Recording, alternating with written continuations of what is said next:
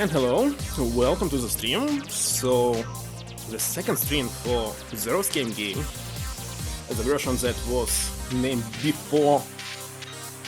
Actually, they decided to name it Zero Escape, so it's 9 hours, 9 person, 9 girls, right? I hope so. Anyway, start it. So far, I finished only one ending. I believe there's something like maybe 6 endings or something. Not quite sure. I don't remember. Okay, to start in this mode, I must hold select plus start. Let's see. What run? Yes. So, huh? By the way, I already prepared to play Ni no Kuni. I installed the English translation for RMM7. So it should work on Nintendo DS without any problem. Well, it's always very hard to play import games that were translated. It's constant problem with them. So far, I had good experience only with Super Famicom. But I have like 20 games that were translated from Japanese, and I hope they will all work. Okay, let's see. Sound is working?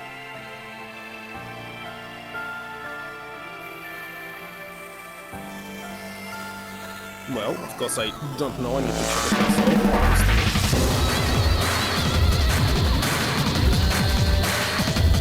Maybe it's a little bit too loud. Anyway, 1, 2, 3, 4, 5, testing. Let's see.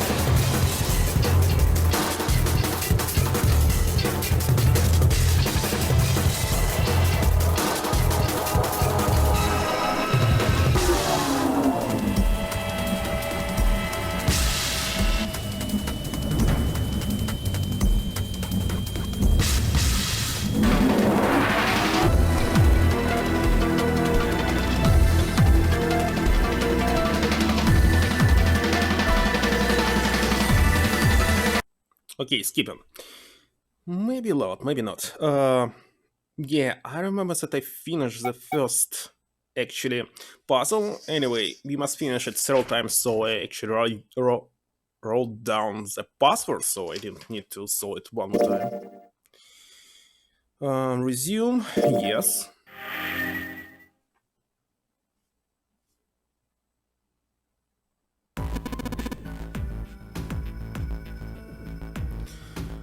Alright then. Oh, we saw it, all of this. Here's a selection of the doors. So it's a little bit quiet here. Test, okay. No, it's too loud for me. Alright, so let's go to the door number 4. Oh, I don't need this right now. Decided that door number 4 would be fine. He would go through door number 4 with Lotus, Santa, and June. Why had Junpei even considering doing otherwise? He would be there for June. For Akane Kurashiki, I believe. That seems good. He felt it was then the right choice to make. He made no shows of affection, but Junpei saw her as something more than just a friend from his childhood. He watched the other 4 walk towards their door, 8, Snake, Clover, and 7. Junpei said nothing as they left, so actually they will have access to this bracelet, number 9, isn't it? Before long, they had reached door number 5. They talked to one another for a few seconds, saying things Junpei couldn't hear, and then obeyed their hands, one by one, on the scanner panel of the red.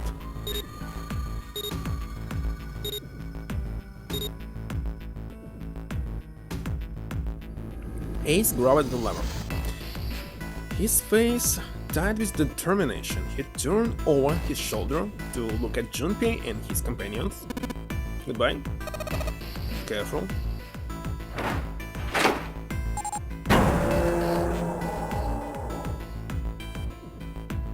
As Ace pulled the lever, the door swung open, the mouth of a great hungry beast. Beyond the door, Junpei knew lay the set remains of the ninth man. It did not surprise him that Ace, Clover and Seven hesitated. The body was not a pleasant scene. Snake had no such problems, as his blindness made him immune to the horror. He stepped through the door, his feet making a wet splash in the pool of blood.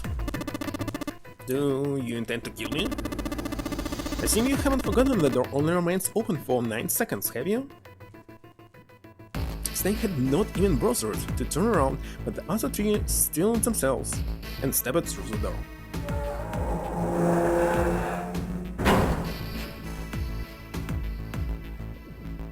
Door number 5 swung shut, closing with the heavy finality of metal upon metal. Junpei and his companions scrambled to the door. They pressed the earth to it in an attempt to hear what might be taking place on the other side. It's beeping, just like before. Or there's the sound of the detonator on the bracelet. Do you think they're okay? Junpei showed her concern more plainly than her words ever could. Almost as so, in response to her question, a voice rang out from the other side of the door. It was Seven. Hey, there it is! That's gotta be that dead scene. Come on, get over here, we gotta authenticate.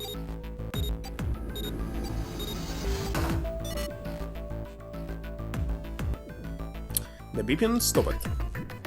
The signs of relief were audible even through the heavy door. Phew, looks like it stopped. Junpei and his companions leaned away from the door and breathed a collective sigh of relief of their own. Hey guys, are you doing alright over there?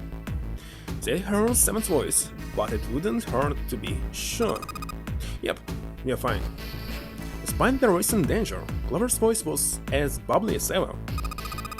Okay, I'm gonna tell you about this whole death scene, okay? The death is just like the red, but the color is different. You know how the red was red? Well, the death is blue. Other than that, it's just like the red. Authenticating is the same too. Awesome, thanks, that helps a lot. Well, we should probably move on now. You be careful out there. Roger that. Junpei and the others left door number 5 and headed toward door number 4. They stood in front of the red and placed each of their hands upon it.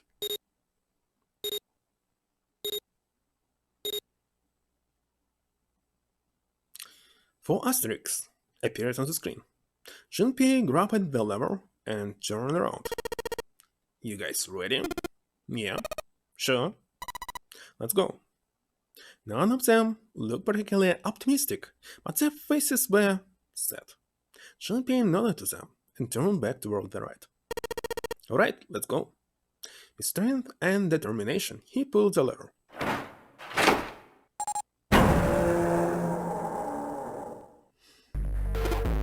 Run!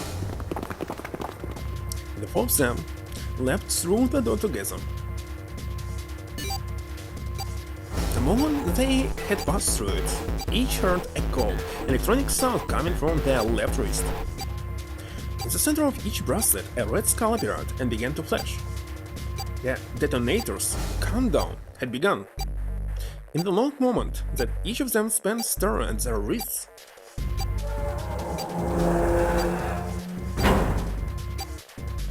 the number door behind them closed. The sound of metal on metal reverberating down the hallway. There was no way back now. They were committed if they could not find the device to deactivate their detonators. Hey, where the hell is that? How would I know? Don't give me that crap. Start looking. Already am. They began to run, eyes looking practically for the device that was the key to their salvation. The hallway they found themselves running down was a long one, easily 300 feet in length. On the right side of it stood a series of wooden doors, all nearly identical. If they had taken time to think, they would likely have discerned that the doors lead to cabins. And tell me the rat is in one of those rooms. Oh no. How many rooms do you think there are? Junpei was too frightened to count properly, but at his best guess, there were 7 or 8 of them. Kids game. Heck. There wasn't time to count them, to be sure. Junpei ran to the nearest door. He ground the knob and shook it hard. It wouldn't open. It didn't feel locked, like someone had covered an airplane on the other side of the door. Junpei turned around to find another door and saw that his companions had already run to doors of their own. They did not seem to be having any more success than he had. Her own words confirmed his fears. Shit, this one's no good. Same here. Stop moving. Jun was the last to speak up. As Junpei looked in her direction, his eye caught something he hadn't noticed before. A small red light flashed at him dimly from the end of the hallway. That's it! All of them! Even as he yelled, he ran. He grabbed Santa, Lotus, and June and pulled them toward the light. Santa called out to them as he ran. Hey, how many more seconds do we have? How would I know? Our time limit is 81 seconds. I know that, goddammit. I'm asking you how many seconds we have left. In all likelihood, Junpei figured nearly a minute had already passed since the door had closed behind them. If that was true, urgency foremost in all of their minds, they arrived at the end of the hallway. The lad sat on the left wall, blinking almost sternly at them. Hurry! Junpei grabbed hold of the machine, his hands sleek with sweat and shaking. He slammed his hand against the central panel. The other three quickly followed suit. With the grunts, Santa yanked the lever downwards.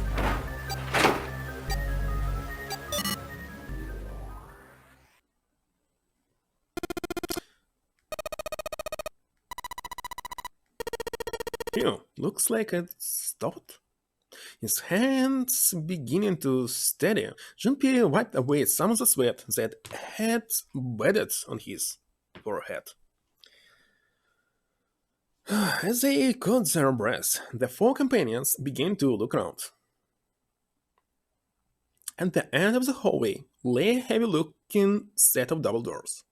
Set into the walls of the hallway on either side of the larger door were 2 smaller ones. They all needed expecting, but Junpei began with the largest of 3, the double doors. How many times had he come across similar doors with similar results, he wondered. Or perhaps he corrected himself more a lack of results. But there was a reason the door remained firm and unyielding, and refused to allow Junpei or anyone else passage. Near the handle was a small keyhole. Mars? Above the keyhole was a small symbol engraved in the brass. Mail? What?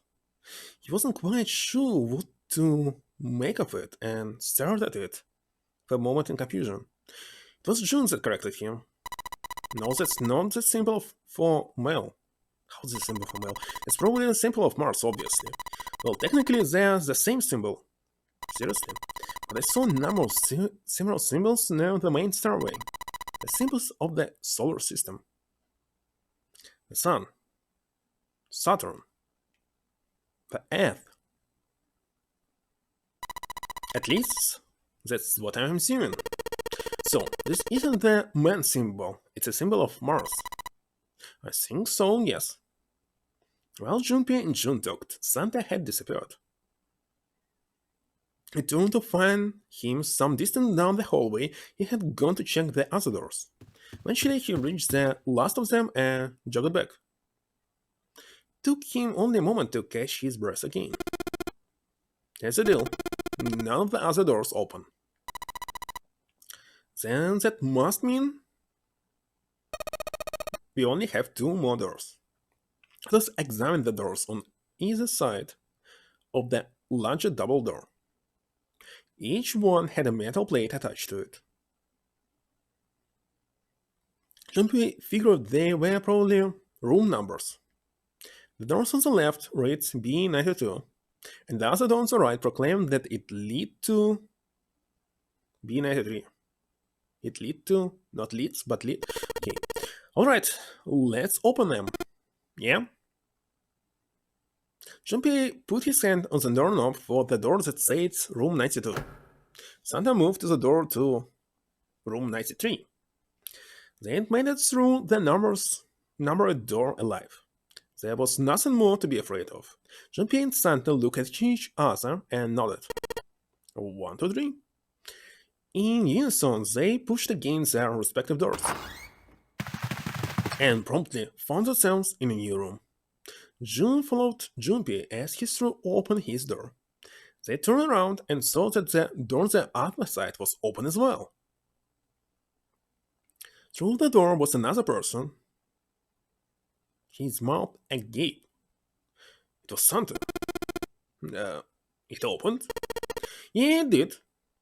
Junpei and Santa looked at each other. They had not expected the doors to yield so easily. Not a calm voice broke into their thoughts. Maybe this is all part of Zero's plan? Can't say June being treated like someone's puppet. As she headed for room 93, Lotus continued. Well, now we have these 2 rooms. I'm sure there's something in there that will help us get out of here. Let's find it. Santa and I will search this room. Junpei and June search for the other one. Alright. Okay.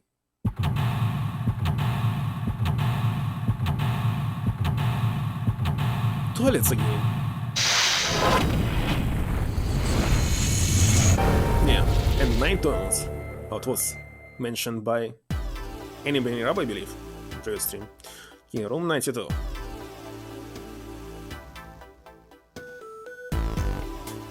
That's all? Just 2 screens? Okay, let's take still some. Check this, it's a table made of wood. Hey, there's something here. It's like a box of matches. It's a box of matches. There are matches inside, obviously.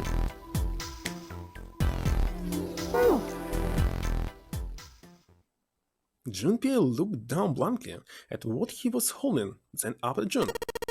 Oh yeah, how's your fever? You feeling better now? Yes, I'm feeling fine. June suddenly looked fine.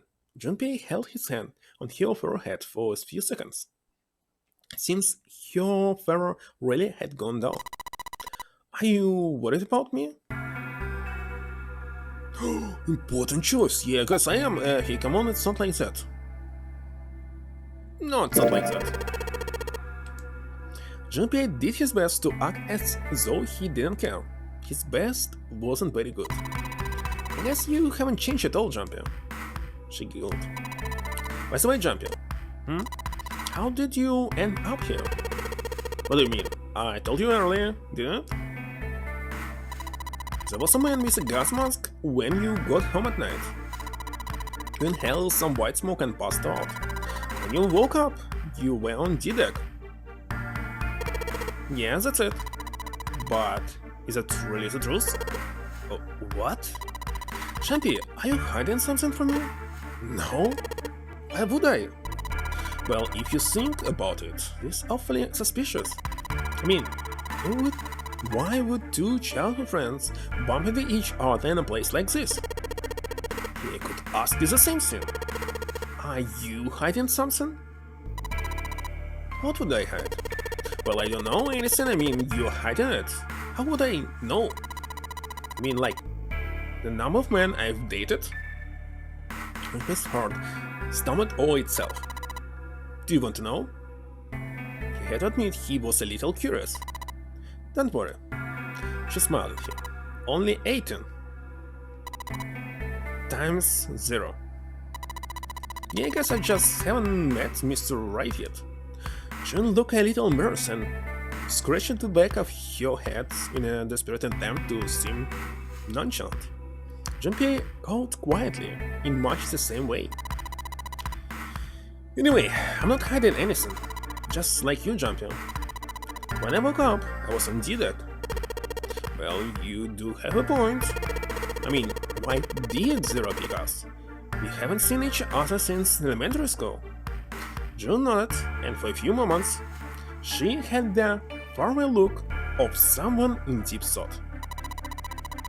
Look for what connects the victims that will lead you to the culprit. Do you remember Seven saying something like that? Yeah, I do. So? Well, that's what I'm saying. I think this must all have something to do with a classmate of ours. You got any ideas who it might be? No, nothing. Well, if it had something to do with school, then it could be one of our teachers, or maybe the principal, or the janitor, or the lunch lady. Well, we already finished the submarine ending, and we actually know the connections. Well, not among everyone, but some of them. No one can barely remember any of them. Yeah, I know. Junpei went back to searching, feeling unpleasant and confused. Elementary school. Elementary school. Was there anything strange that had happened in elementary school? Like the murder of all the rabbits. As he searched the room, he continued to rack his brain. Alright, let's check this. It's a display case, but there's nothing being displayed. How sad. Looks like the drawers are empty too.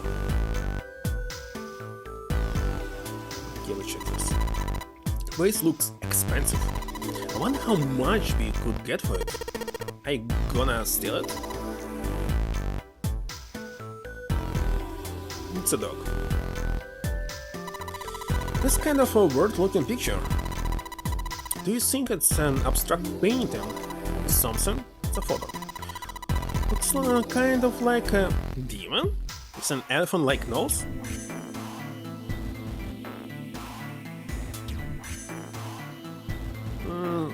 Their left leg? It's a nose, maybe. Sucking on a human being's brain, so it's like Half-Life. Where the hell did it come from? What's your brain made of? Can't say I'd mind finding out a little more about what goes on in there.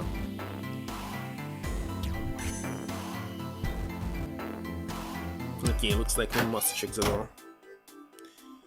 What is this? Oh, second room. Wait a second, toilet! We missed the toilet in the previous room. Well, okay. It's a bottle with water in it. This is a bedroom. I probably have it here because your throat always feels dry when you wake up, you know? My throat always feels dry when I'm reading visual novels, but not when I'm waking up. My throat's dry, but I think that's because I'm a little nervous right now. Well, we did run a lot, so we kinda sweaty. Hey Jumpy, did you want to take a shower together? What? Just kidding. Too late to take it back. My brain's already working on all of the picture. My throat was dry already. This sure isn't helping. A wooden cupboard. The cups inside surprising no one. No. I had never think about these cupboards like cupboards. Because, well, in my language it's not a cupboard. So it's actually buffet. And buffets in English is actually a place where you eaten. Strange indeed. And eaten like a Swedish table, so you just eat as much as you want? Very strange. It's a light blue blanket with some designs on it. Someone made the bed, or at least never unmade it. There's only bed sheets on the blanket, nothing exciting. What about pillow? Look, there's two pillows right next to each other. Guess it's a double. What's up? You turn red? Man, is your fur back? Hey, alright? Do you need to lay down for a minute? I'm fine. I think it's still a little early for that. Huh? Hey, seriously, are you really okay? This isn't a painting. Is it a map? Looks like a map of the ship's interior. Oh, this is a great find. I think it'll be really useful. Let's take it with us.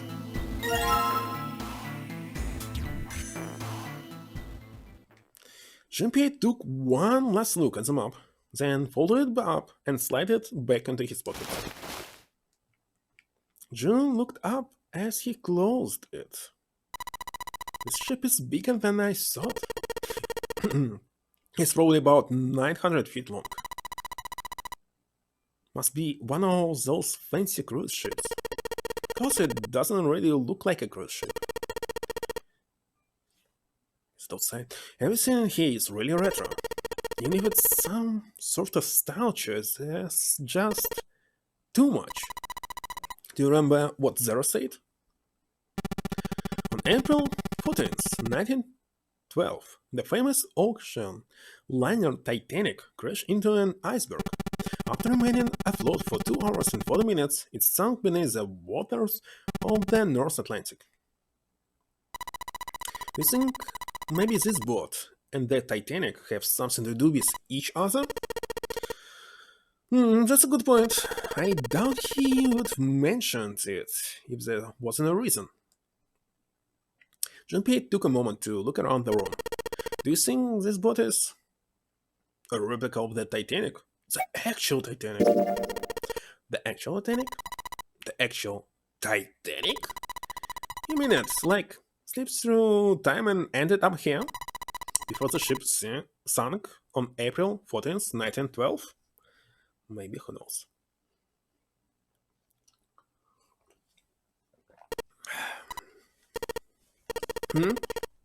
What the hell are you smoking?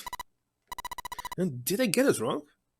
Junpei grinned there and shook his head. No, that's not.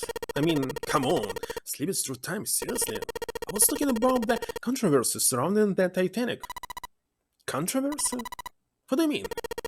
Haven't you heard of it? It's pretty famous, you know? The Titanic has a sister ship that was essentially identical. It was called Olympic.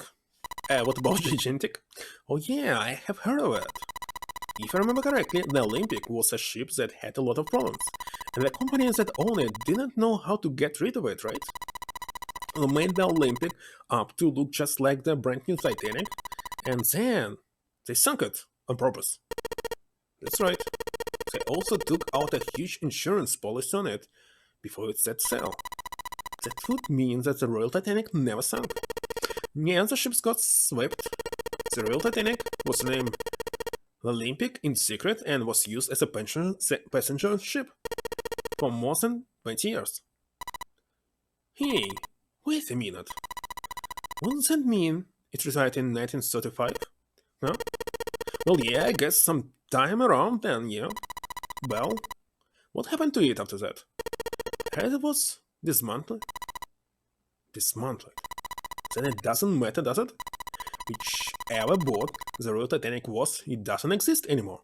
It was either retired and dismantled or sunk in the Atlantic by the curse.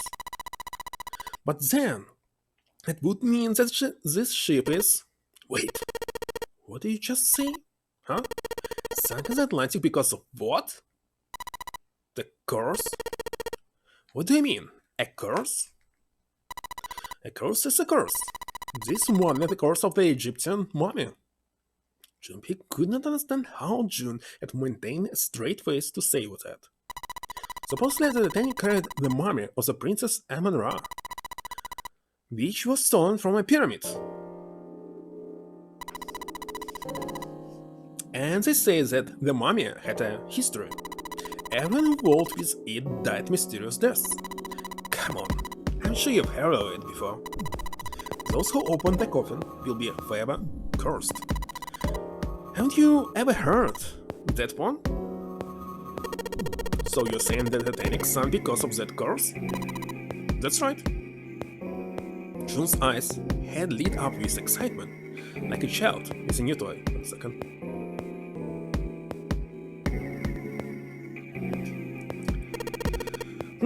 That's stupid. I don't buy it.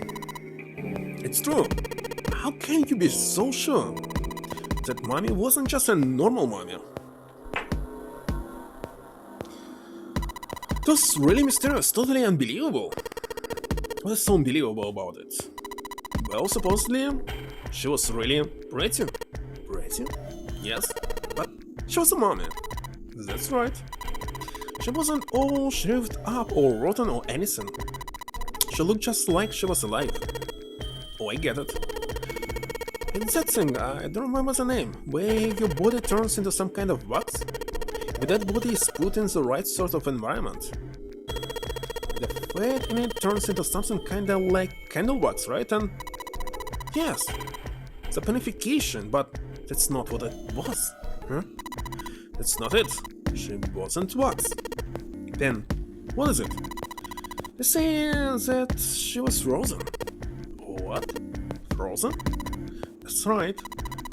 Her body was frozen solid. You know how human body is more than 60% water? Well, all of that water was frozen. The story says that from the time of its discovery, all the way through to when it got put on the Titanic. And even so, it was carried through the desert. Her body never melted. June and Junpei talk a little more, and then went back to their investigation. But even as they did, his mind went back to what she'd told him. Ice that wouldn't melt, even in the desert. Could such a thing really exist? No, even if it did, it wouldn't really be ice anymore, would it? The more he thought about it, the more his head hurt, like he had eaten his ice cream too fast. It is.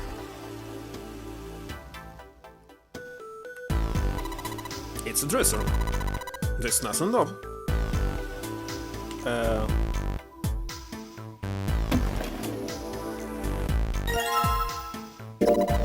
key.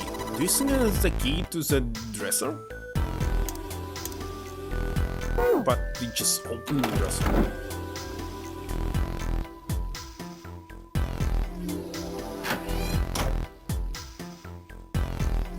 Okay, this one is the door.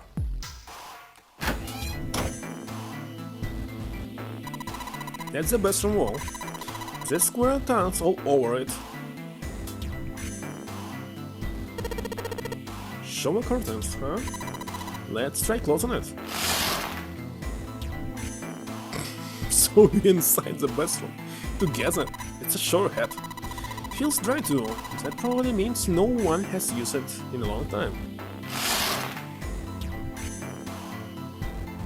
There's a little blue platform protruding from the shower wall next to the nose. It's for putting soap on. I used the shower once, so I know. Just once. Now let's check the toilet. There's nothing there. The tank's empty too. There isn't even any water in it. A collection of full and partially depleted rolls of toilet paper. Someone was well prepared. Nothing too suspicious about it.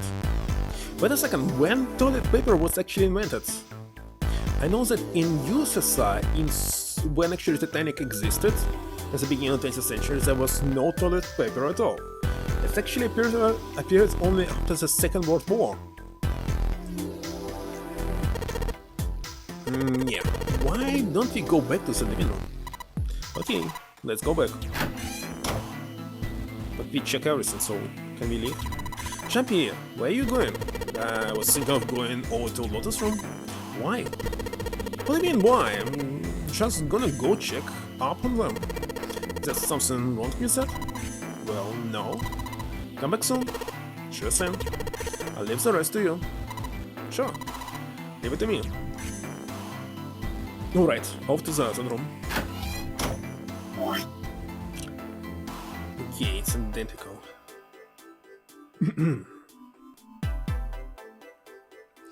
Looks like it's a valuable vase.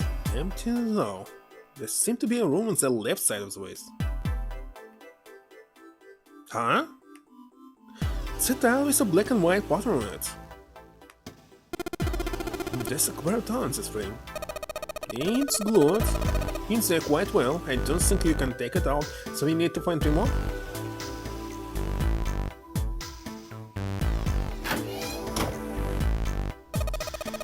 This is a bedroom wall. The whole wall is covered in these square tiles, which looks like a puzzle to me. I cannot close it? Interesting. Is there anything in the toilet? Guess not. The tank's empty too. Some toilet paper. We have got 2 rolls, I guess. Candle. I actually wanted to press on candle. Well, this is the display case. Check it out. These plates and shit look really expensive. You wanna take a look? I guess it's the wrong key. Well, that means there's gotta be another one somewhere around here. So let's see. I'm gonna be able to open this thing. Can just break the glass. Candle with a candlestick. This might come in handy. Wait a second, we must enter some dark room to use the candle, right? And jumping. This room's pretty dark. Don't you have something that will give us some light? Something that will give us some light? Of course. Now we can mix it. I know. If I use these matches to light the candle. Also, we use a light from the candle, maybe you can take a look around over there. But it gets so hot when I hold it. I'm gonna put it down. Well, why don't you set it on top of the dresser? It's hot there, at least it won't fall over. Oh yeah, good idea. Maybe here we can use this key. Hey, it's pretty bright. Now we can look around a little. It's pretty bright because you're using mirror. Let's see if this... Yes, it worked. Open up. Okay, first tile. This dog.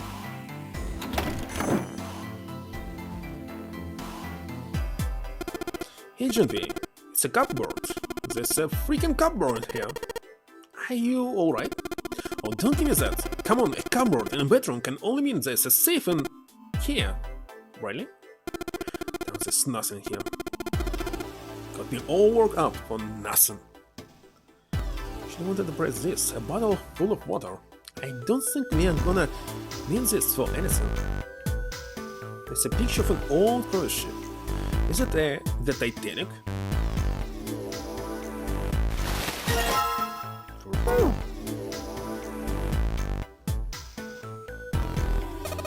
Two pillows and a pile. Oh.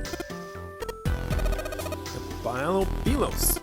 Is it supposed to be some kind of joke? Hey, calm down. Huh? Hey, what the hell? Just got dark all of a sudden? Maybe the candle got blown out? We should go see. Let's see. As the candlestick carton melted wax on top of the dresser. It's like an in Broken Sword, the first one. Hey, what's this? Well, the candlestick looks kinda weird. You're right, it's all bumpy. Okay, we got this.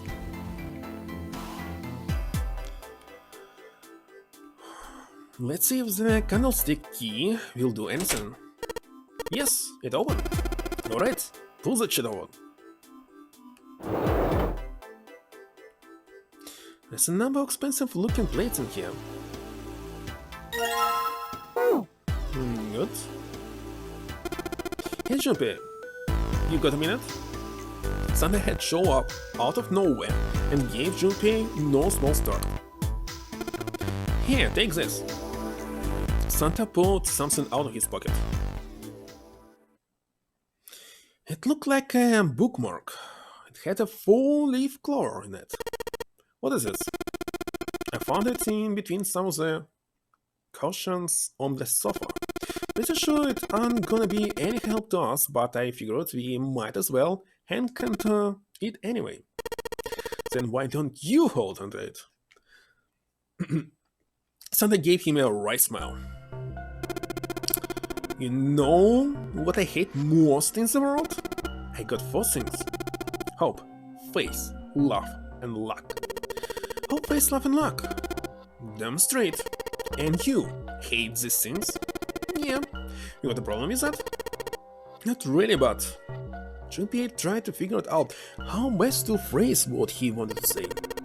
What does a bookmark have to do with any of that? Santa scratched the back of his arm and looked awkward. Well, see, each leaf on the four leaves clover has a meaning to it, okay? And that meaning is pretty much those four words. It's like a flower language. Well, I guess it's not a flower, is it? So leaf language, I guess. Yeah. You could call them leaf words.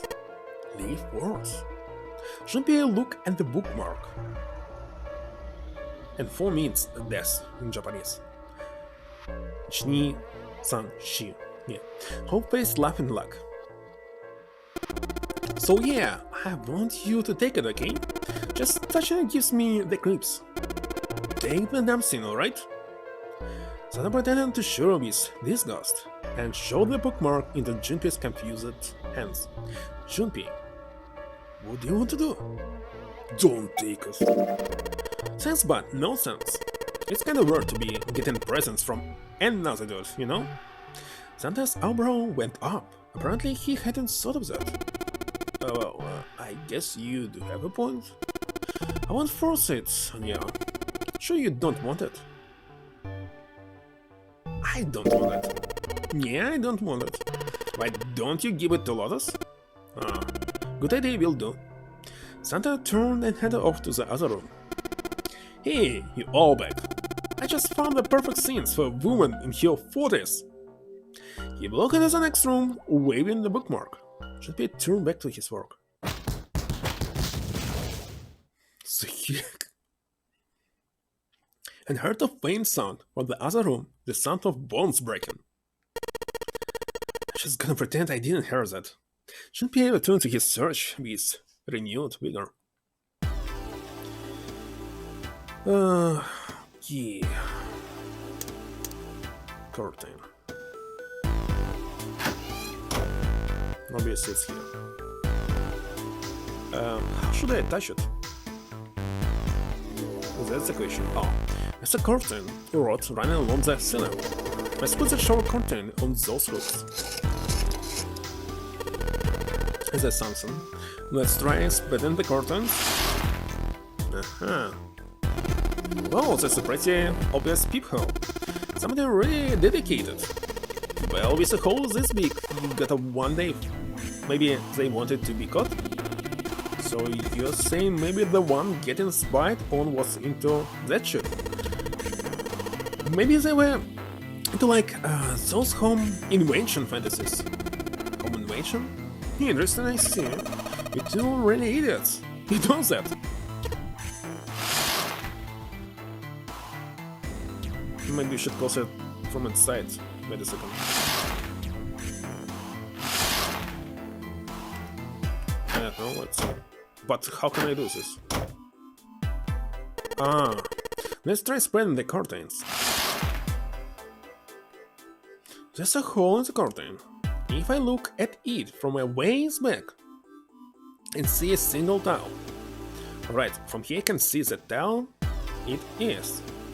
Looks like it's thieves from the top and sword from the right.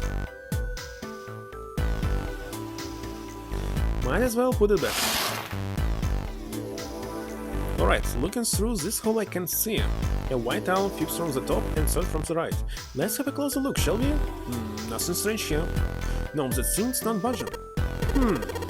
Well, then that means that we must check another room. Okay.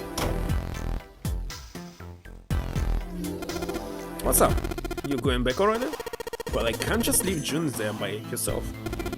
What, you think you unite to her protector or something? You're creeping me out. Tell me, man. I'm going.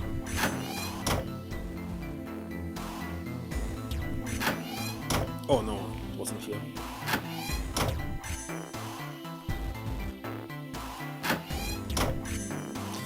It's a bathroom. In Lotus room.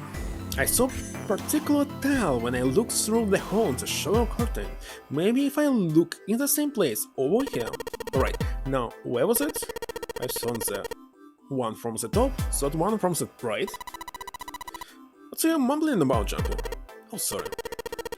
Could you be quiet for a minute? I don't wanna forget this.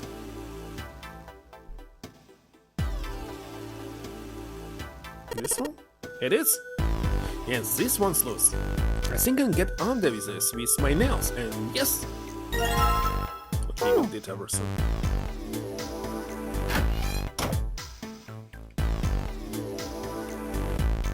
The exit. Lotus and Santa are in the room on the other side. I'm gonna go check up on them. There's a tile on the frame. So I guess I'm supposed to put tiles on the empty spaces. Alright, I'm gonna give it a shot. No.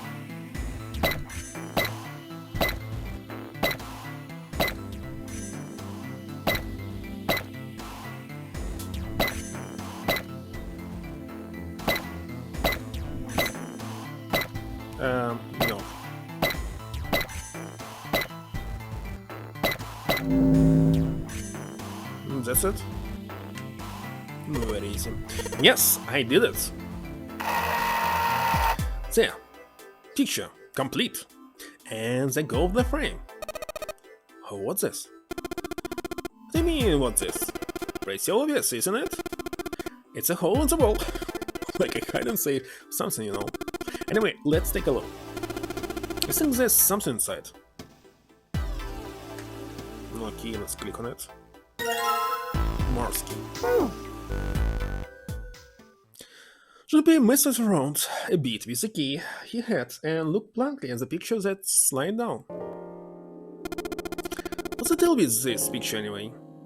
Santa had only been mumbling to himself, but it drew a lot of attention 1 second again. Gosh. She'll look at the picture and paused. I think I've seen this picture before. Where? In a book? There's a British biochemist named Sheldrake. He has a rather interesting theory. I saw this picture in his book. What's this interesting theory? Morphogenetic field. It relies on the theory of morphic resonance. Man, I can't deal with this. Just listening to you talk about it is giving me a headache. Example of his hands on his head, as though he were in great pain. Lotus merely arched an eyebrow in his direction and continued. It's not a difficult concept to grasp.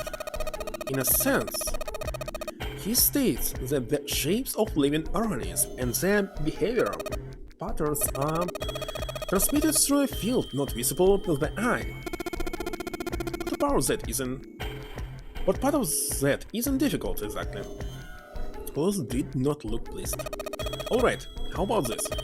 Theory of the telepathic mechanism. Telepathy? Yes, telepathy. Well, perhaps not exactly telepathy, but it's close enough for a simple approximation.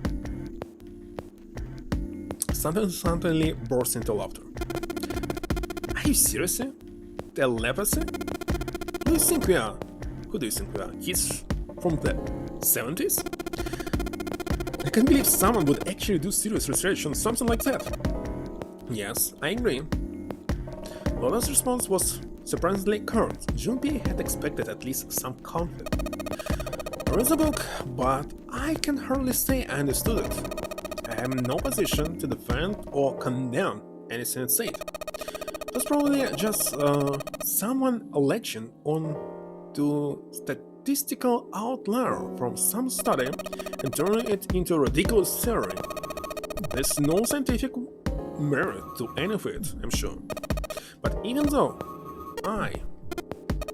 Anyway, I saw a picture like that one in his book. Wallace indicated the picture they'd all been looking at. It shows a dog. After a moment, she walked up to the strange picture, examined it, and then spoke. Hey, what do you think this picture looks like? Santa answered first. What do you mean? Isn't it just like an abstract or something like that? Just black and white scribbles, there's no meaning there. That's it. What about you, Junpei? Does it look like anything to you? I guess it looks like man's face, butterfly, koi, a dog, a small boat floating in a lake, or Fanya Rimpa. Fanya Rimpa? See, I mean, this totally looks like one hand.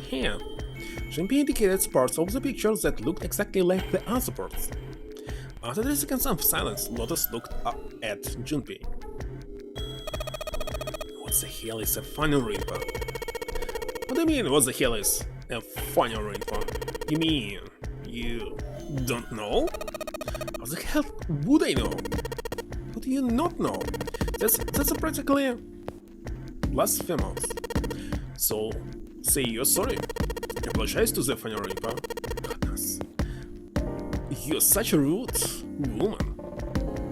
Another 3 seconds of awkward silence went by.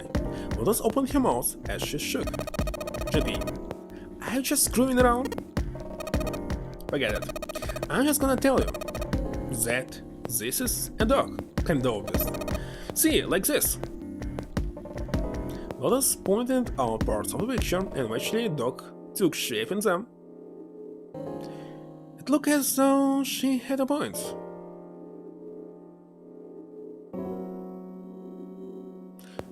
It was a dog. Santa also nodded in agreement. So, now we know what it's a picture of, but I don't see how that helps us. Lotus nodded and began to speak. A TV show from Great Britain did an experiment once. They took 2 similar pictures. Both of them were difficult to identify initially. It's not difficult at all, but once you figured out the answer, you couldn't see it as anything else. The first picture was a woman wearing a hat. The other one, well, to make it easier, let's just say it was this picture of a dog. So, their experiment. First they sent the pictures to other parts of the world where British radio and television didn't reach. For Ireland, the United States, Africa, Europe, etc. Then in each country they gathered a number of test subjects. All in all, there were roughly 1,000 people. It's very low. Statistic, it's when you're talking about billions. Those 1,000 people were shown their 2 pictures and asked, what does this picture look like to you? Results in and of themselves were not terribly interesting. 92 of the people saw the lady in the lady picture. 3.9 saw the dog in the dog picture. What? And 2 days later, they broadcast a new show. During the 30-minute show, they broadcast the dog picture and its solution. The audience was estimated to be 200,000 people, it's not much again. After the broadcast, it could be assumed that the number of people who knew the solution to the dog picture now totaled over 200,000 people. After another 2 days had passed, they gathered a number of research subjects from areas where British TV and radio did not exist. This time, they were only able to find a sample of roughly 850 people. Naturally, none of them were people who had participated in the first test. They were, however, given the same test and the same 2 pictures. The results were shocking. 10% of the people saw the lady in the lady picture. The previous test had yielded a 9.2 success rate. The change was not statistically significant. The picture, however, produced a very different result. The percentage of people able to successfully find the dog grew from 3.9 to 6.8, a very significant increase. No. So, do you understand? We realize the significance of this experiment. There was no way the second group could have seen the picture. They lived far away from British and couldn't have seen the picture. But even so, it was only the success rate for the dog picture that went up. Why? How did it happen? What does it mean? Lotus looked back and forth from John P. to Santa and back then. Normally calm and collected, she looked now as though she were very nearly possessed, and there was something manic about her manner. Santa took an involuntary step backward. Junpei didn't much and stared straight back into Lotus' eyes. Does this have something to do with that field, or whatever it was that you were talking about earlier? A field not visible to the eye. So if more people know the answer, and that information will pass through the field. Sage, what is this? Her manner suddenly shifted, and Lotus smiled broadly at Junpei and Santa. She waved her hand dismissively, doing her best to laugh the whole confrontation off. Oh, I was just kidding. You really shouldn't take me seriously. Well, I mean, the thing I just told you about are true. They really did happen. But the results of that experiment really aren't anything to go by. They could have easily falsified them. Then I'm sure are just in it for the ratings. They are a TV station, after all. At last it seems that Santa had gained control of his composure.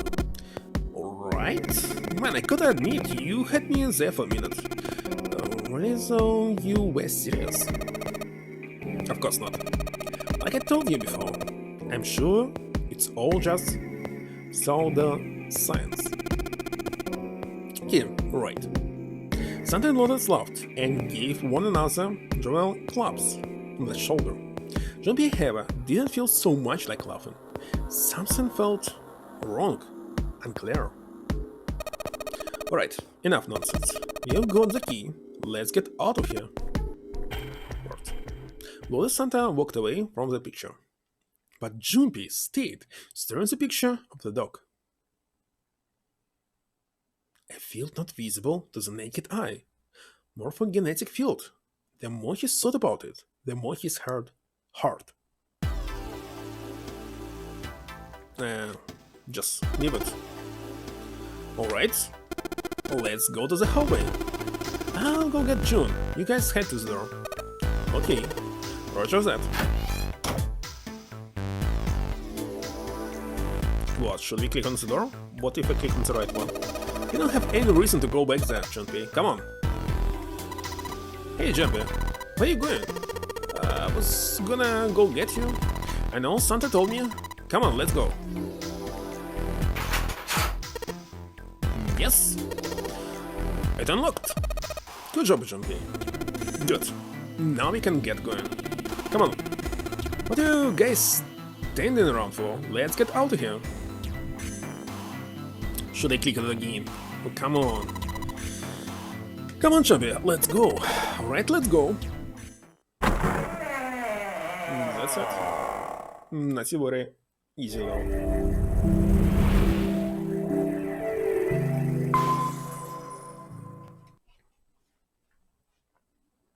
They stepped through the door to find themselves in a wide hallway.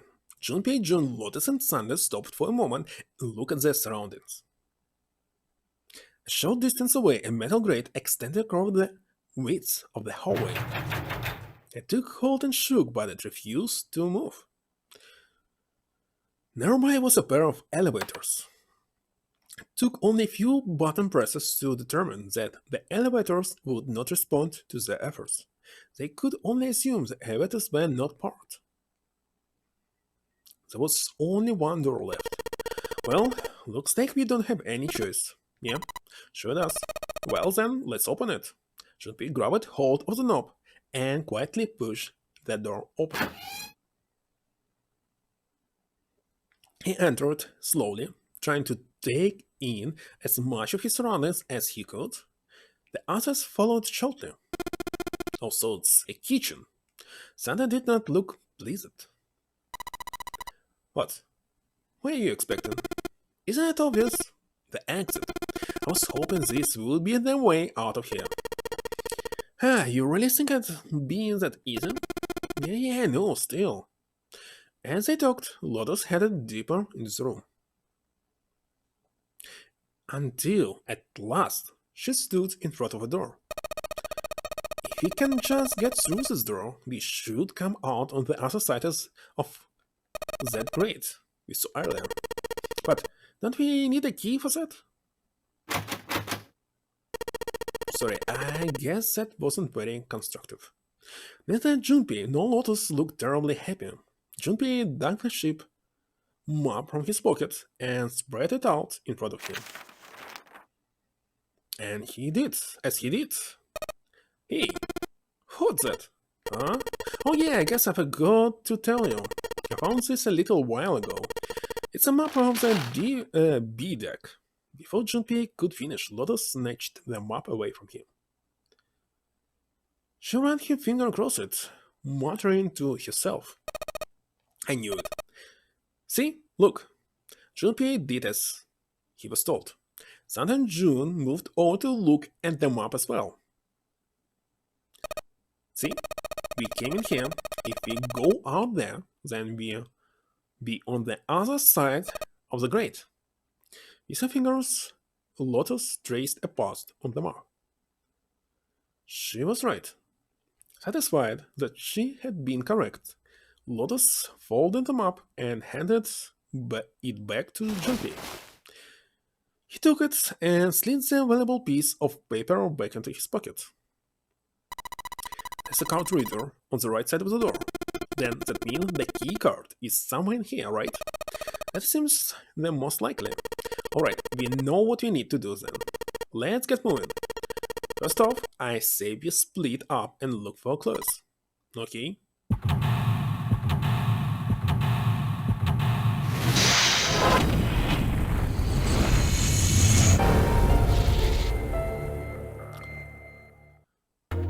And I think I will take maybe pause here. So just a kitchen with 3 doors, one is locked. No, 4 doors. Or even more. So 4 screens. These 2 doors, these 2 doors, these 2 doors. Wait a second, a lot of doors. Alright, be right back.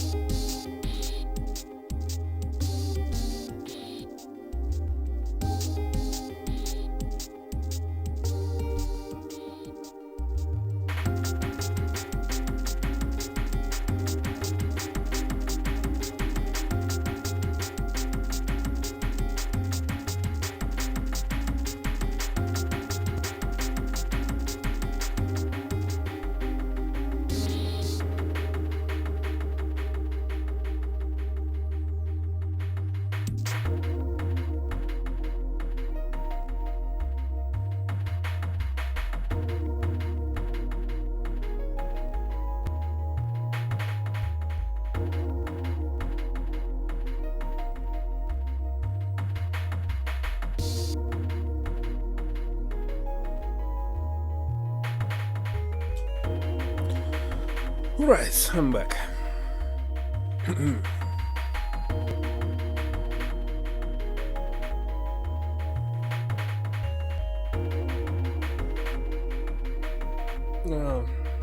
Cables. Let's see. What is this? A sink. It still gets water in it. There's a couple of plates in there, but I don't think they're gonna help us much. What about this? What is whetstone? Was a knife or something? I'm not sure.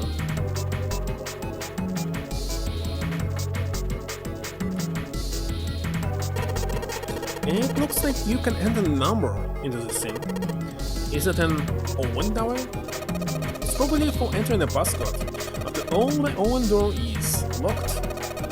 I guess is that it'll open if you put in the correct code. Okay, I think that we'll be replaying this, so I must write down the code, and I don't have a pen here. Anyway, it's not right now.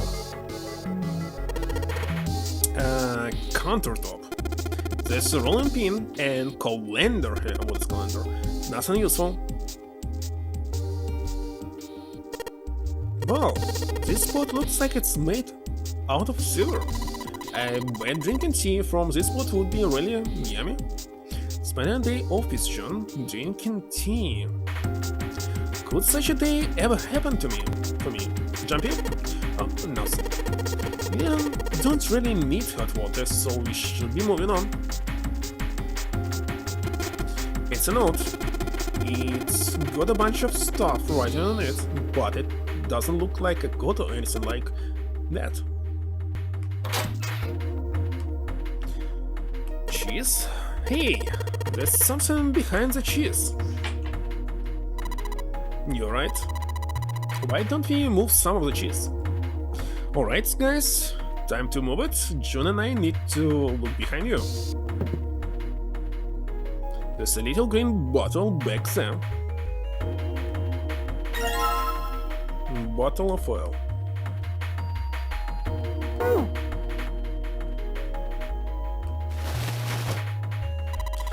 There's so much stuff in here. A whole lot of cans. Come on. There's probably a pantry. Can we check this door? This bolt is rusted in place. It wouldn't budge? Of course. Maybe if I put some oil in it. Hey! Just a little bit of oil in. Come on. Come on, you little son of a bitch! Oh, yes. Got you, little bastard. You did jump it. You're so smart. As Jumpy walked into the room, a blast of cold air washed over him. Almost instinctively, he folded his arms tight across his chest, doing what he could to conserve body heat. It's cold in here. What is this place? Are you blind? It's a freezer. Xana's teeth had already begun to chatter. Are they surprising? The freezer was far too cold for someone dressed as he was. Dollars, however, was in an even worse situation. Oh, no way! That's way too cold for me. I'll freeze solid in seconds. Sorry, but I'm afraid I'll have to pass on this one. I'm going to leave the rest to you. And with that, she ran out of the room. As Lola slept, June came in. Oh, it's really cold in here. White puffs of steam hovered in front of their faces as they talked. June had already started to shiver. Hey, you don't need to be in here. You had a fire just a little bit ago. You should stay outside, we got this. No, I'm fine. My fur is gone now. But Junpei had scarcely opened his mouth when that thunderous sound of metal upon metal rang out from behind them. In unison, they spun around to find that the door they had only recently come through was closed. Junpei rushed to the door. Desperately, he grabbed hold of the doorknob. Oh, it was cold beyond cold. Merely touching it was painful. The doorknob had been frozen solid. He quickly deduced that the pipe next to the door had ruptured. Water released by the rupture had hit the door and frozen instantly. Santa shoved Junpei aside and pounded against the door. Hey, Lotus! You're out there, right? Open the door! She wasted no time and exploded. What do you want? What's going on? The door won't open. Try opening it from that side. Please. Fine, if you say so. Hold on. Soon they could hear Lotus on the other side of the door. Then they grunted just and they could hear light painting as if from exertion. It's no use. It won't budge. We've got more people in there. You figure it out. God damn it. Santa was shaking like a newborn tail. June was hugging herself and was shivering violently. Even Junpei, with the heaviest clothes of any of them, was clearly feeling the cold. With every breath they took, they could feel the cold working its way deeper and deeper into their bodies. Anyway, let's find a way. If you don't get moving, we're gonna be permanent residents. Your heads are better than none. I'm sure we'll figure something out. You're right. Let's just a good look around this room, okay? Right. They pushed in close to one another and began to search. Let's open it. Dry ice. Junpei picked up the dry ice with his sleeves as to avoid burning himself. It's basically what I was talking, well, not on my stream, but about burn damage in the Primal Diathlon. So these people were really idiots, because when it's really cold, very low temperature, you actually feeling hot, not cold. So they just undressed themselves and died for nothing. Right, dry ice is just frozen carbon dioxide, right? Yeah, it is. I wonder how warm it has to get for it to turn back into gas again. Hell if I know. How's that gonna help us anyway?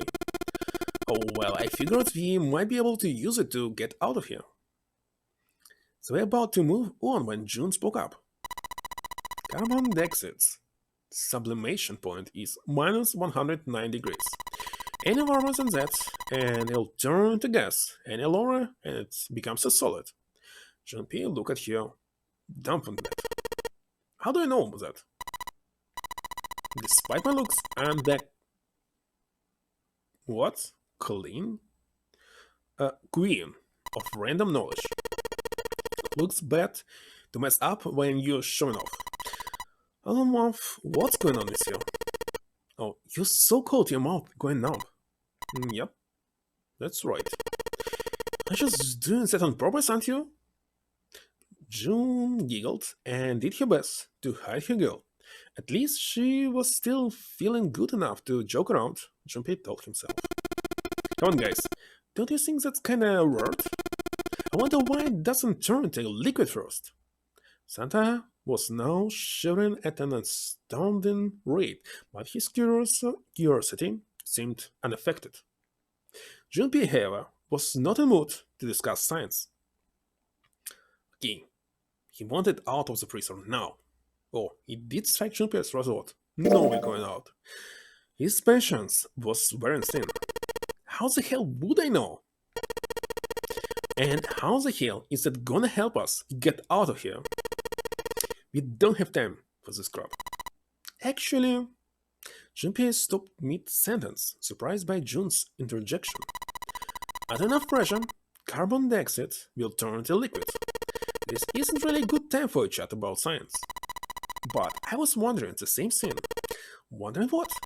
Wondering why carbon dioxide doesn't turn into a liquid unless it's under pressure. Right? It just seems weird. What is a liquid between 32 degrees and 212 degrees? So why isn't that the case for carbon dioxide? H2O and CO2 are pretty similar. No, they're not. They're totally different substances. Look guys, if you keep this up, you're just gonna freeze to death. Good with this, you wanna die talking about sublimation in gases? Cause I sure as hell don't. Fix both of them with a glare. Now let's get back to work. Assuming you don't want to end up like a pair of the ice sculptures. Jean-Pierre turned around, the problem dealt with. Oh, so he thought. It's a kind of ice that doesn't turn into liquid when it goes above 32 degrees. I heard about it. Its melting point is 96 degrees. Its melting point is 96 degrees? You mean there's a water that freezes at 96 degrees? Yeah. Well, you could also look at it as ice that won't melt until it's 96 degrees. What is it freezes at 96 degrees? Ice that won't melt until it's 96 degrees. It's interesting, it doesn't matter. It was strange, but no, Junpei told himself it didn't matter. Their first concern needed to be leaving the freezer, or none of them would be around to ponder scientific quandaries for very long. He did his best to pretend he'd heard nothing and resumed his investigation of the room.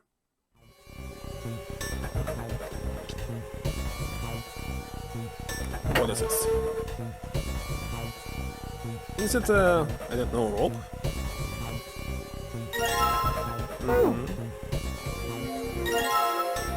Water bottle. There isn't anything else that looks useful. There's some frozen meat up there. Looks like pork. What's this? It looks like a duck or something.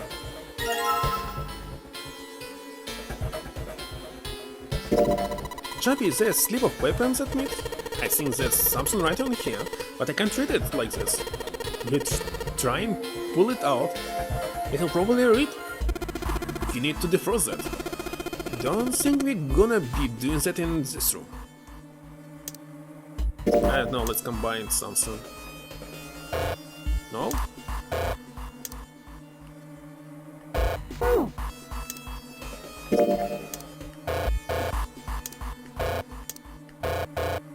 Maybe not.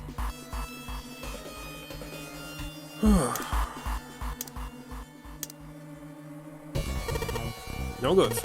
I can't hit it hard enough to break it. It just needs more of a shock, you know? More of a shock. Yes, so what? Hey Junpei, did you find some dry ice earlier? Yeah. There's warm water coming out of that pipe. Warm water and dry ice. What do you think would happen if you put that stuff in a sealed container together? And in this case we need a container?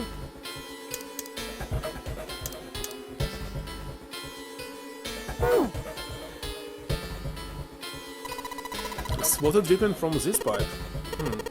This looks like when the pipe draws the water, hits the doorknob and froze it in place. This water actually seems almost warm. So what should I combine this warm water flowing from the pipe?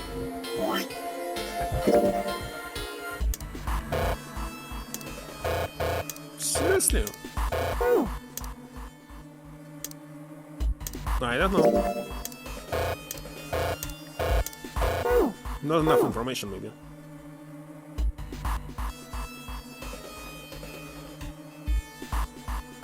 No, I think we check here everything.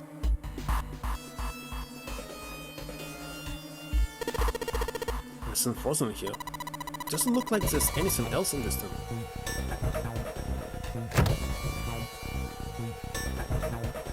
Oh, see, it's frozen chicken.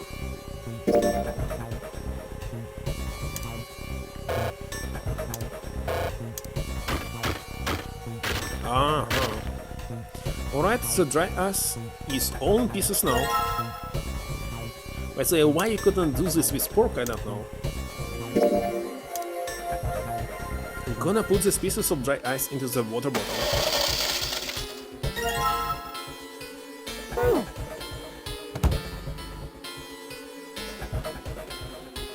Some more water glowing from the pipe. So you put the dry ice in the water bottle, champion. When it explodes, it could probably blast away the door in the door. The lock moving the door. So how are we gonna get it to stay against the door now? And let's just tie her open here.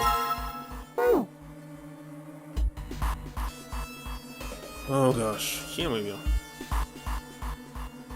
And water dripped from the ruptured pipe near the door. Junpei pulled out the water bottle filled with dry ice, let a good amount of water fall in, and then quickly sealed it up tight. The makeshift bomb complete, he tied it to the door knob as quickly as he could manage in the cold. Alright, that's it. So, what do we do now?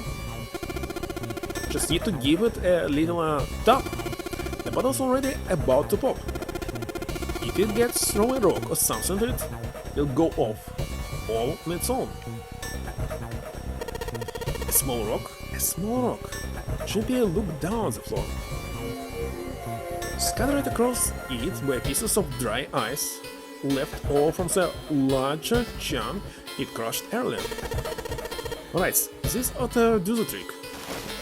He pulled his sleeve down on his hand to keep from getting burned and grabbed the chunk of dry ice. It was pretty good size. About as big as a pool ball. He figured it would be just about the right size. Alright guys, stand back. Actually, we should probably hide somewhere.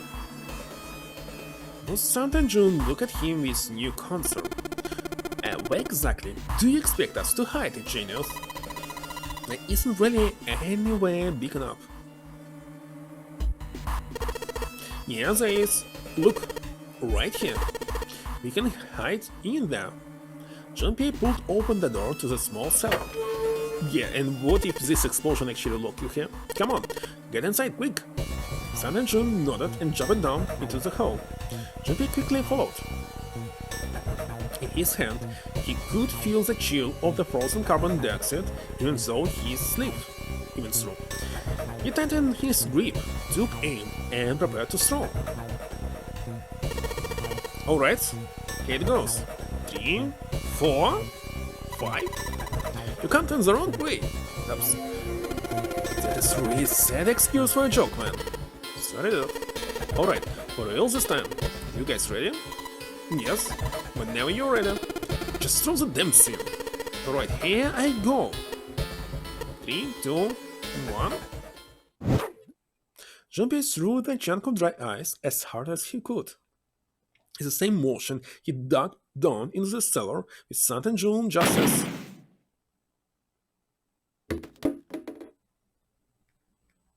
Junpei leapt up out of the cellar and ran to the door. Junpei, the ice in the door, is it gone? Yeah, it's gone. The blast must not shatter it. Yeah, alright, let's see if it opens. Junpei grabbed the knob and pushed with all his might. The door gave way easily, and all 3 of them tumbled out of the freezer at once. Hurrah! We're out! June, relieved, collapsed onto the floor. Move! Santa shot past Junpei and ran straight to the grill, which he immediately grabbed.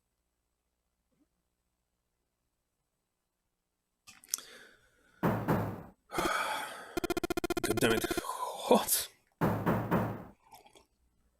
He proceeded to kick the grill in a futile but amusing fit of rage. But where was Lotus? It took Junpei only a moment to find her. She was sitting on the counter, idly scratching her chest. Welcome back. I was starting to get tired of waiting for you guys. With a great yell, Lotus lowered himself off of the counter. Junpei clenched his teeth and walked toward her. What? What are you doing? What do you mean? What was I doing? I was waiting. You were gonna die. Oh yeah? But you didn't, so everything worked out alright, didn't it? What the hell? Just kidding? Might not look like it, but I was really worried. Don't give me that crap. I'm telling the truth.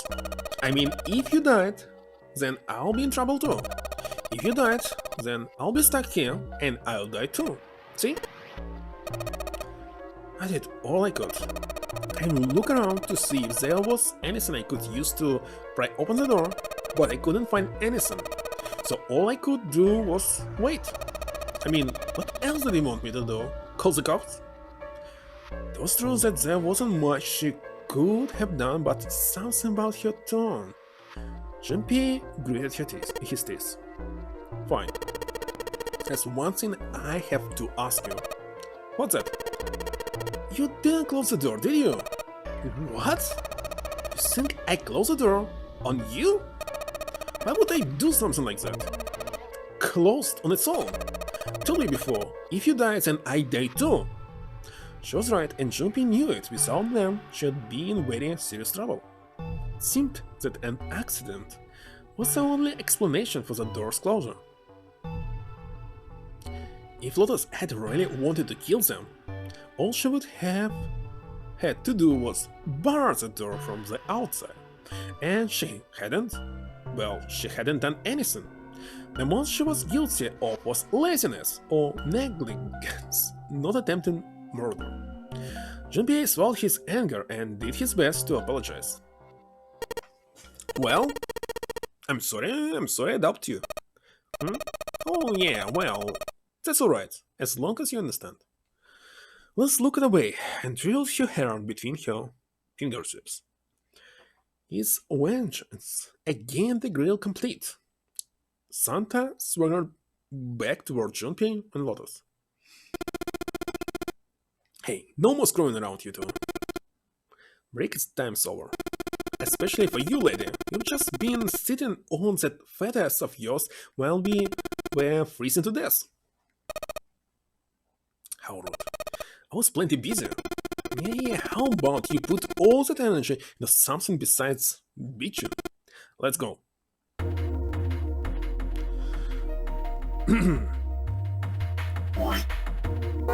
Okay, we have actually this meat. And where was the grill? This one? Guess I'll put this meat on the grill. Hey, what are you doing? What are you going to do if the paper burns? Come on, it'll be fine. I mean, it's not like it's gonna burn right away, right? Just gotta keep an eye on it, and the papers will be fine. Well, they can argue all they want. I'm gonna keep an eye on this pork. Cool, looks like it's about time. I'm gonna try taking the paper out. Junpei, be careful. Sweet of you to care, but I know what I'm... Ouch! See? I told you.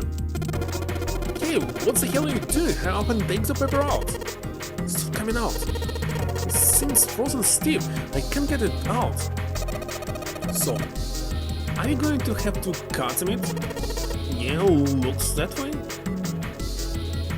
But wait a second, it's still on grill. This paper is stuck in here, real good. If I'm gonna get it out, I need to cut the meat open. Okay, where's the knife?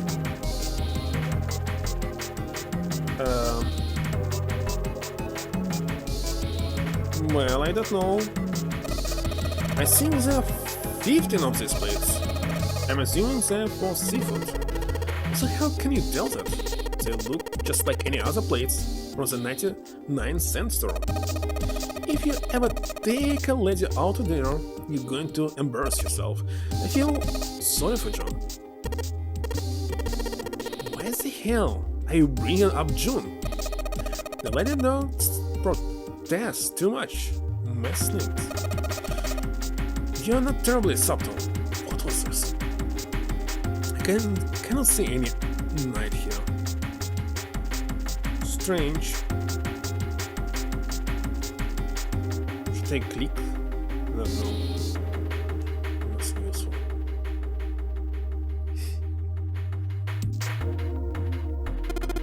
Let's say that there's a big old iron plate over the door. I don't think we can open it.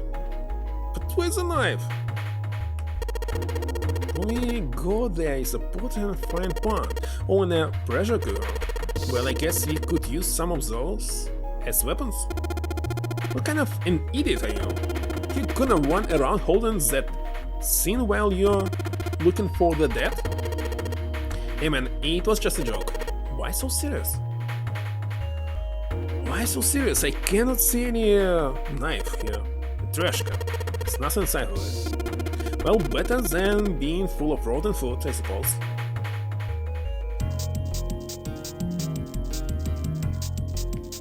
Did I miss something maybe here? There's milk in here. Milk in an iron barrel. Judging by the rust, it's probably already old. Maybe you shouldn't open up. I don't think it'll be a pretty sight. Shell has a white gloss on it. Maybe it was here, I just didn't pay attention. Oh yeah, of course! Of course! A rusty knife. I don't think you'll be able to use it while it's like this. Knife seems important, Junpei thought, but it wasn't going to be much use the way it was. It's futile. Futile? You know, waste, useless, pointless. Oh. Any particular reason you wanted to bring that up? But maybe let's save it here.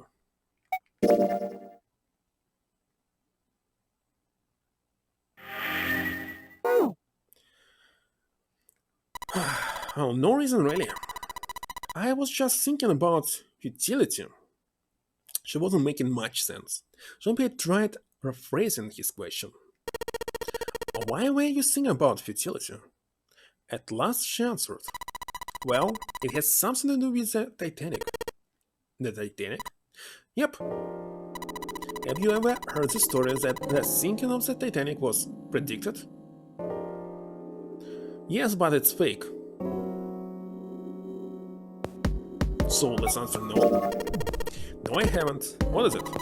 In 1892, 40 years before the Titanic sank, a novel was published. It was called Futility. It was written by an American novelist named Morgan Robertson. He actually wrote the story, but after the Titanic actually sank, he actually rewrote it. So it's actually fake news. The story was about a big cruise ship landing with an iceberg and sinking. Of course, if that was the only similarity, there wouldn't be any reason to mention it. It wasn't though. The name of the ship, its nationality, course, departure time, size, displacement, maximum speed, number of passengers and crew, the number of lifeboats, even the location of the accident itself, and the cause, and the location of the damage. Everything matches the Titanic almost exactly. It's almost as if he had seen the whole thing happen. But this book was written 14 years before the Titanic sank. But that's not all. It wasn't just futility that predicted the sinking of the Titanic. There were two other similar stories written by a man named William Thomas Stead, both of them before the accident. One in 1886 and one in 1892. Stead wrote two stories that had striking similarities to the Titanic disaster.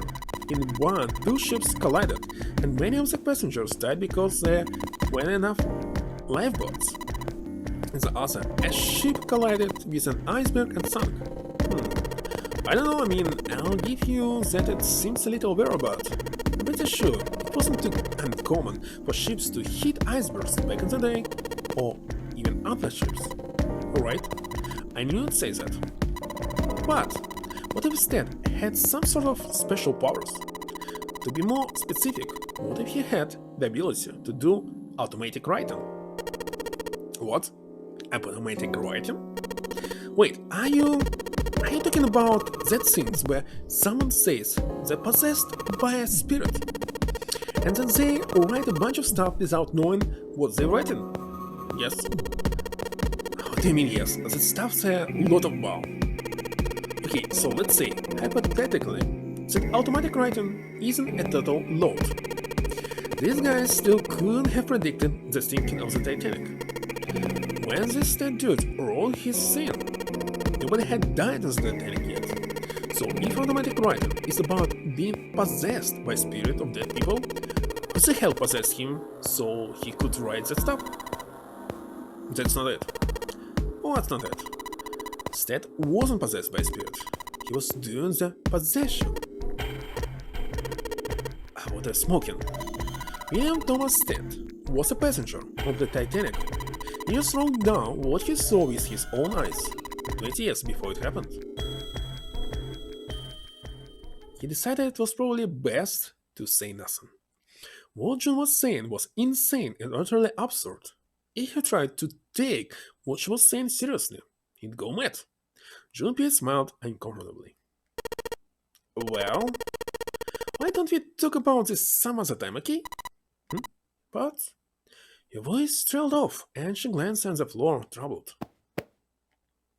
Junpei tapped June gently on the shoulder and awkwardly reached around her to pick up the knife from the box. Comply. Maybe I'll use the whetstone to sharpen the knife. The blade of the knife is getting sharper by the second. I should be able to cut something pretty good with this.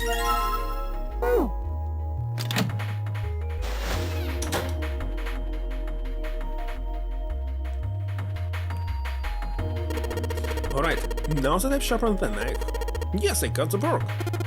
Awesome, Junpei. Now we can cut out the paper. C plus 10 plus F. Hex system. Let's see. 9, A, B, C, it's 12, 22, D, E, F is 15. 22 plus 15, 37. I think.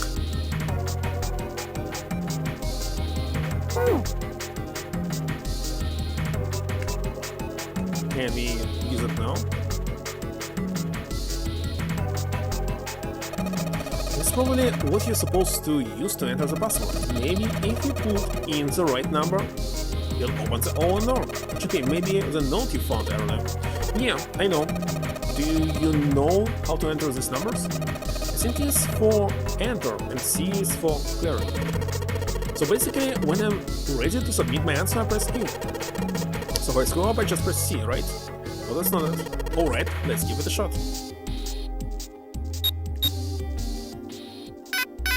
No? How many can we enter? 3! Wait a second, we must add something else.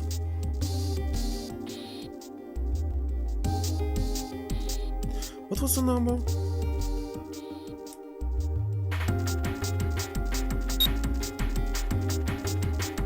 No. Shit, it didn't work. Do you think the note we found in the book wasn't a hint? C plus 10 plus F. There aren't any letters on the input device. Maybe you find a way to convert letters to numbers. Oh yeah, the voucher we found next to the place had some letters on it, didn't it? Maybe they got something to do with it. The voucher next to the plate?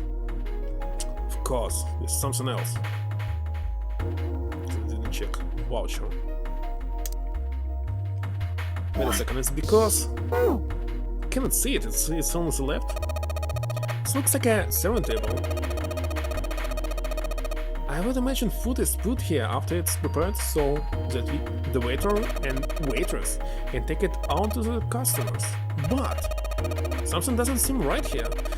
Why is there so many plates? How to click on this voucher? Oh gosh.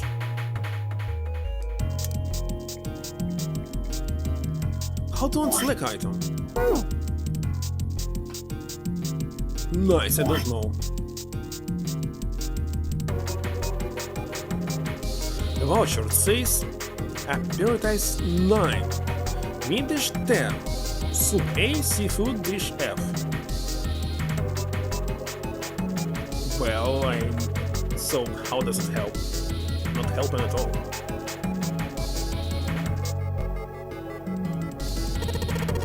Those 9 plates look pretty expensive.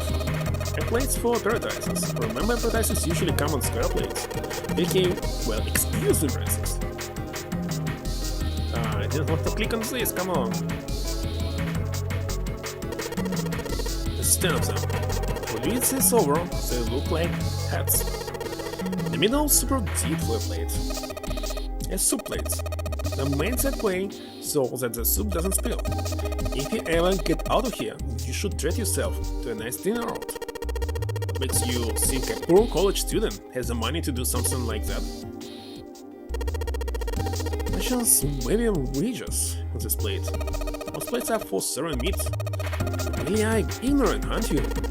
Come on, it's not like I need to know this crap. Jeez. So how many of them were? Smasher doesn't match the numbers of plates on the table. It says appetizer 9, meat dish 10, soup A, seafood dish F with a voucher.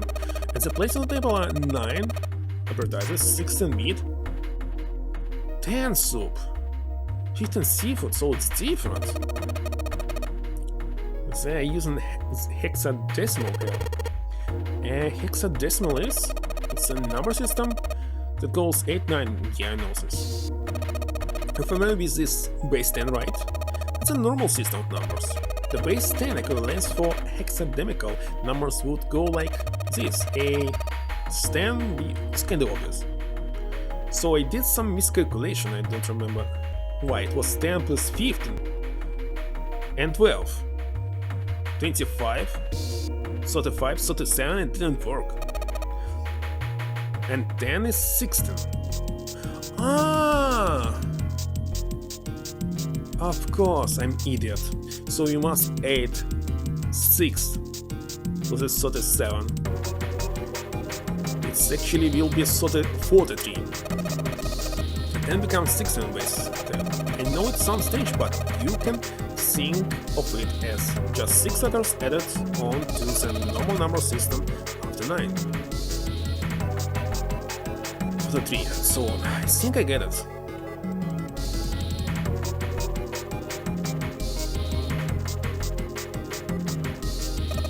It's probably what you're supposed to use to enter the password. Maybe if you put it in the right number, it'll open the own door. Jumpy, maybe the note we found earlier. Stop doing this. Let's enter the number. Do you know how to enter these numbers? I think it. Oh gosh. Skip it! I know all of this. Alright, let's give it a shot. That's it. Sounds like metal has fallen. Well, I guess that went well. Yeah, the door's open. Good job, Jumpy. Suffering card. And this one. Yes. I think it's unlocked now. You did it, Jumpy. Let's get out of here. And that's it, I hope. Yes, let's go. Very easily done.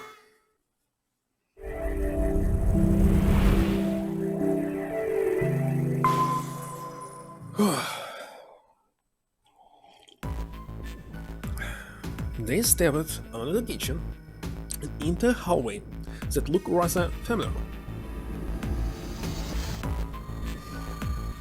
A metal grate stretched from wall to wall. Beyond it were 2 elevators and the entrance to the kitchen. They had entered the kitchen from one door and come out the other. That meant their map of the ship interior was accurate. They laid the map out in front of them and began to discuss their next step.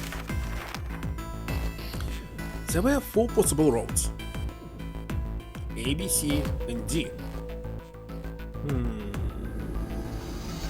Okay. First A and B. A and B both seems to connect to an L-shaped room. However, The two doors that lead to the room were both locked and could not be opened. Next was road C. This goes all the way to the main staircase. That means it's door number 5, one of the numbered doors. Then do you think we would meet up with the other 4 after this hallway? No, I don't think we will. Why not? Look, there, by the stairs. See how the gate is opened? When you went into the kitchen, it was closed. But it's open now. What do you think that means? They open it! Most likely. Then if you take road C, we're going backwards. That would be pointless. Then that means all 4 look at the map. They all look at the staircase. It's lazy curve leading down, deeper into the ship. Road D then. It is. Yep, road D. Then we are set. They jogged down the stairs until they reached the C deck. Just to be sure, they kept going to check the deck beneath. Yeah, just like I thought, deck D is totally underwater. Just like the bottom of the central staircase. The water gazed back at them, its smooth surface like a great mirror. As ominous as it was, Junpei took at least some comfort from the fact that their level hadn't gone up much since the last time he'd seen it. They turned back to the city. It didn't take them long to find the 2 elevators in front of the stairs. They look identical to the elevators on the top floor, with one exception. These elevators had a card reader on the wall between them. On the card reader was a strange mark. Mercury. Hey, look at Lotus symbol. See, it's a woman with symbol with a turn on it. That seems like... Lotus had taken hold of Junpei's hair. She began to shake him violently, and he thought he heard a low growl coming from his throat. Such violence. Junpei began to wonder if she was not the devil itself. With an uncomfortable smile, June spoke up. There's a Mercury symbol. The turn symbolizes the beings on Hermes stuff.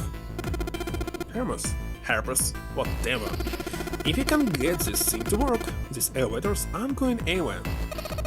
In other words, we need a keycard with a Mercury symbol on it. Probably. They gave up on the elevator and returned to the stairs. The hallway stretched out to the left. Great many doors lined both sides of the hallway. They weren't sure how many, but certainly enough to be Discover region. Damn it, if you try and search all this, the sun's gonna go down before we're done. Half of them. I think the sun already set. I'm feeling the ship is the only thing that's going to be going down anytime soon. It's even worse. Well, we can come back to this hallway later. Let's check the hallway on the other side, shall we? With straight chin and firm building, they walked back to the stairs. To their right was a small hallway. Quickly they headed into it. It was approximately the same size as the alcove in front of the stairs. The hallway led towards the stern, and at its end was a set of double doors. Let's open it. Junpei nodded and grabbed the one closest to him. He gave it a small tug and felt it move. It was unlocked. Thrilled to have found and unlocked a door, he threw it open.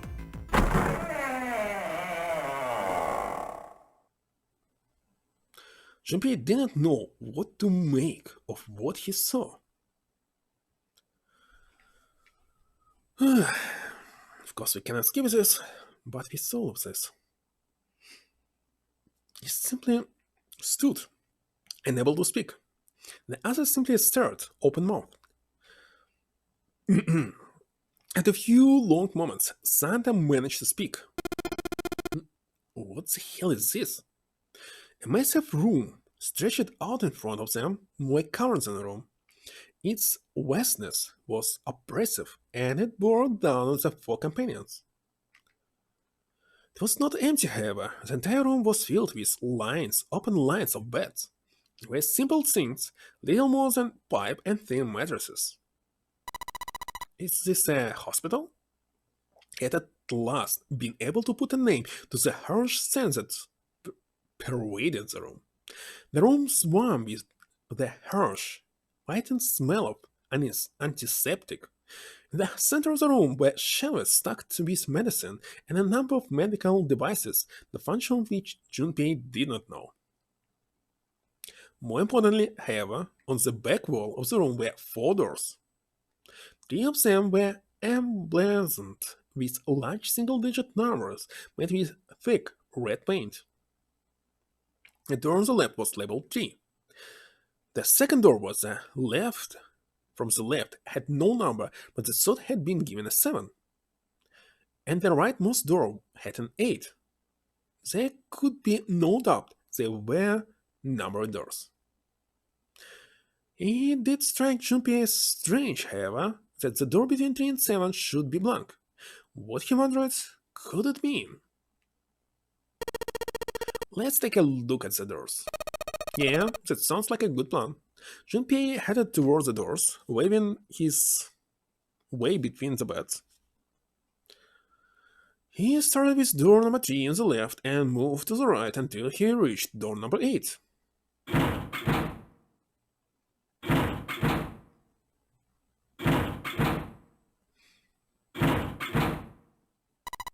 It's no use. Well, of course. If it was that easy to open these doors, what would be the point of the nonary games? We have to activate the reds, or the number doors won't... Wait a minute. What's wrong? Look, the display on the red. There's nothing on it. Don't you remember the red at the central staircase? If no one was inside, it said welcome. Oh yeah, you're right. But this one... There's nothing on it. Right? And what if it's broken? Only one way to find out.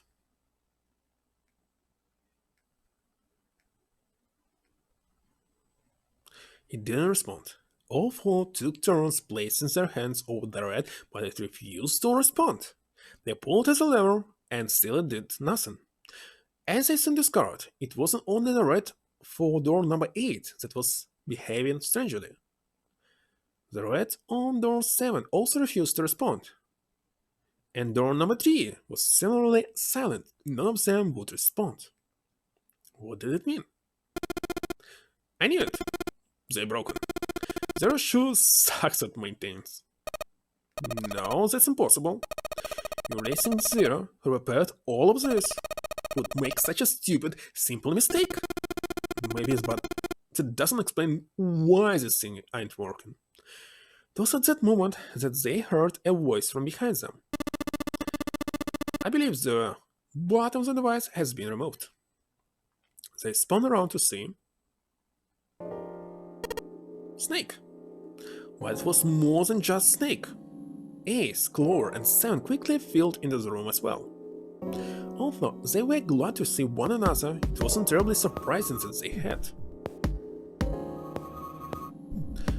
If it had been the other party who'd opened the gate in front of the kitchen, it wasn't unreasonable that they bumped into one another eventually. The rest of Snake's team, however, did look rather surprised. How did you guys? How did you end up here? After a moment of silence and surprise, everyone suddenly began to talk, desperate to exchange information. They talked about the rooms they'd been through and how they'd ended up in the same place. Because none of it was very useful information, but that hardly mattered. They were happy to simply see one another again. Also, the level of cheer varied greatly from person to person. Each one of them was wearing some manner of smile, almost as though they had already forgotten about the death of the ninth man. No, thought Junpei. Perhaps that wasn't it. Perhaps thoughts of his death were that drove them to smile at one another, not in a morbid or hateful way, no, the nice man had died. But they were still alive, and that was something to be happy about. Obviously, we saw this text before. Sort of simple and complicated joy, Junpei thought. The joy of being alive. Still alive. He felt sorry for the nice man, but more than anything, Junpei was just happy to be alive.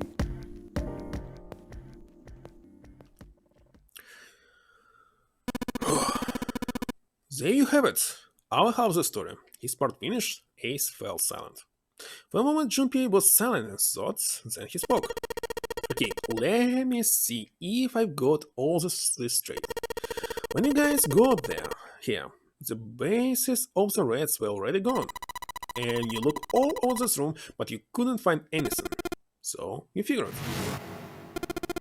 that there might be something in the hallways with all the doors. So you went and had a look? Yeah. And while you were looking around, you heard voices. So you follow the voices and come back here. Indeed. And that was how we found you. Junpei examined the 3 rats again, just in case. On the bottom of each was a long, thin gap. It looked like a shot for something. Probably something electronic. Well, this isn't good. If the rat is inactive, we can't keep going. Well, what about that hallway over there? Isn't there anywhere else we can go? No, there isn't. There are plenty more hospital rooms, but nothing else. Hospital rooms? This what's behind all these doors? Yes. A number of individual rooms in addition to this large one. There was a door at the end of the hallway, but it was locked. There was an astrological symbol engraved near the keyhole, however. I was able to get a good feel of it. I believe it was the symbol of Jupiter. Not again. Those goddamn things are everywhere. I wonder what they all mean. The moment everyone was silent, deep in thought. I'll be asking what things mean. What's the deal with this room?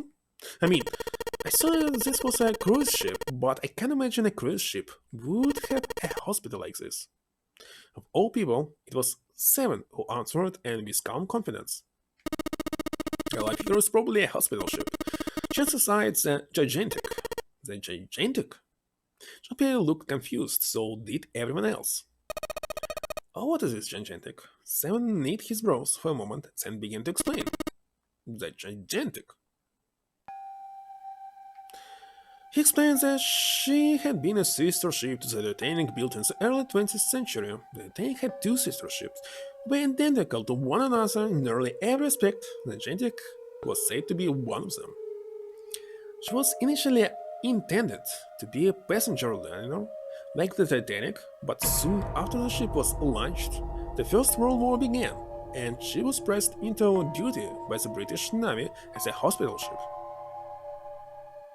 Sometime later, the gigantic was damaged by a German mine in the Aegean Sea. She managed to run around after the incident and consequently was not sunk. What then happened to the gigantic after her fateful encounter in the Aegean Sea? One theory runs that a man named Lord Jordan purchased her. Lord Jordan, it seemed, had been one of the few survivors of the Titanic tragedy, and the trauma had turned him into an obsessive collector of all things related to the Titanic. His obsession deepened.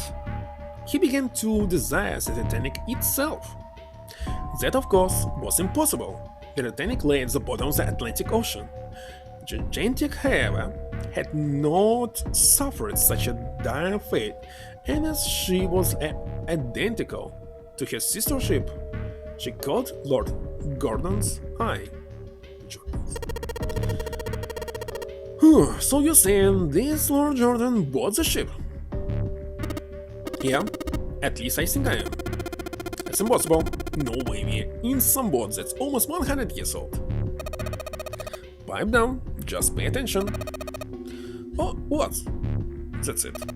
Well, have you got any proof? Proof? Proof that the ship is really the Jordanian. Well, this ship's got stuff. It's like the detaining and hospital ship, so I just figured. For goodness, don't tell me that's your only reason. No, I got more. Like, well, I mean, Seven looked around desperately, doing anything to avoid meeting Lotus' person star. He scratched his head for a moment, then gave up. Finally, he opened his mouth. I don't know. Lotus sighed and shook her head. I guess your memory isn't back yet, is it? Yeah, sorry about that. Hey, wait a minute. Memory isn't back? Junpei was. He felt legitimately shocked by what seems to be new and very important information. Everyone else, however, seemed unimpressed. In fact, they all looked at Junpei as though he had said something very strange. He decided to revise his attitude with the next question. Wait, was I the only one that didn't know? Well, this scene was actually in a different place, not here. Hello, anybody around? Nice to see you here. Everyone nodded. Why? Oh yeah, I guess I didn't tell you. I told the rest of them before we ran into you on the stairs. I told them I couldn't remember a damn thing from before I woke up. What? Then almost as if to save Junpei from further embarrassment.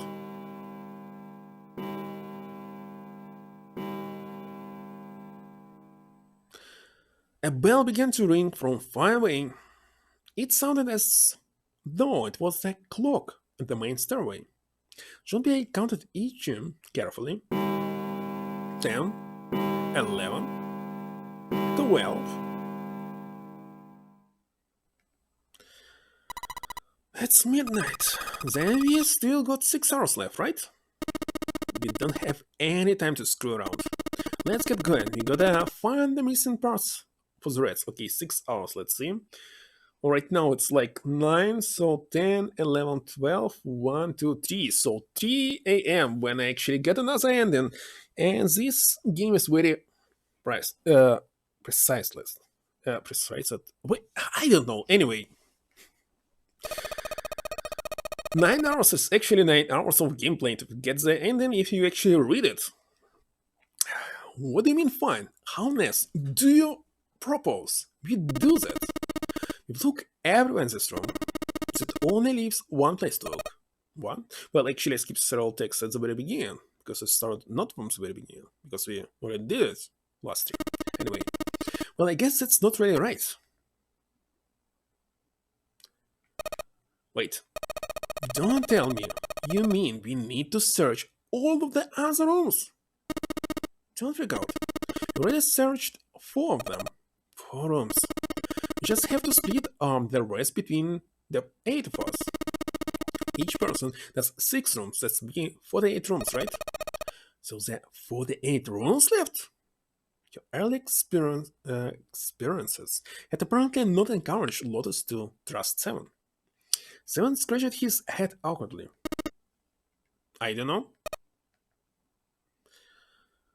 After a little more discussion, they split up and headed toward the rooms to begin searching them.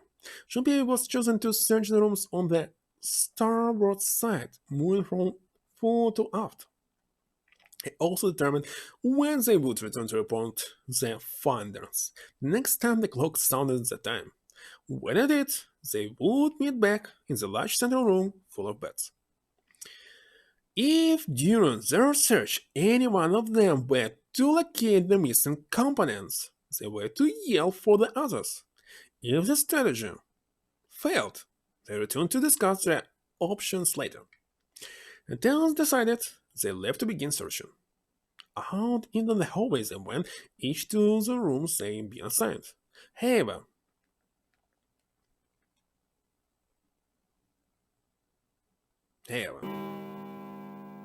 1 hour later, from far away, Junpei heard the bell ring.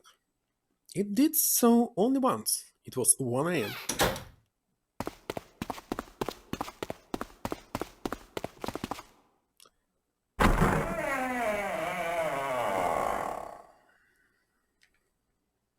Okay, this one you can skip. Nice. So it's totally the same as it was. Snake is missing.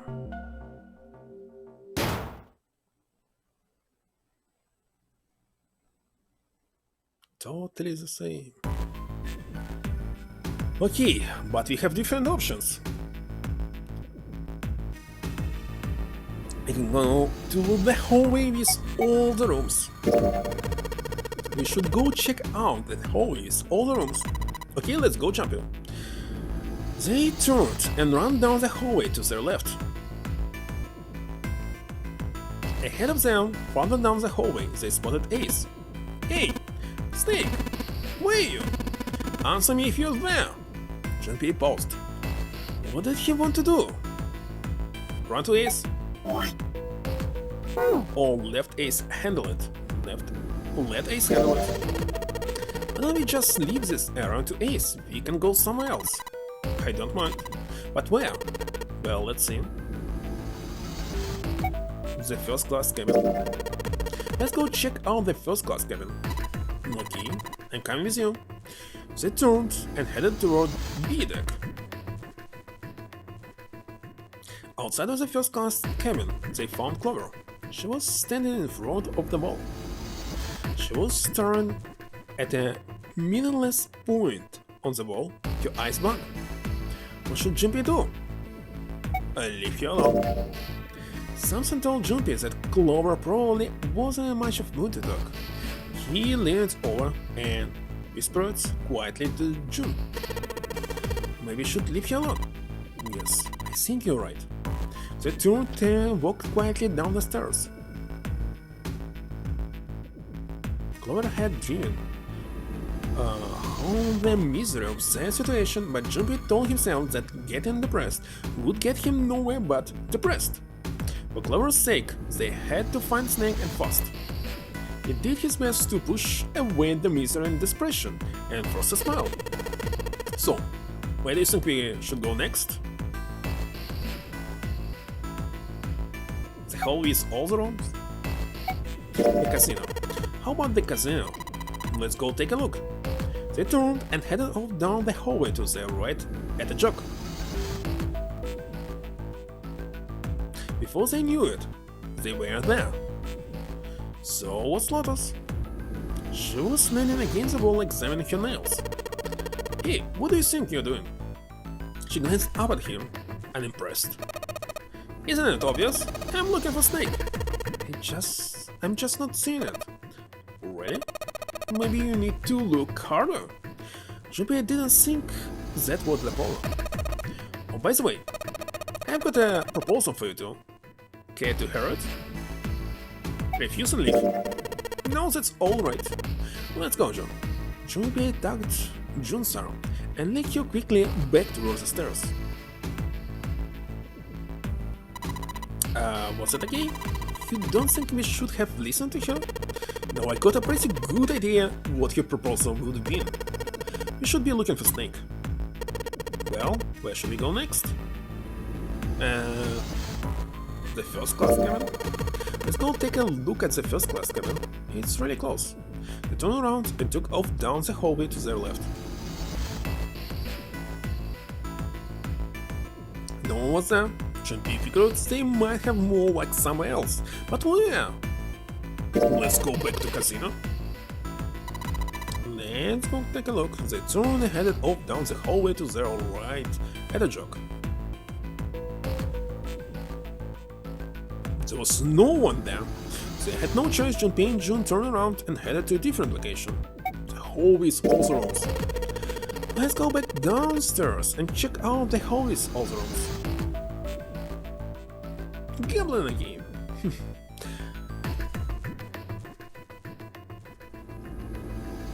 There was no sign of anyone. Snake, of course, was nowhere to be found. They would have to look somewhere else. But where? I believe they will never find it.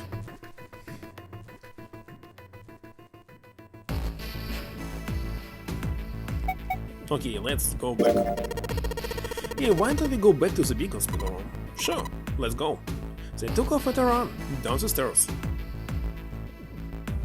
and nothing. Talk to who? This thing I remember? Oh gosh. Anyway, right, last time we selected talk to him, now we walk away without saying anything. So we turn around to walk away from Santa. It was Santa, there was nothing he'd learned from talking to him anyway. So we took June and left the large hospital room. I believe if we select anything else, it will be also empty. There will be nothing new. But let's check, why not?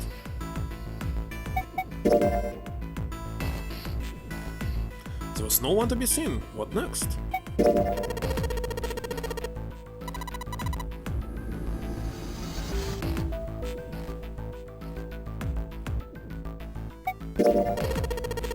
Just actually making them all gray out. Wait a second. No, it's correctly say white out. I don't know.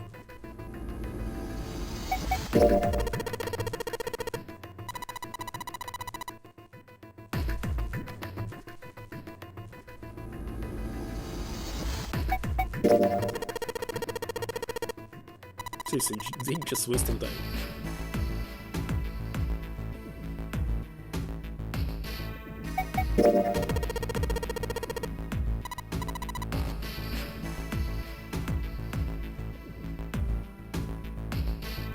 Okay, finally, finish searching.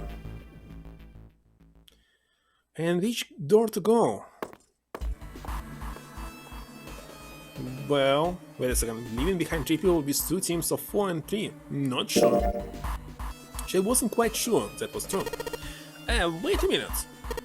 2 people get left behind if you split into 5 and 2. And 1 person is left behind if you split into 3, 3 and 1. I got that part. You can't go through the number of doors with any less than 3 people. But if you split into 4 and 3, then why do 3 people have to be left behind? Just run the numbers. Let's say we go through door number 7 with 1, 4, 5, 6. Who's left over? It will be 3, 7, 8. It's a digital route for what? But door number 9 isn't here. Means 3, 7, 8 won't be going anywhere. That was just an example, of course. There are a lot of different combinations, but the results will always be the same. It doesn't matter which 4 it is. The 3 that are left over can go through any of the doors. Go ahead and calculate it, if you have the time. You'll see. Anyway, that's how it is. Now we can get back to my proposal. You only have to sacrifice 1 person if you split into 3, 3 and 1. Alright.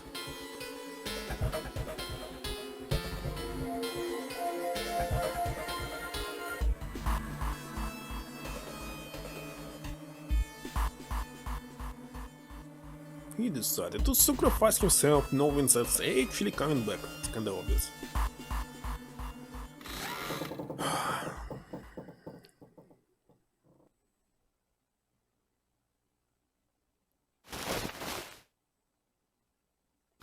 That's it.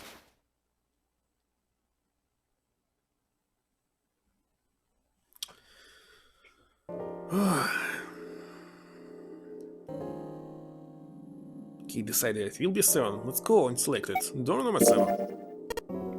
I think I'm gonna go with door number 7. Okay, 7 it is. Yeah. Alright, then that means June's gotta go through 8. What? Why? What? Santa grimaced and muttered angrily. He himself but finally began to explain. The 6 of us are gonna keep going without leaving anyone behind. The only 3 ways we can do it. Plan A. Go through 7 with 3, 5, 8. Go through 8 with 4, 6, 7.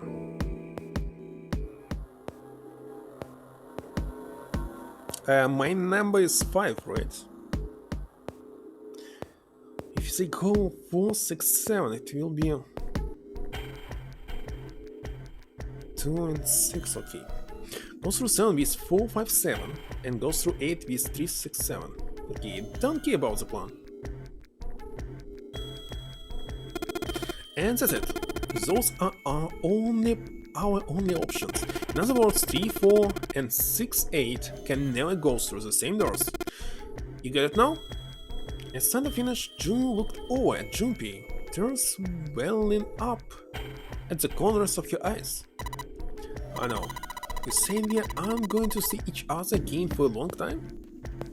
Junpei felt just as June did. He wanted to be at her side through whatever trials they were preparing to face.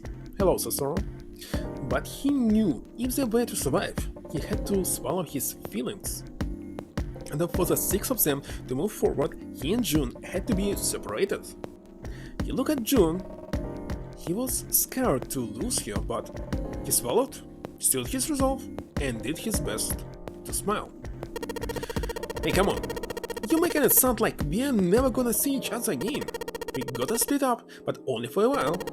This is just like when we went into the number 4 and number 5 doors, remember? We got split up, then 2.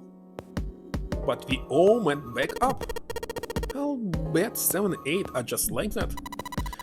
When they connected somewhere? Yeah, probably. Probably. She didn't sound very helpful. It was 7 that interjected. I'm sure they're gonna connect somewhere. Why? What makes you think so? If they don't connect, neither team can get through door number 9. In other words, the game would end right here. Zero's been on top of his shit so far. I don't think he'd blow it now. I'm damn sure that son of a bitch wants to have his fun as long as possible. He's not gonna end this game until we get through the door number 9. June said nothing. The tears were gone, but her eyes were still set as they looked at Junpei. He met them, and with what reassurance he could manage, laid his hand gently on her shoulder. Everything's gonna be fine. We're gonna see each other again. I promise. June bit her lip and gave him an almost imperceptible nod. Yes, promise? Her voice was barely above a whisper. Santa's voice shuddered at the moment. You guys are done, right? He stretched and continued. Anyway, that's pretty much it. Clover and I will both go into separate groups. I figure I'll take number 8 and Clover can take number 7. Any problems? Said Clover. Clover looked away and was silent for a moment. Whatever. It was more of a dismissal than an agreement, but Santa didn't seem to care. Right, you're ready to go then. Let's move. At Santa's command, the group split and headed for their respective doors. Clover, 7, and Junpei walked toward door number 7. Santa, Lotus, and June headed for door number 8.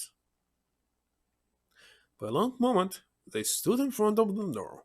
7 took a deep breath. You guys ready? Yeah. Yes. Okay, let's go. Which door did they went? Oh, it's my door. The door had opened. A narrow hallway stretched out before them. 7 and Clover leaped through the door. The moment they did, their bracelets beeped. The detonators in the bracelets had been activated. Junpei stepped forward to follow them. But as he was about to step over the threshold, he stopped. He looked at his right, towards door number 8. June stood there, a mirror image of Junpei. She turned and looked toward him. Their eyes met. They nodded. Their farewell took almost 1.5 seconds. And someone took hold of Junpei's arms and hauled him bodily through the door.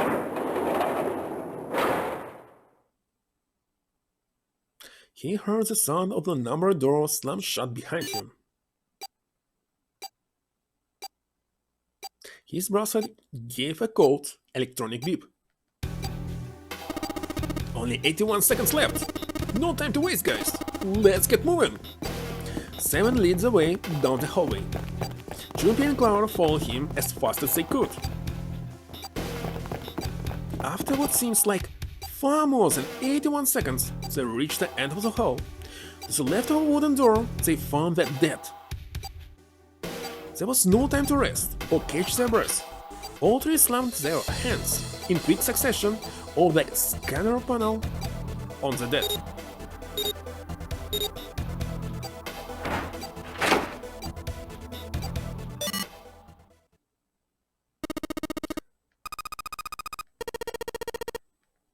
Still trying to catch his breath, Seven leaned heavily against the wall. It stopped. It stopped! His smile seemed forced and a little crooked. It is the second time we've gone through one of these number doors, but you never really get used to it. He stood up straight, don't get out of breath, and whipped some of the sweat from his head and neck. Clover smirked at him. What a sort of guy you size would have bigger balls than that. What? What the hell did you just say? Say it again, I dare you. You have no... You little... You wanna die? I'd like to see you try. You heckin' brats. Alright, let's go. Hey, calm down, guys. This isn't the time for this. It's not gonna do us any good. Gosh. Junpei sighed.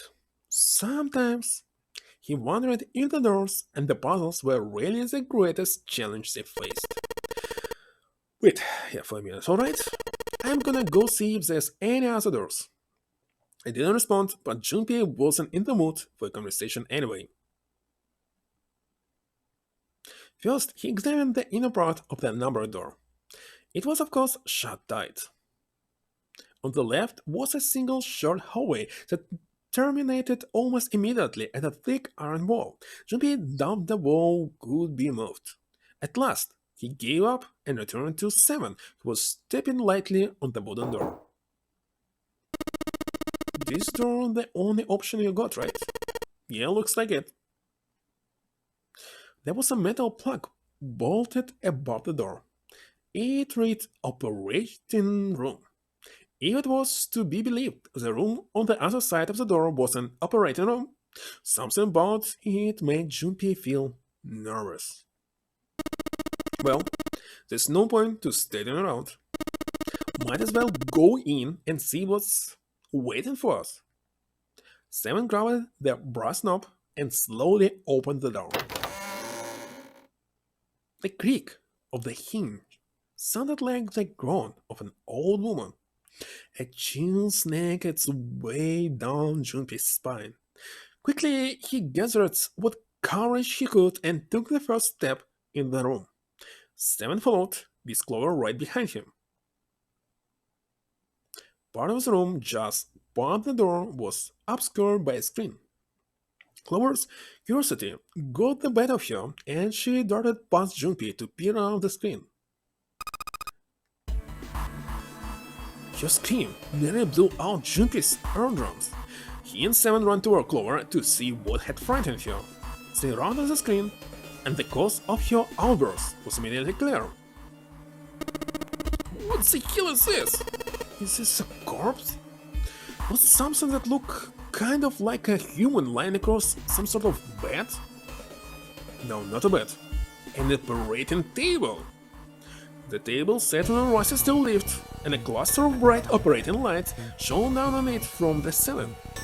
Slowly, they approached. As they got closer to the body, it became clearer that it wasn't a body at all. What the hell? That's just a huge doll or something. A doll? Clover did not look terribly comforted.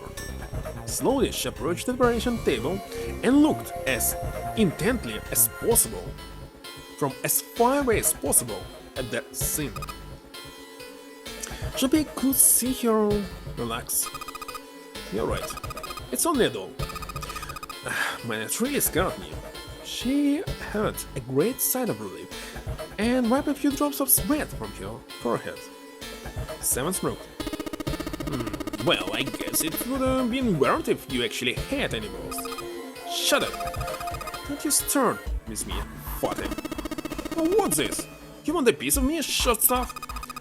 Bring it, you hell. Hey guys, not again, okay? Seriously, knock it off. Junpei sighed and shook his head.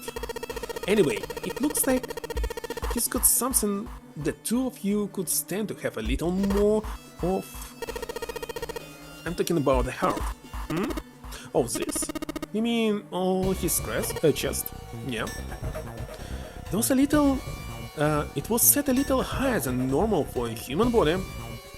From the shape of the organ, there could be no doubt that it was a heart. I would say be a heart thing at all. I don't think it's at all.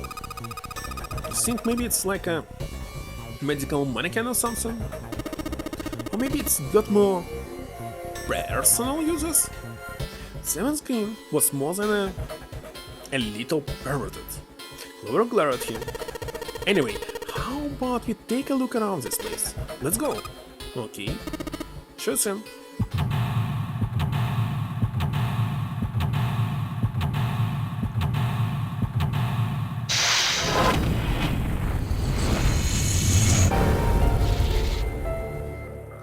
Actually, I need more coffee.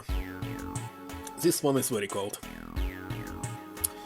Here we have operation room.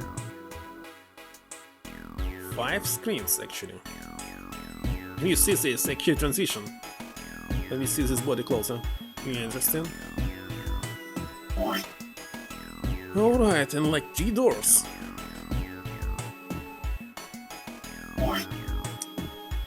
Let's save first.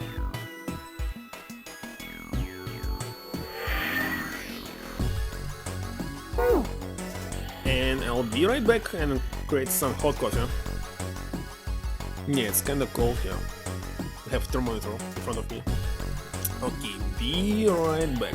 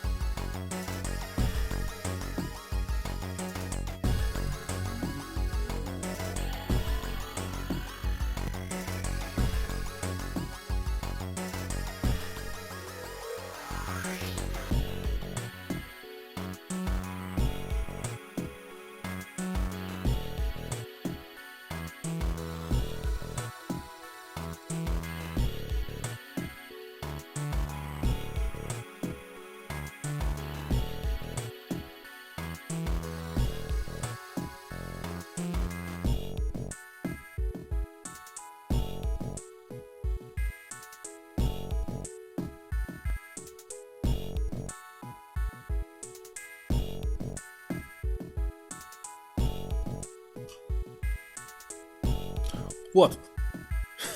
Don't make it too hard? Oh, it's when you actually spilled it all over, I don't know, table or was it a floor? Hope nothing actually was destroyed during this.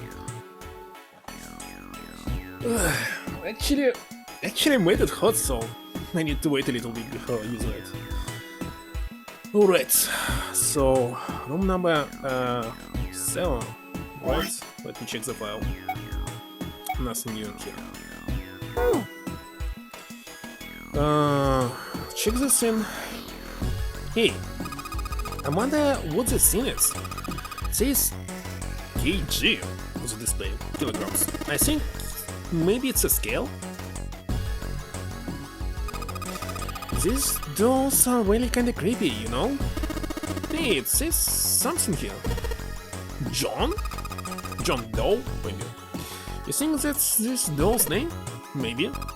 This scene is creepy. I wonder why it's on the bed.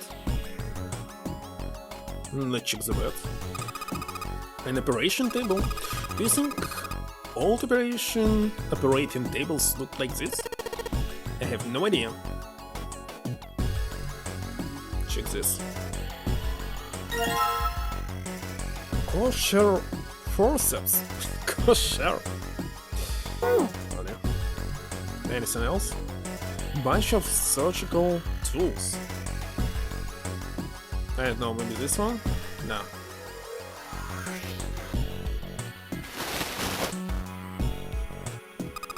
Another medical mannequin? From the looks of it, this one's a chick. She has a name too. Lucy. Person. Looks like Miss Lucy only has a head and a left arm. Maybe you're supposed to gather all her parts? Some kind of device attached to the bed. It says kilograms on the panel. Is this a scale? Yeah, let's check this. What's this thing? It's got these short iron legs? Maybe it's a heater? There's nothing inside it.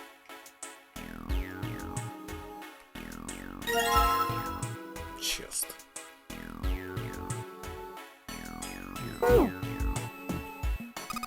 Maybe you're supposed to hit something like that goes to kill the bacteria?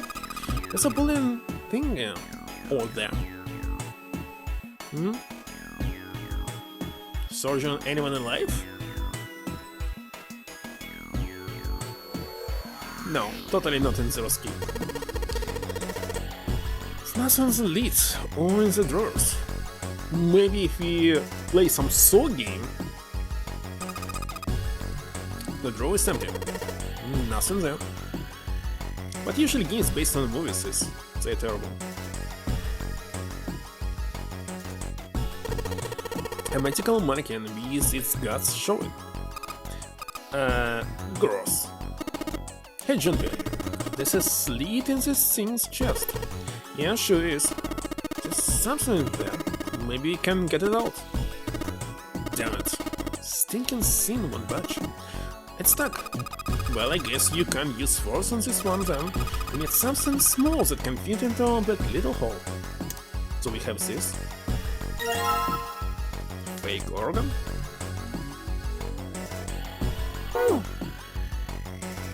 Anything else? Oh, I don't have scissors anymore.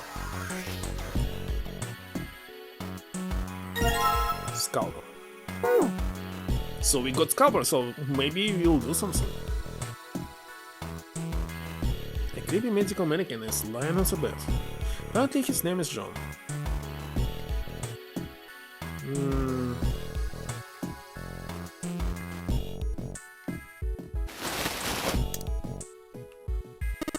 This bed doesn't look very comfortable. And what? Can I put it? I don't know, wait a second, what to do right now. Oh, we can go there. Of course! There's other things that you can check. It's locked. We can probably find the key if we just look some more. Let's look somewhere else.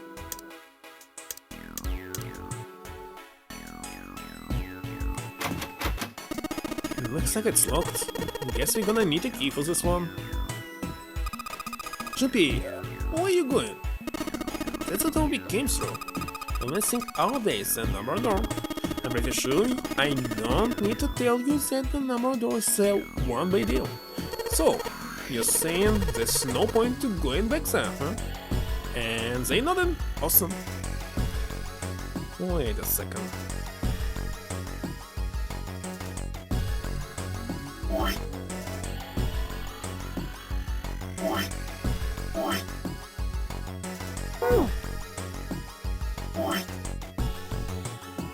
So there's no more doors?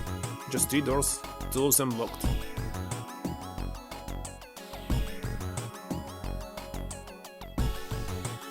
I'm missing something somewhere. Just a wooden partition. Nothing special about it. Well, maybe I missed something at the table. Play with scalp and forceps. They're all rusty, so I don't think they'll be real useful. Chest of a medical mannequin. An organ is missing. So nothing here. Alteration table, the medical mannequin is lying at it. There's some sort of lead on this thing. Why don't you try opening it? Can't this no handle? Can't get under it with my nails either. Something that looks like it could be a scale next to the operation table. There's something that looks like a lid on the... Wait a second, there's something behind it? A white clothes. You're only just lying here. Okay, I don't know what to do. It's a lot of tools. Something that appears to be a scale attached to the bed. So that we can place a fake chest, but I can't? It won't hurt that. Okay, maybe click on here. You see head and left armor sitting on that bed.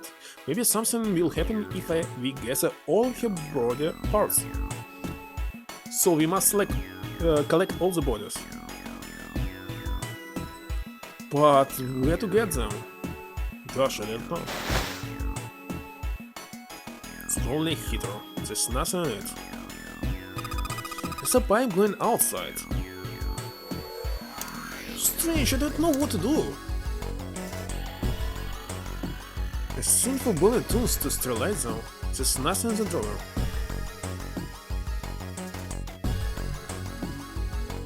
That's strange. There's a whole bunch of bottles on the shelves. They all look like medicine. They've got labels, but they're all big medical words that I don't understand.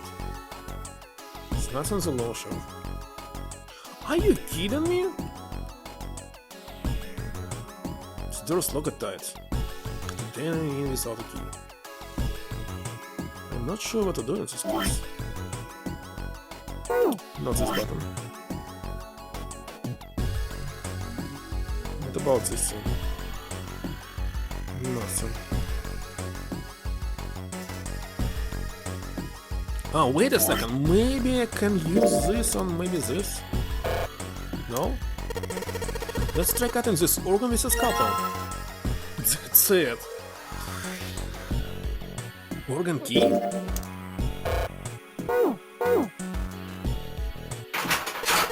Awesome, it's unlocked. Finally. One button game. Easy strong. What's this? Looks like a can with a spray nozzle. It says CO2. So it's a can filled with carbon dioxide. Hey Jumpy, there's dihydrogen monoxide on the shelf. Why don't you just say water? Aquahydrat. Hey Jumpy, you think there are any slacks on this ship? Well, if there are, I was thinking we could put salt on them. What you pointed at? The label states nitrichlorium. Salt, huh? So, do you think Sam will shrivel up if you put it on him? Hey, you say something? Jumpy, there's a bottle of iron powder on the shelf. How do you know it's iron?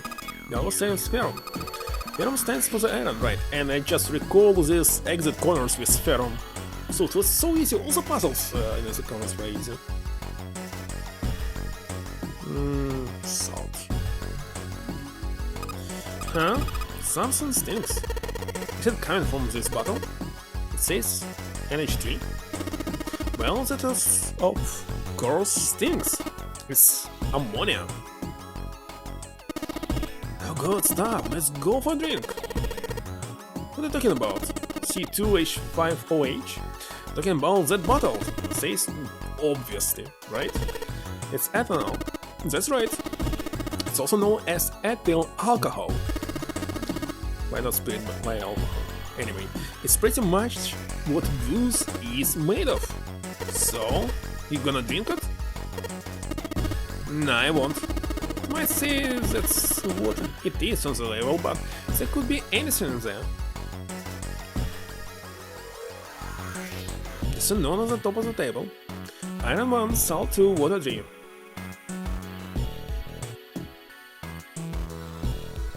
Yeah, it's a number of atoms, right?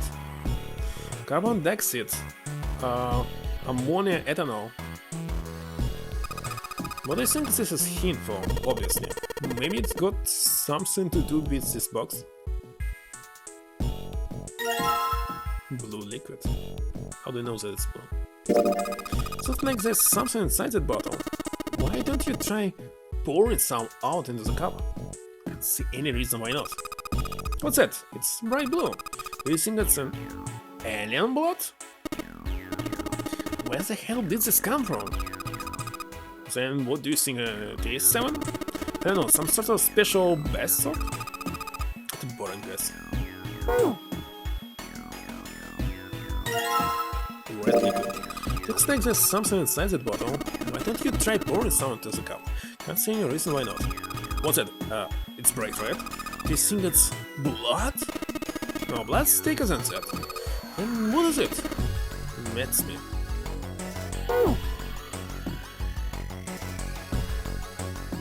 Rectangle temple. I wonder, did people mix medicine on this thing? Well, first of all, I must know how many numbers can we enter. Digits. Box is locked. Looks like you have to enter passcode in the keyboard to open it. You only enter 3 numbers. E for the enter. Okay, it's kind of obvious. Once you input the number, also obvious. Let's give it a shot. Inco dice? No, it's alien blood and regular blood.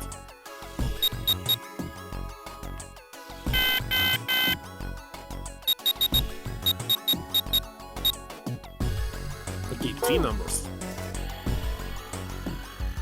So, carbon dioxide, ammonia and ethanol. Well, look at the first line, maybe it's a number. Okay, what was ammonia? Salt. A sodium atom and 1 chloride atom. There's a bottle of iron powder on the shelf. It says fair on the bottle. It's a bottle of water.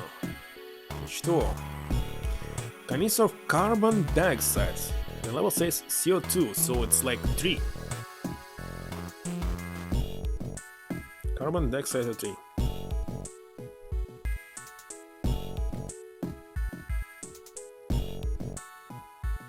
Ammonia I forgot.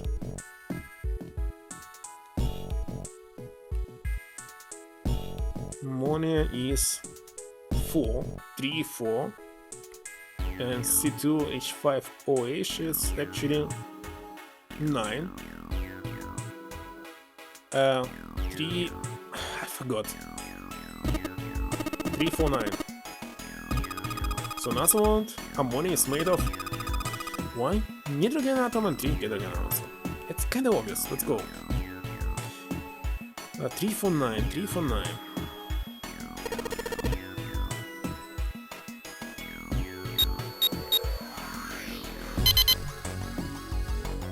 Easy. Fake heart.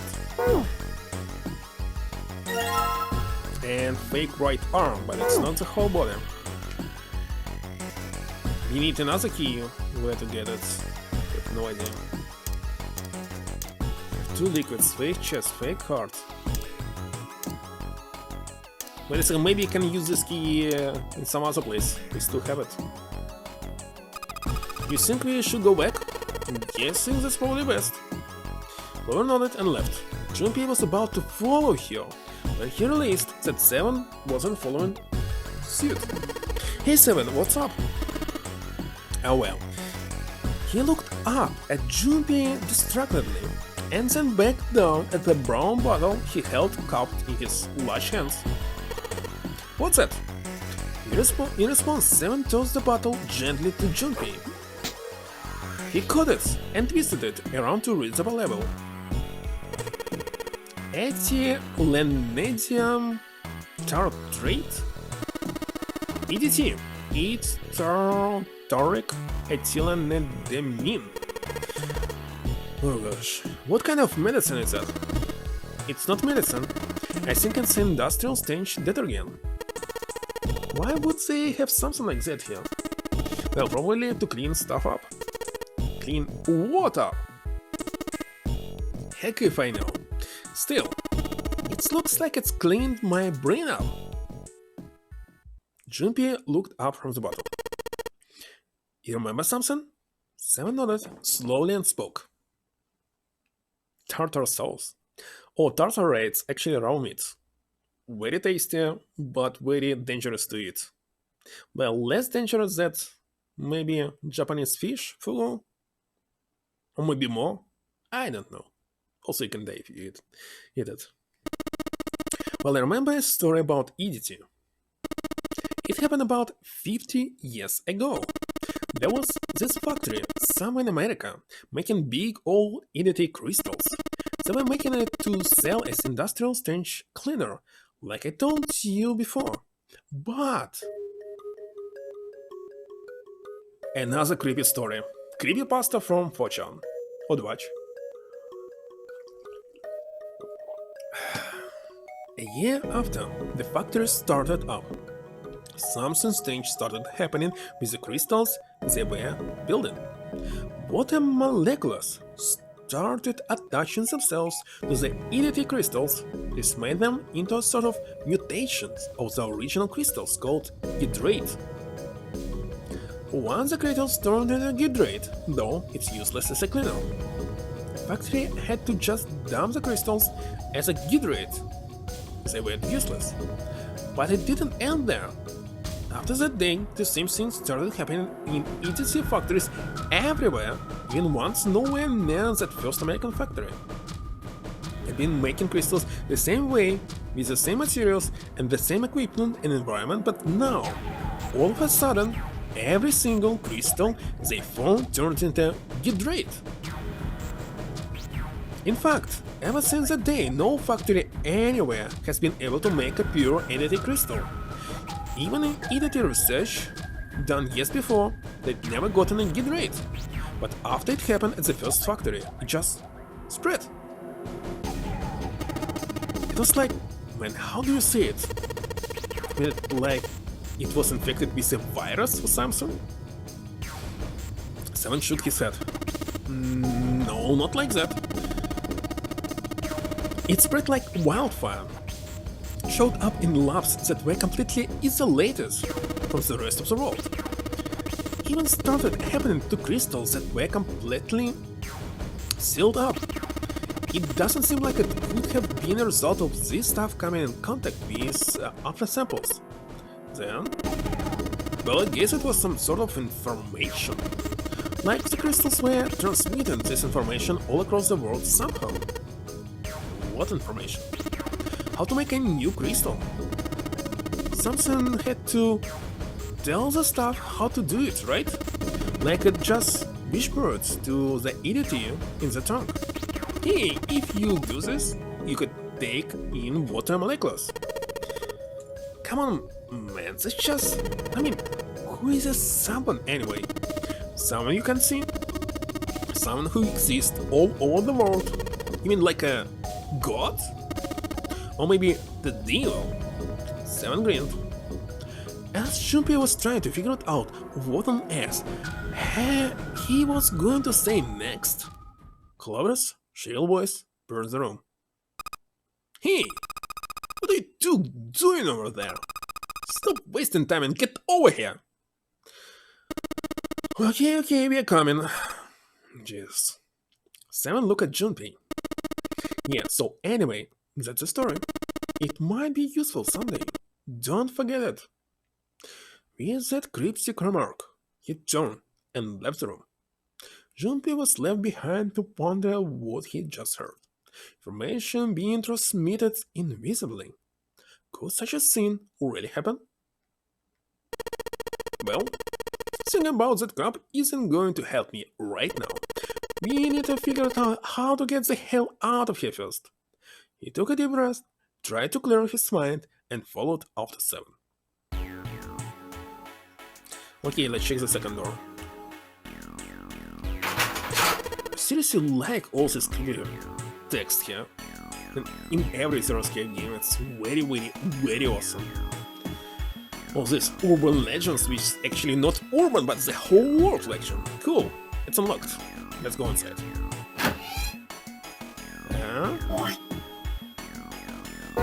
One button again. Wait a second, we got new files? Why it says new?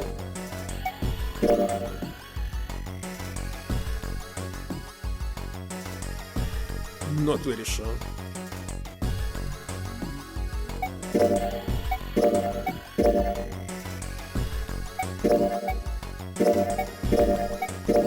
Why it's new? No idea. Aha, this one.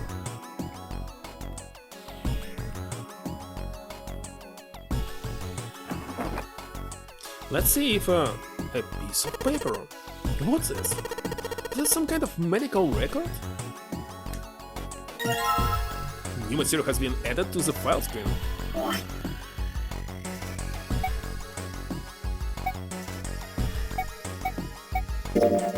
A medical record found in the preparation room. It has records for the 2 mannequins. There's a male mannequin named John and a female named Lucy. The record shows each mannequin's total weight and the weight of the individual parts.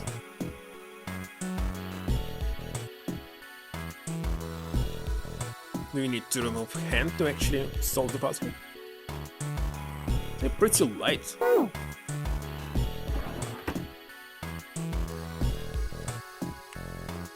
There are 4 different lights, each one a different color: white, red, blue and purple. Does this scene react to something and then the lights light up? Well, we have blue liquid. Hey, the blue light turned on. And I heard a noise. It sounded like something locked. And what was unlocked?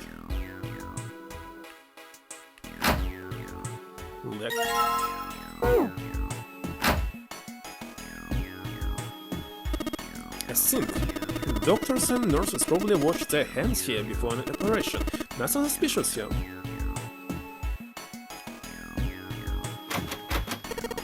It's locked. It won't even budge.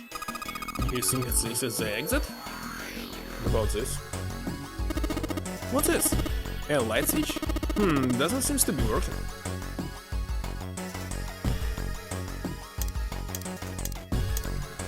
Okay, let's use the red one. The red light's on? No. I think I heard another noise.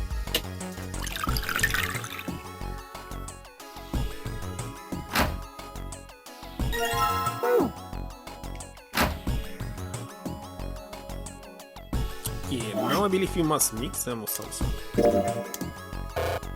Not here, maybe.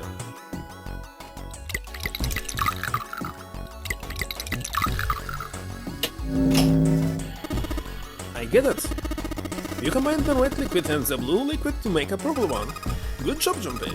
The purple light come on and I heard it unlocked. I'm sure it's unlocked. The locker with the purple plate has gotta be unlocked. Alright, let's see what happened. How did you separate liquids? Oh, you didn't separate them. Just purple liquid. Let's see. But if I unlock its purple one first, what would happen? No idea. And what about regular white? I believe nothing.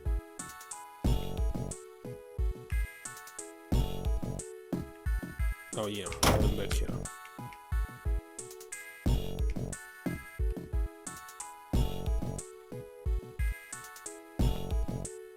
Change the slant here. So attach the... Oh no. You must attach it to this one. You did. Old hard bet. So... Oh, we don't have another arm. No, we don't need another arm. We have two hands. Fake stomach. This one, so everything is here, no?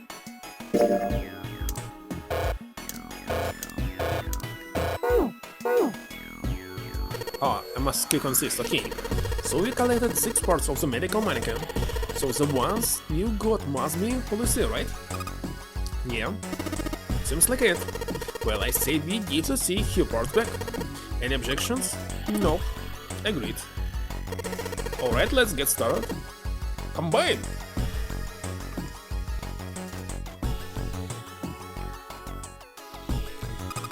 Oh, this number here. 51 kilogram? What's this? Is this the weight? Well, we're just stacking body parts on it, so it makes sense that it's B weight. Like they don't know what this kilogram is. 51, but we need 53 and 2. We only have liquid.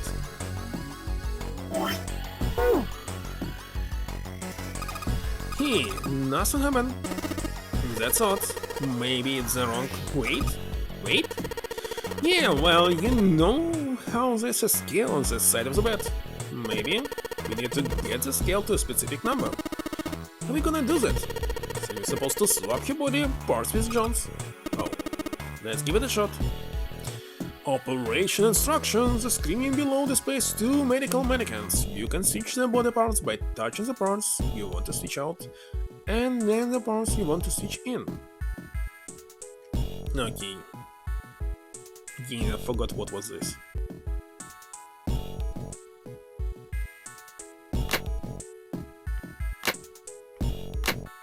Like all of them.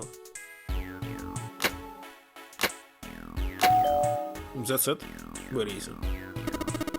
Hey Junpei, I just heard something. It came from John's operating table.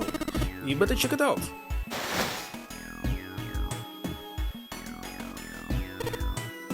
The lid on the scale. Hey, it opened. Oh, I get it. Must open because we matched John's weight to what's on the chart. There's something in the part that's sticking out. Jupiter scale.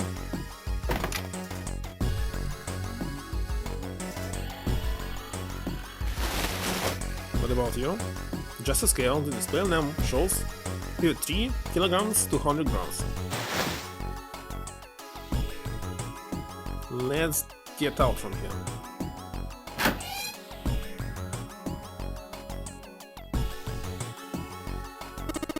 Hey, hold on. Junpei stopped, about to put the key into the doorknob. What's up? Where's Clover?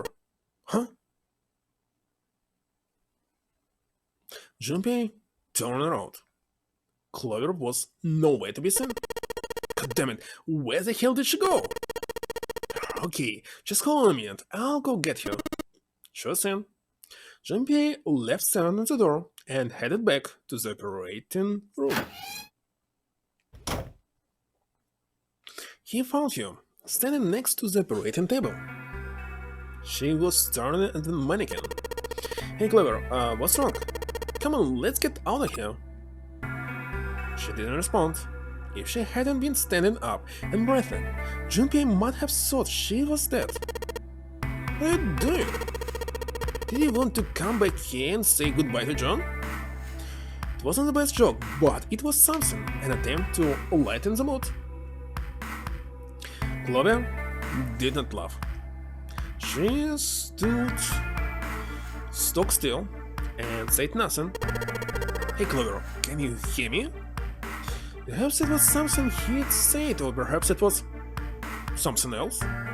Suddenly her mouth opened and she whispered in a dry, dead voice. My brother might be dead. Huh? That's why we couldn't find him.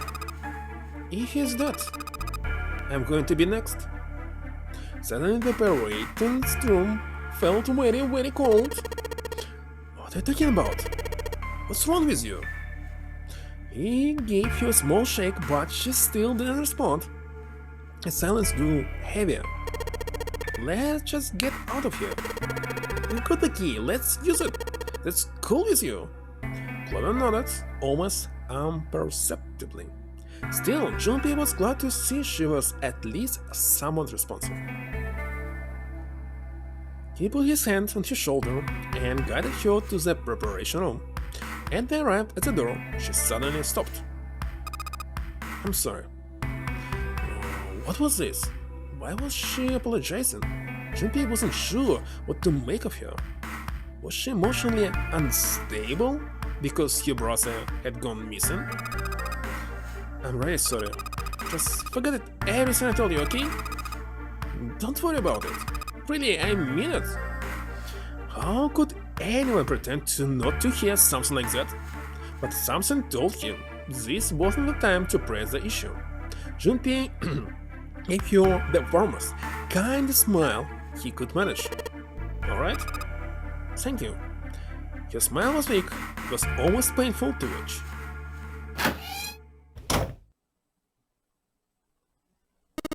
Damn. What the hell took you guys so long? Seven looked up and then walked into the room, clearly irritated. You playing dog turns or something? Maybe. Jealous?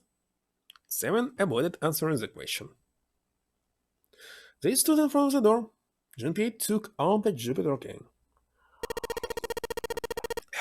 Alright, I'm gonna open it now. Is it cool? You don't need to keep asking, just do it, alright? Fine then. He slid the key into the keyhole and turned. He felt it unlock.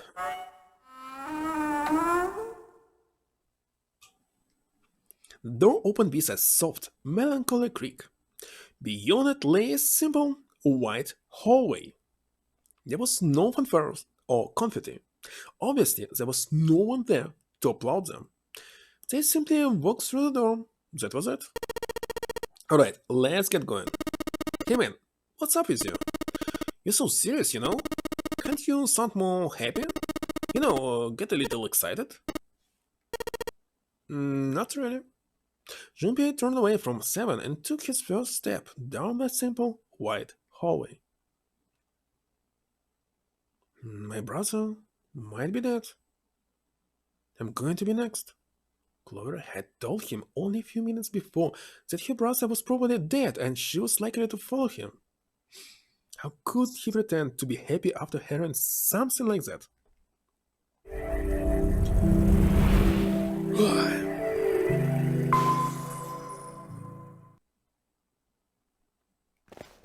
They left the operating room.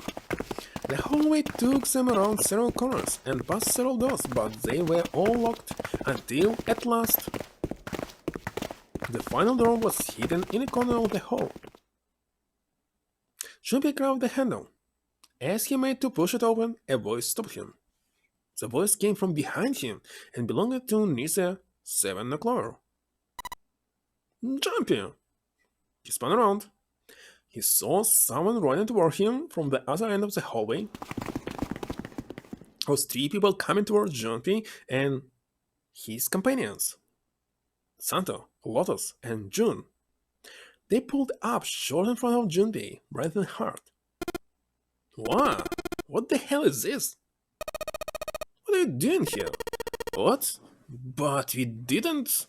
Before he could finish, Clover spoke. Hey guys, could you come take a look at this? She was standing near the end of a small hallway that branched off to the right.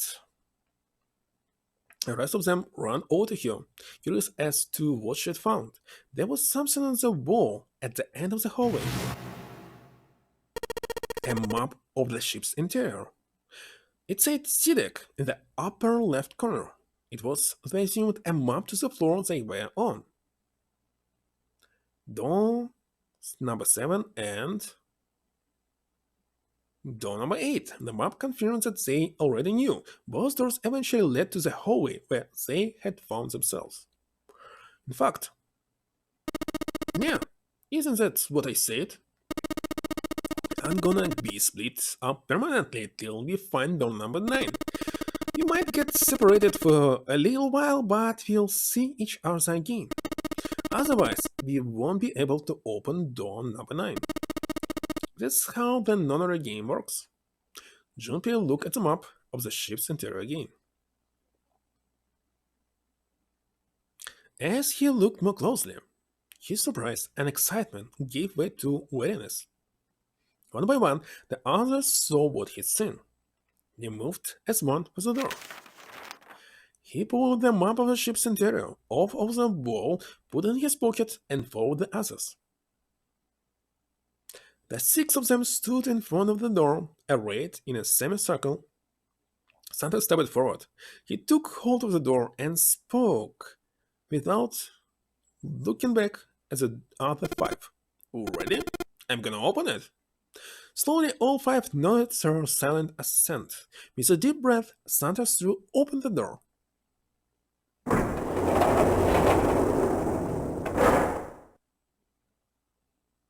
They poured through the doorway and into the room. Even without looking around, each one of them knew where they were. They were just where the map had said they would be. The same room they'd been in not so very long ago. The tremendous central hospital room with empty beds from wall to wall. I see. I believe I understand what you're saying. The 6 of you split into 2 teams and went through doors number 7 and 8. You solved the puzzles in the operating room and the laboratory, and then met one another in the hallway after opening your respective locked doors. Orange Cat. He looked like anyone might after only just waking up, but it seems that his brain was working as well as ever. He had managed to grasp, summarize, and understand each team's report. At any rate, I feel a bit silly for my little show of altruism. I'm sure you'll be back for me. I did hope you would come back, but I confess I didn't think you'd be back so soon. And shook his head and rueful smile. Well, we saw each other again and we undead, so I say that's good enough. 7 smiled. Anyway, I say we get out of this creepy old place. We found the key we need.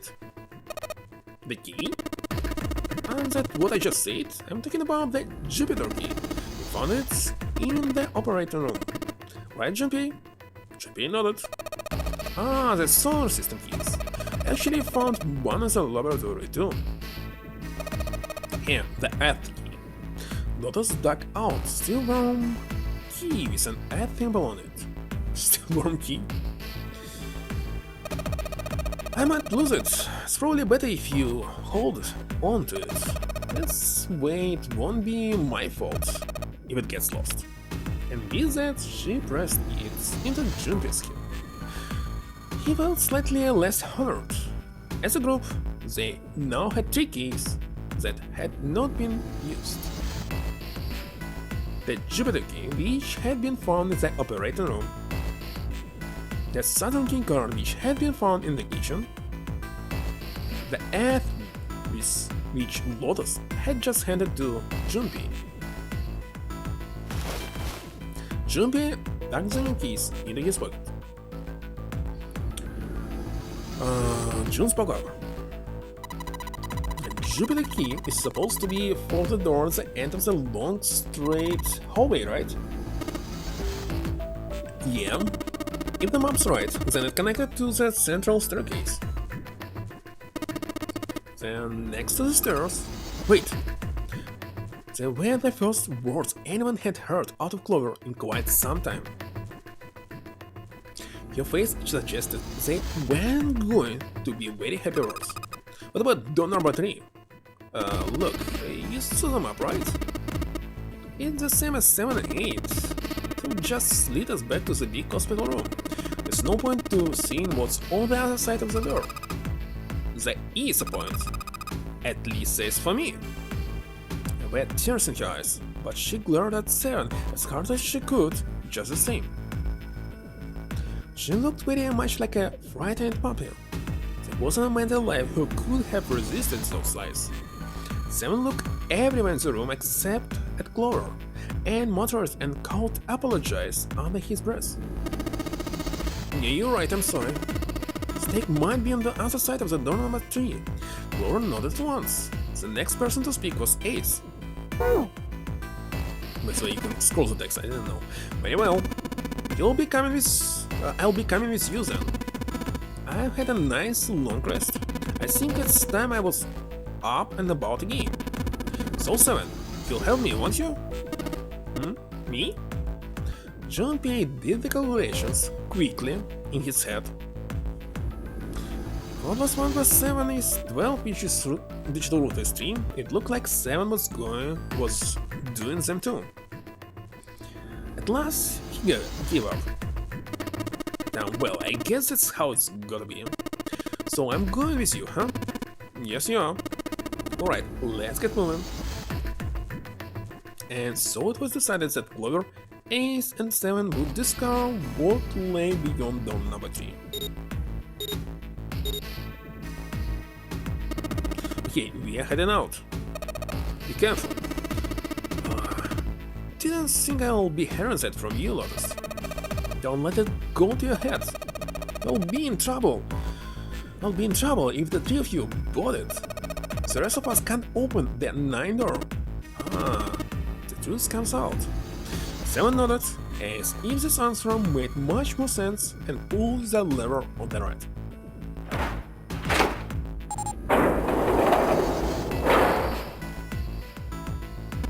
Okay, let's go. Door open, and Ace, Clover, and 7 jump through it. But it will be not a creepy story, because it will take time actually, but they come back. After exactly 9 seconds, the door closed noisily. Alright, we should get moving too. Huh? Get moving?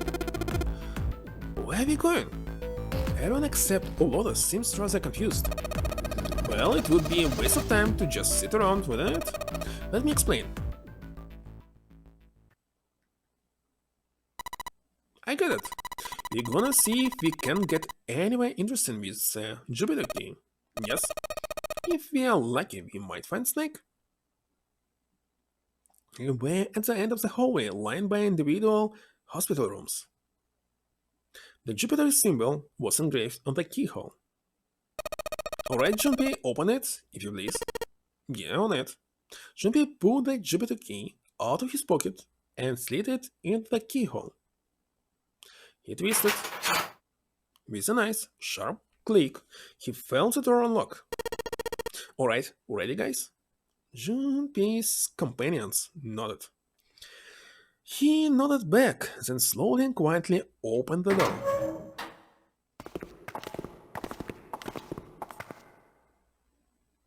Inside was exactly what he expected to see from the map of the ship's interior. They were in a tremendous hall, almost like a ballroom with a massive central staircase. Great!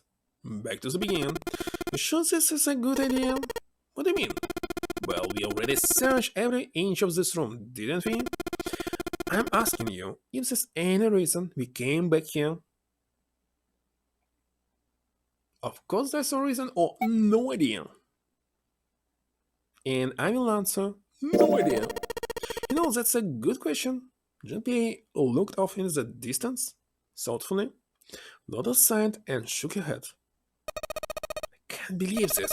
You guys followed me here, but you don't even know why? Junpei, you've got the solar system keys, don't you? He did. He pulled them out. The Saturn key card and the Earth key.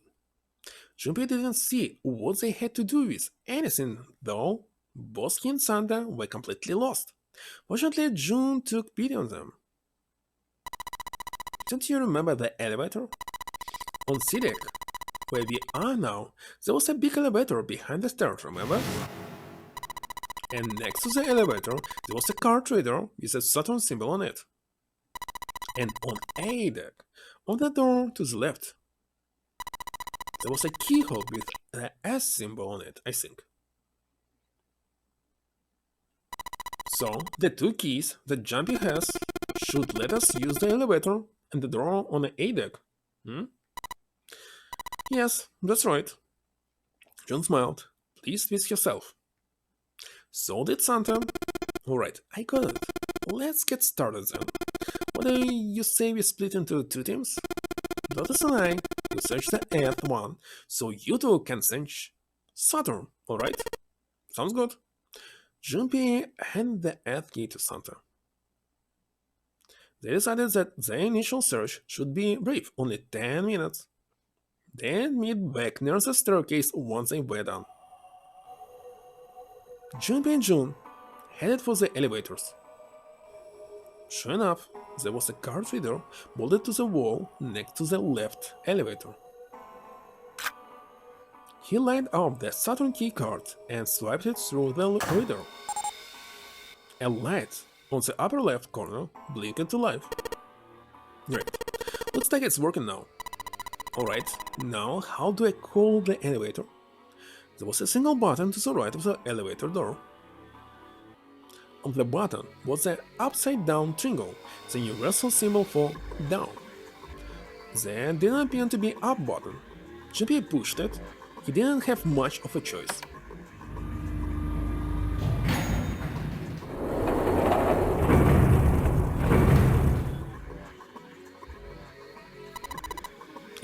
It opened? Look, Junpei! June's voice was excited, but Junpei could hear a tinge of anxiety. Sweet, it opened. Let's get going. He grinned at June and stepped toward the open door. As he was about to set foot on it, he felt a hand on his arm. Wait! What? I'm not really, just so... Oh gosh. Junpei was at something of a loss. What could she possibly be so frightened of? June was probably afraid of being locked up alone with a boy? After a little thought, Junpei decided that she had to be nervous about being locked up in such small space alone with a boy. In a way, it was kinda cute. Very never, you would say, he thought. Still, even so, it wasn't exactly roomy in the elevator. They weren't going to be pressed up against one another. At least they didn't have to be. Still, it was making her nervous. Junpei couldn't help but seeing how innocent she was. Come on, let's go. Again he stepped toward the elevator. Again he felt himself restrained. I said, wait a minute. Why? Aren't you afraid, Junpei? Afraid of what?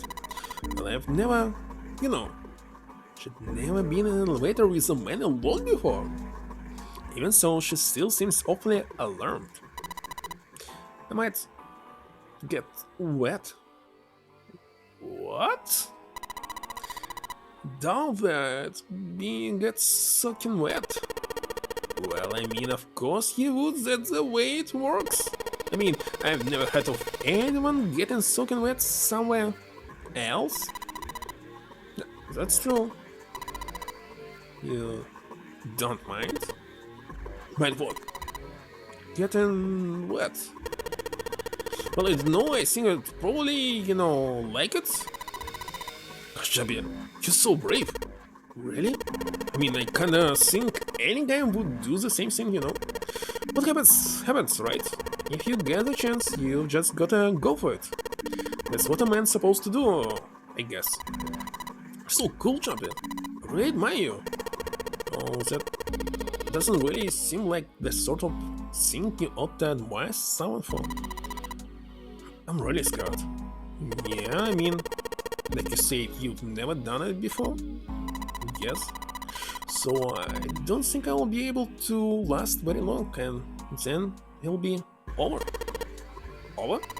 Yes. I'll go to heaven. Heaven? Feels kind of like you're floating in space and your mind gets all fuzzy like when you pass out. At least that's what I've heard from people who have experienced it. Oh yes, I've heard that too. Although, I don't think the same thing happens to guys. What? Hmm? But it would happen to men too, wouldn't it? It would happen to anyone. One gets into your body, the same thing happens to everyone. Well, I mean, usually doesn't go inside the man. I mean, generally. Yes, it does. Well, eventually it will. It's not like you really have a choice. Your body will force you to swallow some of it, eventually. What are you trying to do to me?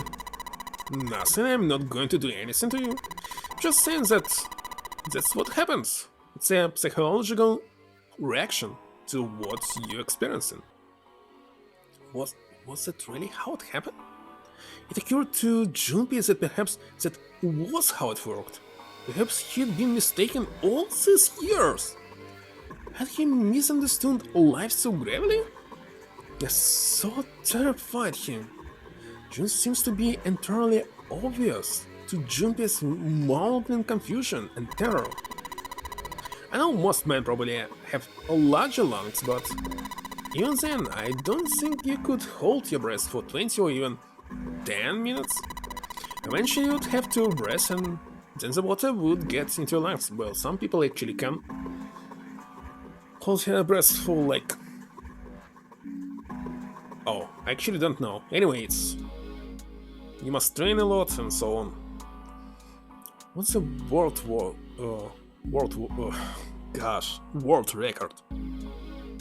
I don't want to Google. Once it happens, your body won't be able to get oxygen anymore and you'll start to feel that floaty feeling as you pass out.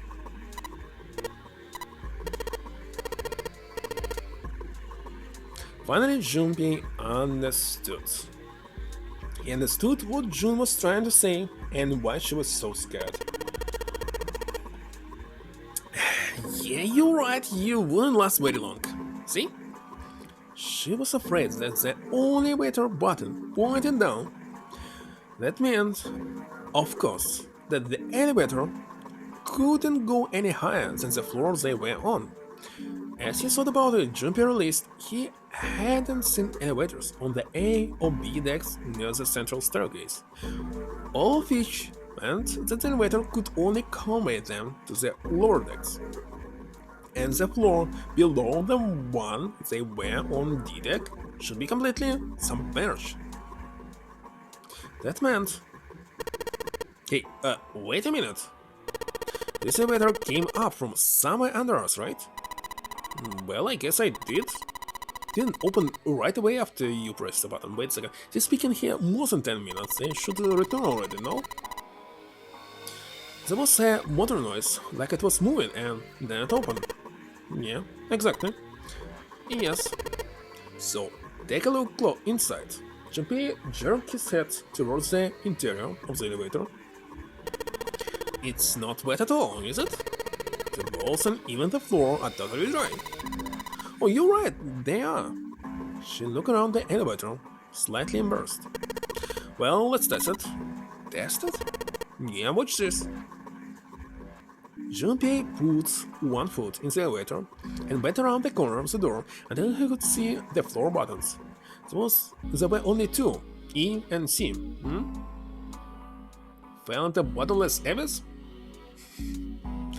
He pushed the E button and jumped out of the elevator.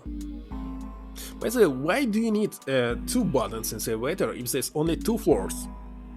You push the button, it goes to the next floor from where it is. That's it, just one button. The door slid shut and they heard the grinding of the motor as the elevator car moved down.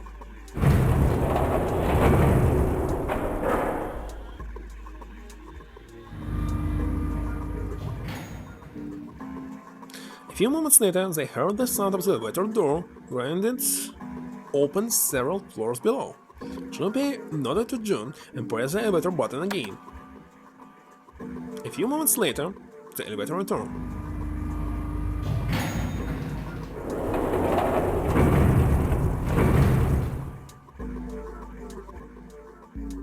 The door slid open, and just as Junpei had expected, there was no water to be found.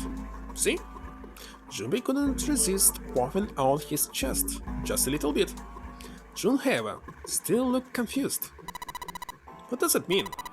How can the E-deck be safe if the D-deck is full of water? Well, here's what I think. The elevator shaft and E-deck must be watertight and separated from wherever the ship's been punctured. Here, let me show you. He pulled out his notebook and pen and sketched out a raw illustration. I see. So is it why the ship hasn't sunk? The shape of the inside keeps it from all filling with water. Yeah, I think that's what's going on. Junpei continues talking as he closed the notebook and slipped it back into his pocket. So I'm gonna go down and check it out. You stay here, alright? But come on, just do it, alright? He gave Jun's shoulder an assuring squeeze, then hopped into the elevator. He pushed the E button and the door began to close. Jun looked worried, her eyes darting back and forth as if she was trying to make a decision, when suddenly... I'm coming with you. Huh? At the last possible moment, Jun dashed forward, turning sideways just in time to slip through the gap between the closing doors. Junpei jammed his finger against the open button, but it was too late. The door had shut, he and Jun were in the elevator, and was headed down to E-deck.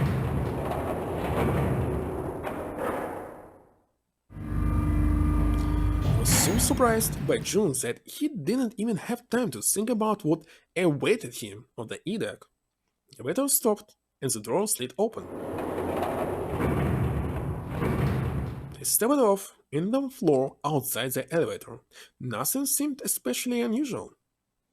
No fish going about the fish business or jellyfish floating lazily through the water. There was however a blowfish, or at least something that looked very much like one. Jun's cheeks were puffed out and her mouth a tiny, intense frown. Oh, knock it off. It's just like I saw, this part hasn't fluid. Come on, just look around, there's no water here. Jun looked around nervously, then... Exhale. You're right, it's not fluid at all. See? But there's a whole lot of water. Yeah, right on top of us. What's going to happen if the ceiling breaks? Junpei thought about that for a moment. Well, we'd probably get really wet up there. At any rate, we should probably go back as soon as we can once we're done looking around down here. Let us decide might already be back. Okay, good idea. Junpei glanced around the room they'd found themselves in. The first thing he noticed was a set of thick iron bars. They ran the length of the room, separating the left perimeter from the right one. Wait a second, the right one also was working, no? Well, we can go over there, right? Maybe not, but I saw a green button. Then perhaps... At the corner of the room that housed the elevators, Junpei found an opening. He walked up to it and stuck his head around the corner. A long, straight hallway stretched out in front of him. The door at the end of the hallway, there's something writing on it. Yeah, let's go have a look. Obviously it's 6. Junpei and Jun set off down the hallway at a brisk clip, somewhere between a run and a jog. Before long, they found themselves in front of the door.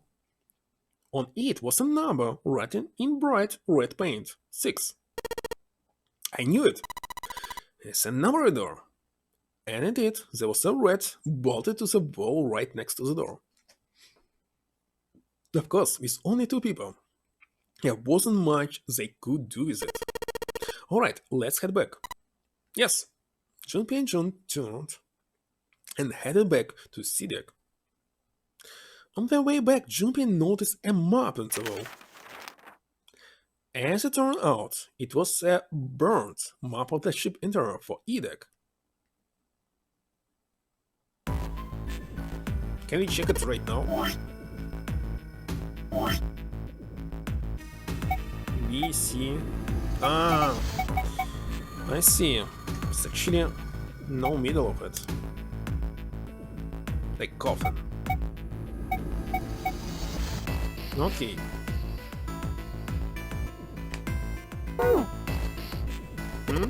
So you guys found door number 1. They met back up with Santa and Lotus, who had explained what they found.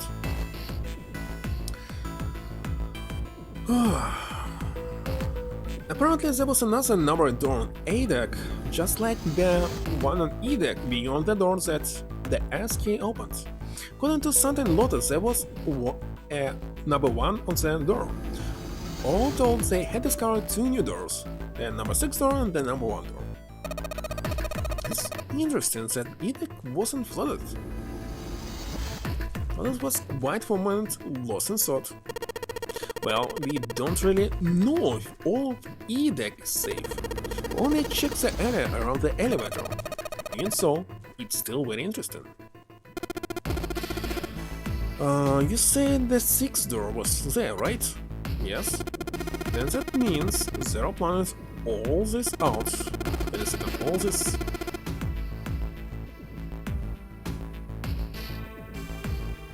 All this out, even the thinking. That would have meant some pretty serious modeling of the ship's interior. It's pretty mind-blowing when you think about it. Yeah, I wonder how long it looked. Wait a second, how many doors? So we opened 4 and 5. There were 3 doors here.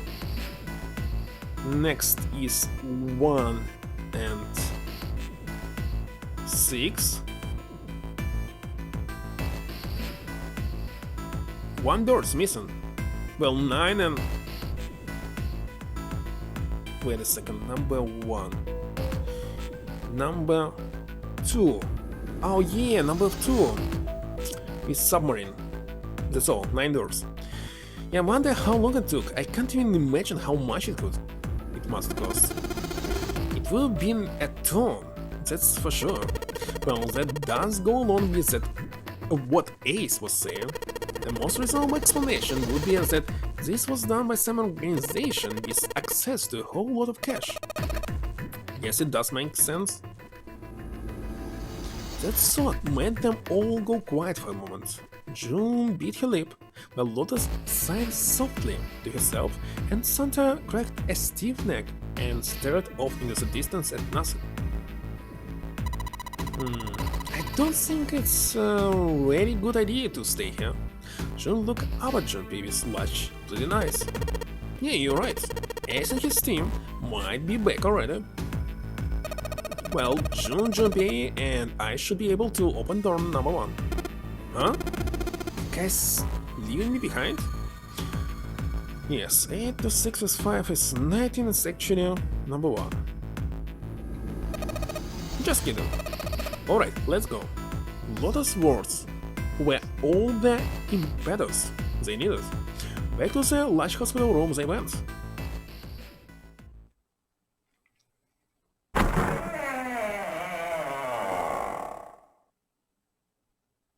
The moment they stepped inside, a tremendous voice echoed across the room. Hey, where the hell did you guys go? It was 7. Ace was right behind him, and Clara was behind Ace, although she seems to be hanging back.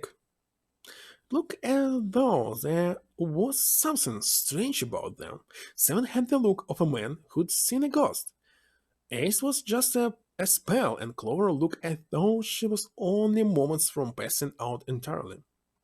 A long moment, they simply stood there looking at one another. Junpei looked around nervously, waiting for someone else to speak. No one did. He looked at 7. What happened? What the hell kind of question is that? Sam was trying very hard to be angry, but something had shaken him hard. His shoulders were trembling, and his voice was strained. Snake was... Snake is... Sam couldn't finish. He just looked away, his face twisted by... Junpei wasn't sure what. Instead, Ace spoke. He took a deep breath, closed his eyes, and spoke. Snake is dead. He died just as the ninth man did. It was as if all the air had suddenly been sucked out of the room. Junpei felt his heartbeat quicken, and he realized he was having trouble breathing. He could feel cold sweat beating on his forehead and neck. June, Sand and Lotus looked the way he felt. All three were frozen in place, their faces white. My god, that's not true, is it? Should make sure. Yeah, right, we should. They nodded to one another and headed for the number 3 door. Wait! Not that way! They stopped short and turned to look at 7. He was pointing at the door with no number. I stuck a screwdriver in there to keep the door from closing all the way. It's not locked, so you can go in that way. Where is he? The showroom, on the left side of the hallway. I put a broom in there too, to keep the door open. You can get in without going through the number door, right? Yeah, that's right. The new destination clear, Junpei and his companions headed for the door with no number. Once in the hallway, it was easy to spot the metal door on the left wall. It hadn't been opened when they had been through before. But now, just as 7 had said, there was a broom stuck between the door and the frame, keeping it open. They looked at it for a moment, then stepped inside. It smells horrible. Lotus wrinkled her nose and covered her mouth in disgust. Even Sunday pinched his nose shut. Yes, it's pretty awful. I feel like I'm gonna puke. It was just as bad as they said, perhaps worse. A hideous smell filled the air, so thick they could almost taste it. It was sour and smelled of fish, lettuce and burnt meat. It worked its way through Junpei's nose and down his throat to pound against the entrance to his stomach. He put his hand over his mouth and struggled to keep what little was in his stomach where it belonged. I didn't have to wonder where the body was. There was blood everywhere. A few arms of the splatterer reaching toward them as they walked in through the door. All one had to do was follow the many ritual arms to their source. The body itself was hidden behind a divider. Jun, you should stay here. But please just do me a favor, okay? Alright? He didn't give her a chance to say no. He put his hand on her shoulder as if to show her into the ground like a temple, turned and walked toward the end of the divider. Felt like it took an entire eternity for him to get there. Sun and Lotus followed, timid and nervous as a pair of children. Eventually, they reached the divider. They looked at one another and nodded slowly. Junpei put his hands on the divider and peered around the corner. For a moment, he forgot to breathe. He felt his heart collapse in his chest like an empty cigarette carton, and time froze. He knew in that instant that he would take the image before him to the grave. What was left of the body sat in the sea of blood. Chunks of flesh torn from the body sat in the blood like tiny islands in a great red sea. A vast, wicked hole had been torn in the torso, and what remained of his intestines spilled out of it like fresh spaghetti. Self-ketchup again. Smaller chunks of meat had splattered against the wall and become stuck here as they dried. Well, you must use your imagination by reading this text, not looking at this picture. Globulars of yellowish fat had left trails like tiny slugs as gravity pulled them down the wall even as they dried to it. Just like Ace said, Santa's voice was strained. Junpei suspected he was holding down some point of his soul. Just like the Ninth Man. The detonator in his bracelet set off the bomb in his gut. Look as though the explosion had been quite powerful. His legs were both bent in an odd, unnatural way, and his left arm had split open, exposing the painfully wide bone of his owner. His bracelet lay next to him, seems to have hit the wall hard enough to have shattered the display, which lay on the ground in pieces. How his head had simply collapsed. The blood-containing coating almost made it look like raw pizza dough covered in tomato sauce. His clothes too were covered in blood. The burgundy tie, the white shirt, the jacket with yellow pivot, and the grey slacks. They were all familiar to Junpei. No mistake about that. It's Snake. Lotta's voice was unnaturally deep and strained, and Junpei heard it catch in her throat.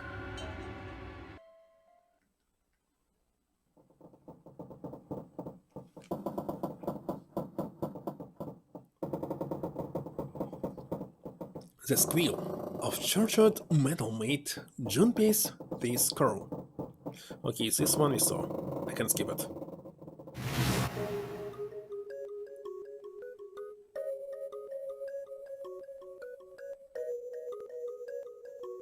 So next we must decide which door we will be using?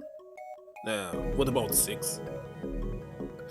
Was Zero still on ship with them? Junpei wasn't sure. He wasn't sure. Hey, I'm just worried about one thing. And what's that? How can you be so sure that Zero's on this ship? Ace's eyebrows shot up. Really, Junpei, I confess I'm a little disappointed. Usually you're rather sharp. Isn't it obvious? Obvious? How so? This ship. Zero said this ship several times when he addressed us. I'm Zero, the captain of this ship. The purpose of the game is simple: leave the ship alive. As you have no doubt surmised, this ship has begun to sink. So what about this? If he went here, he wouldn't say this ship, would he? Would he say? He'd say something like that ship or that ship? I don't know why, but okay. Oh yeah, I guess that makes sense. Doesn't make any sense to me. Ace's explanation made perfect sense. Junpei felt a little foolish that he hadn't seen it himself. Still, he was left with a question, and it was one of no small importance. If Zero's on the ship, as he. Suddenly, everyone went very quiet. Silence was cold and clammy, and Junpei could feel it coming across his back and around his throat. Again, he heard the ghostly moaning noise. Okay, this one is saying, that's crazy. That's crazy. Isn't the ship going to sink in a few hours? If Zero was here with us, he'd be putting himself in danger. Why the hell would he do something like that? There's no motive. Clover looked up at Junpei and her face fell. You don't believe me? Your eyes were so pitiful. The moment Junpei met them, he felt his heart tighten. He didn't think what he said was wrong, but perhaps the way he'd said it had been. He'd been too insensitive. Clover had just lost her brother. His death would have been bad enough, but she'd also seen the blasted wreck of his body. Junpei barely knew him, and the sight had been enough to make him sick. What Clover had felt, he couldn't begin to imagine. In the mental state she must have been in, it was understandable that she would look at those around her with suspicious. She felt everyone was against her. At the least Junpei could have done was try to understand what she was feeling. felt ashamed of what he said. Perhaps he thought, I should apologize, but before that apology could begin... Clover, I understand what you're feeling. You don't feel that you can trust any of us. Ace had beaten Junpei to the punch. As he spoke to Clover, his face was calm and friendly. But you have to understand, the more we distrust one another, the faster we fall into our true voice trap. Zero was the one who did those horrible things to your brother. Do you want to let yourself be manipulated by someone who would do such a horrible thing? Clover didn't answer. She didn't even look at Ace. The whole time her eyes were on Junpei. He could feel Clover's eyes burn into him. They were the color of deep winter lake. Junpei saw no suspicion in them, only sadness. Then, in this horrible silence,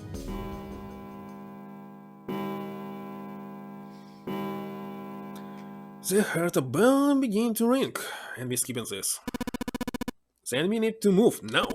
7. Clover, I know how you feel, but you do understand that right now it's important we trust one another, don't you? 7 and Clover remained silent. Their eyes were looking at something somewhere else, very far away. Keys given this. It sat bolted to the wall near the stairs that led to the casino and the kitchen between the two elevators. The Mercury card reader. Junpei stood in front of it with the Mercury key card. Sam had given him the card. I found it when we were checking out the showroom. At least, that's what he said. Junpei slid the card through the reader. The light on the reader turned green and made a teeny electronic noise. Now they were ready. Junpei and Jun had been chosen as the investigators. A reason being that they had been to Edek before and no one else what? No one else had. As before, Junpei sent the elevator ahead to make sure that the floor they were heading to wasn't flooded. As before, the elevator returned as dry as when it had left. Once it had been checked for water, Junpei and Jun stepped into the elevator.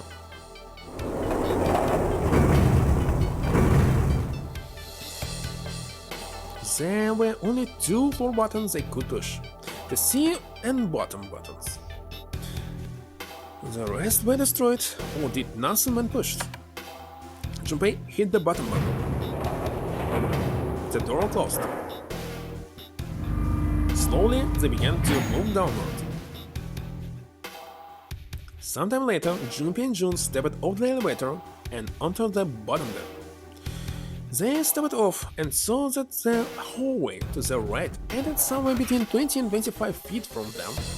The hallway in front of them was a dead end, but not a regular dead end. This is a number door. This is the 8th one we found.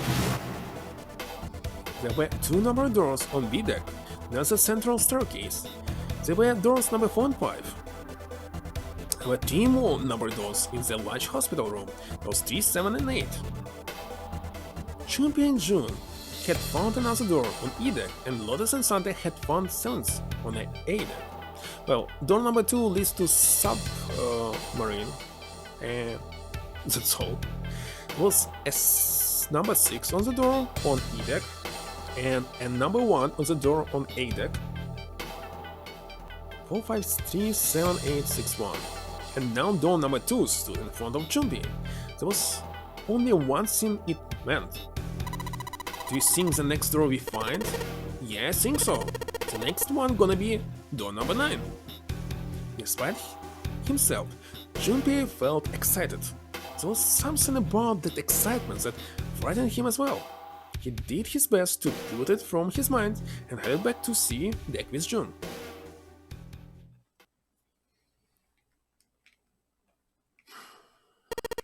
Alright, let's open this up.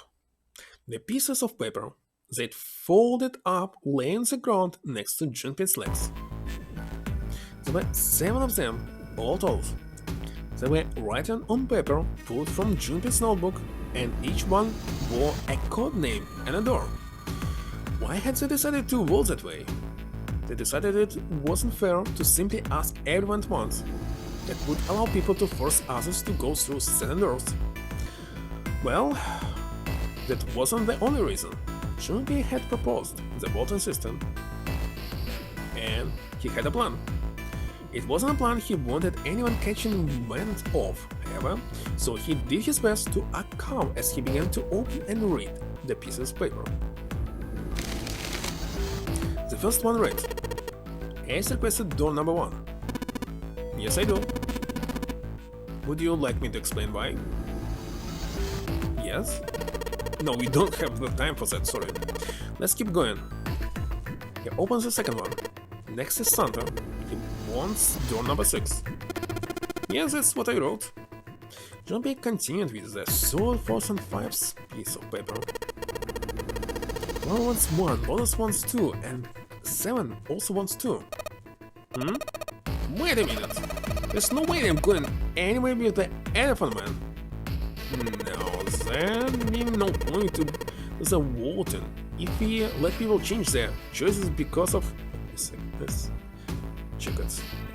Laura wants 1, Lotus wants 2, and 7 also wants 2. Okay. Of stuff like that. But just give it up, Lotus. It's not like I wanna hang out with some exhibitionist grandpa. I'm not an exhibitionist. I'm wearing clothes. Barely. So, last I checked, that's not a crime. Maybe, but what about common decency? Well, it depends on in which country you are. In some countries it's a crime. So you're wrong. Nobody wants to have to look at a chick who looks like a half-naked raisin. The only problem with this rule is that people thinking that in every single country it will be the same condition where they are right now, and they're different. I'm going to kill you!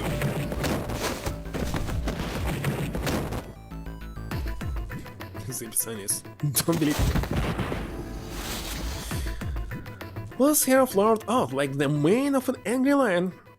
And she wrote with a voice that shook the walls. With some difficulty, Ace managed to restrain her. Junpei, read the rest. Right? Junpei turned his eyes away and looked down at the sixth piece of paper. He opened it. June wants door number 6. Yes.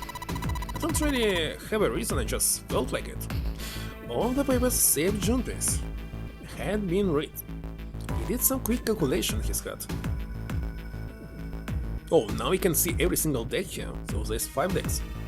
People who requested door number 1, Ace plus Claro. This was the door on A deck. There's a central staircase. People who requested door number 2, 7 plus Lotus. This was the door on the bottom deck, and could be reached by taking the elevator to the bottom of the ship.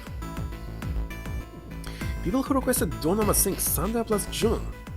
That was the door on E deck, and could be reached by taking the elevator near the central staircase down. It took him less than a second to run the numbers, so June 9 and me is number 5. How can I go to into the door number 6? I don't know. It took him less than a second to run the numbers. He opened the 7th piece of paper and spoke. Okay, so the last one is mine. I want to go through door number 6, of course. Yes? I don't know. I want to go through door number 6. Junpei flipped open the piece of paper. It read Junpei, door number 6. Of course, it did. He'd written it after all. It's a problem. Jun spoke barely above a whisper, but they all knew what she said, so none of these teams will be able to go through the doors they want.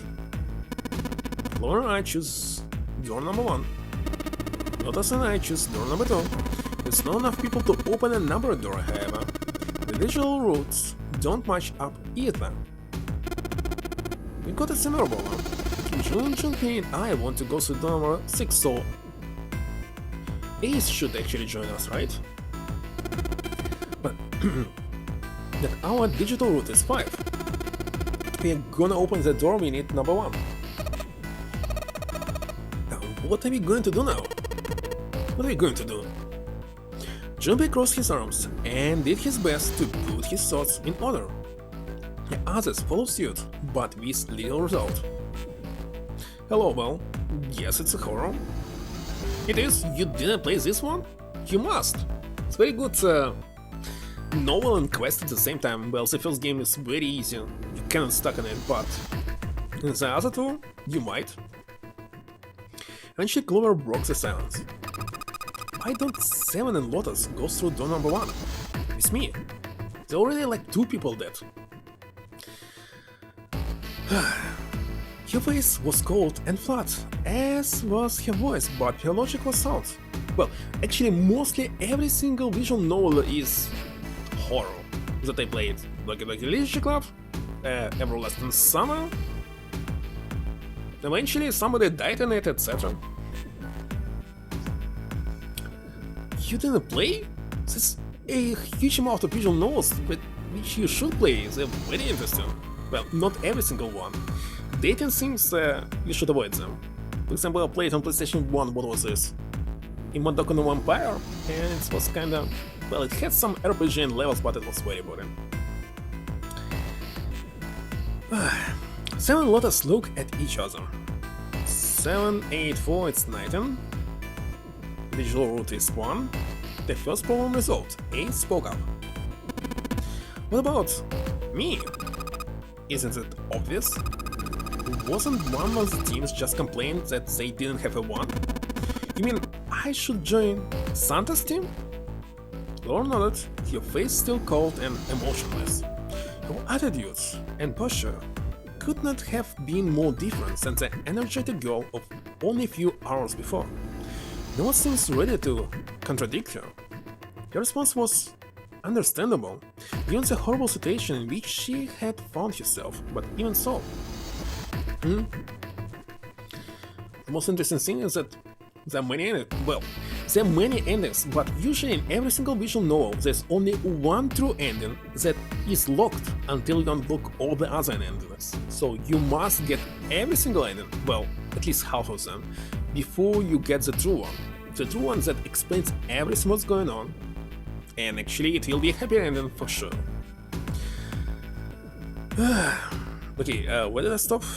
The response was understandable given the horrible situation in which she had found herself, but even so...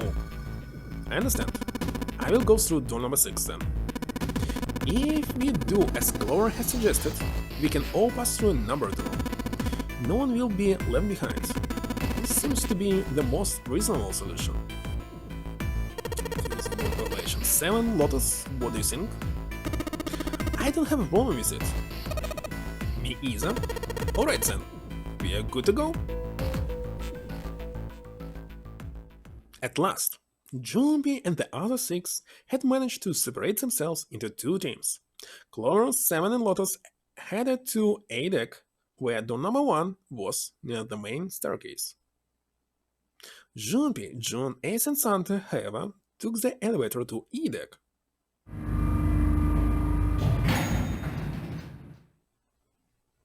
The ride to E deck was a silent one. Karaoke at the end. You recall the Silent Hill? Well, for Silent Hill, there's no like true ending, you can select anyone you want. Alright, let's go. Santa's words joined them to action and they stepped out of the elevator into a long, straight hallway. Before long, they arrived in front of door number 6. One by one, they put their palms over the red.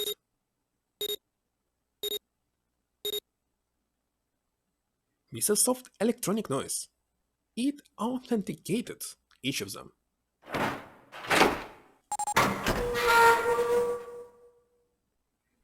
The drawer opened, and all at once, the 4 of them leaped through it. Fortunately, the dead was located easily enough. This one had been placed quite close to the door they entered through. They gathered around it quickly and hurriedly placed their palms on it for authentication one by one.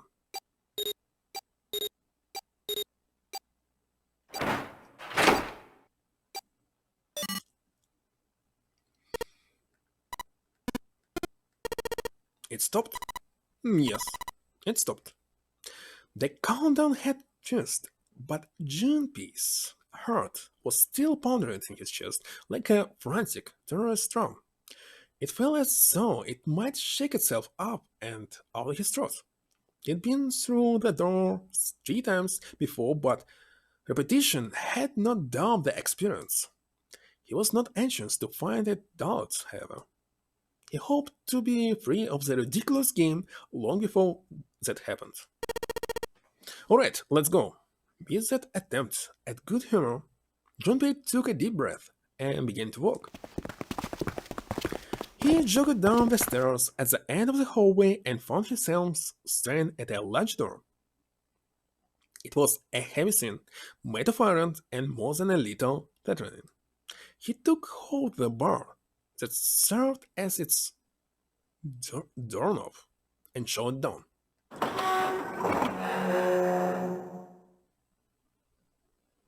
The room beyond stopped him in his tracks. It was gargantuan and made entirely of metal. Now the accents of wood or tile he'd seen in the rest of the ship, this room was purely functional but utterly tremendous. Wow, what the hell is this? Santa got out a few words before Al stole the rest of them. The rest were too stunned to offer anything more than gasp. It was easily the largest room they'd seen, and yet it was somehow closed and oppressive. The ceiling was at least 2 stories high, if not significantly more. It was easily several hundred feet across and appeared to stretch the entire width of the ship. In the center of that gargantuan room stood a massive, rounded building. Even from a distance, the sheer bulk of it was oppressive. Junpei could feel the room, the building, even the air pressing down on him. Junpei and the others were standing on scaffolding that crisscrossed the whole area. The proper term was catwalk. Junpei thought also that didn't seem particularly important. Alright, let's head downstairs. Nearby was a long iron staircase that made its way eventually to the floor beneath them. They moved around towards the opposite side of the massive building, following the catwalk. They hadn't said much as they walked, but as they approached the building, it suddenly spoke up. This looks to be the steam engine room. The steam engine room? Yes, the thing that looks like a cross-section of a mushroom is the boiler. Do you see the 3 round doors near the bottom? Coal is put into those and burned, which heats the water, producing steam. The same thing that drives the steam engine. This one is simply somewhat larger. I see. Even if Ace was right, the boiler was boiling nothing as they approached it. The entire room was as silent as the grave. Suddenly, Junpei heard a noise behind him. He turned just in time to see Jun collapse to her knees. Hey, what's wrong? You alright? He dashed toward her and wrapped his arm around her shoulders to steady her. It was then that he noticed. You're really warm. Is your pharaoh coming back? Yes, it is, probably is. But I'm fine. Please don't worry about me. Just need to rest and I'll be fine. Her voice was weak and forced, and it said a great deal more than her words did. Junpei carried her to the nearest wall and brought her up against it. She let her head fall back against the wall as if she no longer had the strength to support it, and drew a ragged breath. Your eyes were empty, as if she was having trouble focusing them, and even speaking seemed difficult for her. Junpei felt his hand ball itself into a fist and clenched tight, his knuckles sweating. He had to find a way out, and quickly! He turned and looked at Ace and Santa in turn. They might not have shown the depths of his emotion, but they certainly shared his concern. He didn't need words to express the urgency of their situation. Alright, let's get started. Helen said June, I'm gonna get you out of here real soon. She managed a small nod before leaning back to rest her head on the wall.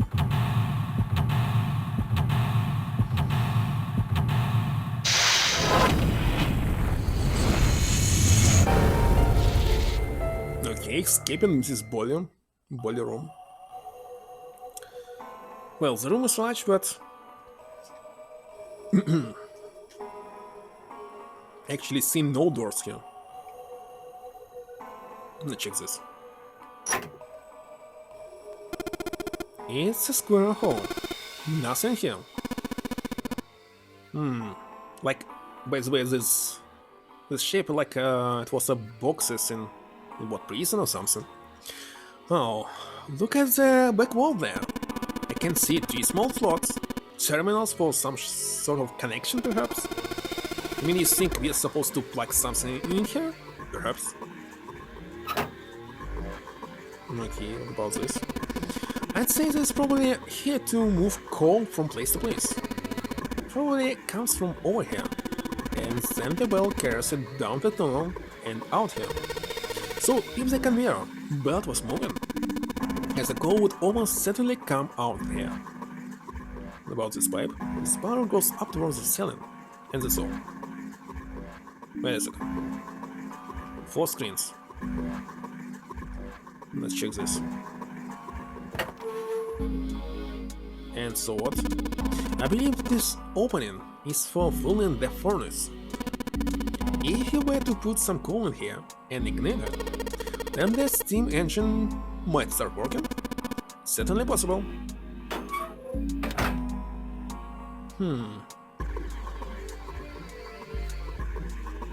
What about this one?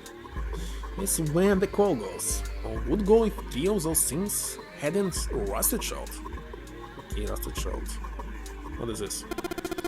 There's a pair of wooden boxes here. There's nothing in them. What about this? Look, Ace! It's some kind of snowman's secret meeting?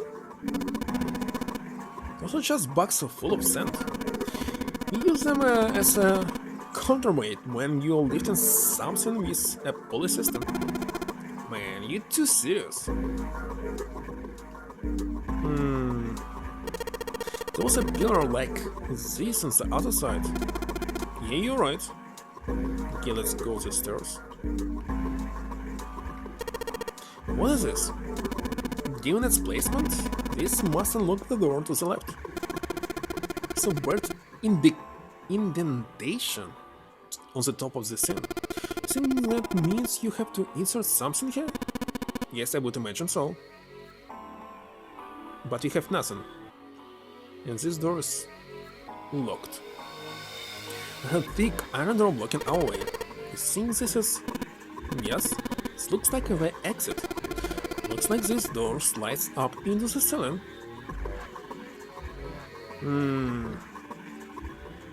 Maybe go here? What's the heck is this? These 2 columns are different from the others. The lights are red. The 3 sliders on the left are down, but this one is up. There's a number of lines engraved in this. I suspect we are meant to do something rather specific with them. Junpei, why don't you move that slider now? Well, there's no harm in trying, I suppose. Nothing. Nothing happened. Maybe it needs to be prepared somehow? Saying if we did something, someone else will respond somehow? Yes, I suppose that's one way of putting it. Okay, let's turn maybe off this one. Slider is down. Well, let's see if I can get this thing to go anywhere. Man, no dice. This thing isn't going anywhere. Alright, so not this time. What is this? I have no idea. Let's go up. Okay. One of the doors on the furnace says an A unit. There's a circular wheel in the center of the door. Alright, let's give that sucker a twist. What the heck is this? Well, it's noisy, but it opens. It's totally pitch black in there. Should I go in here? Alright, let's go. Oh, we switched to the other side. This looks just like the door we went into. Where are we? We must be on the other side, yes? Which would put us directly above the conveyor belt. As at any rate, we should keep moving. That's a great deal. You've yet to investigate.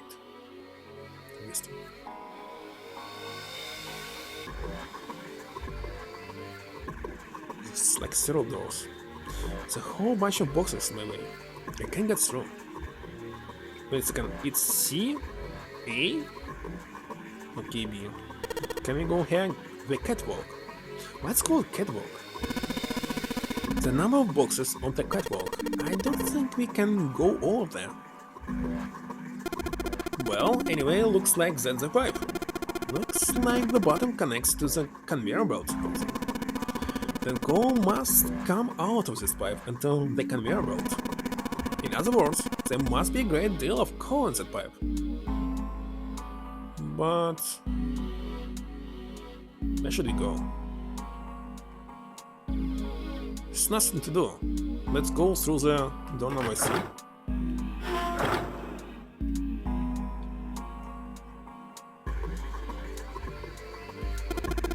Looks like a hand-operated winch, but it doesn't look like there's any way to operate it.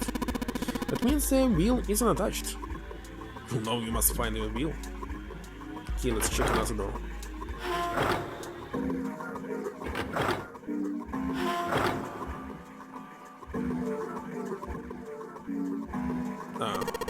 Alright, let's give this wheel a spin.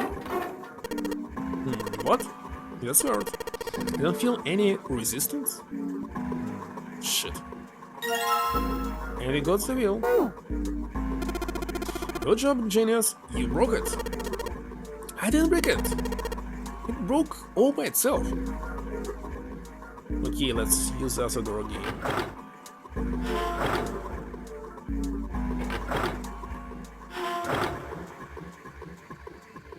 The hand-operated wrench. There's no wheel on to turn. Oh yeah! I've got the wheel I pulled off the other winch. Don't I? Let's see if it fits. Sweet, it's a perfect fit. Like they were made for each other. No check at all. Good, I should be able to turn this now. Good work, John P. You should be able to haul up the wooden box now. See? The wooden box. It's under the catwalk. Can you see it? It's hanging from the ropes on the winch, isn't it? It looks like there's some sort of device in the box. Not sure what is it. At any rate, you might as well turn that wheel now. I'm counting on you. Okay, use it. Right, I'll turn the wheel. What's this? What happened? This wheel only turns to the left. Only turns to the left? That means we can't reel up that rope. Yeah, we can only let the rope down. Interesting. I don't think that will be a problem. You'll simply need to go downstairs after letting the wooden box down. I will be counting on you, JP. Sure thing, no sweat.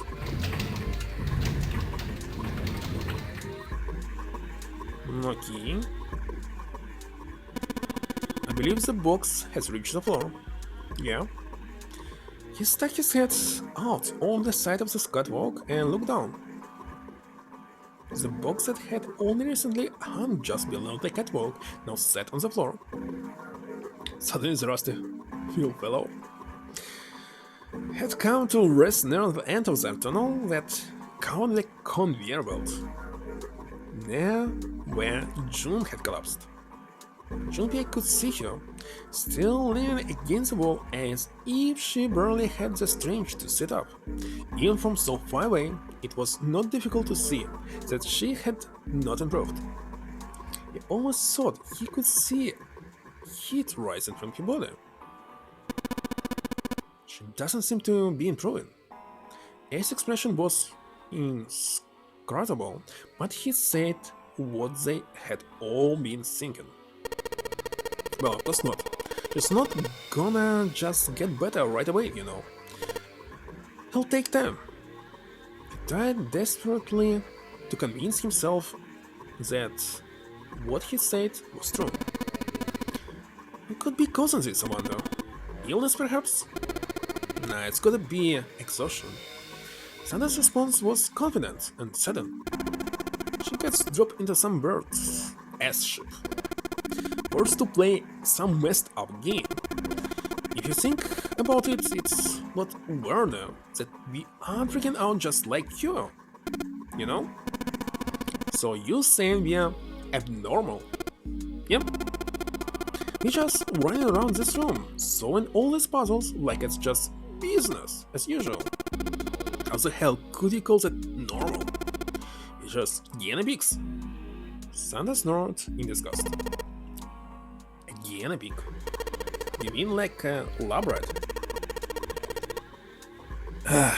You mean we are being used for some sort of experiment? Is that what you're saying? Dunno. But it does seem like a possibility, you know? They stood there for a few more minutes, no one speaking, until Sandra turned and walked away from the bench. Junpei and Ace followed him. Finally. Okay, let's go down.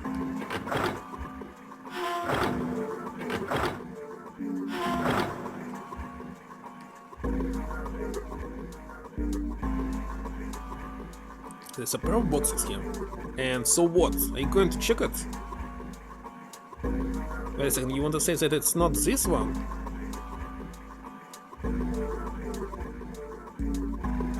Some boiler, each of open areas like Geronets. Wait a second, where is this? Oh, this box? Control panel for something? Oh, obviously.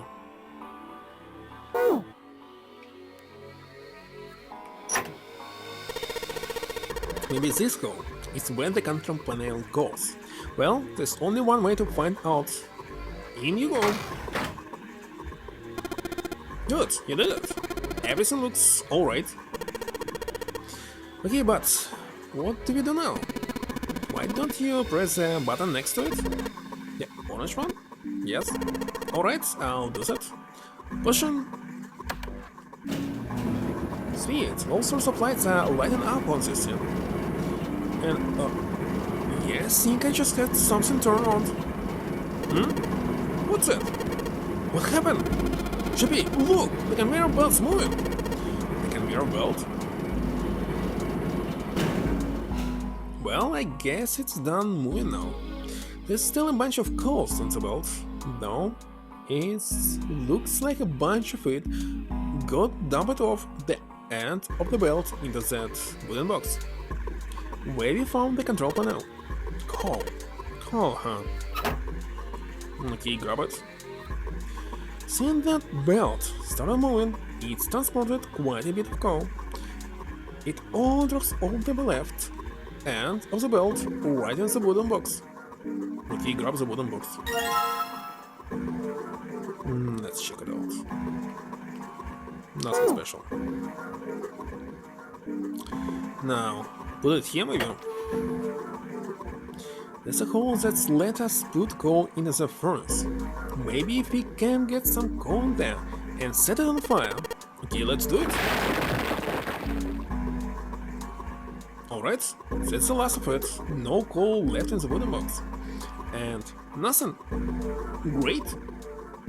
Well, I guess I should have expected that. Why would just throwing coal into a coal furnace do anything? Well, a man can dream. Junpei, explain it to me again.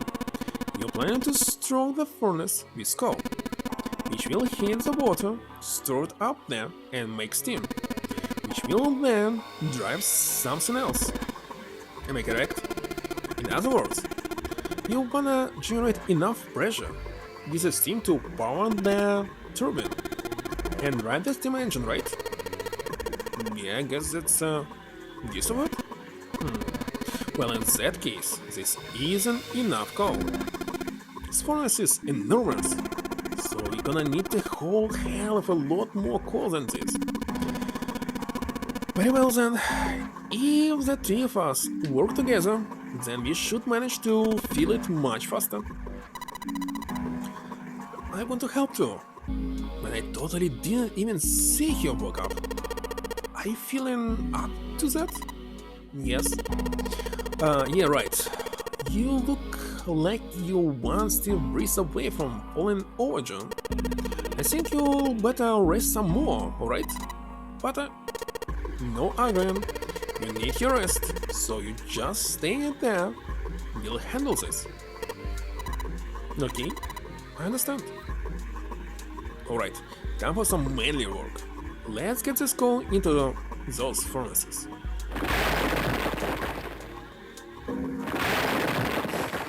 1 hour later.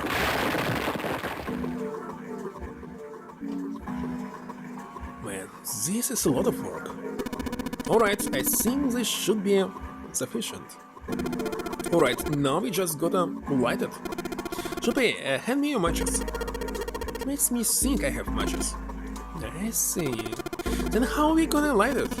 Perhaps there's a device nearby that will allow us to remotely ignite the coal.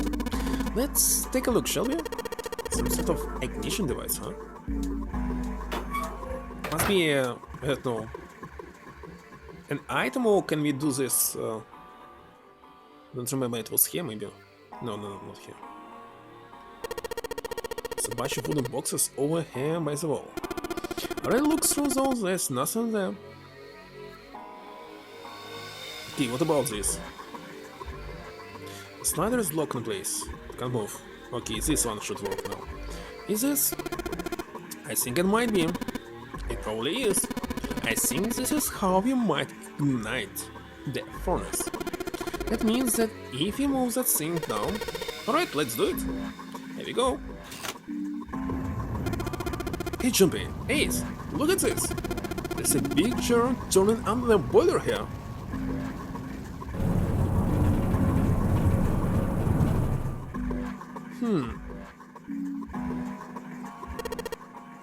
The germs. They're spinning. What the hell are you guys waiting for? Let's start looking. Okay, let's look at this one. Wait a second, it will be a Resident Evil 4 puzzle.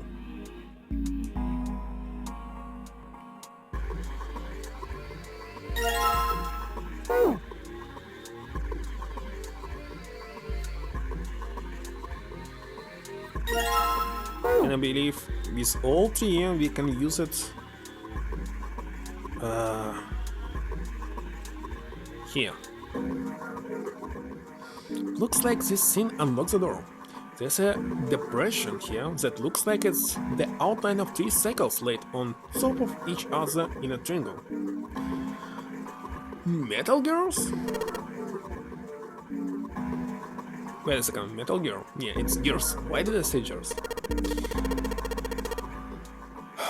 Maybe if you put those 3 discs we found in this scene. Well, there's only one way to find out. Let's stick them in. That's odd. Nothing happening. Maybe you're gonna putting them in the wrong places? Perhaps you have them facing the wrong directions? Perhaps you should rotate the discs to make some of the lines connect to one another? Well, no harm in trying. Instructions for operations. Only the instructions. When the disc is touched, it will rotate a certain amount. When the white arrow is touched, the discs are switched. Please know when the discs are switched, the angles for the disc are reset. So we must switch them as well.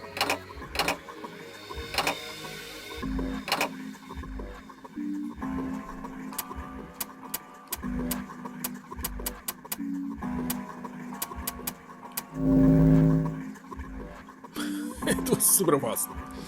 Red lights are on this disc. I think maybe I can make a star polygon with this. But easy.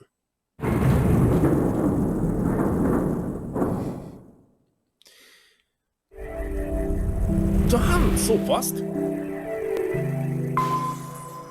Word instruction when it's broken, of course. Yes, the door's open. Given the circumstances, Junpei's happiness was certainly understandable. Let's actually save here. Just in case something will go wrong. He seems to share his excitement. Alright, Junpei, why don't you go get Jun now? Santa and I will keep an eye on this door. Santa snorted. Why do we need to do that? Even if it's shouts, we know how to solve the puzzle now. We could just open it again. Well, I suppose that's true. Shall all three of us go and collect Jun then? Nah, I'm cool. I'll let Junpei handle it.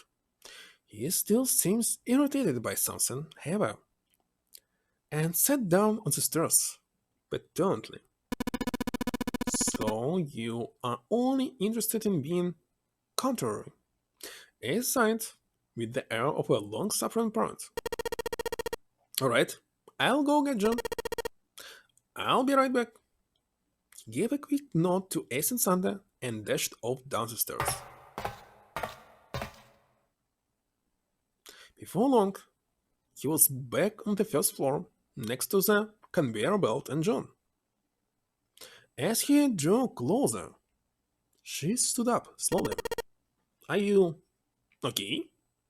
He did his best to sound calm and nonchalant, but there was no hiding the genuine concern in his voice. Yes? I'm fine now. I'm sorry I made you worry. John blushed. He wasn't sure if she was embarrassed or still feverish. Just to make sure, he reached out and put his hand against her forehead. Good. You're feeling a lot better. She was feeling far less warm than she had earlier, but still wasn't down to what seemed normal to him. Are you sure you're alright? He had to be sure. June gave him a look. Are you such a warrior, Jumpy? Oops. I mean, warrior. June giggled. He wasn't sure if she had just made a joke or not, but seeing his smile again made Junpei feel at ease. If she was well enough to smile enough, then she really was feeling much better. He gave her a friendly poke on her head. Let's go. Go where? Oh, right, I didn't tell you. Because the exit opened, so... Great, let's go. June clasped her hands and nodded arrogantly. Where's the music? Why it's so silent? As they walked back towards the exit, Junpei noticed Santa sitting on the stairs. He was heavy, holding something in his right hand and staring at it with a strange expression. Junpei and June slowed down and finally stopped in front of him. What are you looking at? Santa answered without looking up, his voice quiet. It's a photo. It's my sister. Sister? Santa, you got a sister? Santa simply nodded. Yeah, it was cute as a button. June cocked her head, confused. She was only about an inch taller. Santa glared at her. Sorry. I guess an inch is a little large for a button. Probably more like a half inch. Santa didn't smile or laugh. He simply turned back to his picture and spoke. I was your Santa Claus. This sudden revelation took Junpei by surprise. He had no idea what Santa meant. He glanced at June, who shook her head and didn't know either. Have you ever heard the story of the two Santa Clauses? It goes that a long time ago there were two Santas. One of them was, well, right, it's about Krampus, isn't it? I was just mentioning it like several streams ago, and it is. And the other one was like, the White Santa gave presents to good kids. The Black Santa played tricks on bad kids. They went on like that for a while, but eventually the Black Santa's tricks started to get worse and worse. Pretty soon, the White Santa couldn't stand it anymore, and he stabbed the Black Santa to death. When he stabbed the other Santa, the White Santa got blood all over his clothes, and that's why, these days, his clothes are red. You could say that red is all that's left of the Black Santa. Krampus still exists. It's kinda very interesting that many people actually thinking about Santa Claus as a relation to Christian, but it's not related to this one. It's made up. Jumpy was sad. He could think of nothing to say. June was staring at Santa, sadness plain on her face. He continued. I wonder which Santa I am. Well, as I was saying, just reading wiki about Krampus. It's just German story. And Christian religion came from... not from chimpanzees, that's for sure. The White Santa or the Black Santa? Alright, let's go. Santa stood up suddenly, his downcast demeanor gone. He shoved the picture back in his pocket and headed back up the stairs, taking them two at a time. But I'm not sure that this story is correct. Never heard about the blood in the costume. Well, actually I know nothing. So don't take it serious. Jumpy and June look at one another. There was nothing they could think of to say. Hey, what are you two doing? Let's get moving, come on. Santa's voice echoed across the room from above them. They nodded and followed him quickly up the stairs. Ace was waiting for them at the top. He was leaning against the handrail. He looked very tired. The door had shut, but it wasn't cause for concern. Jumpy quickly solved the disc puzzle a second time, and the door opened once again.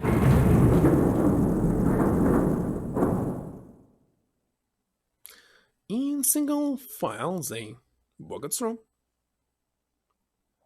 After walking for nearly 15 feet, they found themselves in front of a metal door. It opened easily enough, and they passed through it as well. A new room stretched out before them.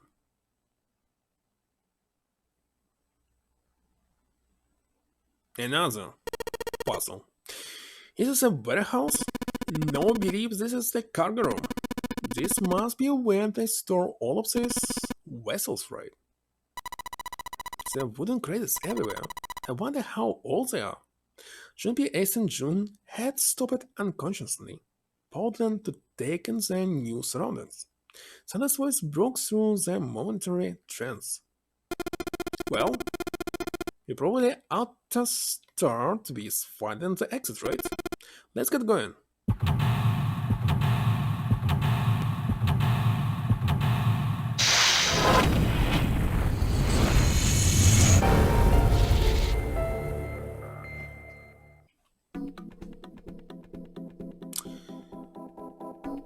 Looks like doors.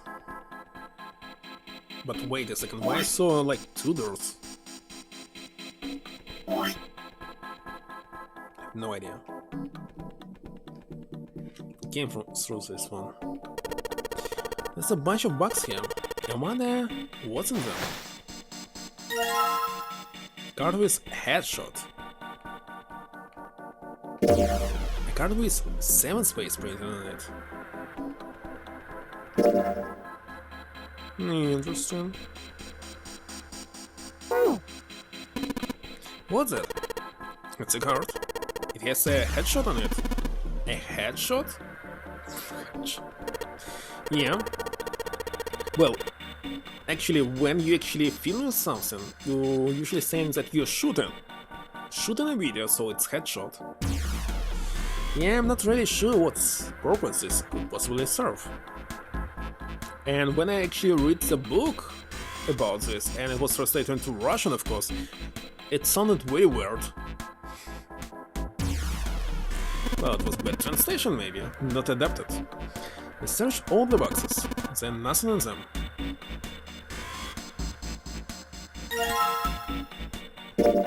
Can't use June's face print on it. It's mine face! Not cool, man. He took this picture without my permission. Looks pretty cool though.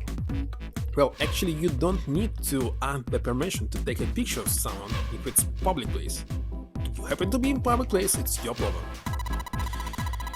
You look really handsome in this picture. Hey, knock it off, Robert. What?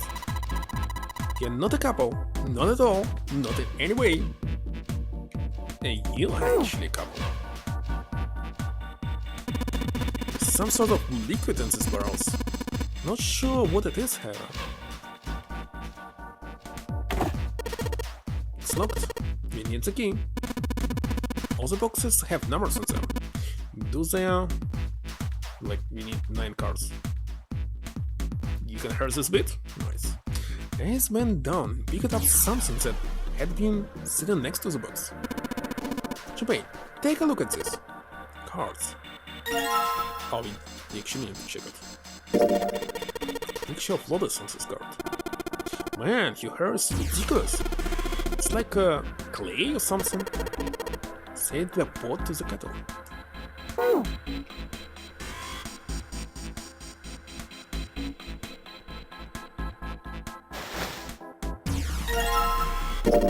Snake. Is it Snake's card? Yay, you wanna see it? No, that's fine.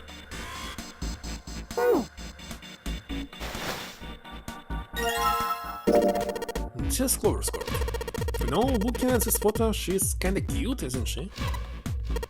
Hmm? What's up? Oh, nothing. Nothing at all. Why does your smile make me feel cold? Okay, 3 more.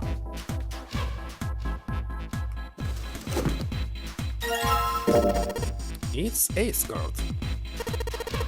You look like some kind of European lord. Oh, my headshot. You wanna see it? It's actually a pretty good picture. No, I don't need to see it. But we really ought to get back to our search.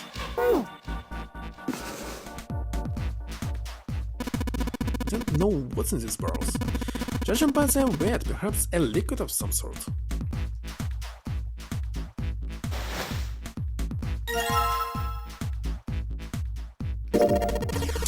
This card has a 9th man on it. He's the first victim of this Nanara game. Actually, come to think of it, he was acting pretty weird. I wonder what his deal was.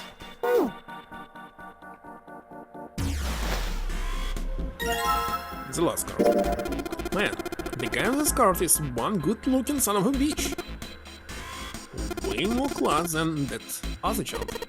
Hey, what's it supposed to mean? What's your problem? Didn't say I meant you, did I? Shit.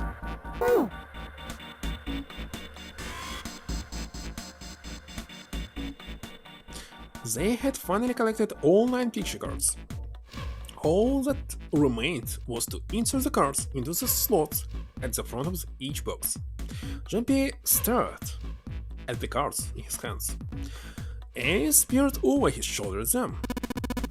You know which card goes in which box, yes? Jean-Pierre gave him a look. Yeah, of course I do. It's really obvious. Just match our numbers to the numbers on the boxes. So, for instance, the card with a picture of Ace on it goes into box number 1. Why they explain it to us? It's very easy and obvious. The card with a picture of Snake on it goes into box number 2, and so on. Oh, I see. Jean-Pierre thought he might have imagined it, but he could have sworn Ace stiffened it. I leave the rest to you. He quickly turned and walked away. Strange, Jean-Pierre thought. Oh well, whatever. Doing his best to clear his mind with the task at hand, he turned back towards the boxes. It was time to solve the puzzles of the 9 boxes. 9 cards with pictures and 9 boxes. Junpei started them for a moment and then began. We don't need to solve it, oh gosh. Ace cards went into box number 1. And snakes went into box number 2. And Sunday's card into box number 3. Clover's card into box number 4. Junpei's card into box number 5. June's card into box number 6. 7's card into box number 7. Lotus card into box number 8. And finally, the 9th man card went into box number 9. As soon as he had answered all of the cards, all 9 box lids popped open at once. He peered inside. In each box was a single pin. They look a little like serving pins, but much thicker. Junpei collected them all quickly and shoved them into his pocket. Why do we need these 9 pins? This looks like the kind of pins you use for serving. There are 9 of them in total, and they have numbers on them that run from 1 to 9.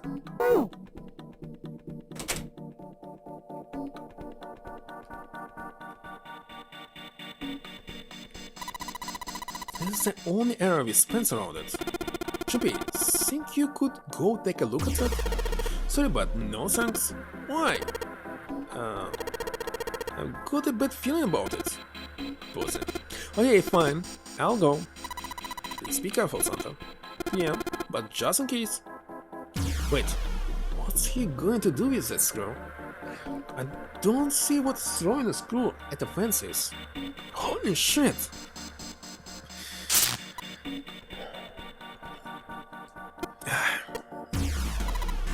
This? Oh man, there's electricity running through that fence. Looks like it. Then we can't get to the other side. Well, we could jump over these cracks, but he wouldn't be able to get back. Okay. And I think we'll check this. The stairs. They go up these stairs. What are you waiting for, Junpei? Whatever, I'm going. I believe this door is locked.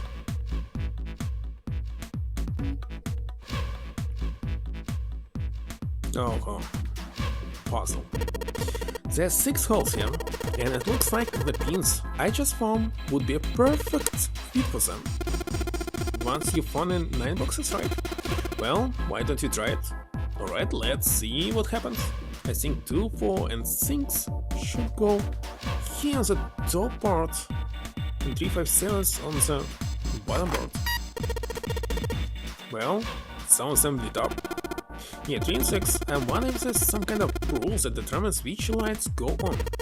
Well, I put the 2, 4, and 6 pins on the top part and 3, 5, 7. You seem to think maybe it's the digital route? A digital route? 2 plus 4 plus 6 equal to 12, which is 3.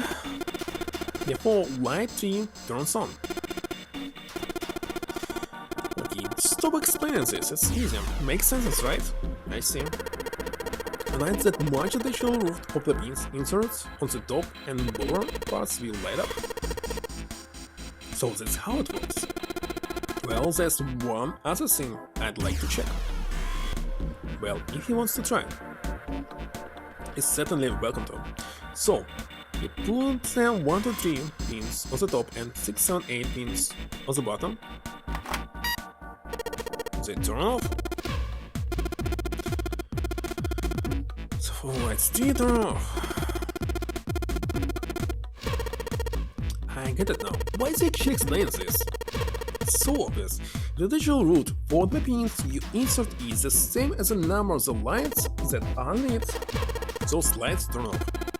Yeah, looks like that's the trick. Alright, now you know how it works. You wanna give it a try? Wait, you mean you know what we are supposed to do with these lights? Well, nobody figure out we could try and see if we can turn them all on, you know? I figure something's gotta happen if we can manage that.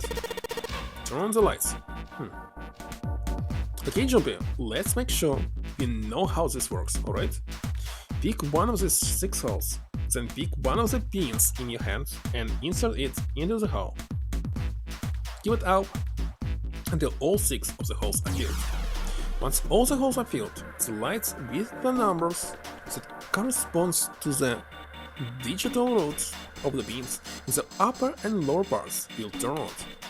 However, if a digital root corresponds to a light that's already on, oh gosh, it's too easy. Why do I need to read all this text? Okay, so we must light up 1, 2, 3, 4, 5, 6.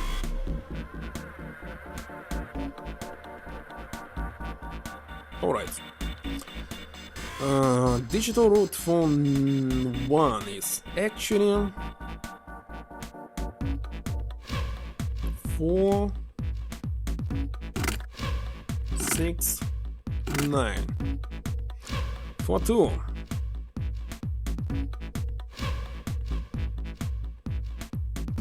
1, 2, 8. Easy. Next, 1, 2, 9.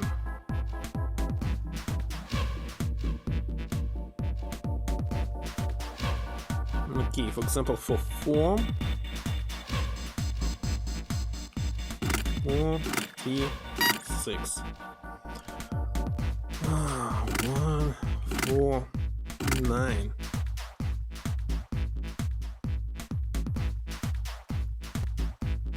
4, 7, 6. Okay, 9, 1, 6, 4, 5, 8. Easy. F is 15. All the lights are on and the shutters open up. Hey, does it mean? Yeah, we gotta do it again. And I thought I was doing so well. Okay, so we got 9 holes and there's F up above them. I don't know what the F means, but I do know one thing. What's that? This time there are 9 holes, so we need to insert 9 pins. And that's Warren. No, why don't you just try it, alright? 9 pins. F is 15, wait a second. A, 10, B, C, D, E, F, 15. So it must look like 15.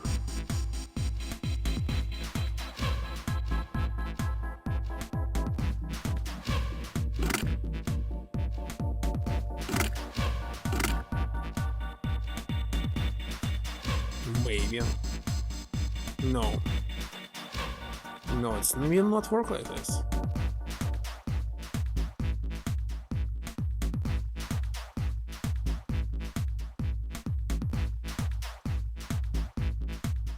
Gosh.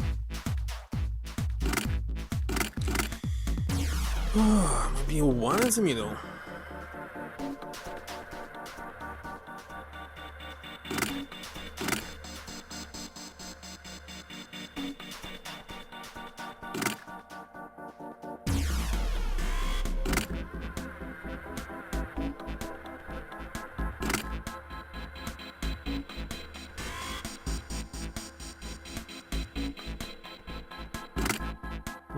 I'm not sure what should be in the middle.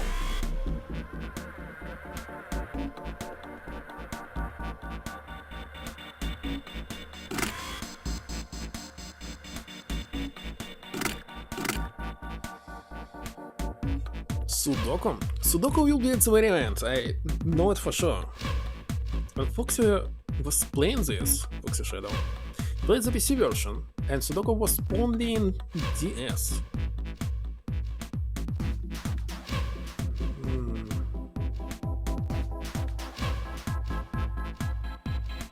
Reuse 8.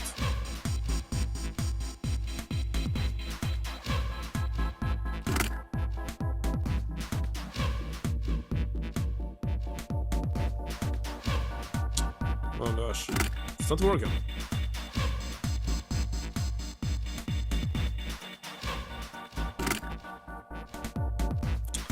Can I do this? Oh gosh. Is it even possible to do? Maybe I'm doing it wrong. Because it's possible I can do it wrong. Okay, let's see if 1 and 2 I'll use. So, no, of course not. So 15. Anyway, one of them must be 9. So for 9 it should be 1, 4 or 2, 3. This means 2, 3 goes here and 1, 4 goes here. That's pretty logical. No, it's not pretty logical. Not 1, 4. 1, 5. And 2, 4. That's it. Next for the rest. What should be in the middle? Okay. 5. So it must be 10. 3 and 7. 11. And here must go 5, and it's not working like this. Holy shit.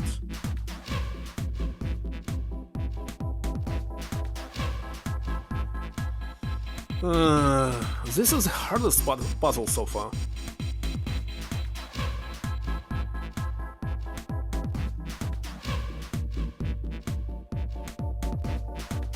Well, it's only a relation to 9, there's no other relations. So maybe 9 should be in the middle? Like here?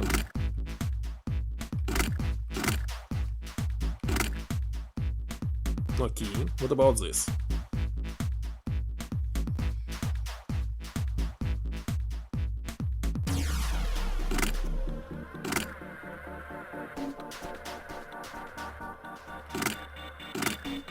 No.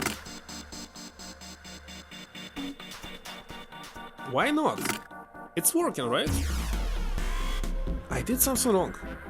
Oh, wait a second, by diagonal it should be also be like this, like... Oh, wait a second, how can I do this by diagonal as well? Oh gosh. So it cannot be 9.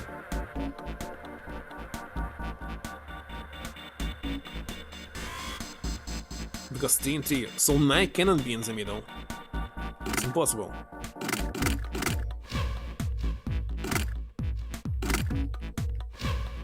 Let's use 9 here.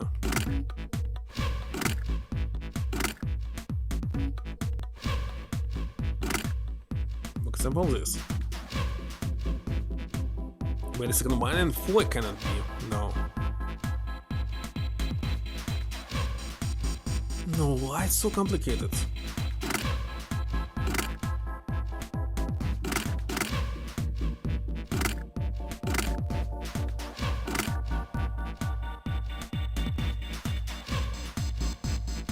Holy shit.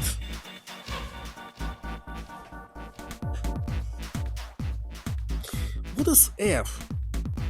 This definitely should be 15. It's not related to digital root, right?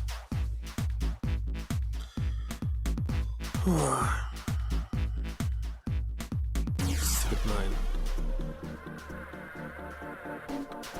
So 2, 4, 1, 5, and that's all which actually related to 15. I cannot use double 3. So 9 must be in the middle. That's it. 1 and 2, and that's no exception.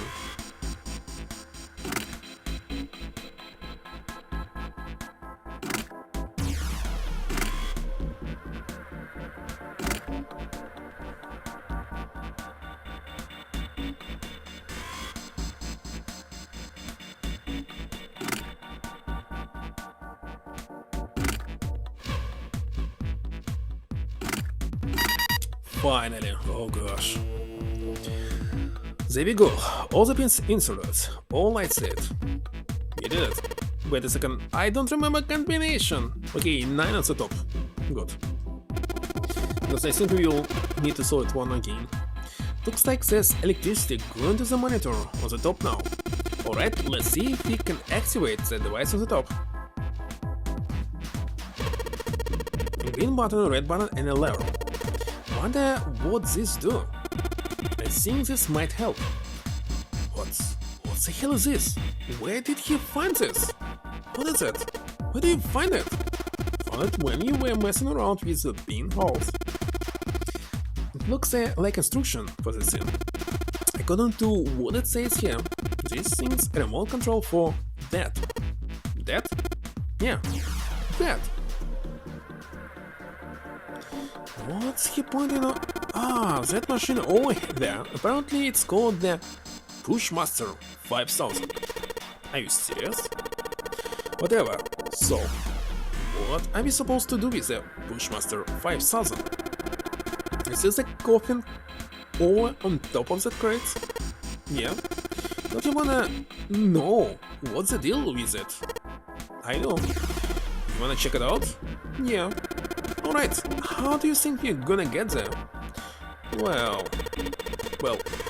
there were some crates on the right side of the fence that someone peeled up, like stairs. Maybe if we make a path to the coffin from there. How would we do that? Line up the crates, I guess. Yeah, that sounds about right. I guess this is just another of Zero's puzzles. Wait a second, which was the last game where I was trying to remove something from the house? I played it recently, I don't remember what was the game.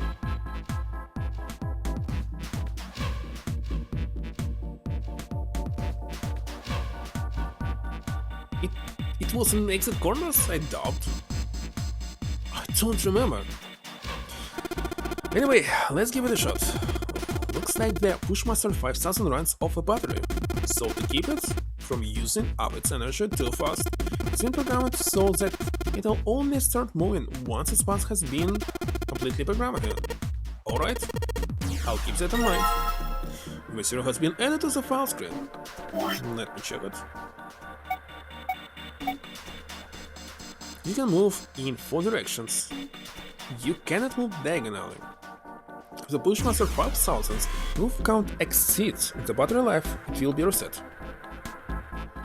Set is green one, when 2 commands, return wait command, level start command. Cannot leave heavy objects.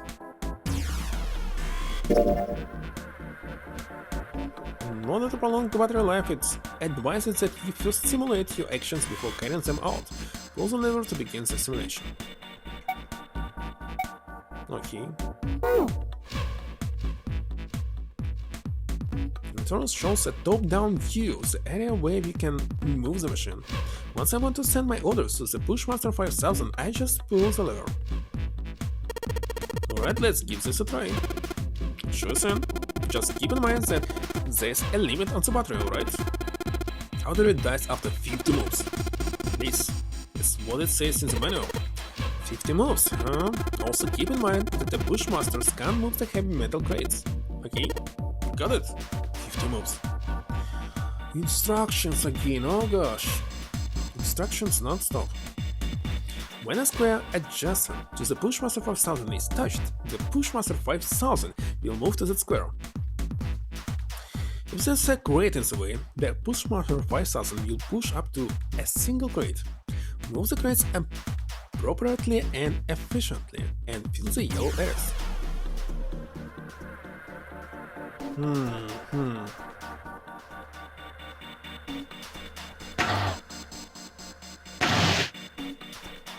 Wait a second, you cannot push it. Oh, wait a second, how was I supposed to do this?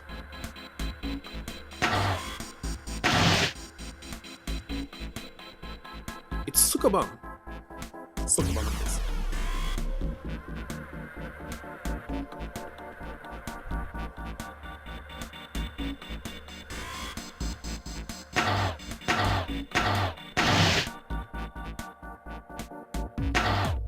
Why did you move here?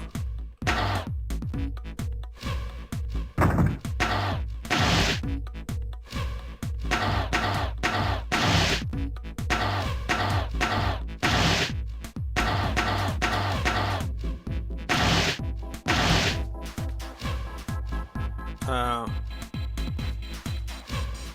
failed.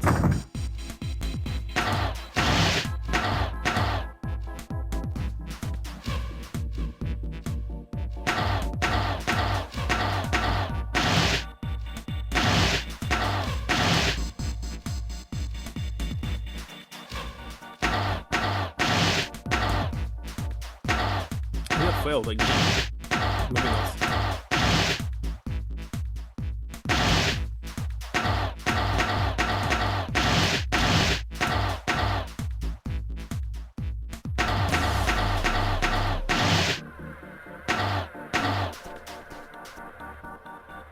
Gosh.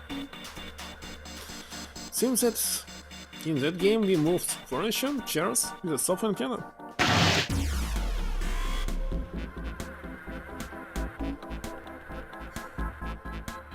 I don't remember which I actually stood when I was moving like this. Not enough moves. I failed. Oh gosh.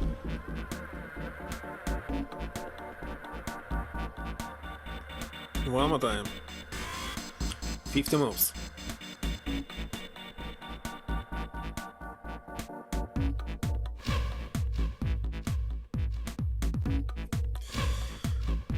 How to put it here? Oh, I know. Okay. Anyway, I think we must start from here.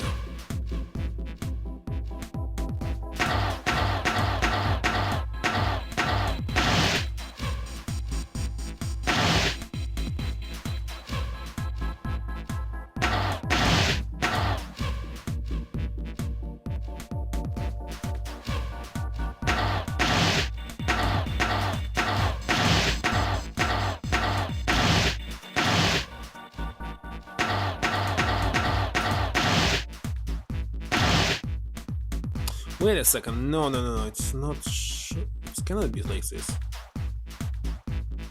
I cannot push it from here, so it must be top or down. So not. So top it cannot be, so it must be down.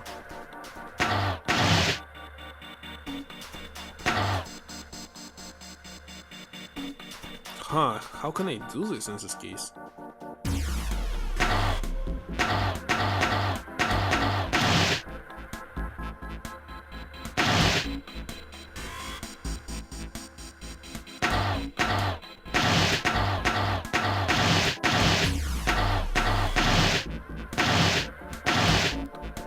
I cannot lift it back. Oh gosh.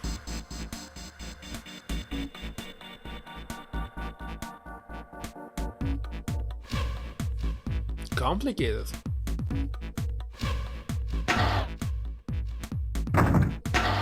I think this is the first move.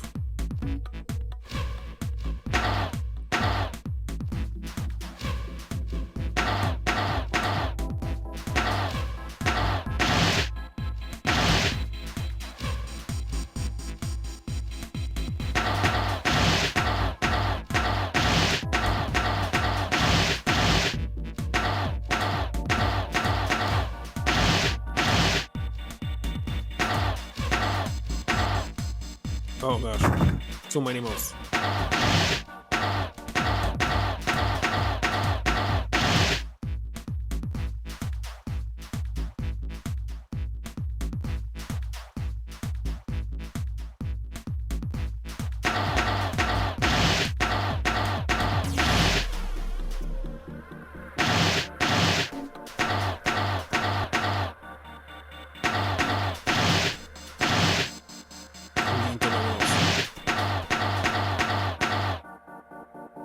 And wait a second, I failed again.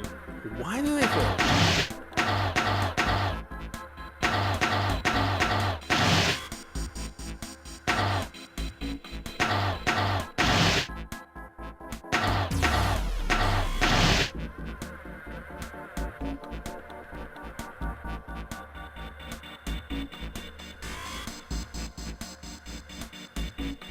Stupid.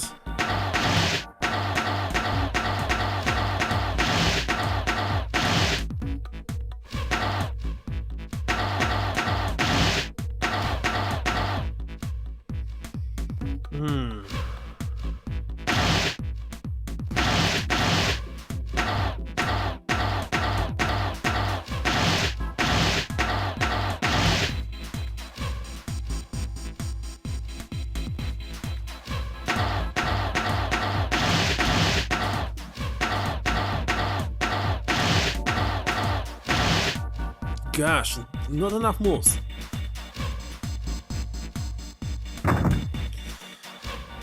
How can I do it faster?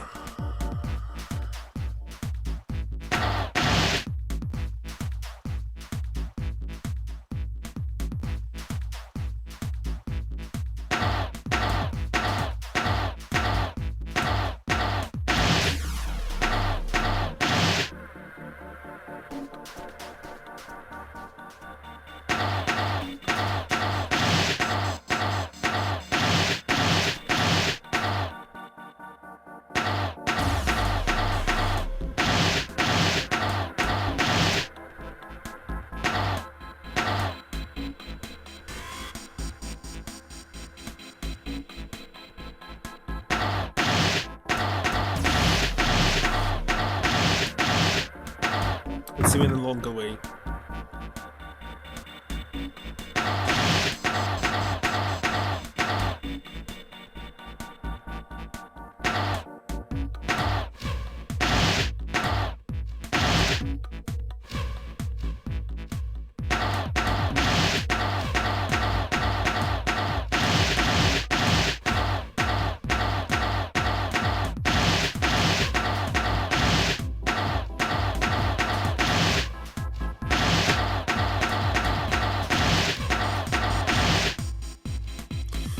Why is this not enough moves?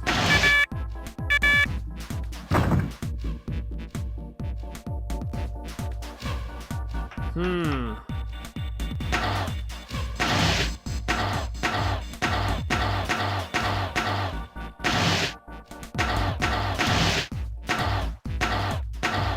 No.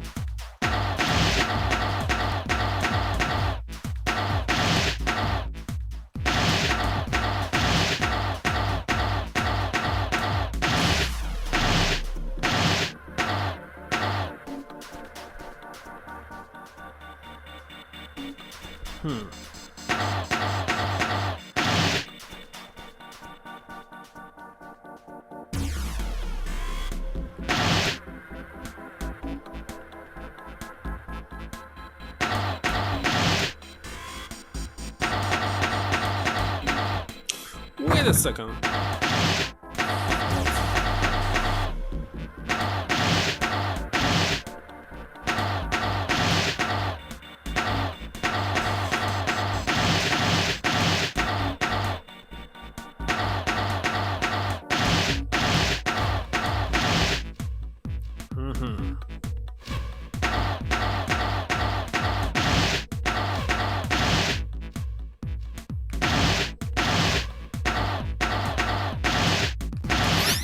Finally. Okay, I'm done putting in the program. What do you do next? Just be quiet and watch. See, it's moving already.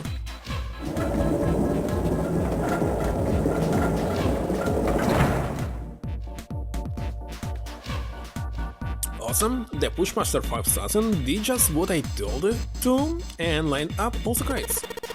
And now we can reach the coffin. Just need to climb those crates all by the fence. So let's climb it. The box is not inside. Wait a second. Here? There.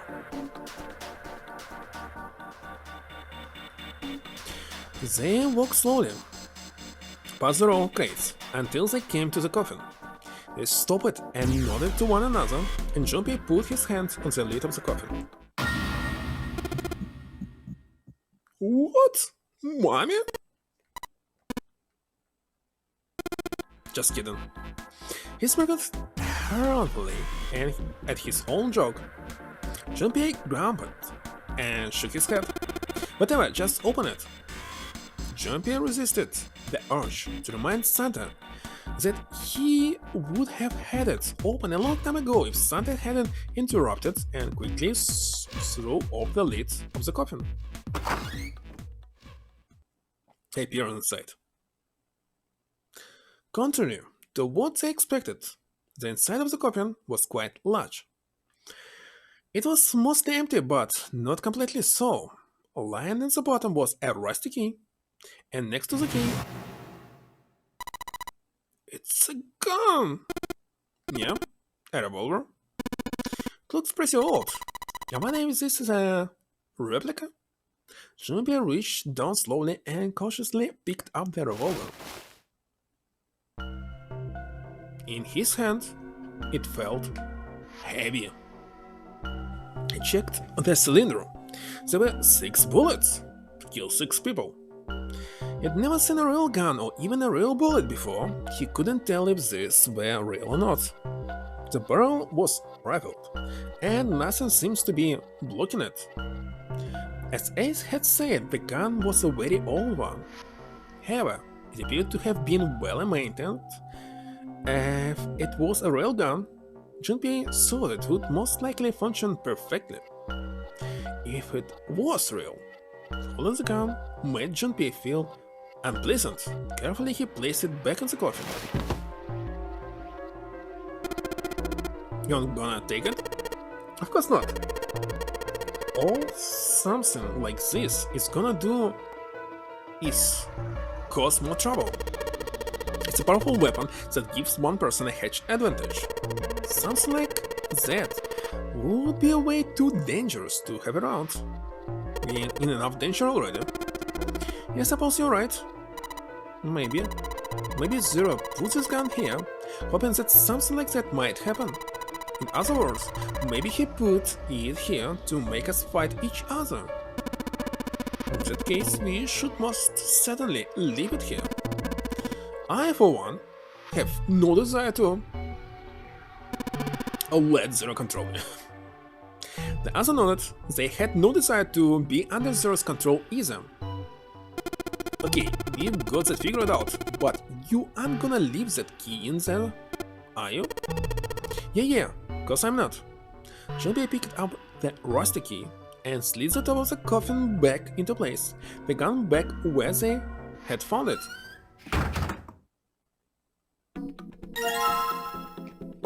Okay, rusty key. Going here, using this. Let's just put this key in here, and yes, sounds like that did it.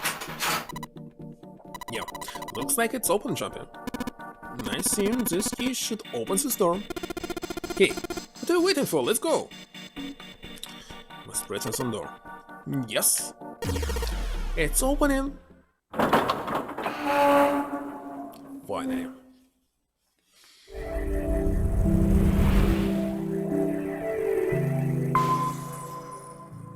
Chinese fake and made a fall, but it's very heavy.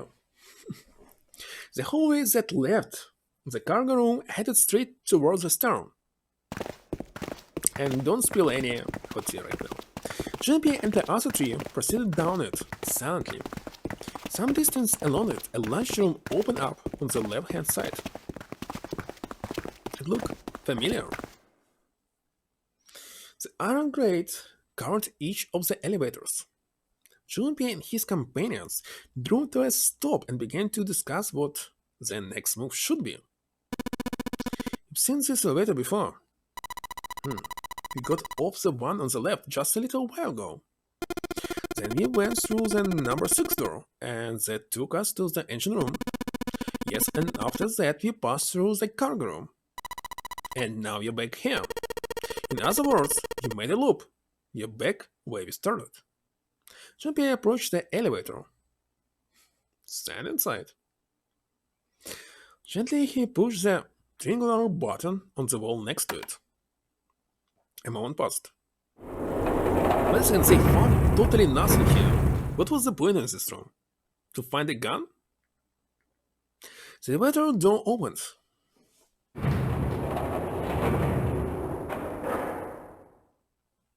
And shut. Pushing the button had apparently restored power to the elevator. The elevator was now functional. What do? Should we return to Celiac? No, this hallway keeps going. Even if we do end up going back, I think we should see what's down there first. I agree. Let's go. A decision made, Junpei and his companions left the elevators behind and continued down the hallway. Some time later, Santa, who had been walking several paces in front of the rest, suddenly stopped. Set in the wall in front of him was a door. So far as Junpei could see, there was no other way to proceed. It was the door or nothing. Alright, let's open it. Junpei took a deep breath, read it himself, then grabbed the doorknob and pulled the door open.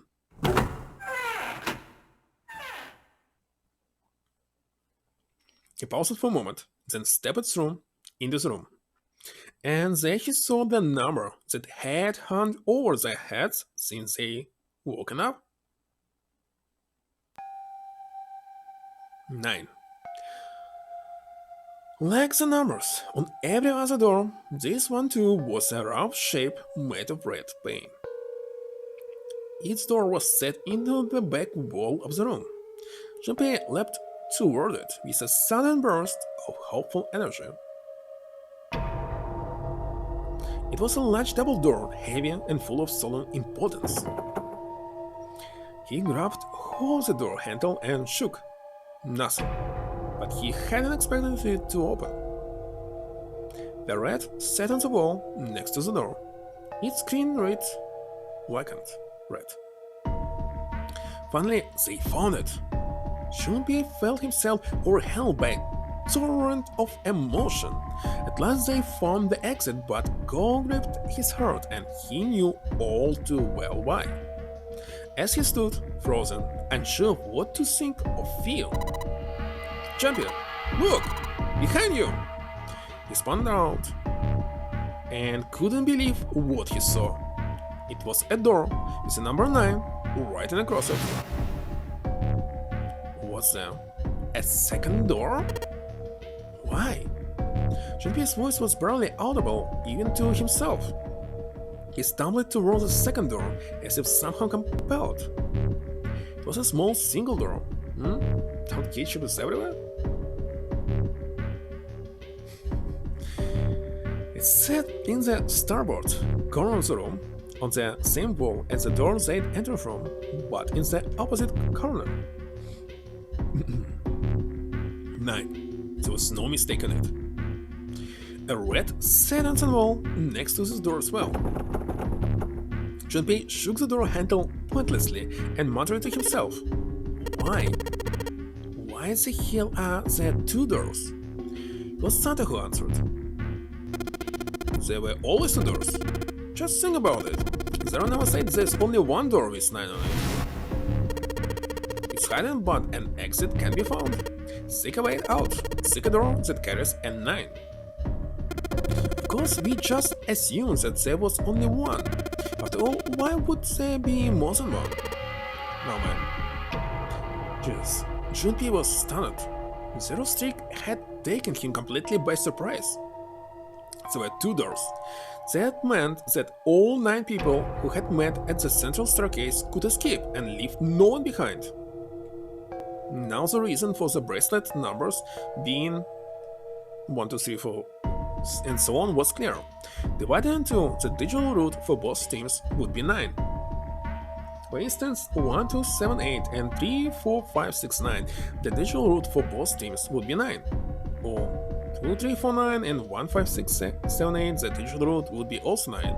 There were many other workable combinations, but they all ended the same way with the digital root of 9. What did that mean? The answer was quite simple. From the very beginning, the Nanari game was designed to save all 9 people. Zero hadn't been lying. Zero had never said there's only 1 door, but anyone who'd found themselves in this game would have assumed that was the case. Fights would have broken out. One team would likely betray or deceive the others. Someone might be hurt. Someone might get killed. But eventually they would reach the room Junpei now found himself in and release the pointlessness or whatever violence they visited upon each other. There were 2 doors. No need to kill each other. They understand and be appalled, overwhelmed with guilt at what they done. Perhaps that was the purpose of the game. That was how the ordinary game just meant to be played. Fortunately, they hadn't started to fight one another, at least not yet. But if one misstep was made, if the wrong mistakes happened, the stakes would rise and the noose would tighten. A thought of it sent a chill down his spine. So, what are we going to do, Junpei? A voice broke through Junpei's frantic thoughts. Santa's voice. It brought Junpei back to his senses. No use worrying about the future. He needed to figure out what they were going to do next. There were 4 people in the room. Ace, Santa, Junpei, and John. Their bracelet numbers were 1356. The usual route would be 6. In other words, the 4 of them wouldn't open a door with the number 9. But what if there were only 3? Could door 9 be opened with 3 of them? It took him no time at all to determine the answer. There was only one combination of 3 people that would give a usual route of 9. 135. That would mean... No, we gotta go back. That wasn't a possibility he was willing to consider. Santa and Ace agreed. Yep, I agree. We cannot leave June behind. Junpei let out a breath he hadn't released, he'd been holding. Are you sure? I don't mind staying. June's body betrayed her true feelings. Her eyes were wet with the beginnings of tears, and her legs shook. It's okay. There's no way we'd leave you behind. Santa had said that Junpei had known the moment he released which 3 people could go through the door. Besides, I'd rather drown the bottom of the ocean than escape with this sausage fest. Maybe I'll get to go to Atlanta. What?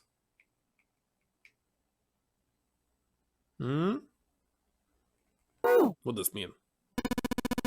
I sure you don't mean Atlantis? I see. Oh, right.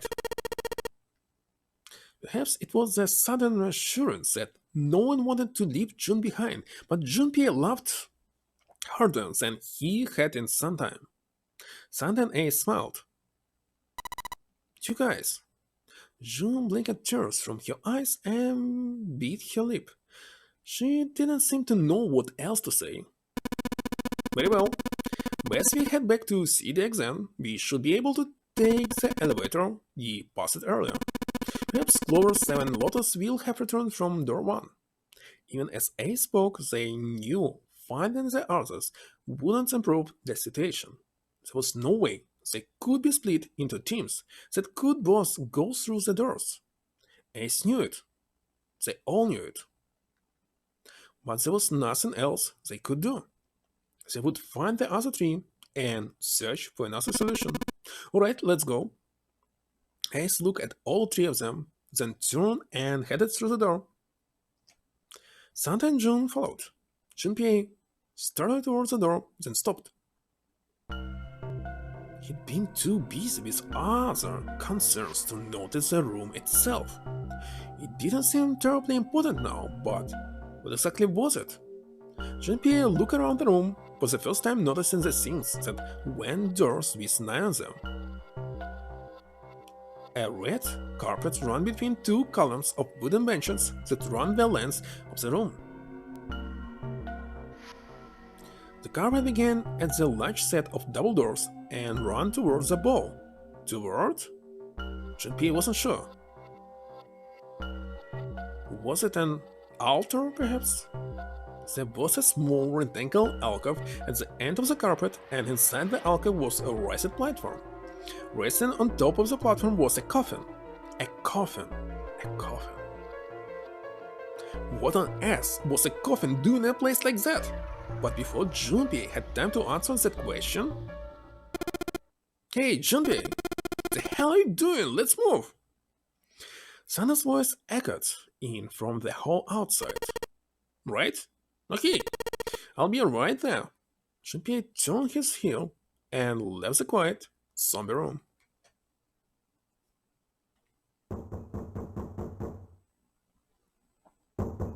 used.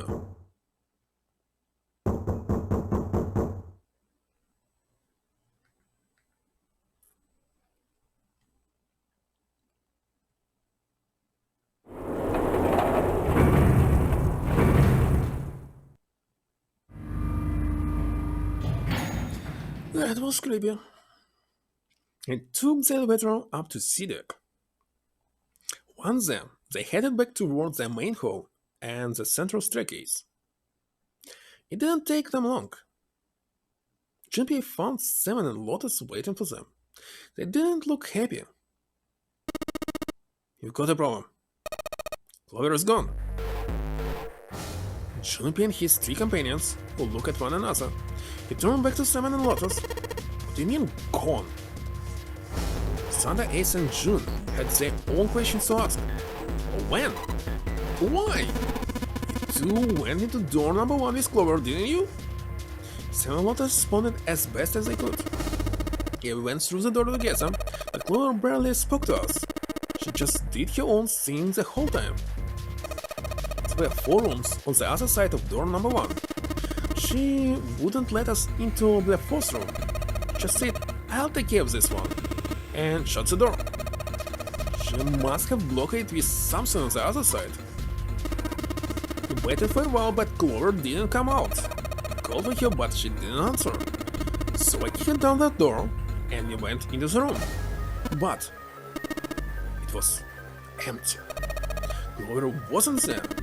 There was a door on the other wall, and it was open.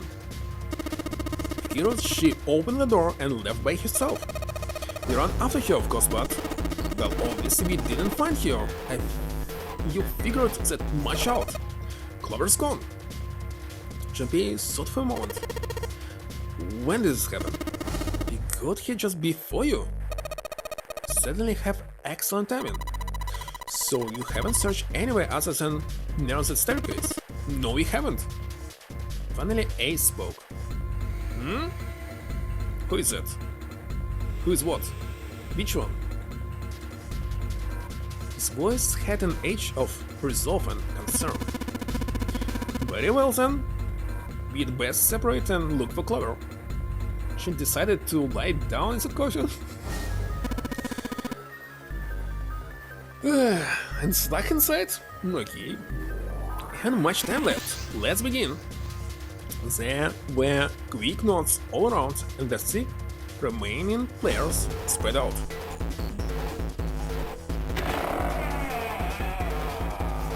Junpei and June run into the central hospital room and look around. She's not here. No, she isn't. And searched a little longer, but with no luck. They couldn't find Clover. Finally, they gave up and left the central hospital room.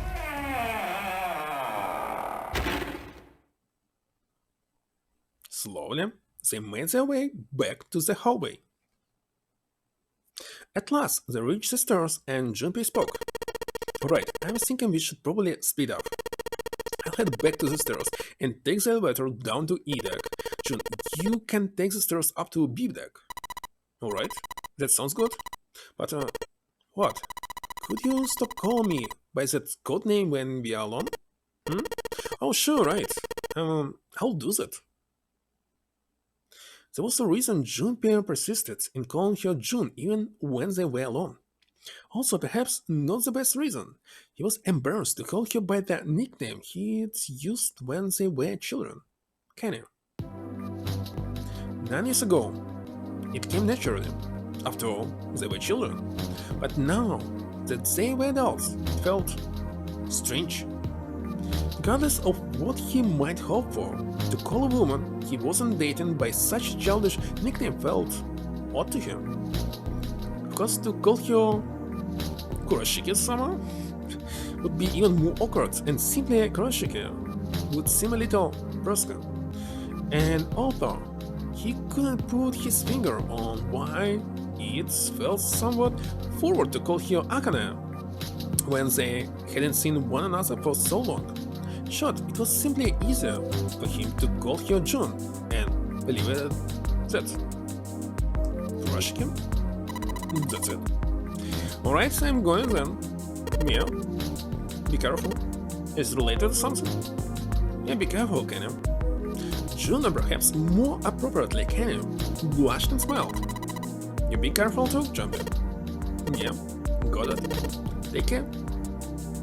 Jumpy looked after her for a moment as she ran up the stairs, then turned around and took off for the hallway.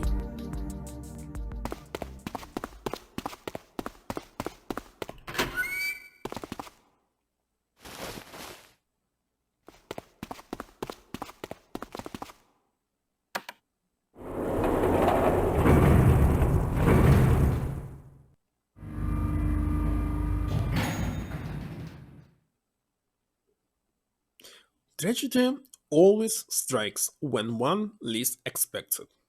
But to wait for a man to stand before striking him down seems almost crueler than dealing the fatal blow while he lies on the ground. Wait a second.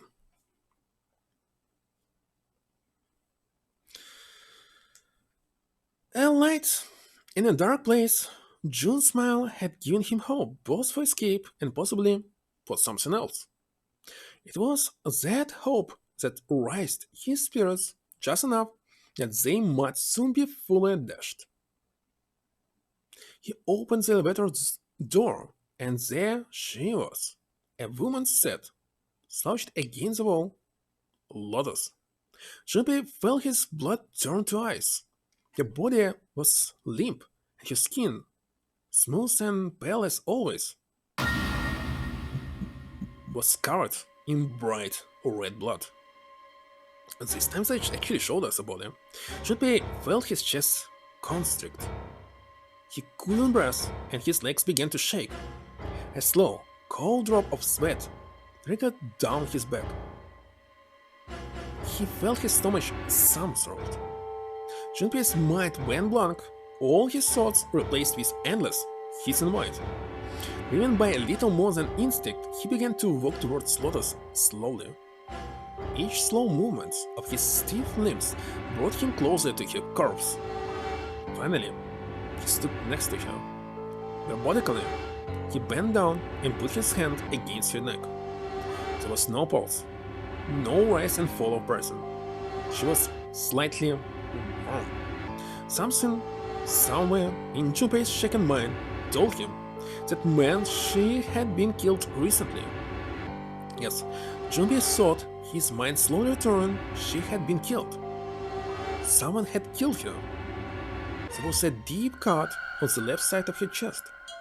Blood still oozed from it, although clearly her heart had stopped beating some time ago. The weapon had been a knife then. Perhaps she had been stabbed in the heart once.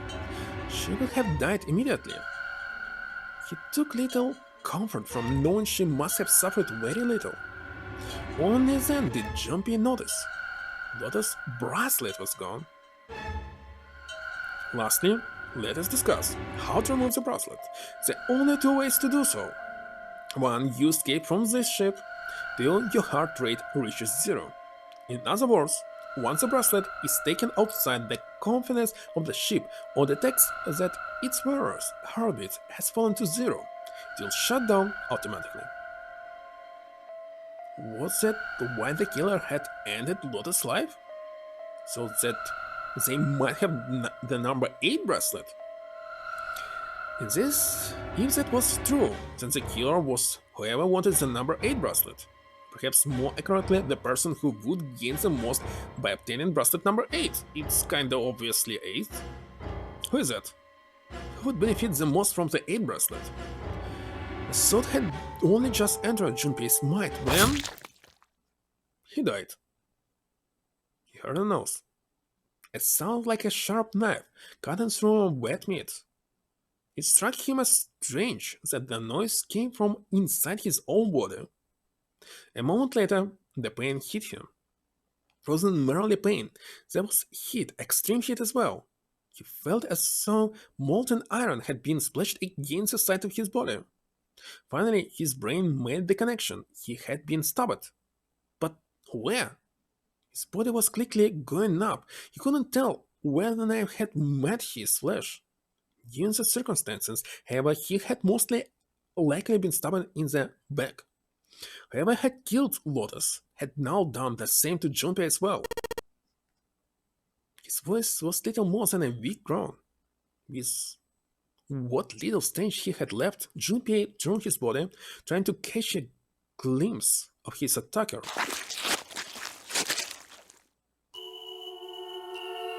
But as he did, the knife dug itself in deeper, twisting viciously.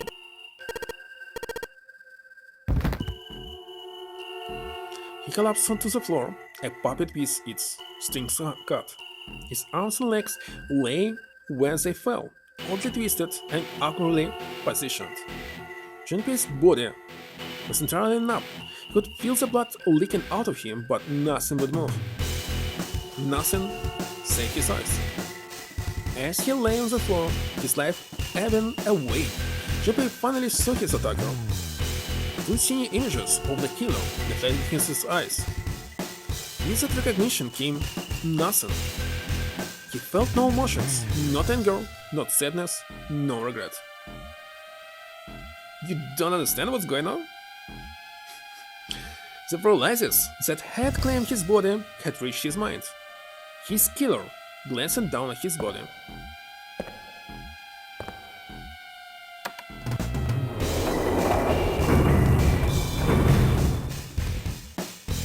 Then without a word, climbed into the elevator and was gone.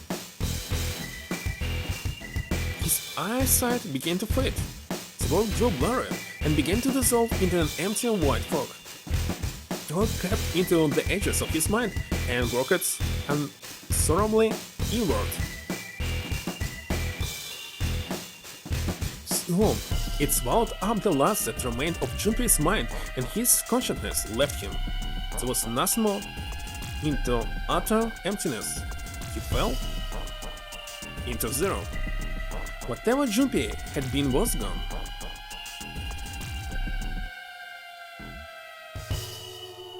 This is bad ending. Kinda obvious. That's it. We failed to save everyone. Okay. Would you like to keep the information you gained during this playthrough? Yes. That's it. 2 ending out of 6. 4 more. And we still have time, so I will definitely continue.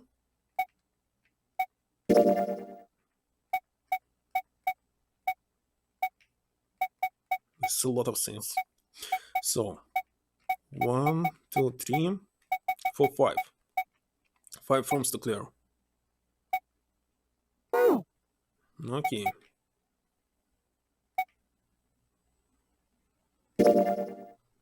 You start from the beginning of the game with information from previous playthroughs. Okay. Would you like to write the save data? I believe yes.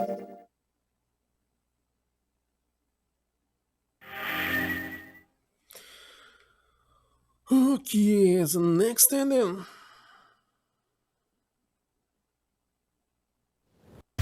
Obviously, I'm skipping everything that we saw.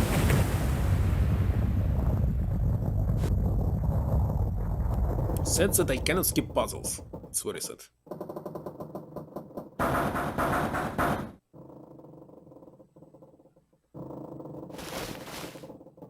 But at least I can skip the text.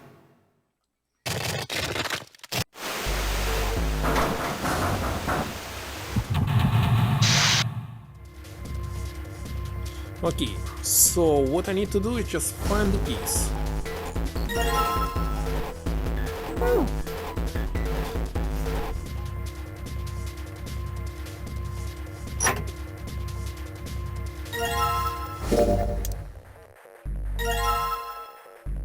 And not this one. Wait a second, where was the key? Maybe here? Okay.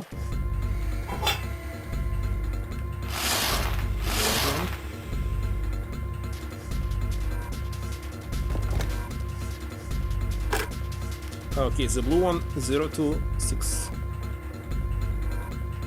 3.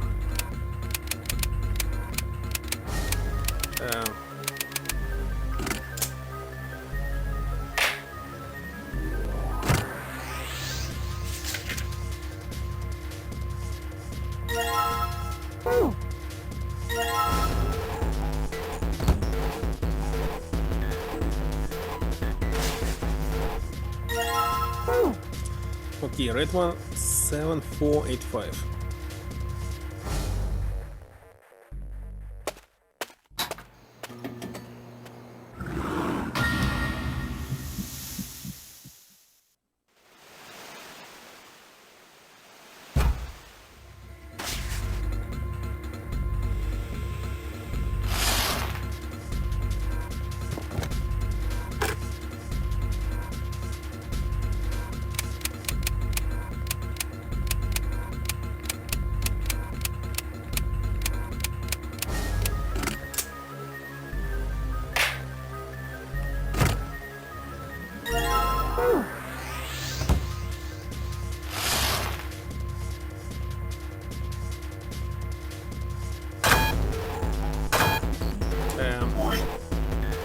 The campaign there? No?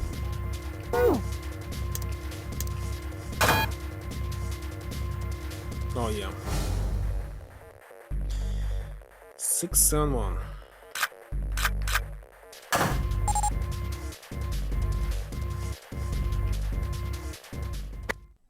Okay, this one down. Everything was great, solving puzzles, and then the massacre started? Single working together. Well, the problem is they were nearby the very end, and one of them decided to kill everyone and just exit. And that's why we failed to stop him.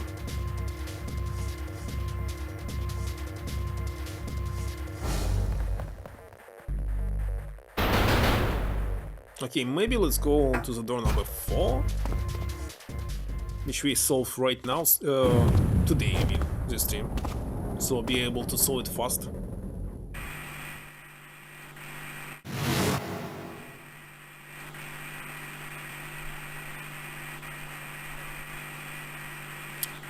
It takes a lot of time to skip everything.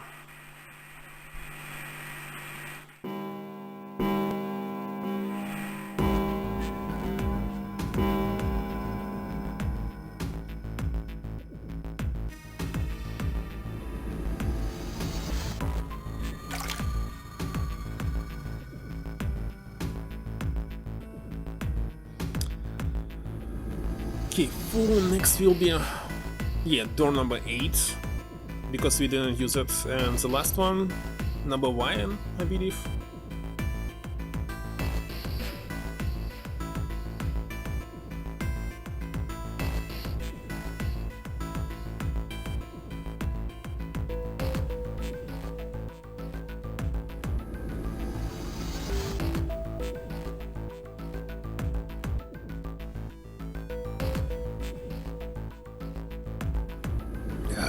Takes forever. Seriously, it's not possible in this game to save everyone. Not possible at all. This man number 9 just dies. For no particular reason, by the way. By the way, it's his knife. We were killed by his knife, I think. So who killed us was Ace, who went through door number 5, kinda obvious.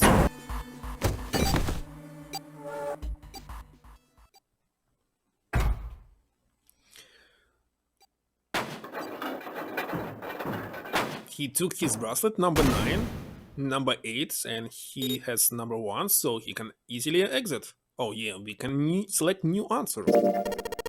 Yes, Lotus, you think you could give me a hand there? The pun was a little too on the nose, but the mood was still grim.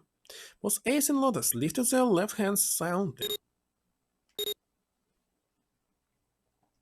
He verified and she followed suit. Okay, and that was the whole new text.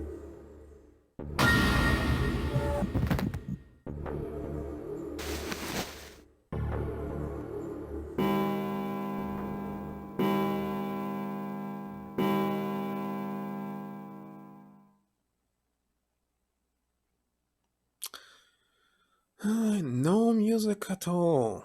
Total silence. Wait a second. That only 2 can go through. Something like that. No. Wait, that was wrong. It was on the tip of Junpei's tongue when Lotus beat him to the punch. Bracelet without a character was useless? No, they all working. Just nobody tried. All those who enter must leave, and all who entered must contribute. That's what. Well, Snake's bracelet was destroyed because it smashed the wall. They said about it, but number 9 bracelet was just lying on the floor, so.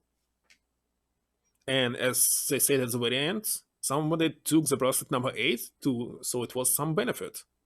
This means it's working, so that it's working it was just proved several minutes ago. Okay, all those who enter must leave, and all who enter must contribute. That's what the letter said. In other words, no less than 3 and no more than 5. Exactly.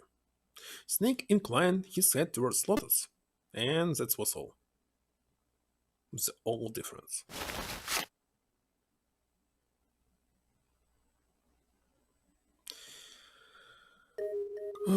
Finally, music.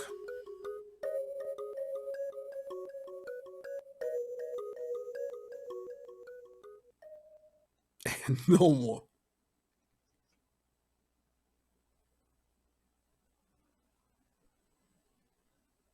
The vulnerability must be fixed in the next version of the game.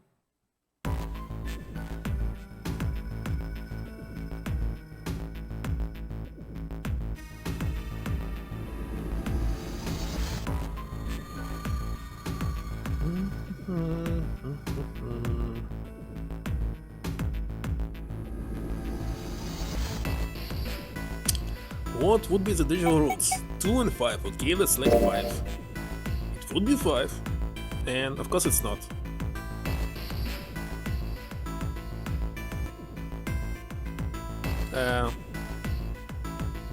Okay, so we're going through no number 4 that we did today.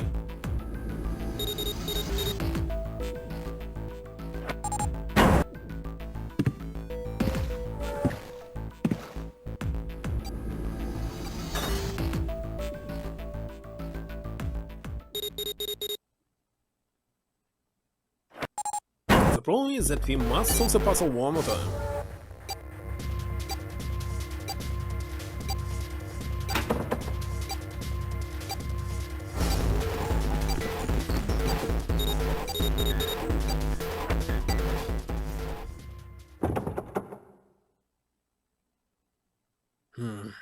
Well, in Everlasting Summer, this text skip was much faster than this. It was almost instant. Okay, what did I do? I took matches. Listen, you had matches. Just... Wait a second. I worried about me. A new choice. Yeah, I guess I am. June blushed and giggled. And that was all. That was all. The whole new text.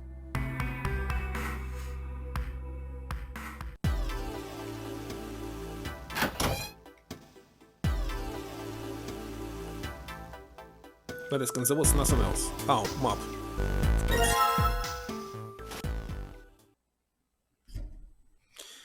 Of course it should be map. A replica of the Titanic. A replica? Yeah. You know, like a copy of the actual boat. Who on earth would make something like that? Cameron? Fans. Crazy Titanic fans. No way, do you even know how much money that would take? No idea. But all they gotta do is break even, you know? Break even? Yeah. They could use it as a cruise ship. Climb aboard a piece of history. Sail around the world in the resurrected Titanic. Hell, with marketing like that, they'd probably have more customers and they'd know what to do with. Do you really think people would want to ride on the ship with such an ominous past? It's the site of the worst accident in history. But wait a second, there were 3 ships and people were riding them. Even the same who actually survived on Titanic. Oh, 100... Okay, 1,500 people died. I wouldn't be surprised if you get curse just for going. A curse? Huh. Champion, do you believe that in that sort of thing? No. You know, curses and stuff? No, they're a lot of crap. Oh, we can answer I do. Yeah, well, I guess so, to a certain extent. Champion scratched his temple. What about you? I guess it's kind of dumb question. Yes, I do believe in curses. In fact, I think it was a curse that sank the Titanic. What? A curse sank the Titanic. The curse of the Egyptian mummy. Junpei couldn't understand how June had made it. Okay, so we saw it. That mummy, the priestess, it's a new text. Supposedly she was special. What do you mean? And that was all. Cursed. Of course the tank was cursed. There was a mummy in it. Okay.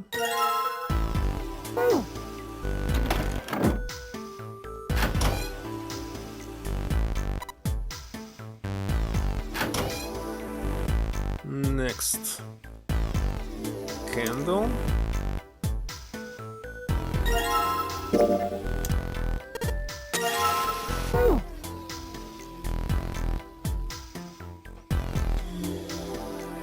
Okay. Seriously, it's very hard to hold this and actually press the button to the right. I don't know why. But seriously, it's hard.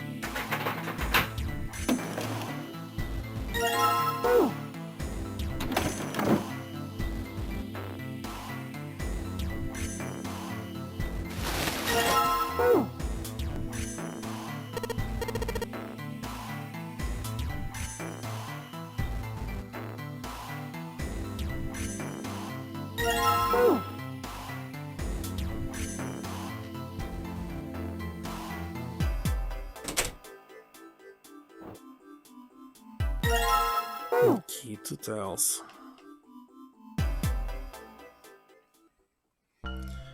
Okay, maybe this time I will pick up this one. Take it. Decided to take it. After all, why shouldn't he? Right, sure, I'll take it. He shoved the thing into his pocket and gave Santa a last confused look. Hey man, I feel a lot better now. That thing was a real pain, you know? Do you really hate those 4 words that much? Yeah, well, they can all betray you, you know? Hope, faith, love, and even your destiny. What had happened to Santa? Junpei wondered. How had he become such a bitter person? For a moment, they looked at each other. Well, that's not my only reason. What? That's not the only reason I hate the 4 leaves clover. I just can't bring myself to like the number 4. What is about the 4 horsemen? I doubt it's... well, it's actually English adaptation, but it's not related to original. No? Oh, that's just silly. Maybe back in the Dark Ages, that kind of crap scared people, but this is 21st century, and I'm 21st century guy. Then why do you hate 4 so much? Because it's half S number. Not the best or the worst, that's why. What? 9 is a way better number. So what if it's last place, right? At least it's not some lame-ass middle number. Santa exploration made no sense. Junpei was even more confused than before. You play? Play? I mean like gambling? Oh, what do you mean? Like play the stock market? Okay, what do you mean about stock market? I mean like the stock market? No, that's not what I mean. Why the hell would you think that? I mean, yeah, I do stocks too, but... The last statement, more or less thrown away by Santa, caught Junpei very much by surprise. You? A stockbroker? Yeah? But wait a second. Me also buying stocks or what? Got a problem with that? I just don't look like the... wait a second, it's like the only way to save your money. You cannot put them in bank because inflation will kill them all. So stocks, you must buy stocks. What Junpei didn't say, of course, was that he didn't think Santa looked smart enough to be a stockbroker. Man, that stuff just like gambling, you know? All you gotta do is bet on the winning horse. Nothing that hard about it. You sure sound pretty confident. So, are you betting on winning horses? Cause I am. You remember a couple years back when the stock for cattle pharmaceuticals shot through the roof? Stacked a few bills over that, if I do say so myself. How was all Junpei could think of? I never even heard of cattle pharmaceutical. Fortunately, he was saved quickly from further embarrassment. Hey, how long are you going to stand around wasting time? Stop screwing around! The boys screamed, and then from the other room was unmistakably lotuses. Junpei and Santa looked at each other. The lady has spoken. Santa said, "You'd better get back to work before we really piss you off. I don't want you beating me up." And with that, Santa walked up slowly. Hey, wait! You weren't done.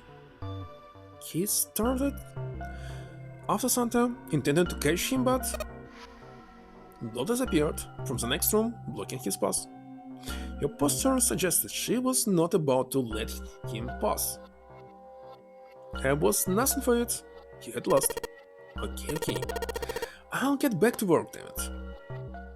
Your glare suggested any other choice would not have ended pleasantly for him. Junpei mumbled to himself under his breath and went back to his search. Finally.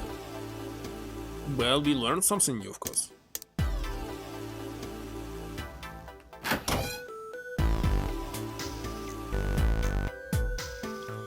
Keep look here.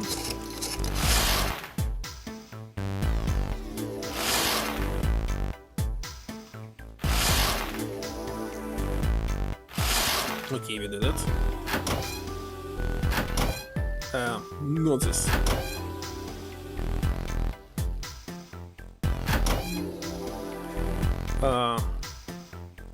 It's this way? No, not this way. Totally forgot. What's here?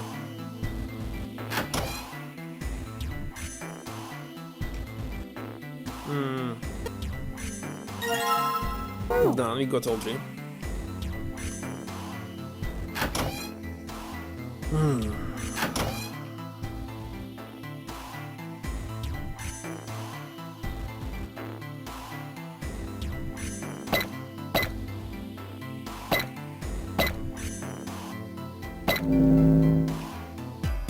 Very easy.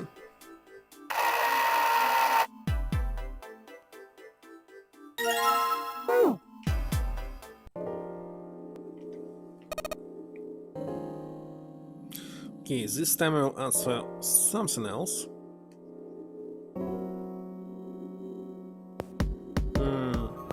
What is koi? It's a fish, right? But what about a small boat floating in a lake? That's the front of the boat, and there's the oars sticking out. Junpei pointed to what he was talking about. Nope, that's wrong. Lola smiled triumphantly. This is a dog. See? Like this. Ketchup? No, it's dog. That's it.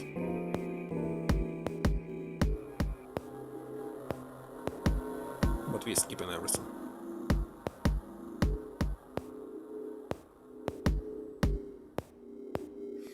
Because I'm not going to read all of this.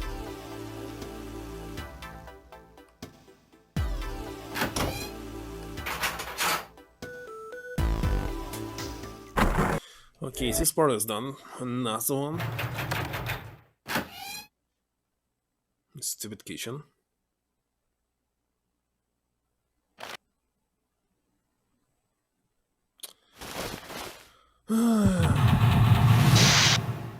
Oh, I didn't record what was the number. 43, I believe.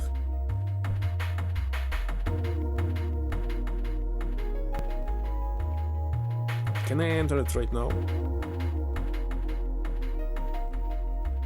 No, we cannot do this. Despite that I know the number, we must do something else.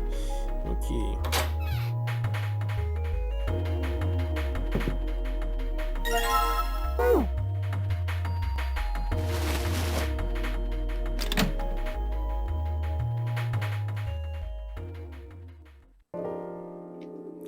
Have you ever heard the story that sinking of the Titanic was predicted? Okay, let's answer yes, I have.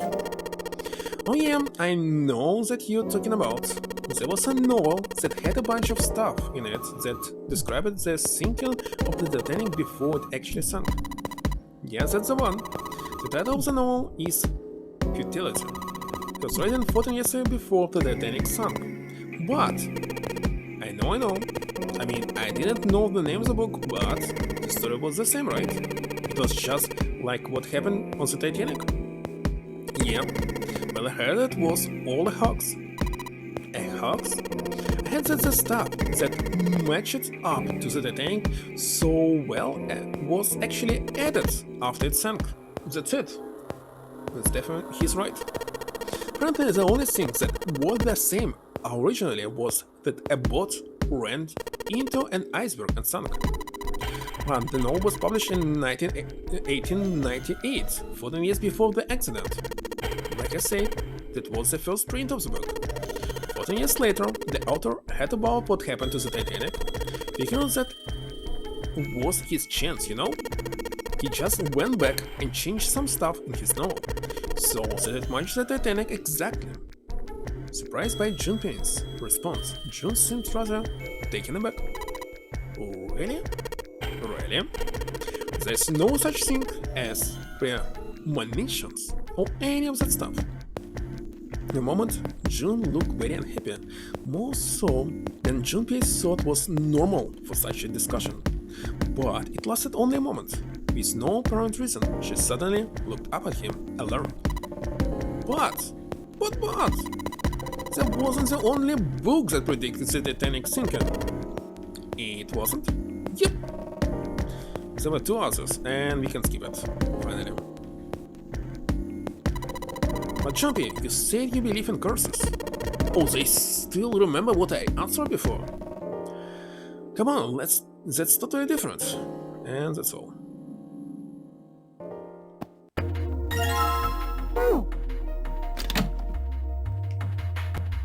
Wait a second, where was... I must get something else, but I don't remember where it was. Is it here? No? How to sharpen this knife? Oh gosh, here maybe?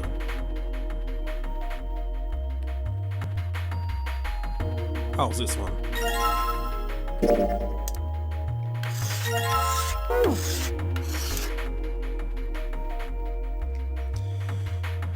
Next, this door.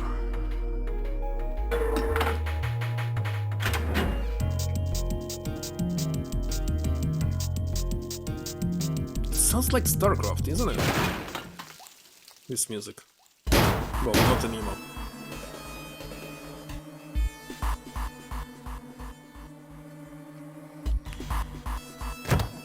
Okay. But this one as well, no? Oh, this.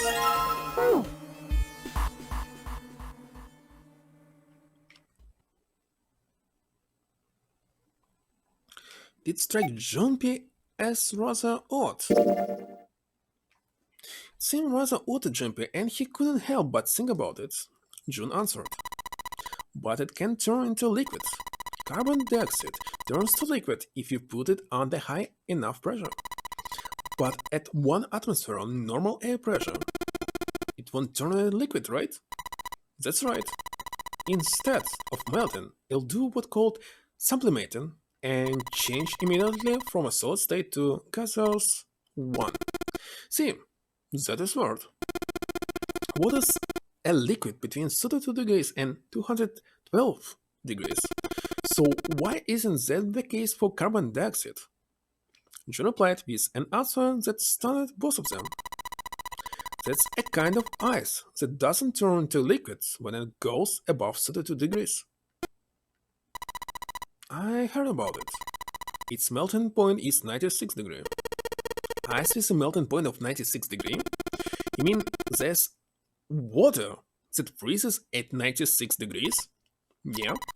Well, you could also look at it as ice that won't melt until it's 96 degrees. Water that freezes 96 degrees? Ice that won't melt until it's 96 degrees. Junpei was cold as hell, but this was too interesting to ignore.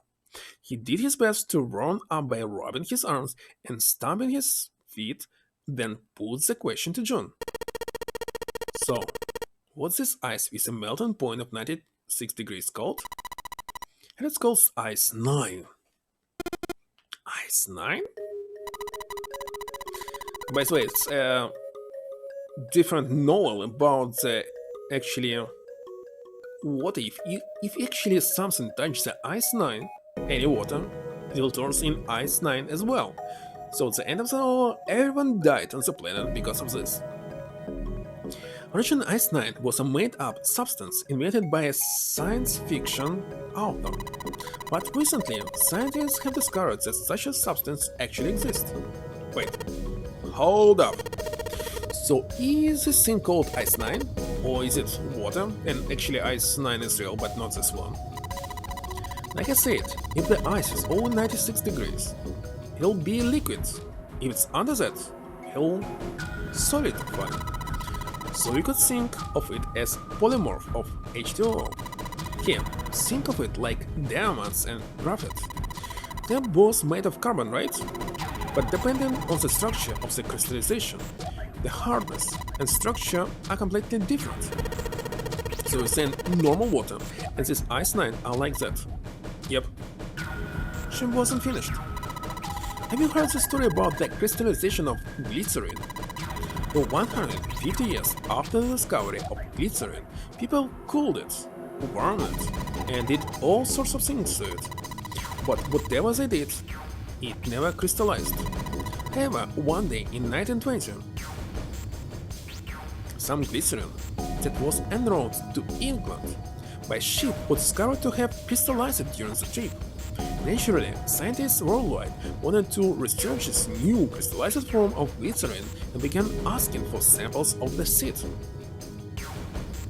A seed is, of course, a sample of the original crystallized substance. With a seed crystal, further crystallization of glycerin would be a simple matter. However, something very strange happened. Not only did the glycerin, encouraged by seed crystals, begin to crystallize, nearby samples did as well. It didn't end there. After that day, all glycerin in the world began to crystallize naturally when cooled to less than 64 degrees. Before that date, no matter how glycerin was cooled, it refused to crystallize. But once the crystallization had begun, it was almost like, how do I put it? It was almost like all the glycerin in the world was communicating. Communicating in some way that we can't sense. So wait a second, before it was about crystal of some detergent. Strange. Junpei was honestly impressed, or was kind of annoying.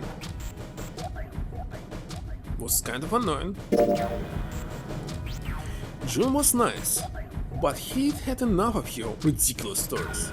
So, all of a sudden, a substance began to crystallize without a seed crystal? That seems unlikely. No, impossible. In fact, it was utterly ridiculous. Even so, Junpei couldn't help but ask, what does it have to do with Ice 9? To his surprise, it was Santa, and not Jun who answered. She's saying is that it's a lot like Ice 9. What happened, I mean? A lot like? That you'd be bad. If water everywhere started freezing at 96 degrees, man, it's the end of the world.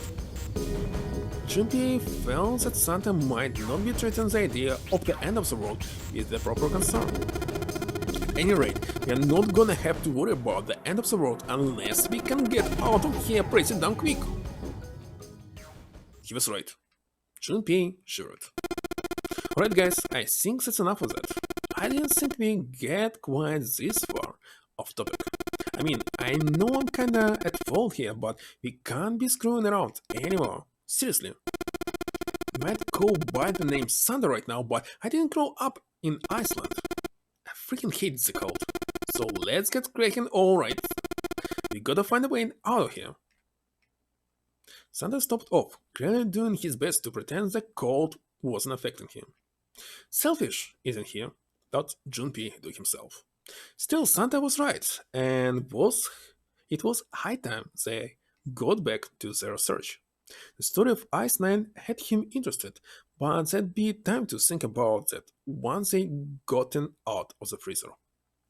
Junpei looked at John, nodded, and resumed his search of the room. Finally. Do I need anything else?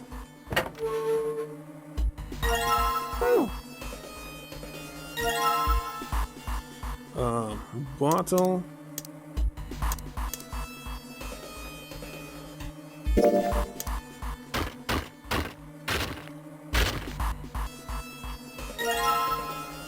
This.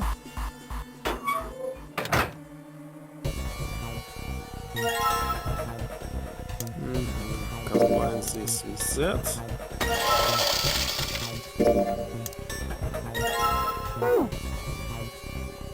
And put it here.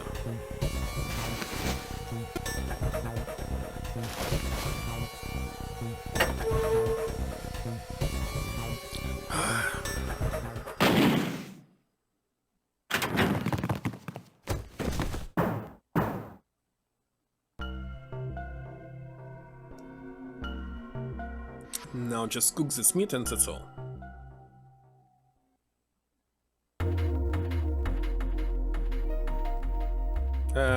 Where it was? Here.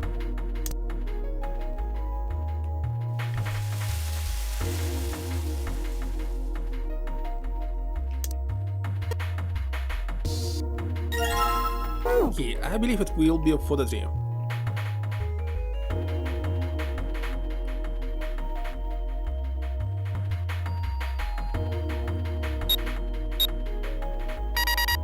Yes.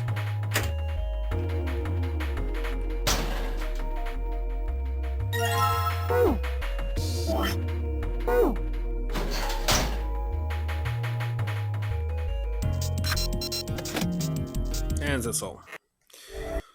Okay.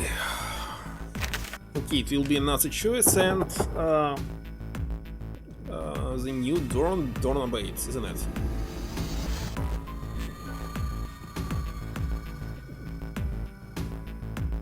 Maybe you'll be able to get this stream a new ending, but maybe not.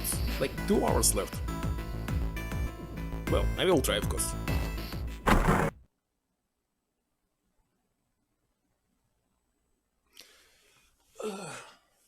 And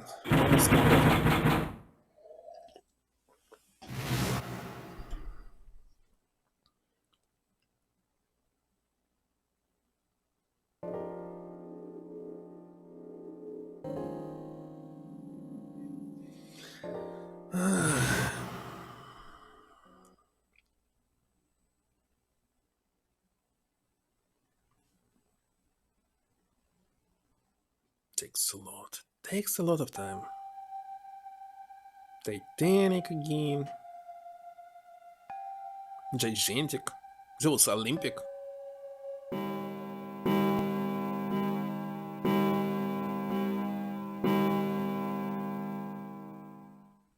Case searching. How did they lose the snake? Very strange.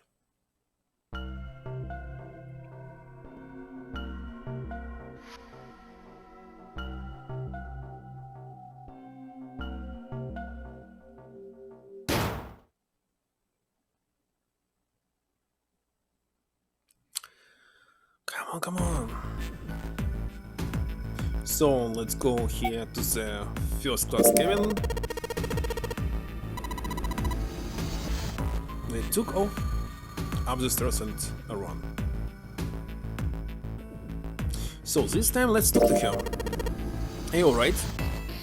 He did his best to sound friendly, but Clover didn't respond. Look, I know you're really worried, but... He could think of no words to say that didn't sound hollow and fake. Junpei hesitated. Clover was so consumed by worry and fear that Junpei feared it would crush her. Her actions didn't surprise him. She had suddenly lost her brother, who she seemed to have been very close to. Lon. Her voice was thin and barely audible. Lon. Lon. I said, leave me alone! Suddenly she was screaming. You're so annoying, just go away and leave me alone! Just looking at you guys is pissing me off! Go away, okay? Just go somewhere else, stop bothering me! Junpei was taken aback. Such anger and hate. Jun's eyes had gone white with surprise as well. Are you still here? Didn't you hear me? Fine, forget it.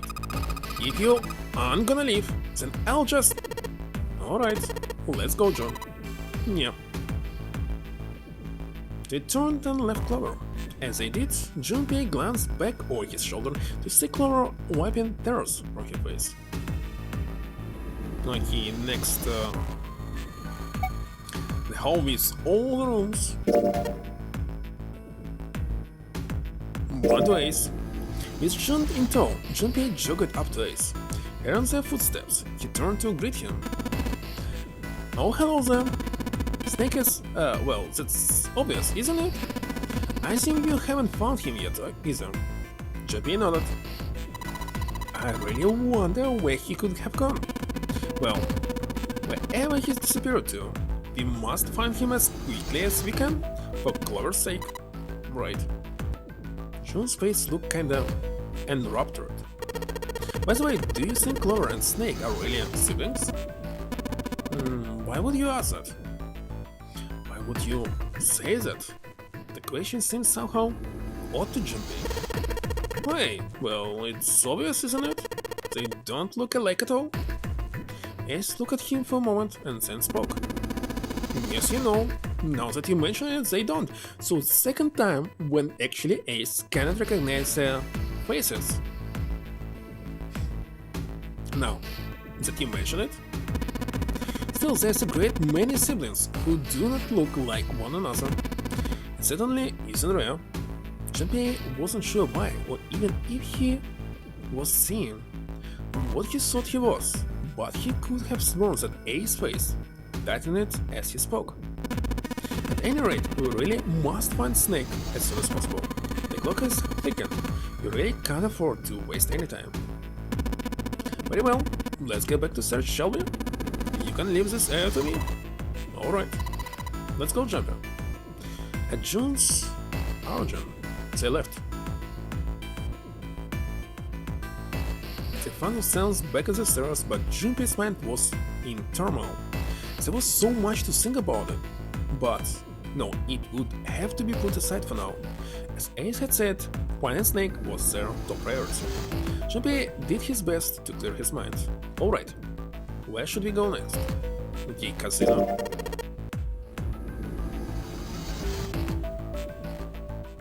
Listen to what she has to say. What is it? Well, I don't like to beat around the bush, so I'll get right to it. Why don't we team up? Team up? Yeah, what you need me to explain it to you. I'm saying, why don't you go through a number door? Even if we wanted to, that's impossible. Why? Junpei's bracelet number is 5 minus 6 and yours 8. Our digital roots would be 1. But there's no number 1 door in the large hospital room. The only doors there are 3, 7, and 8. Then we add another person. Who? What? Isn't that easy? 7? She was right. If they added 7. So we go through the door number 8, right? But, hold on a second. What about the other 4? Why don't you add them up? That was simple enough. The digital roots of those 4 would be 1. That's right. And you know the number 1 door isn't in the big hospital room, right? Because I know that. No, are you saying you'd leave them behind? Of course not. What kind of woman do you think I am? Once we get off the ship, we could come back and rescue them, couldn't we? Then we wouldn't really be leaving them behind. Don't try to lie to us. I don't think you would do anything of the sort. Really? Why do you think that? You remember, don't you? We have less than 5 hours left, even if you manage to escape. There's no way we could come back to rescue them in less than 5 hours. Well, you never know until you try. No, you're not thinking this, so even if you brought 7 with us, we wouldn't be able to get off the ship. The 4 of us couldn't open door number 9. It is hidden, but an access can be found. Seek a way out. Seek a door that carries a 9. Yeah, that's right. The usual route for us 4 will be 8, so we'd have to add ace to make 9. Right, unless we bring ace too, we'll be stuck. Lot of scratches the back here. Well, that's unfortunate. She didn't sound particularly bothered by what Junpei said, nor did she seem particularly surprised. Well, let's try and find another way, okay? A way to get out of here with all 8 of us. That's impossible. Are you being serious? You do know that only 5 people at most can go through one of the numbered doors, right? Number 9 isn't going to be an exception to the rule. Regardless, at least 3 people will get left behind. You're right, that's true. The moment he said it, Junpei felt a chill run down his spine. It was true. How Lotus could remain cavalier about so terrifying a prospect was beyond him. When they found the number 9, they would have to choose which 3 of them would die. Lotus her head furrowed. Do you think I could have a moment alone? There's some things I need to think about. Okay, that's it. Junpei and June turned and began walking away from Lotus. Talking to her had left them feeling ill. Junpei's heart felt heavy and his steps sluggish. But he told himself, pessimism would get them nowhere, so he forced himself to smile and turn to June. Let's just focus on fighting Snake for now, okay? Yeah, you're right. We can think about those other things later. Junpei nodded. Alright, where should we go next? Back to the watch hospital room. Doesn't matter what we'll do, let's talk to him, why not? Oh, well, what about you, Junpei? Who do you think fixes the thing for us? Snake, Lotus, Zero, sound other than the 8 of them. Let's leave this. Maybe that's someone else on the ship with us. Means someone hiding there? Yep. Well, I mean, it's just an idea. And you think this mystery person fixes the rest? Yeah. Why? That's I don't know. Sander showed his hands into his pockets and cracked his knuckles. Seems unlikely. Why? I don't know, it's just a feeling. Hard to believe Zero would bring in a secret dance player. I mean, the name of the game, the Nanari game, for Christ's sake. You know that what Nanari means, right? It means 9. No, that's not what I meant. I mean, more like someone who's been living here for a long time. Because who, like, stayed here. Seriously? That's even more ridiculous. Why do you think Zero would leave them alone? Junpei furrowed his brow. That was it.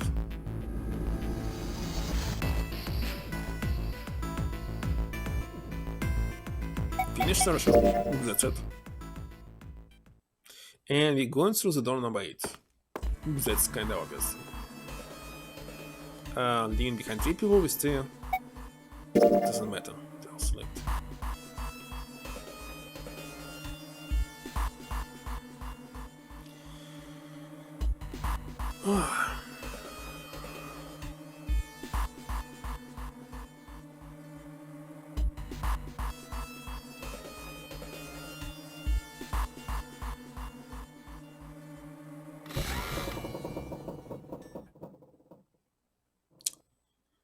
almost there.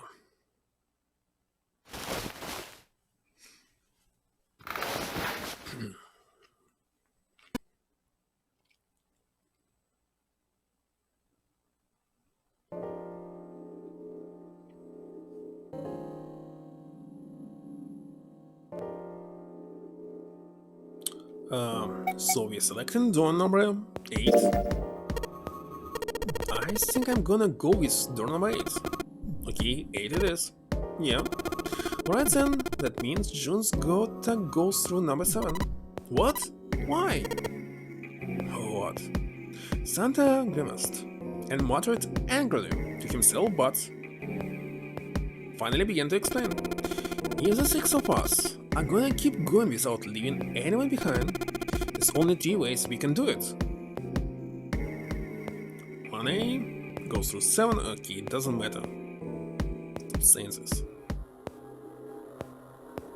I totally heard this. And that's it. Those are our only options. In other words, 3 and 4 and 7A can never go through the same doors. You get it now? As Santa finished, June looked over at Junpei, tears welling up at the corners of her eyes. Oh no, you're saying we aren't going to see each other again for a long time? Junpei felt just as June did. He wanted to be at her side through whatever trials they were preparing to face, but he knew if they were to survive, he had to swallow his feelings. In order for the 6 of them to move forward, he and June had to be separated. He looked at June. He was scared to lose her, but he swallowed, sealed his resolve, and did his best to smile. Hey, come on, you're making it sound like we're never gonna see each other again. We're gonna split up, but only for a while. It's just like when you went into— wait a second, we read this, isn't it? I totally remember this. It's totally connected. It's kinda obvious. I'm sure they're gonna connect somewhere. Yeah, of course.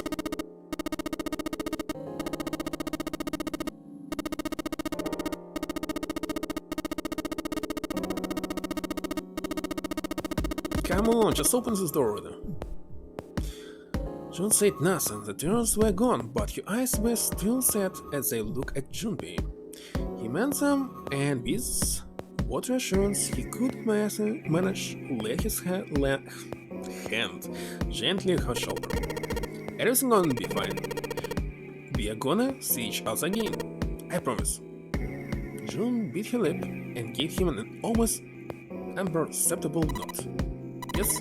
Promise? It was probably above a whisper. Santa's voice shuddered at the moment. You guys are done, right? He stretched and continued. Anyway, that's pretty much it. Clover and I will both go into separate groups. I figure I'll take 7 and Clover can take 8. Any problems with that, Clover? Clover looked away and was silent for a moment. Whatever. It was more of a dismissal than an agreement, but Santa didn't seem to care. Alright, we're ready to go then. Let's move. Finally. At Santa's command, the group split and headed for their respective doors. Santa, 7 and June walked toward door number 7, while Clover, Lotus, and Junpei headed for door number 8. So Clover, Lotus, and Junpei, just 3 of us. Yeah, 3 and 3, that's right. For a long moment, they stood in front of the door. Then Lotus laid her hands against her chest and turned to Junpei and Clover. Are you ready? Yeah. Yes. Then shall we go?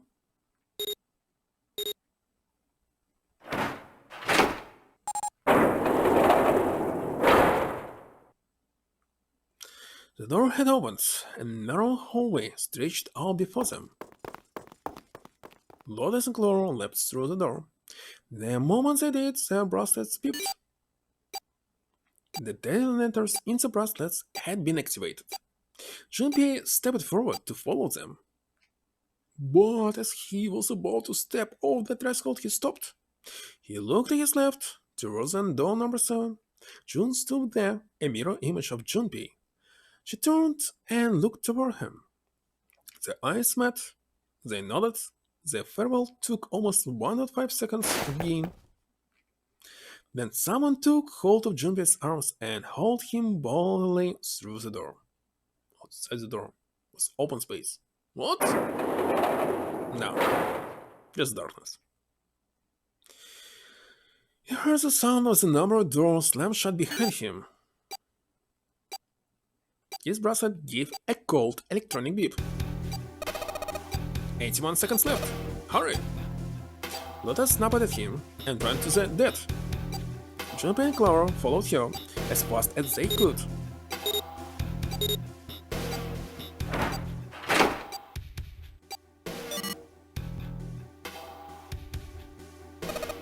Here, it stopped. With a shaking hand, she wiped a few wets of sweat from her forehead.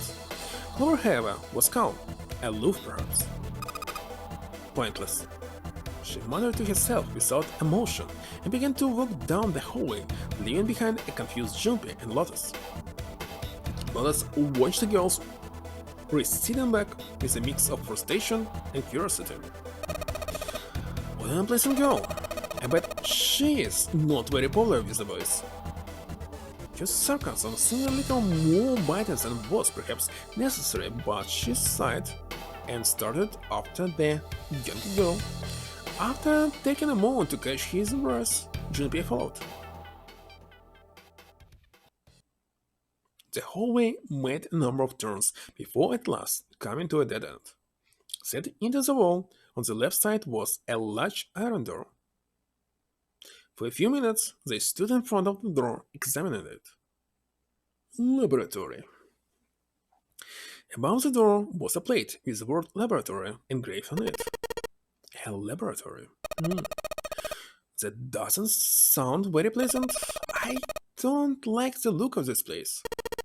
Me either, but there aren't any other doors. It's not like we have a lot of choices. Junpei. Please, you first. Junpei suspected her politeness was motivated by something other than respect. Junpei muttered to himself and pushed open the iron door.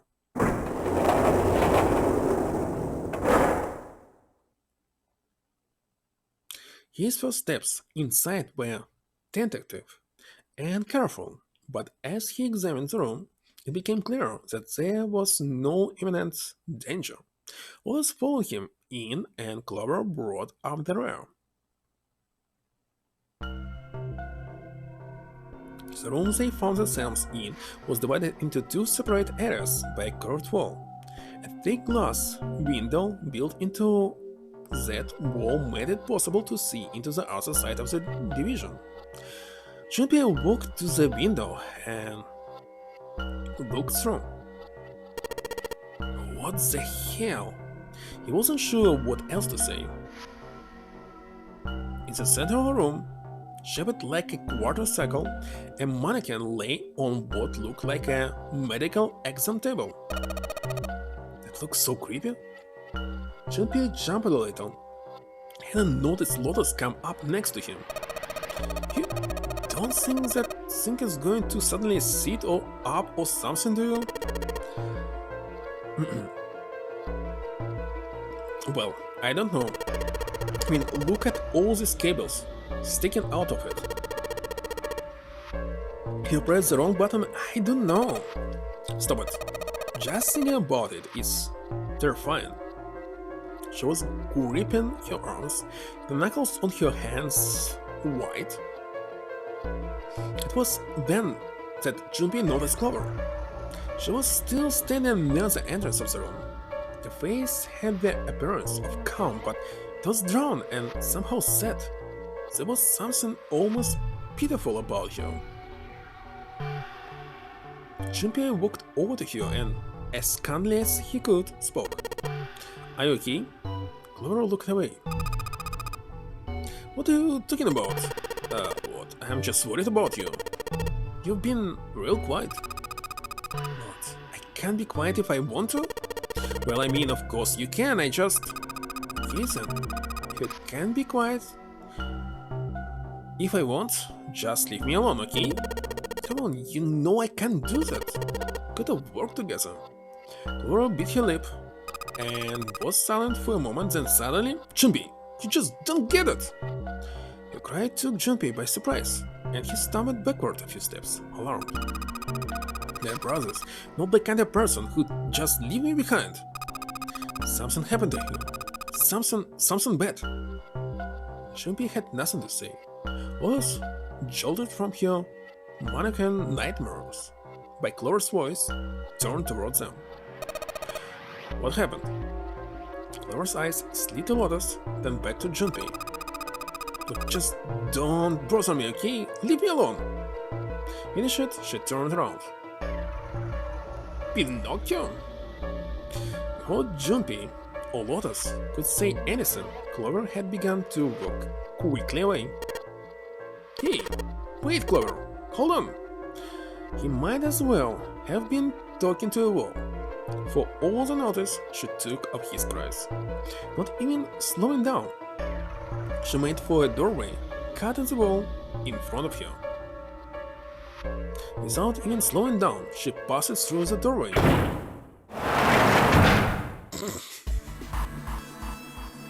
And without warning, an iron gate fell from the ceiling like a portcullis, stealing Clover in. What the heck? What's going on here? Clover grabbed hold of the iron bars and shook them as hard as she could. Hang on, I'll get it open. Junpei grabbed the bars and pulled. In a moment, Lotus joined him. The three of them pulled as hard as they could, but...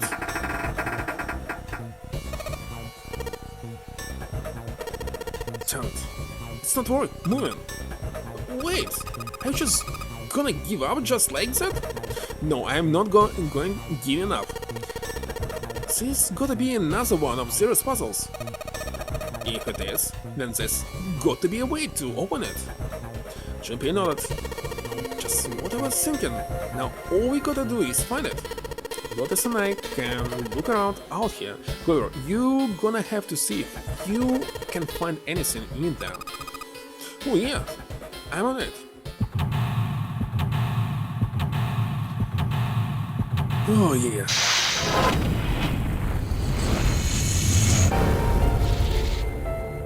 Just in case, it's better maybe safe. Laboratory. Let me save.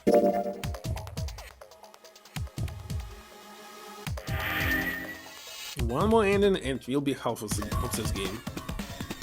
Like the quit? Obviously not. So that's it, be right back. I'll go make another cup of coffee. Seriously. Have like 1 hour and a half to play. So be right back.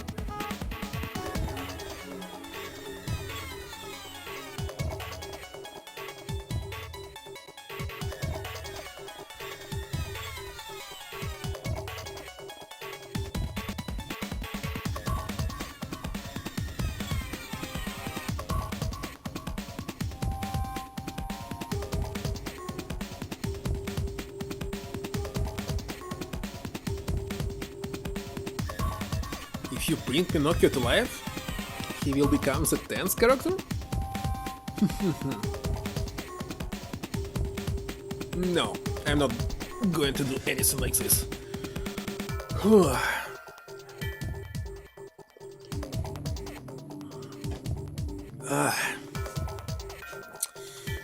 Alright.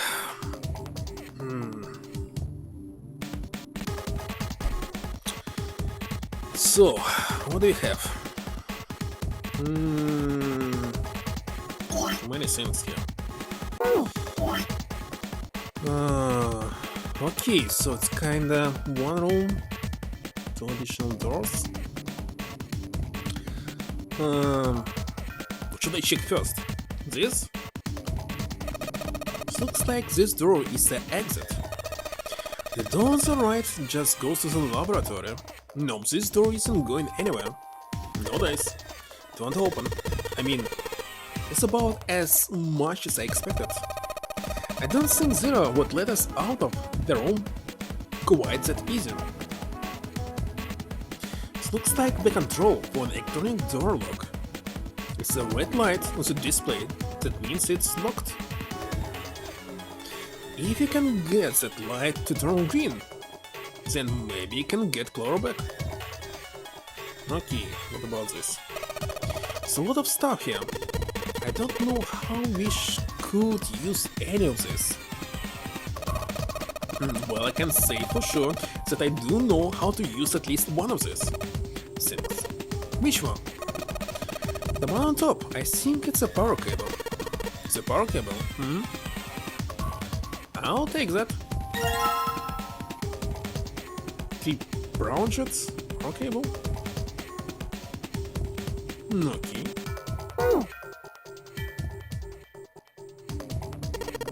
There's a keyhole. This looks like a keyhole for the activation key.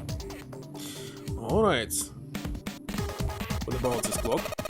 The hands of the clock have stopped moving. The clock may stop, but the time goes on. No time to screw around.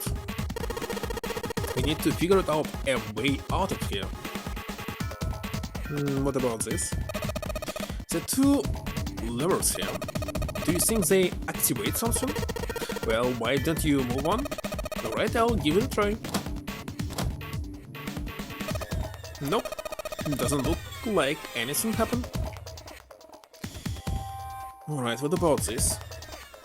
This monitor doesn't have a power cable, so one end of this cable needs to be connected to a monitor, and the other end needs to plug in under the desk. Alright, let's just slip you in. Well, shoot, I can't use this. What's wrong? This cable has 3 prongs, but the socket only has 2 holes. It's not gonna fit, is what I'm saying. In other words, we're gonna need a plug to change the power cable to 1:2 prongs. That's right. What about this? Let's look here a little larger than the ones on top. Let's see if there's anything useful in here. And no, nothing. Alright, what about this red? A whole bunch of steel lockers. The 9 of the red all have little red lights on them. Red lights? Well, can't hurt to give these babies a try. Yep, as I thought. Well, look at tight, all 9 of them. I wonder if there's anything important in there. Okay, green one. And so what? Ethanol. Okay. Well, I guess that's all there is. What about? Clover, there's a door in the back, isn't there? Wait right there. I'll take a look. Let's drink it? No. No, it's locked. I can't get it to move. Well, I can check, of course. Ethanol. I wonder if this is for antiseptics. Oh, it says anhydrous ethanol. Anhydrous? Is it different from the regular ethanol? Come on. That's common knowledge. And hydrous ethanol is a powerful cleaner. Can even erase marks left by a permanent maker. So we shouldn't drink this.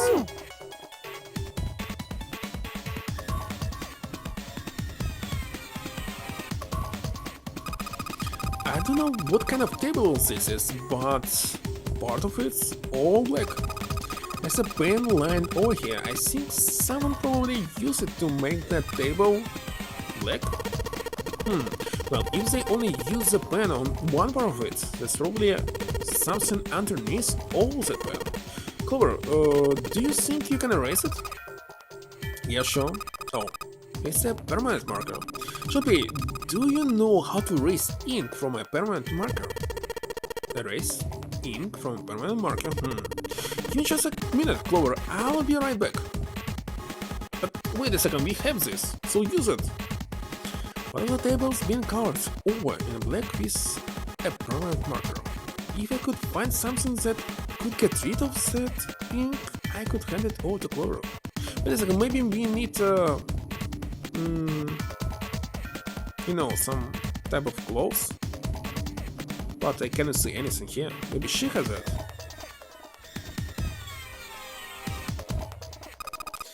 It's a rock. There's a bunch of cables on it. Somebody cut the outer stuff of the cables. I can see the wires inside. I wonder what this is. This thing here looks like a voltmeter. And is this the control for that? Gosh, there's so many dials. Why don't you try turning one of them? Nope, nothing. There's no power here, guys. I turned the dial a whole bunch, but even if I turn all the switches on, nothing happens. What about robot? Is this like an examination table? It's a creepy mannequin in here, guys. So what? Where's the cable? I need a cable. I guess this drain is for water. Well, there's nothing here. Totally nothing here, waste of time. A single handrail. So what? What about on top? It's a cardboard box. There's some papers and stuff in it. What's in the box? It looks like it's quite full. As far as I can tell, it's a bunch of notes about some kind of experiments, but it's all really technical and stuff I don't really get it. Oh gosh, something is missing. I wonder what this cable is connected to. Okay, one side of this thing is in the room with us. The other side extends into the laboratory where Clover sits. In other words, the console in front of us is connected to the device in the laboratory.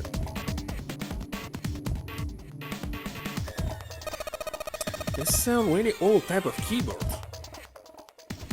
Really?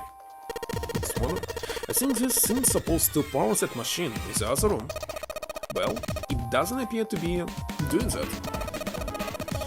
I wonder how we're supposed to turn it on.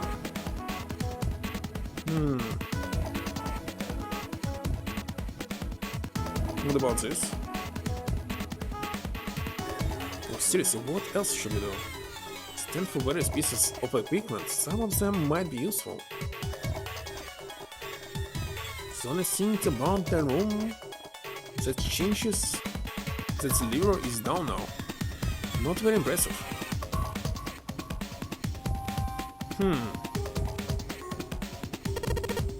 Hey Clover, there's a door over here too.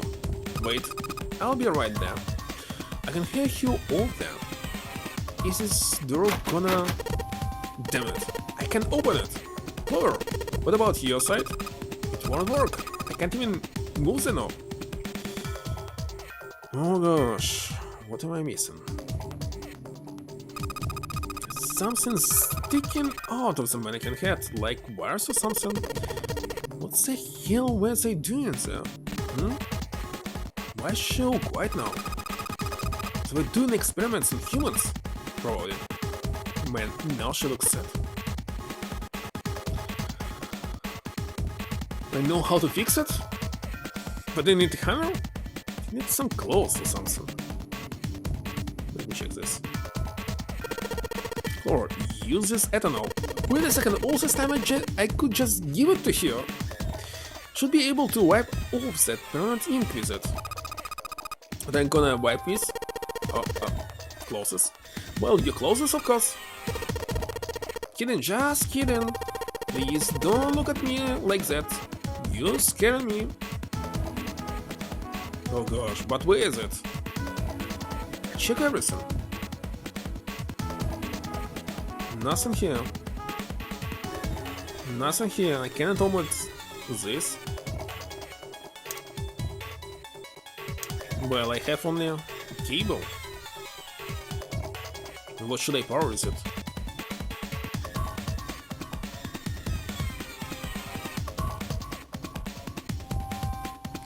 The mouse. Got the power cable, but without the two-prong plug, it can't be connected. The keyboard. Totally nothing. Keyhold. Might be able to activate this thing if I put in the right key. Oh gosh, let's check it again. Correct, can you use the clothes on the table? Use soak it in ethanol and then use it to wash off all the stuff from the permanent marker, okay? Right, okay, so I gotta soak the clothes with ethanol. So she's definitely... I didn't see any clothes here on the table, so... Well, she's got the clothes, but she seems to be having a little trouble with the bottle of ethanol. When she's ready, I should ask her to get to work on the stuff on the table. So work it already! Soak the clothes in ethanol and... Jumpy! It's working! It's wiping the permanent link off! There's some kind of weird drawing under the also permanent ink. What's the deal with that drawing Clover found? Maybe I should ask her to take another look at the table? Come on. I wonder what this is. There's a bunch of numbers in some kind of grid. Can't see it from here. Clover, you got a pen and notebook, right? Could you write these numbers down and then hand them to me through the bars? Okay, Roger. I don't remember that they had all this stuff. The stuff on the table seems like it's some kind of hint. Here, Junpei, I wrote down all the numbers from the desk on here. Paper with numbers on it, acquired. Okay, it's a file. Check the file. This is file. 3241. It's related to the locker. The non-Clover copied from the stand in the laboratory. It has phone numbers written in 9 separate cells. Okay. Maybe it's local. But which one? Well, I guess that's all there. Wait a second, you're not using it.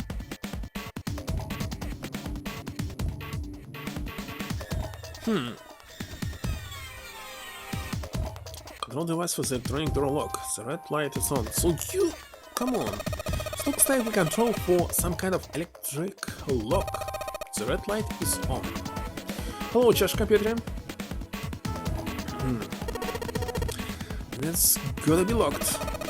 There's a green light just below it. Also, that one isn't lit. I bet it'll turn on if we can unlock it, right? Yes, but how are we going to unlock it? There's no keyhole, no card reader, and no keyboard for putting in a password. Have no idea. Have no idea what to do now. So all I have is a cable and the numbers, and I have no idea where to enter them. I thought it was related to this, but no. Let's check this one more time. I've got this coming from the table already. And so what? Is there anything unusual on that machine? Well, I don't know, you know? There are a bunch of cords hanging from the bottom of it? Yes, this is a lot of cords. It looks like they all go over here in the mannequin's head. So the device and the mannequin are connected. What the hell were they doing here? Man, back when the laboratory was active, that wasn't a mannequin in there, I bet. It was a real live human on the table. I wonder what... No, I don't want to think about it. Oh gosh.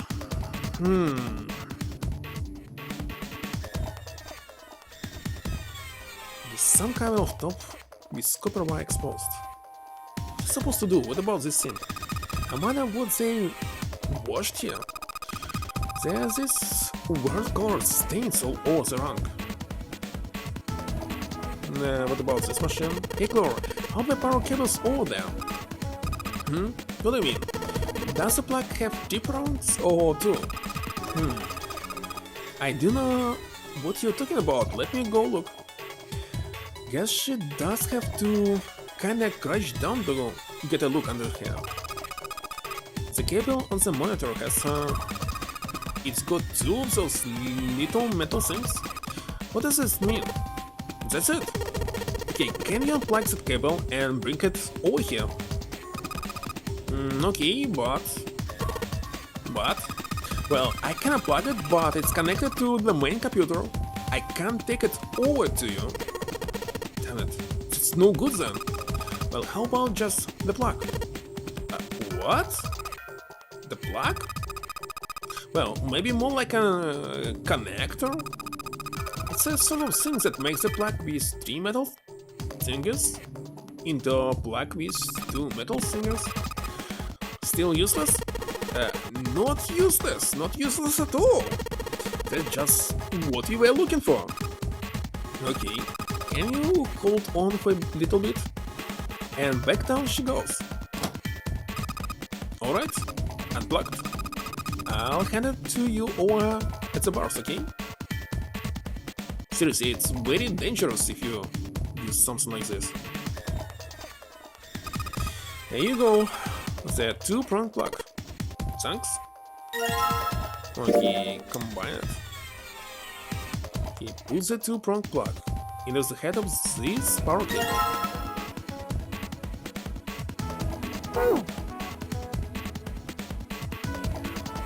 Finally.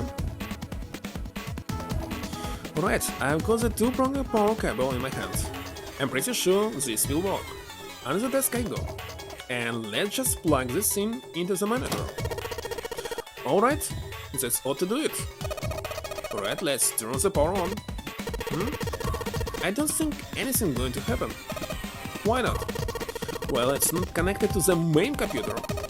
You never know until you try. Pretty optimistic.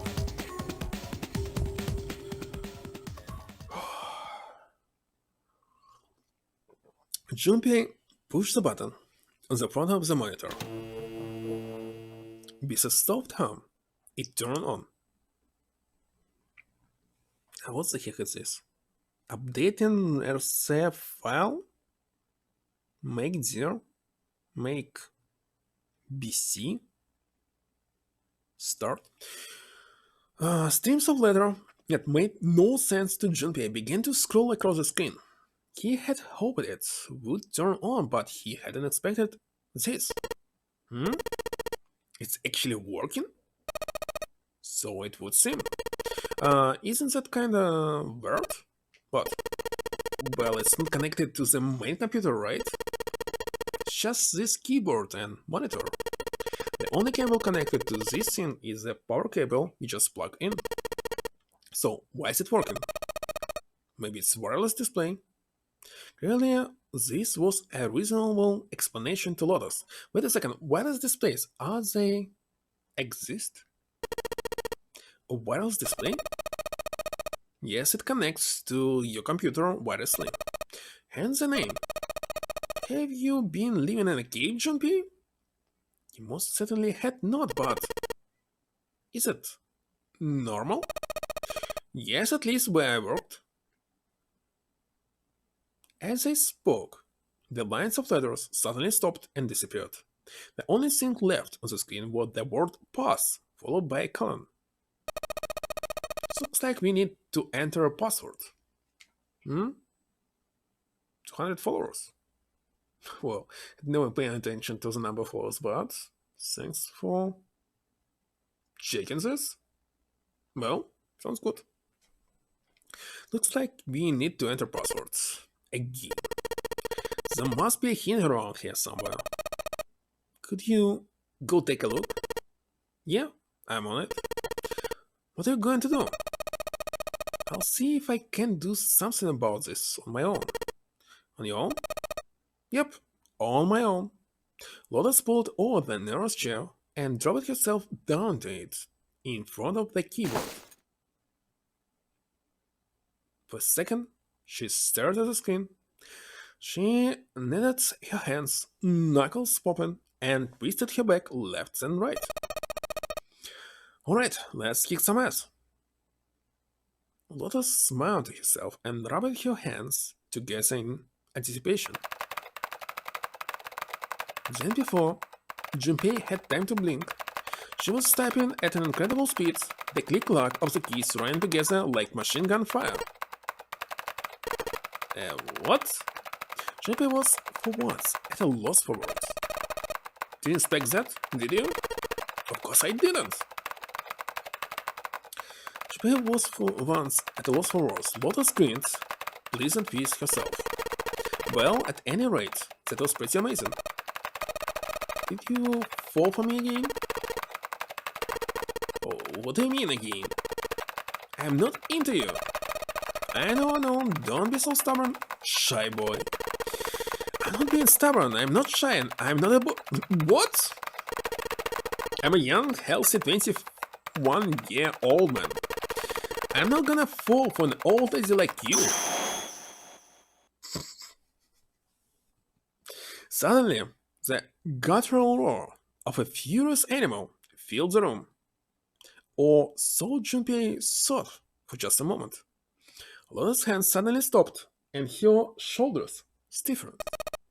Old lady? Did you just say old lady? Oh crap, so Junpei, I went too far. Oh well, it was a nice laugh, while it lasted. I've had enough of you. Go somewhere else, you're bothering me. What? Go see if you can find a password key or something. I'll try to open this from here. You distracted me. Go! Now! Lotus waved her hands in the universal gesture of dismissal. Junpei was clearly not wanted. Time to count my losses, Junpei thought, and left as quietly and unoffensively as he could. Whew. Junpei wandered around the room for a while, looking for anything that might help find the password for the computer. Unfortunately,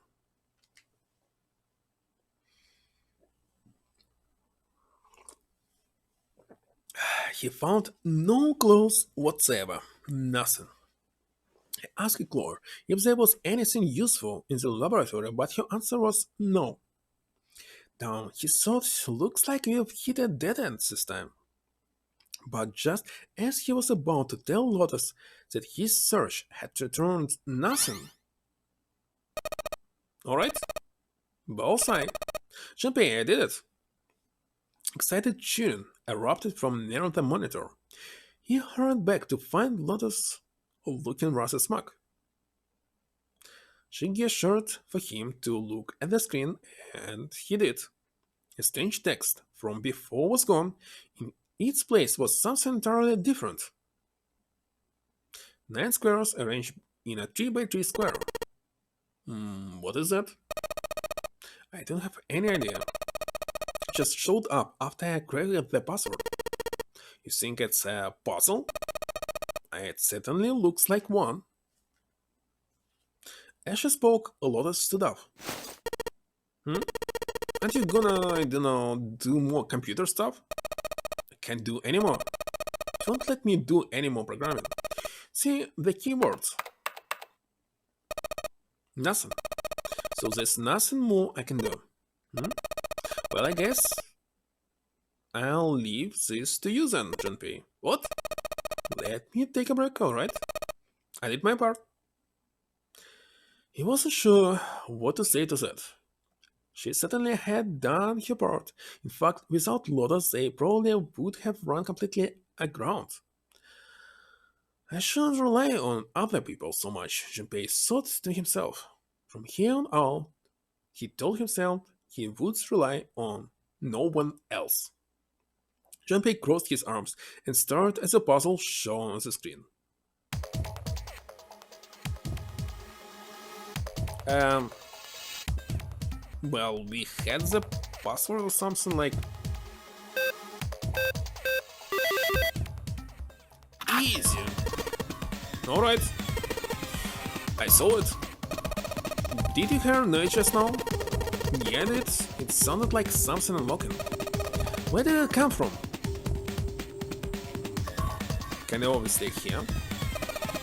Well, Junpei, the lights in the lockers are green. Then we must have unlocked it with the computer puzzle. And what is inside? There's more than one key in here. This one is small and looks like it goes to some sort of machine. And this one had the S symbol on it. I think the S symbol matches a keyhole in a door on the A deck. Well, if that's the case, we probably don't need the F key right now. Alright then, F key. I'll just tuck you away deep in my pocket. Now as for the other key. Beacon?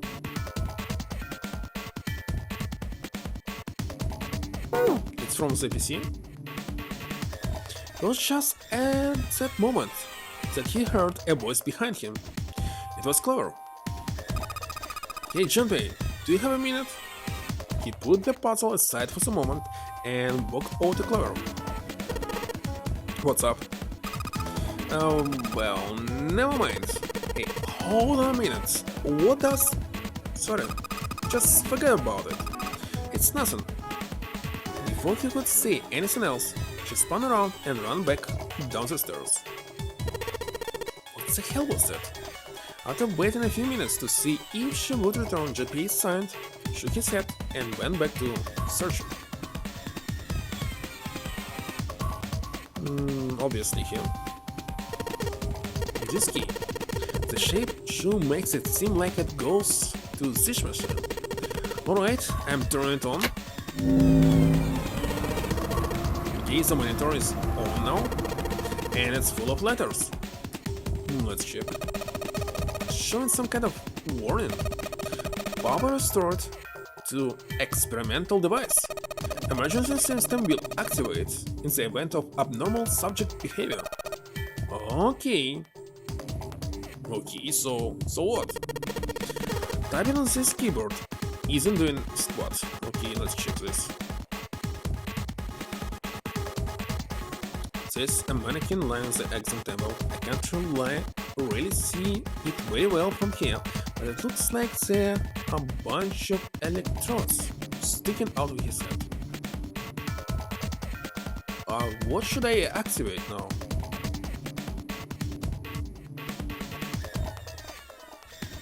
Oh, this one? Anything about the room that's changed is that level is down now. Not very impressive. What's supposed to do?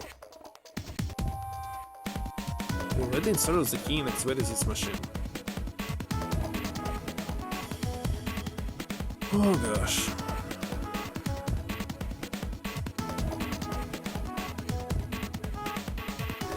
What about this? This is a monitor, there's a whole lot of cables under this table. Junpei, this thing is here, is on now. Yes, that's cause we activated the power over in this side. Could you, like, play with it a little? Okay, yeah. I'll turn the still here. I don't think it's working. Nothing happened. Well, maybe she missed something. I should ask her to look around the room again.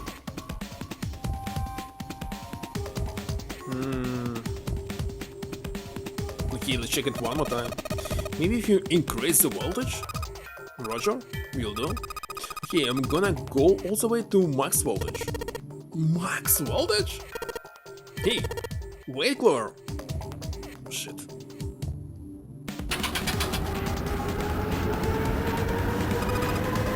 What? Sync?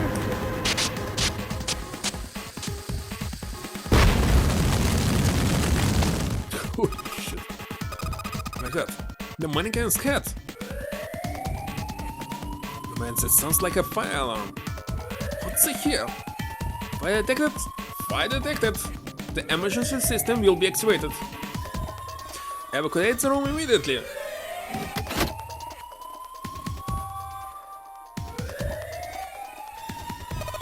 Junpei, look at the light.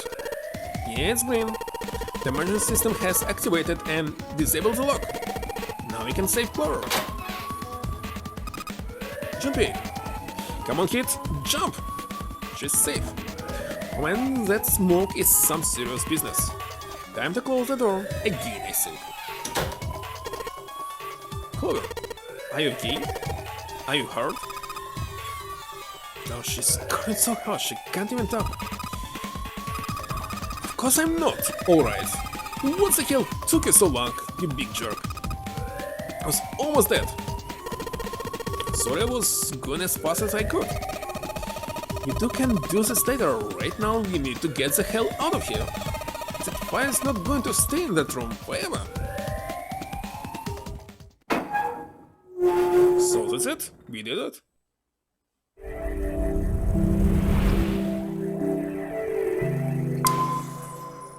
Okay, and I have just 1 hour, right? Junpei, Clover, and Lotus leapt out of the laboratory, slamming the door shut behind them. All three collapsed against the wall, breathing heavily. Geppetto will definitely get angry?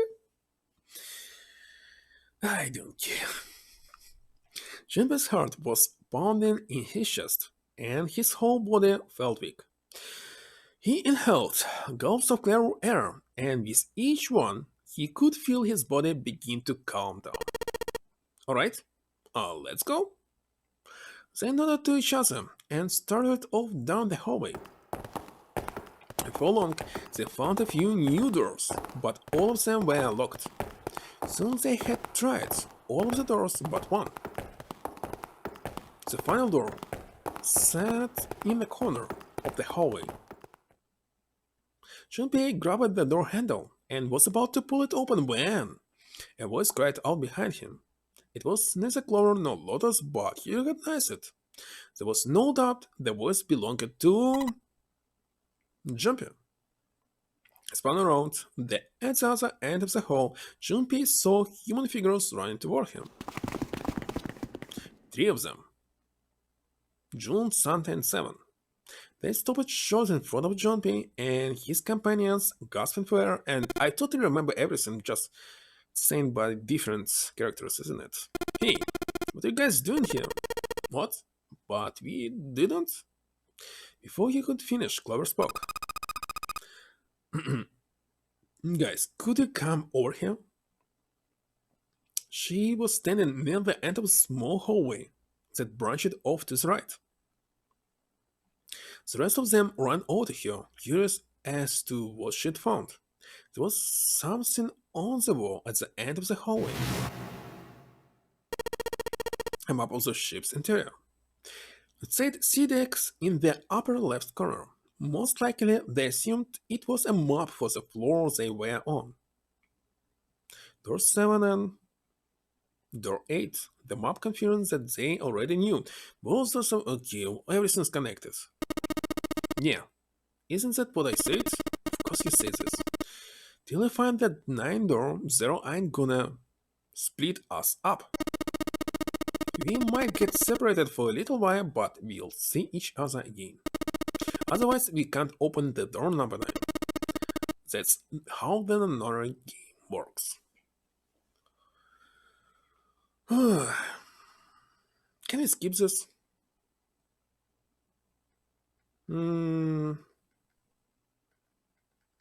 Obviously, they will open the door, they will be this ace, and there's no new information as I see. just open this door. Of course, Santa opens it. Totally the same. Nothing new.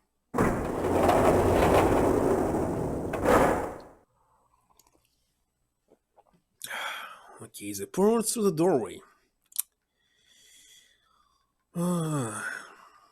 Totally the same text.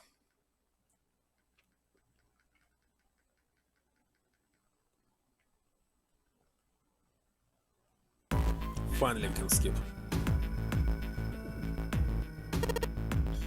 The key? That's what I just said. I'm talking about the Jupiter key. We found it in the operating room. Here. Sam tossed something small and metallic toward Junpei. He got it and found that the object was a key. On it, someone had engraved a symbol very similar to a 4. He looked over at June, who nodded back. Had to be Jupiter symbol. I'm gonna let you hold on that, alright? Yeah, got it. Junpei tucked the new key into his pocket. As a group, they now had 3 keys that had not been used. The S key, which had been found in the laboratory. Oh gosh, we read it as well. Stupid! Now opens this door number 3.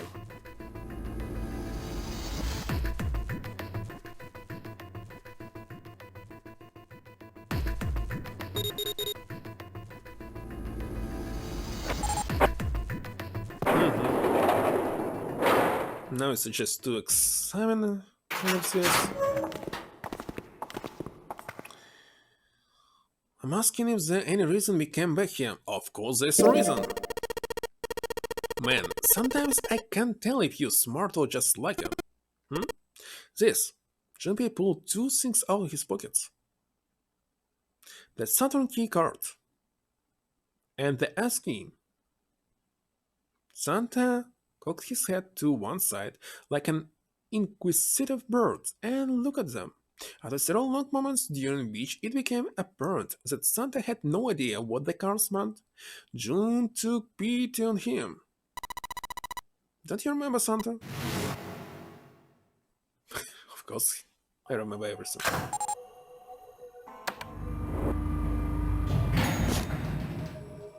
Now, they could only go down. She was afraid because the only elevator button pointed down. And that was all. No funny conversation at all.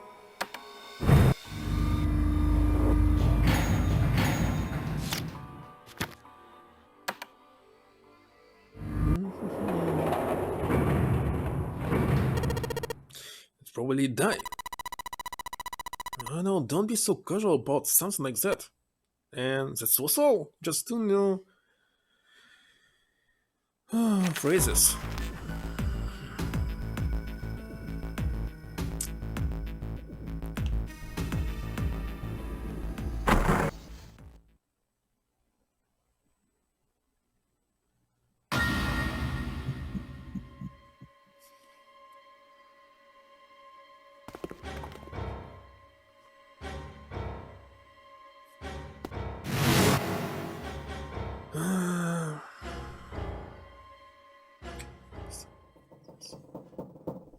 Key. We are selecting dome number 1.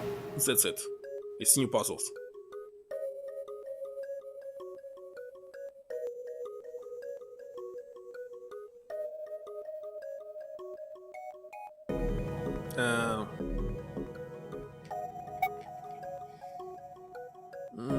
That's answer. Not sure. I don't care what it's like here.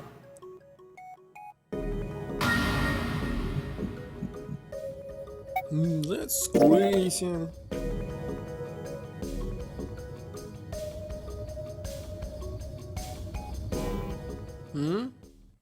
Ketchup is everywhere? What is this upside down text?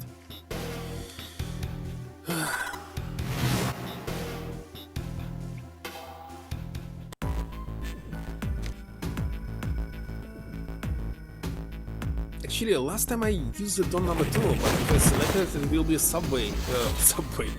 submarine ending. So it's door number 1. My choice is door number 1. Santa was unconvinced. Hey, wait a minute there. You're cheating! Cheating? I'm asking if you changed your number after you heard what doors we wanted. How could I do that? I wrote it down on the paper earlier. Let me see that.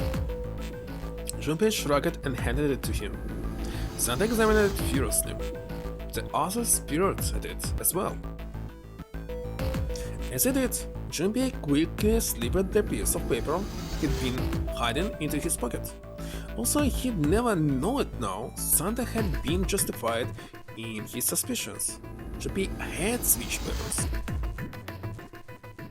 He had prepared 3 pieces of paper for doors number 1, 2, and 6 and put the paper with door number 6 on it into the pot.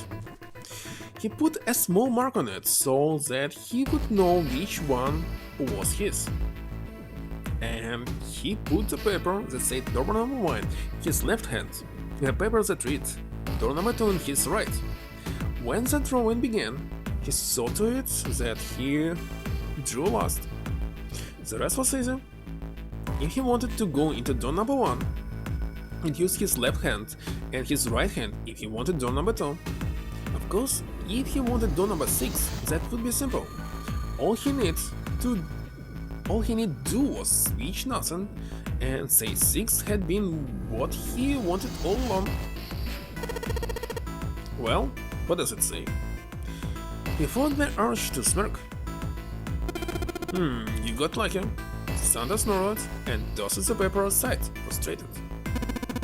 Very well, you decided who will go through door number 1. He'll be Clover, Junpei, and myself. Our only problem is 2 remaining teams. June and I want door number 6. Lotus and I want door number 2. It's not good. We can't open either of those doors with only 2 people. Fine, 7 will go through door number 6. Sure thing. I didn't really wanna go through door number 2 anyway. Besides, if we got a younger girl with us, it'll lower the average age. Right, John? Well, June was at a loss for words. Lotus was not.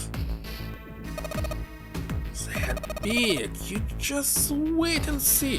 Her eyes were the eyes of a woman prepared to kill. A shiver ran down Junpei's spine.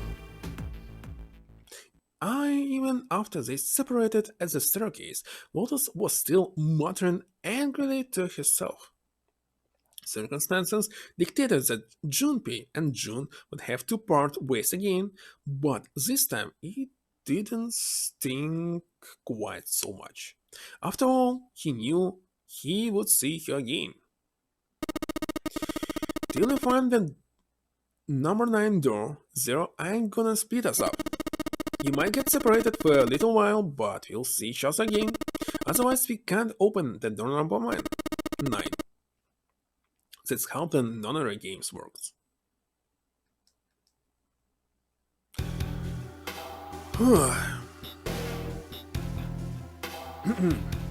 My lips actually very hurt. Maybe because it's very low humidity right now in the room. Because it's cold outside, so I'm using this air conditioner to warm it up, and humidity is low, and that's it. Junpei, Ace, and Clover headed toward 8. They took out the S key and opened the door to the left. It opened and they walked through. It was just as Santa and Lotus had said. At the end of the hallway sat a door with a large red number 1 upon it. A numbered door. To the left of it, bolted to the wall, was the red. Wait a second, so 4 and 5. 3, 7, 8. These 2 doors. Okay, so that's all. The last door. Ace went first and laid his wrist over the scanner panel. Junpei was next. Finally, listlessly, Clover lifted her arm. She leaned towards the scanner panel. The sword asterisk clicked to life, shining brightly. Ace took hold of the lever. He took a deep breath and turned to Junpei and Clover. Are you ready? Shall I pull it? Yeah, anytime. Clover sadness. She nodded little more than bare Thargok to each of the head. Very well, then let's go. 3, 2, 1.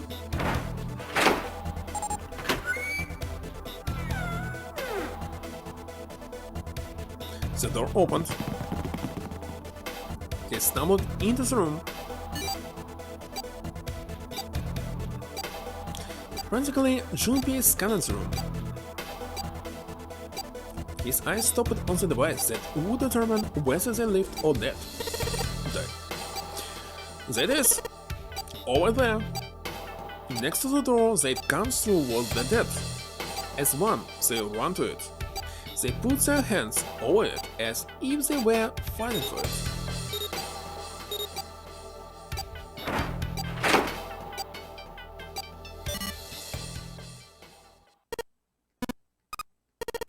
It stopped? Yes, it did. Junpei could feel his heart pounding against the inside of his ribs. Ace and Clover were breathing hard and fast. It was the third time they'd been through the process, but they had yet to grow accustomed to it. Not that Junpei wanted to. He planned to finish the game before he got a chance to let imminent death become commonplace. Junpei looked around again, this time more slowly. There was another door, different from the one they entered through. He took hold of the knob and easily, gently pulled it open. So, this is the real house?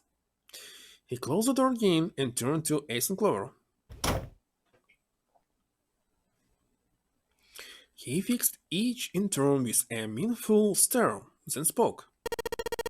Ace, you investigate the real house next door. Very well. Clover, you're in charge of this room. Say something. Okay, I will. Alright then. Let's get started.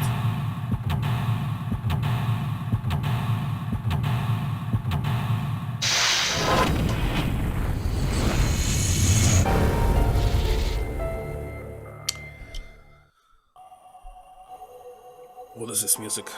Chart room.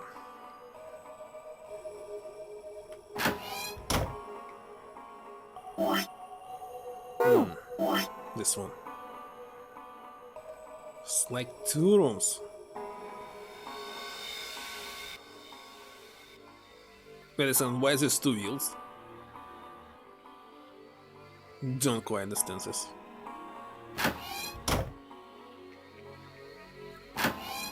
Okay, so this door. Lock. Okay, not a problem. The hell? Well, steering wheel might be a more appropriate term. A compass. It appears to be broken, however. See, the glass cover has been smashed to pieces. This isn't good. So many drawers, but nothing inside of them. A compass. And what destiny does it point us to? I really hope you don't think that sounded cool.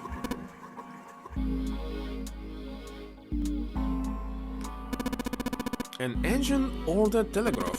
They use this on all ships to adjust the speeds of the ship. Like the gyro shift in a car? Well, it's a little different. This device doesn't connect directly to the engine. No, obvious. In short, it's a transmitter. The navigation officer uses it to set the speed of the ship and it sends a signal to the engine. There's a handle on top of it, which can be moved back and forth to... Hold on. There's no handle. You're right, there isn't. Looks as though it was deliberately removed. Okay, let's find it. Looks like nothing so strong.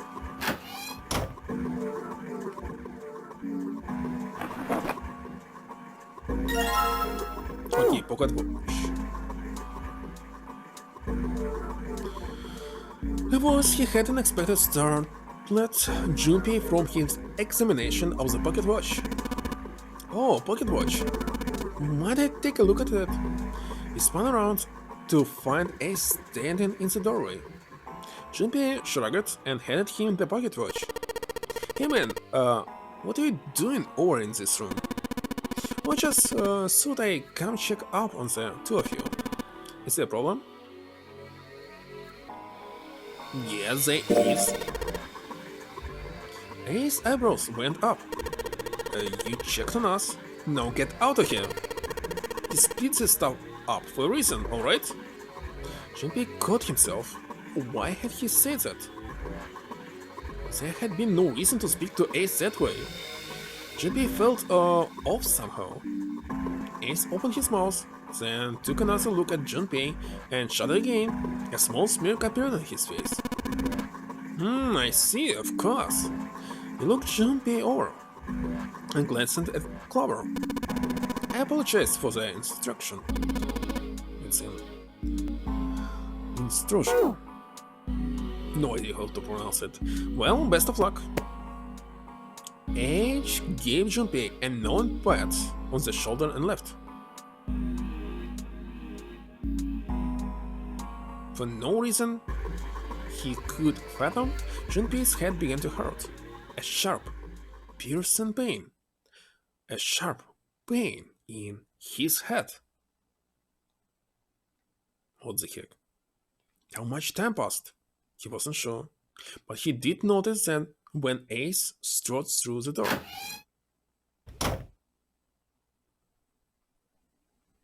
His smile was more of a smirk, and he had the air of a man who knew more than his opponent. Oh yeah, there was something I wanted to check if you don't mind. What's that? Pardon me? With no warning, Ace slipped his hand into the pocket of Junpei's vest. Hey, what the hell are you doing? He reached for Ace's arm. But it was already too late. In the older man's hand were the pieces of paper Junpei had balled up and hidden in his pocket. Just as I thought. You switched them, didn't you? When we voted. Oh well, I can't say that I can. I managed to get through the number draw I wanted despite your mischief. Well, why did you? Oh, simply curiosity. I hope you won't think for it. A smile gave Junpei a friendly pat on the shoulder and then turned his heel and left. It was a small defeat, but it was a defeat. Junpei had lost the upper hand, and he knew it. He could feel his stomach begin to tense.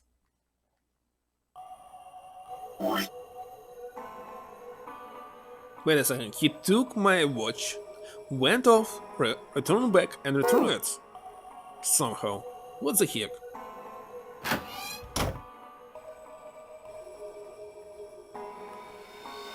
Looks like this is some sort of lock. It's got a weird-shaped indentation on it. The shape, maybe? Does look like the pocket watch would fit here. This way? Nothing. Imagine the pocket watch is intended to go in hand. However, you may need to do something with the watch first. What should I do with this watch? A mechanical pocket watch with a spring. Doesn't appear to be working. The hands have stopped at 5 minutes 39 seconds past 10 o'clock. Turns the knob does nothing. It's probably broken. Looks as though you could move the hands, however. Wait a second, should I do this? I can pocket watch. Can only move the hands manually. No, it doesn't work. The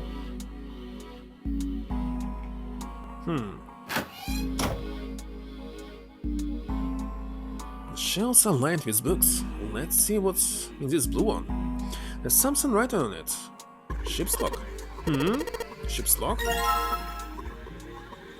Let's check.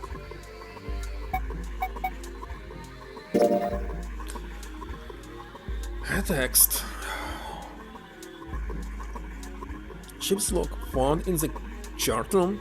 The following is written on the past page. We leave soon for a new journey across the sea. After leaving port, we headed south and west. We turned southwest to steer around the continents and proceeded northwest. We made port and then changed our heading to east for a time and are now heading due north. Soon we'll dock in the United Kingdom, the homeland of this vessel. Okay.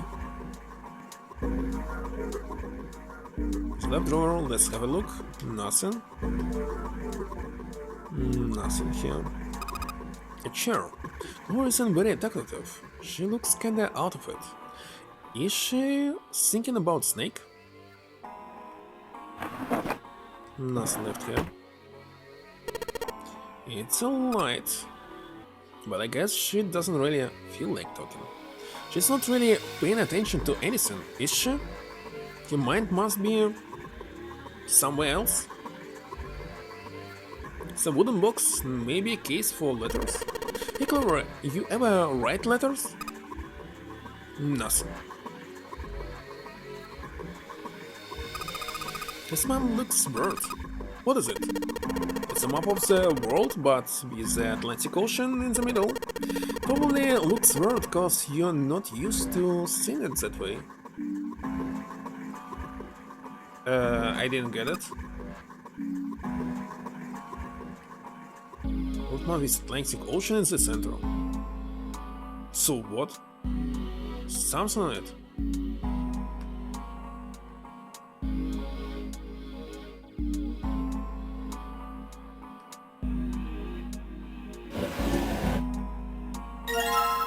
Map. This is a nautical chart. Is this line on it here? I think the line is the road the ship is supposed to take. There's these dots all over the map. Also some probably ports, like for a boat to stop at. Looks like the lines are connected to... The lines connect the dots. Okay, looks like I cannot check it. Should I put it here? What map is Atlantic Ocean the central? There's number of red pins in several locations. What do these pins mean? Well, the nautical charts I picked up earlier have a map like this one. Maybe one of them matches up to the pins or something? Let's see. Well, what do you know? Looks like this one's a match to these pins. Okay, so we've got 7 locations connected by straight lines, and each one has a word next to it. That's probably the speed. Fire.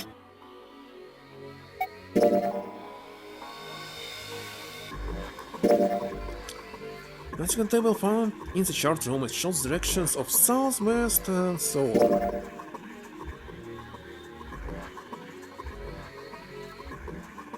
Should I remember this?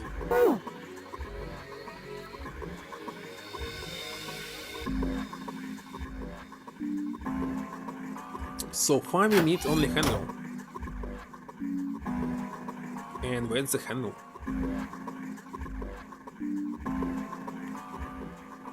It's a metal plate bolted over the window. A steering wheel. Let's see if it... Whoa, looks like the steering wheel moves. So it will seem. I noticed something else as well. What's that? Well, when you move this wheel, the compass also moves. What do you mean? The ship is moving. Ha! Tricked you, didn't I? The wheel and the compass must be connected to one another somehow. Do you think that's important? Well, let's try to turn it again.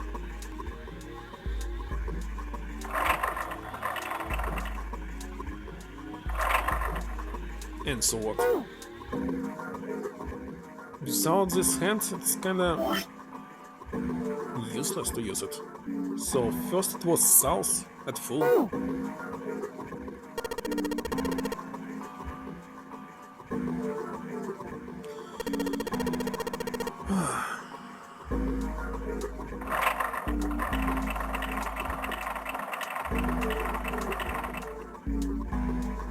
Okay, south. Nothing is happening. Junpei, this is almost certainly one of Zero's puzzles. There must be clues here, somewhere, that will help us solve it. Have you found anything? There's something with points of the compass in it. Or maybe we can enter it right now, but I don't know, remember it somehow? Well, I don't want to write it down. Okay, down, left, down, left, the opposite right. I don't have a pencil here to use it. Try to use stylus. So down. I can't even see it. Okay, let's remember. Down, left, the opposite right. One. No, opposite. Perpendicular. Alright, up. Let's try.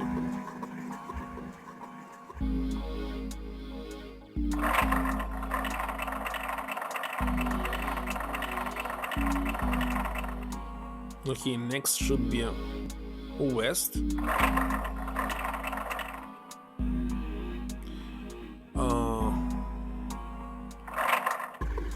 This one. Next.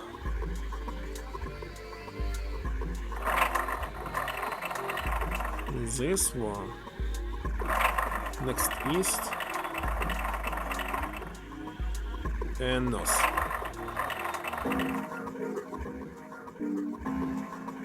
Easy. What's there?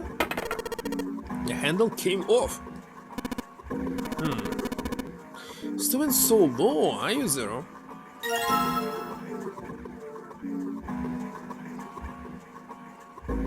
Okay. Can we use it here now? So, I sure hope this handle fits.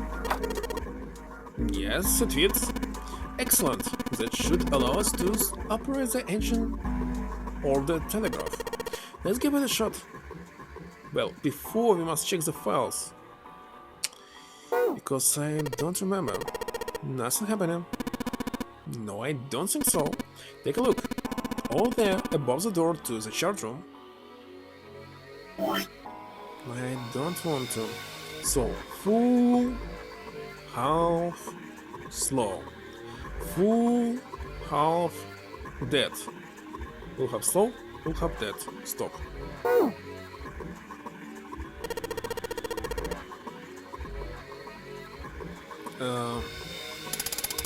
Full, half, slow, full, half, dead, and stop. That's weird. I thought I put in the right speed. Did I mess up? No, I don't think so. Look, something happened on the back wall of the wheelhouse. Yeah, you're right. Let's check it out.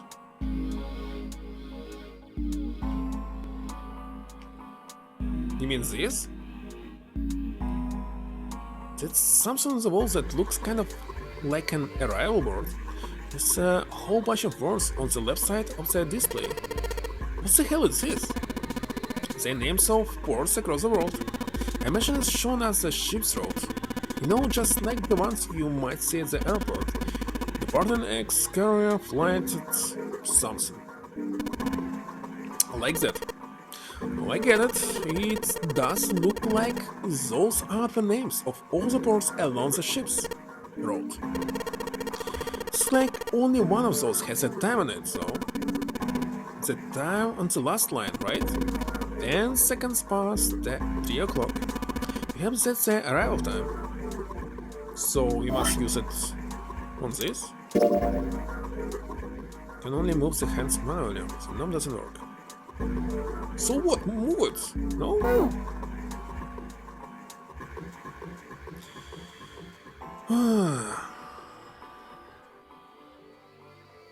10 seconds past 3 o'clock. Perhaps? What's he doing? Excuse me, Jumpy. Hey, he just took my pocket watch. Hey, what the hell are you doing? Just trust me. It should be fine now. Well, thanks for giving me the pocket watch back, but you don't need to look so smug about it. Let's see what he... Oh, he moved the hands. 10 seconds past 3 o'clock. So you change it to match the final arrival time. Ace nodded slowly. You know what to do next, right? Give it a shot.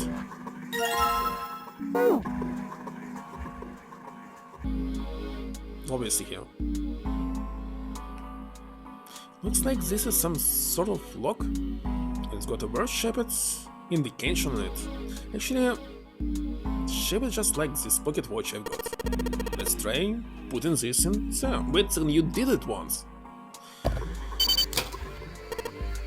Yes, it says open now. Good work. It seems you were successful. Well done, JP. Hey, Clover. What? Look, we unlocked the door. Now we can get out of this room. Oh, well, let's go then. Clover. Finally. And I have just 20 minutes left. Oh gosh. Yeah, it's very late here. But there must be the last puzzle before the ending. The space they found themselves in outside of their wheelhouse was far too narrow to be called a hallway. On their left was a wooden door. Junpei pushed it open and stepped into the room beyond.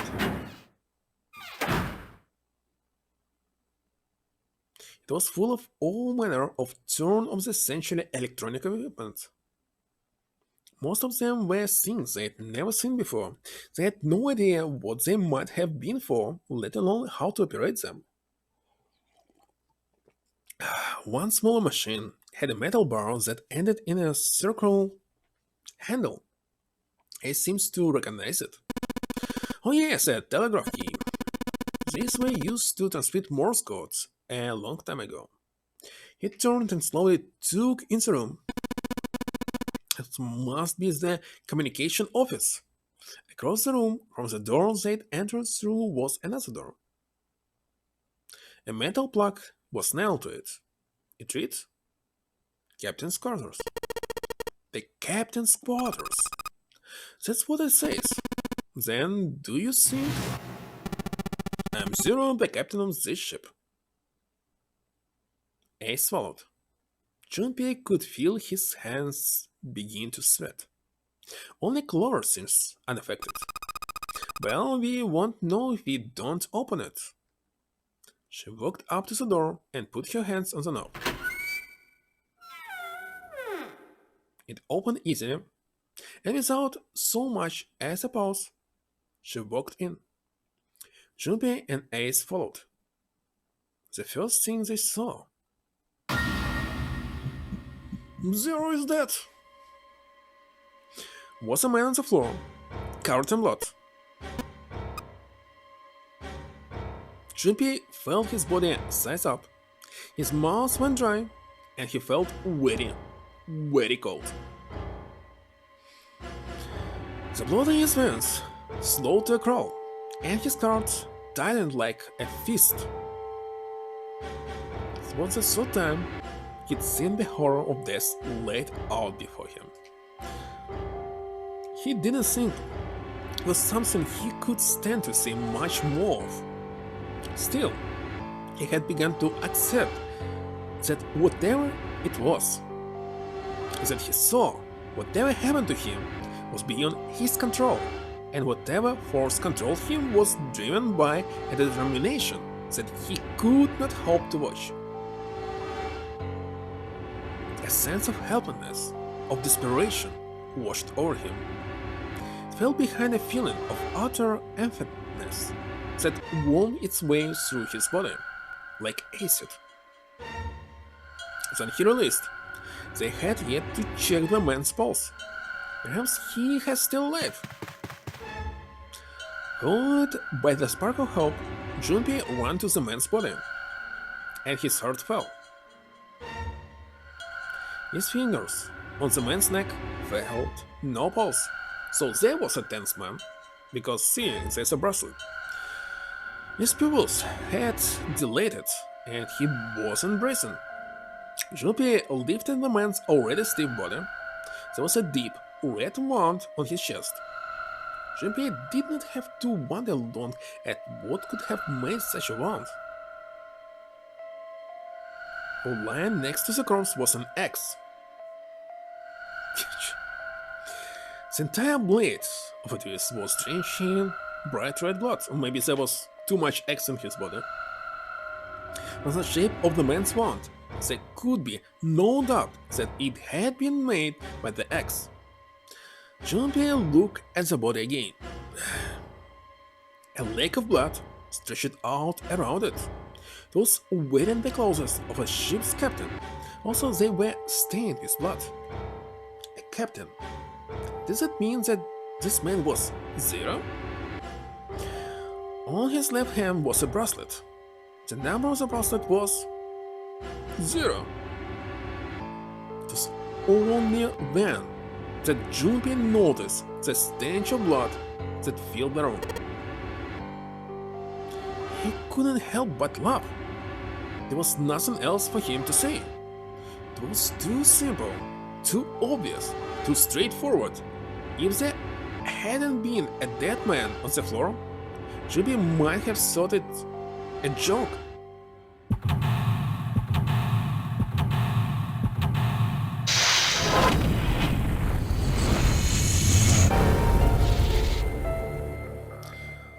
Let's do this!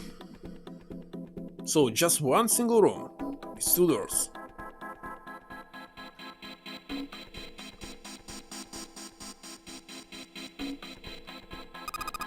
A camcorder. It looks like it's pointed at the door. Well, the power's on. Why wouldn't someone want to videotape a door? There's no tape in camcorders. Since this kind of camera records to a hard drive, but it doesn't look like this one's recording anything. What do you mean? It just sent in whatever it sees to something. It's a stream. He was a streamer. What does it say? The door? There's a plug on the door, but it doesn't say anything. Of course, I don't know the code right now. There's blood on the chair. Do you think this was the dead guys? Yeah, probably. Kinda creeping me out. I moved the sheets and took a look under the bed. There's a lot of space. Somebody could hide down there. Then you could hide other stuff too? You mean, like this body? Yeah, but whoever killed him didn't do that. Why not? Well, let's see. I guess I can think of 4 possibilities. They might have just not noticed the space under the bed, or they didn't think of hiding the body, or they didn't have the time to hide it, or what? Maybe they didn't want to hide it. Maybe they wanted us to find it to prove a point or something.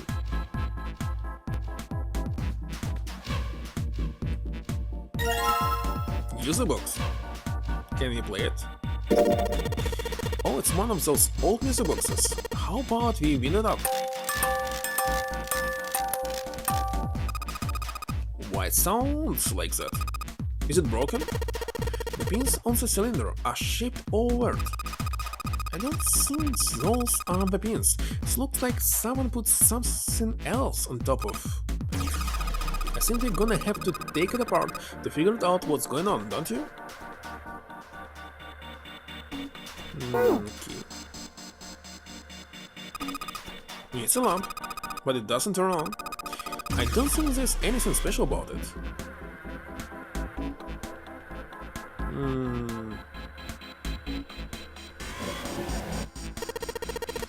What's the deal with this?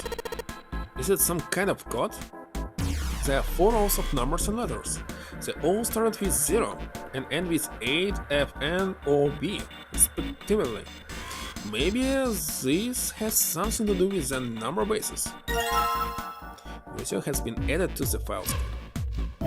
Let's see. And numeral system chart found as the Captain Carter's. 10 in base 10 is written as in hexadecimal. Therefore, 11 is B, 12 is C, 13 is D, 14 is E, so on these charts shown the rules for each numeral system. So 8, 15, but this one, 23,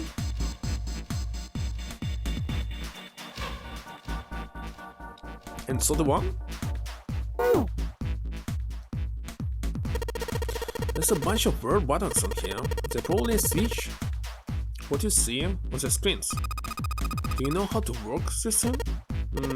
Why don't we just press one of these? Like this one. Well, I guess it does change that. What the hell is this? Isn't the door on that screen the one right behind us? You're right. So whatever the camera sees is sent to this screen in real time. I wonder if that means something, you know? Can you look at this? Looks like not. Junpei snorted with grim humor for the second time since he'd come into the room. The 4 screens along the bottom had a single letter each, spelling out 0. Junpei felt and thought he was being mocked. The real villain was somewhere laughing at him. What do you think? He turned to Clover, who was standing next to him. His voice was almost too low to hear. Nothing. Seems that she cared about little, because Junpei could hardly blame her. On the screen, she was surely under. Junpei was somewhat surprised she had responded at all. Still, he had to ask. He gestures towards the corpse. What about him? Do you think that's really 0? Clover shook her head weakly. There's no way that's him. Didn't I tell you already? 0 is one of us. Yeah, right.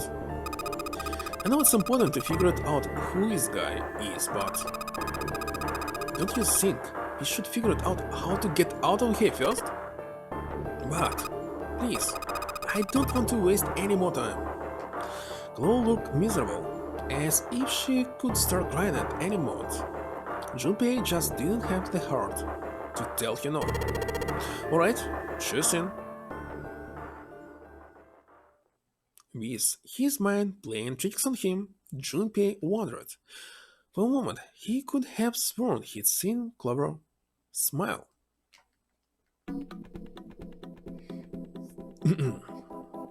Alright, so what? Oh, there's another door here. I mean, another room here. Junpei, what are you doing? We have searched the wheelhouse from top to bottom. There's no reason to go back. In fact, don't you think it would be wise to investigate the captain's quarters? I think we ought to check both rooms, don't you? Okay. Look, a hook. That wasn't a joke. I know, man.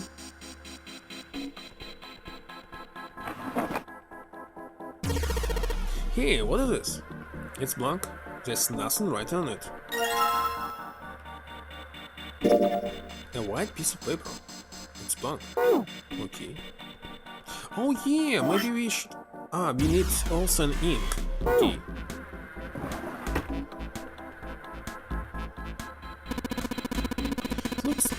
So the drawer is the only thing that's locked. I don't see a keyhole though. An electric lock perhaps? Take a look at the left side of the drawer. Yeah, there's some cables over here. Must mean this an early telecommunication device, most likely used to transmit a radio signal of some sort. I experimented with it earlier, but to no avail. Imagine it's broken. It's a really long cable. The tip is hooked into one of the desk drawers. What about this? A pair of headphones on the desk. Hey Ace, look! It's a model of a steam train. How on earth did you arrive at that conclusion? Hey Ace, look! It's a monkey with glasses. How did you arrive to that conclusion, key? It's a telegraph key, a machine for transmitting Morse code. I tried sending thoughts earlier, but I doubt that did anything. Zero would never make it that easy. So you think it's broken? No, it works. I'm just not sure if it actually transmits anything outside of the ship. Telegraph key. Ace says you use it to send messages in Morse code. Okay, what else? Definitely not this. Look mounted on the wall. The hands aren't moving. Little surprised that the time is wrong then, I suppose. And there's nothing on the back. It's an old telegraph machine. Nothing suspicious here. Smooth drivers.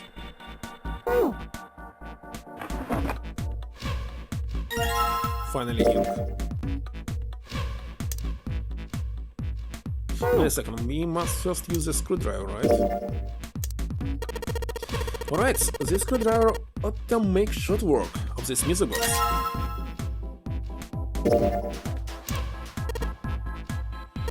I guess I'll put the ink on the cylinder.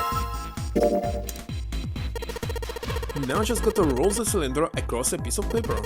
And if I'm right, the ink should... Just as you suspected, right? Now you have a pattern of dots and lines on the paper. Imagine it's Morse code. These dots and lines are the dots and dashes of Morse code. So let's use it. What about this one? No. But only the... Wait a second, how to... Oh, this. Alright, I've got the Morse code I'm supposed to enter. If I do this right, something will happen. I hope. Alright, let's give this a shot.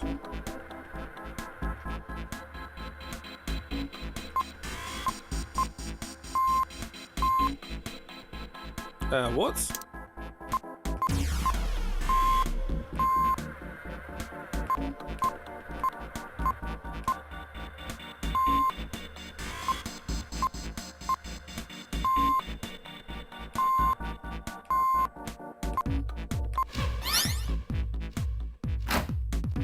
Easy. That's the last one, and yes. Excellent work, Jumpy. Good job. You seem to have figured it out. You've unlocked the drawer.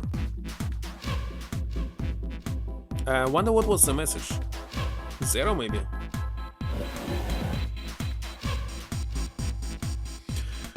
A red file lands in the drawer. Jumpy reached down and picked it up. The color red. All eyes. All eyes. But was it supposed to say all eyes? There wasn't a space between L and the I. Were they trying to say that all eyes was a single word? It was an interesting thought, but it left Junpei's mind. Quickly as he opened the file, what lay inside was far more interesting and far more confusing. Each page was covered with strange characters. They look like tiny drawing of birds, snakes, insects, horned animals, wings, and even kneeling humans. There were many pages in the file, and each was full of these strange symbols. What the hell is this? He didn't realize he had spoken out loud until Ace looked over at him. They're hieroglyphs, a form of writing used in ancient Egypt. Ancient Egypt? That's right. Can you read them? Of course. I can't. What would make you think I could? What the hell? Clumpy flipped through a few more pages. It wasn't just one or two pages that were carved in the strange symbols. Every single page was carved in them. Trying to read them was pointless. Jumpy wasn't going to waste any more time with them. He made to close the file. And something fell out. He bent down and picked it up. A keycard. With Mars. There was a symbol on it that reminded Jumpy of the symbols of the Saturn and Mercury keycards. This one, however, had a dot in the center of the male symbol. Uranus? Oh yeah, dot, of course dot. That's the Uranus symbol. Jumpy looked over to the Ace examine the card. In addition to the Uranus symbol, there were 3 words engraved on the card as well. On the lower right it said Bottom Deck Library. Was the bottom deck a library? Whatever might be there, however, would have to wait. At the moment, there was nothing Jumpy could do. He gripped the key card tighter and shoved it deep into his pocket. File? File found in the communication office, it says all eyes on the spine. All of the pages are filled with hieroglyphs from ancient Egypt. Wait a second, why here Alice with just one L? Oh, Alice. Key? What? We're supposed to use it. It's an old telegraph machine. I'll be honest, I have no idea how it works.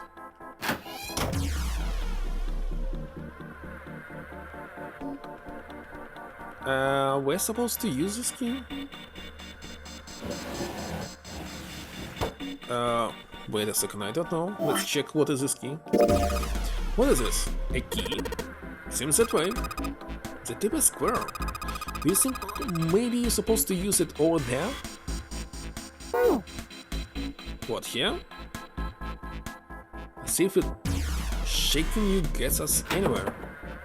No dice. The control panel for the electronic lock. Looks like it's got a keyhole at the bottom. Right? Maybe the key I got earlier? Oh, you just need to enter the numbers. Oh, I didn't read what was here. Jumpy, look! The minus sign on the screen. The 8 of them. It probably means you've got to put in 8 digits. You think you can figure it out? Oh gosh, where it is? So 08, 8, 15, 23, and so the 1.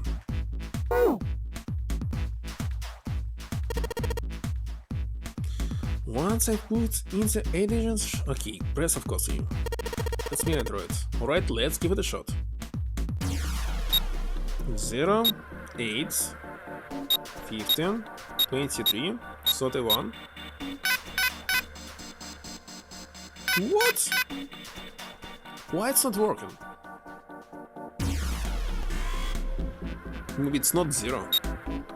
Just 8, 15.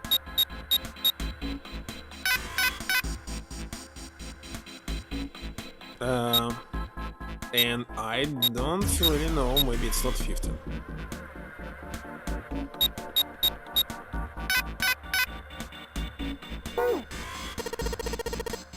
What's the passcode? Is it sure I've searched every part of the room, but now?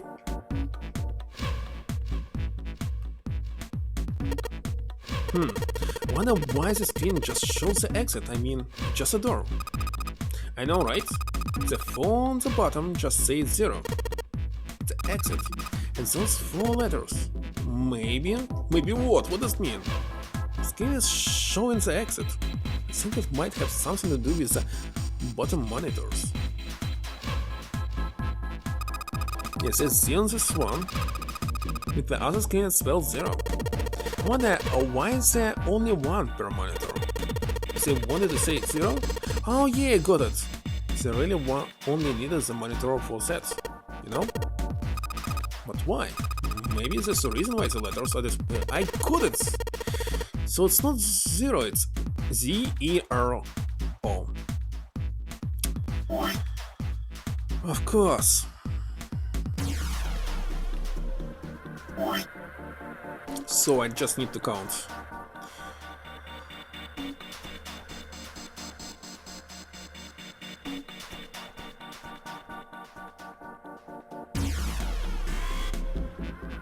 Okay, but I don't remember what is the end.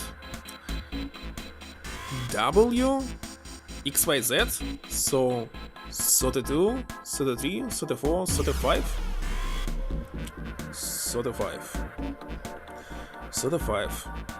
14.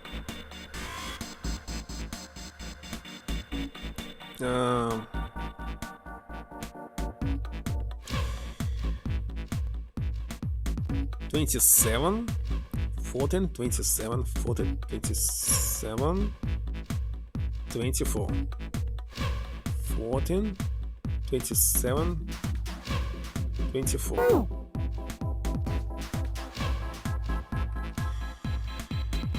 40, 27, 24.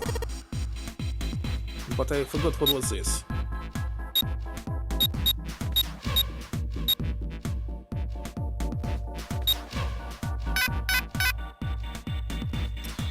Um, 22, 23, 24, 35, 35.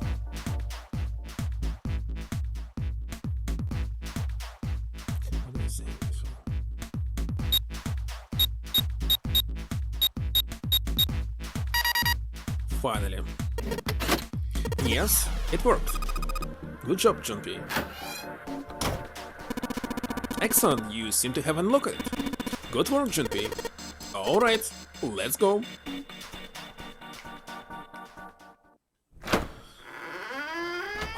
So we'll be able to see the ending finally.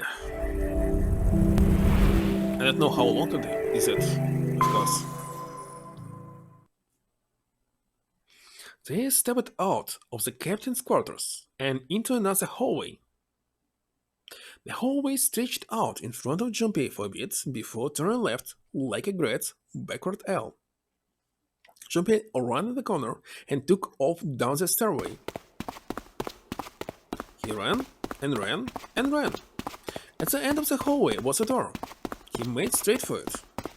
He was nearly halfway to it when he noticed a piece of paper in the middle of the floor. What was a piece of paper doing in the middle of the hallway? Junpei skidded to a halt. He dropped down to his hands and knees and quickly tore the paper off the floor. Now that he had a chance to examine it more closely, it was clear that it was a map. More specifically, a map of the ship's interior for the A deck. Can we actually check this map right now? BSKE. Snowy D deck. Okay, what's wrong? A slightly slurred by virtue of his advanced age, and finally caught up to Junpei. Junpei said nothing, simply showed Ace what he had found. He looked at it long enough to determine what it was and nodded. I see. With that, he began running again, past Junpei. Junpei showed the map into his pocket and got up to follow Ace. But something stopped him. Hey, where's Clover? He turned around, Clover was nowhere to be seen. Wait a second, now you added this map. Uh-huh. Let me check it.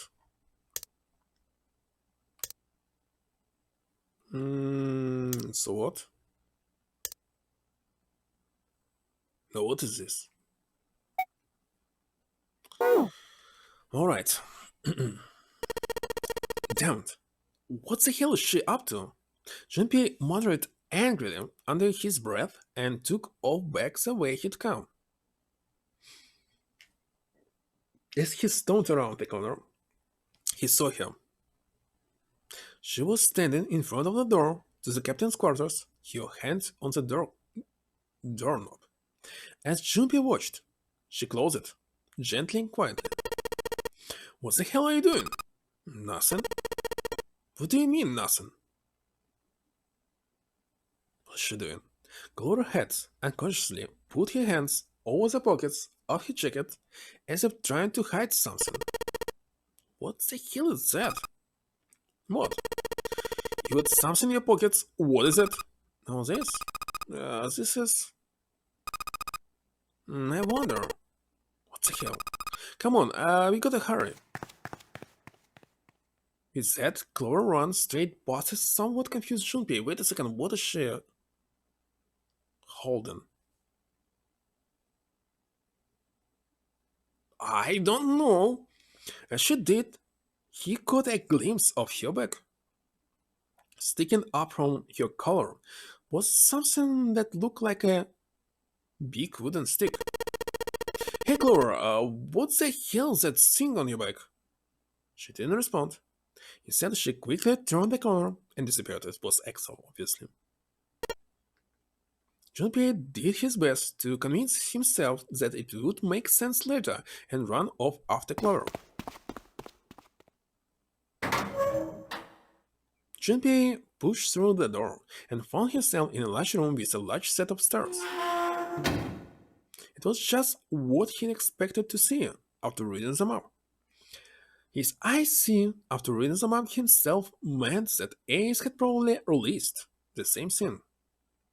Junpei looked around, but Ace was nowhere to be seen. He put his hands on the handrail and leaned over to look down. There he was.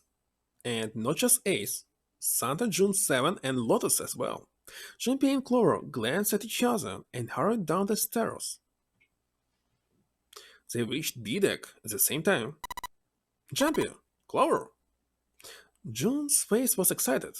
Something had happened that much Junpei could tell by simply looking at her. What's up? Given their situation, he was not inclined to be excited about sudden developments. June, however, couldn't contain herself. We found it. Found what? We found it. What did you find? The last door. We found door number 9. What? Come on, just follow us. We'll explain on the way. Okay, let's go. 7 turned and jogged off down the stairs. The rest followed. We finally made it. The relief and excitement in her voice echoed what each one of them felt. Yes, finally time. Junpei wasn't quite ready to believe they had really done it. At least not just yet. Still, if everyone said that it was door number 9, then it probably was. He could feel his heart racing. A mixture of anticipation and fear runs through his veins, and he could feel his legs shaking. He was doing his best to maintain a sense of healthy skepticism, but he couldn't deny that the perspective of escape was an exciting one. But there was one thing he couldn't get off his mind. The number door could only accommodate between 3 and 5 people. There were 7 of them on their way to door 9. That meant that even in the best case scenario, there would be 2 of them who would have to stay behind. 2 people. He didn't have any solution to that problem yet, but he was desperately hoping one would present itself. Junpei looked over the door clock. The hands indicated that it was 4:30. They had 90 minutes before their time was up. Hey, Junpei! Jun! What the hell are you two doing? Hurry it up! Santa's voice jolted Junpei out of his reverie. Let's go, Junpei. Reverie? No idea. Jun took off down the stairs, jogging as quickly as she could. Junpei followed.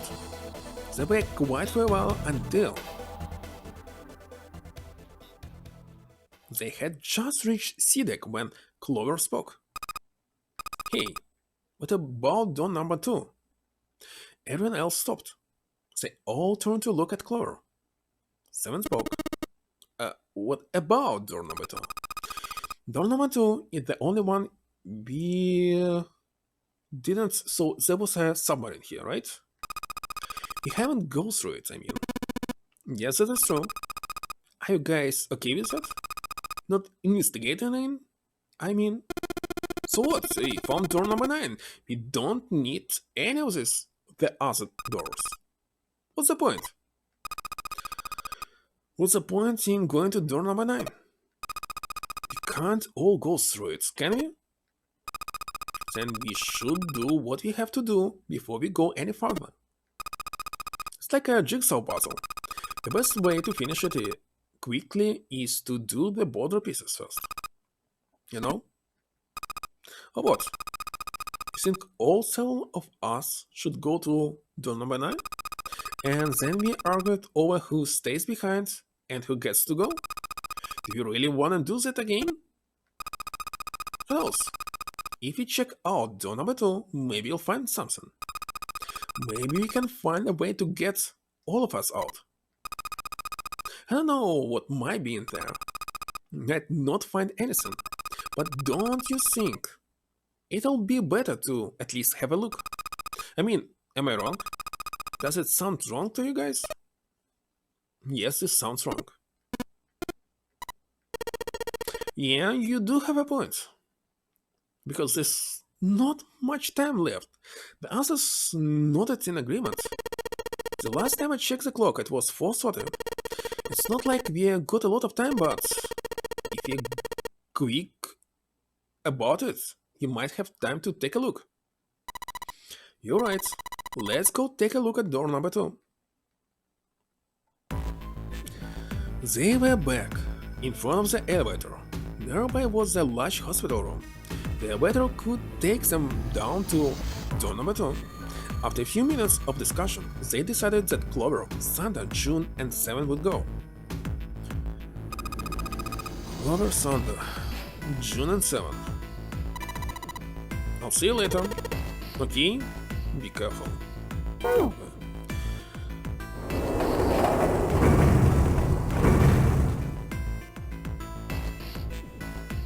They climbed into the elevator, and Junpei listened to it creak and rattle its way to the bottom deck. Only Junpei, Ace, and Lotus were left.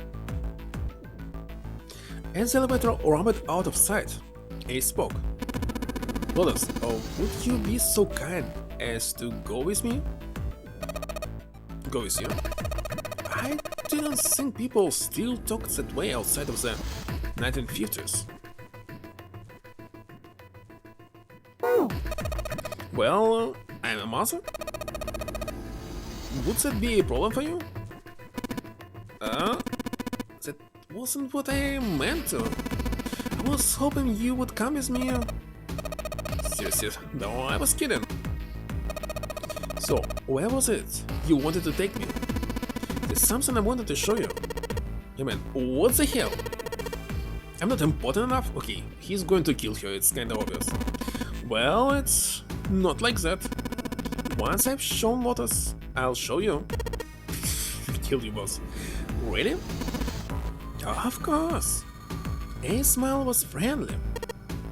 Fine. Do whatever you want. Thank you. Are you coming, Lotus? Fine. It doesn't look like they're going to be back anytime soon. I might as well go see whatever it is you think it's so important. Thank you. Well then, shall we go? They turned and began to walk. Lotus followed, so we learned actually how he actually killed her. They disappeared in the hallway on the left.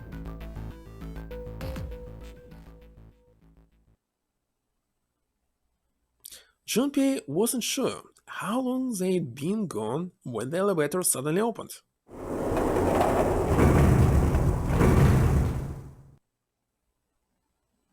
A single person stood there, Clover. She looked at Junpei, then slowly, purposefully, stepped out of the elevator. It closed behind her. With everybody else? What happened? She didn't answer. Instead, her eyes swept the room and then settled on Junpei. Where are Ace and Lotus? Junpei explained what had happened.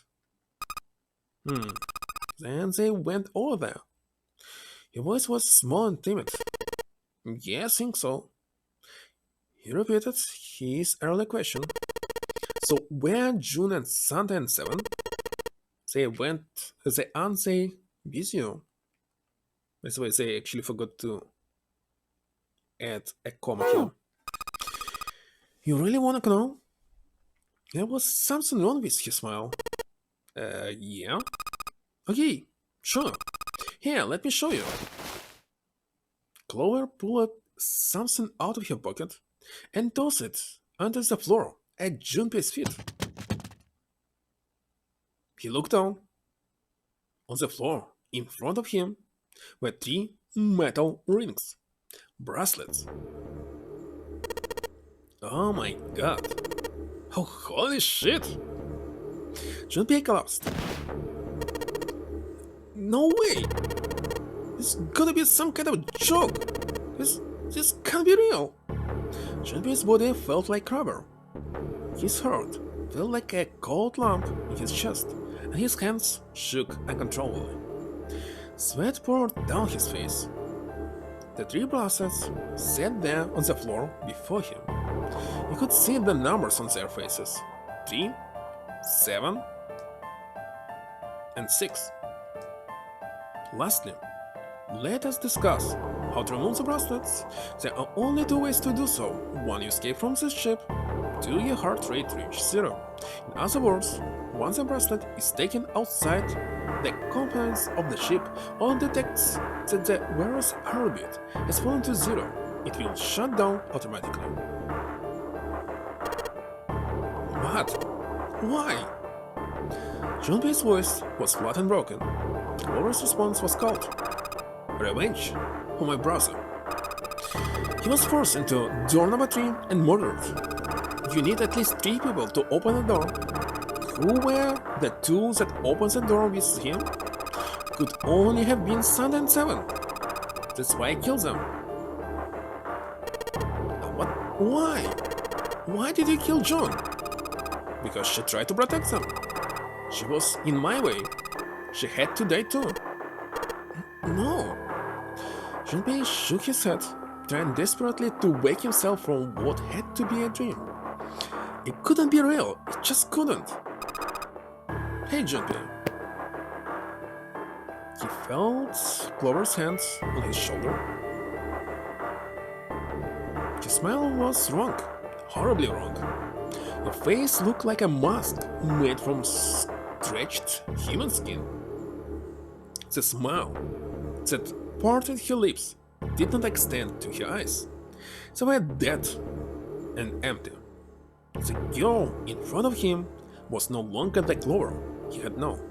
Perhaps she was not even human. Let's go.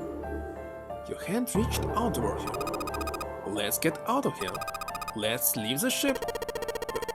What the hell are you talking about? To open a numbered door? Yes, I know. We need at least 3 people. But as long as we have this. Once again, Clover reached into her pockets and pulled something out. It was another bracelet. Junpei could see the number on the face. 0. So in her pocket was a bracelet. You got something in your pocket. What is it? What's this? This is... But wait a second, there was like 2 pockets, not just 1. See? You get it now? We have the 0 bracelet, we can leave. You and I can open number 9 with just the 2 of us. See? So let's go. Come on, hurry up. She shot out her hand again. Junpei looked up at Clover. She had the face of a demon, but there was something else. There was a holy light that surrounded her. She was both a first god and a oh gosh, I cannot pronounce this. Goddess filled with love. Junpei? Her voice was soft. Her eyes weren't empty anymore. They were deep. So deep, Junpei could feel himself falling into them. Benevolence. He felt dizzy. There was something oddly bewitching about her. His mind was beginning to crack, and his scars began to melt. Junpei? The hand she was offering him. It looked so soft, so inviting. Junpei reached out with his own trembling hand and closed it over hers. That's it. Too many eggs in the body.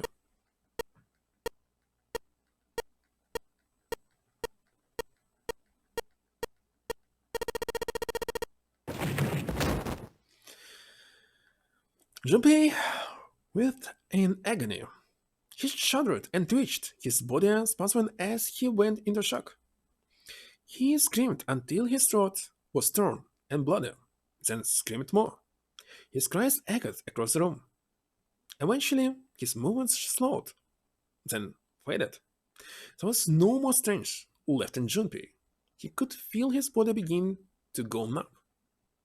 He no longer felt pain. He no longer felt anything. Whatever Junpei had been was gone. The last remnants of his mind began to fade. Even as his vision faded to nothingness, he saw Clover.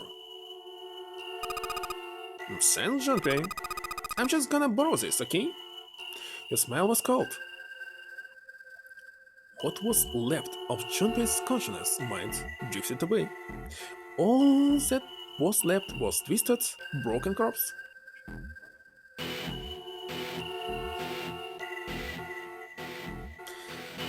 Alright, 3 endings out of 6. Eventually they will survive, so we got all 3 bad endings. That's it. Nothing else terrible should happen.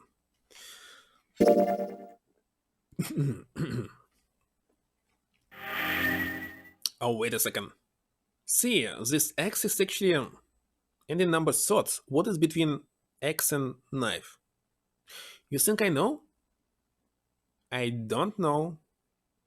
But it's interesting. Let's check memories of escape. 2 more rooms left. Okay, let's actually... No. Between these memories. I wonder what is between them.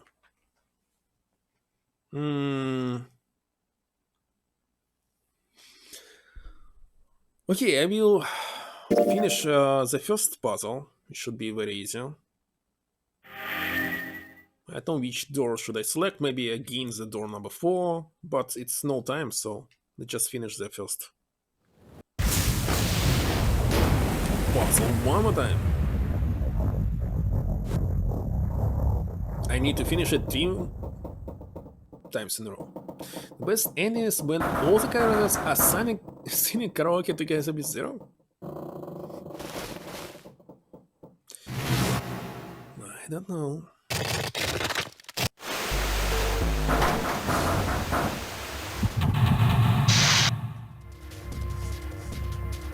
Okay, where was this?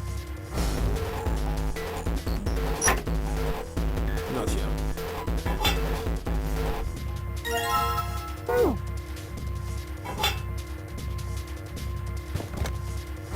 Okay, 0263.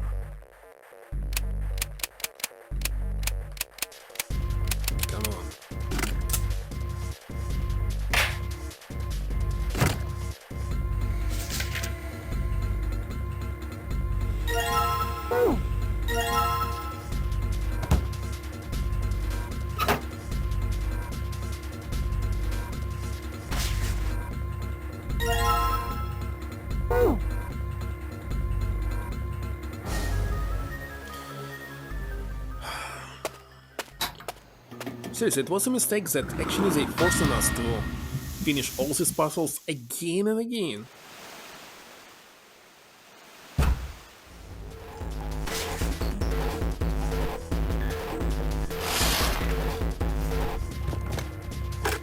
Okay, 7485.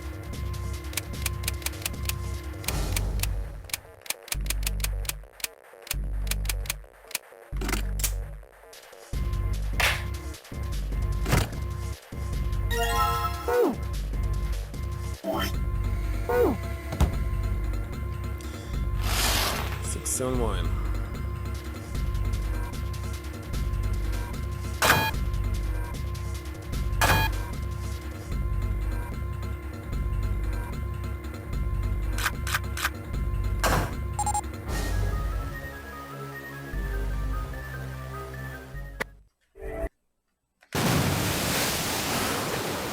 Okay, let's go till the I don't know door selection, and that will be all. Or maybe. Well, actually, there will be two puzzles after the next door.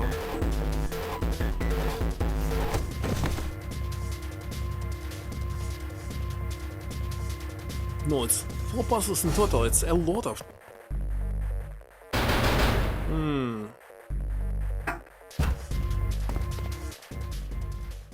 I don't know, should I try another ending? It's too late. Maybe I should. But actually not. Maybe it can be done in 30 minutes.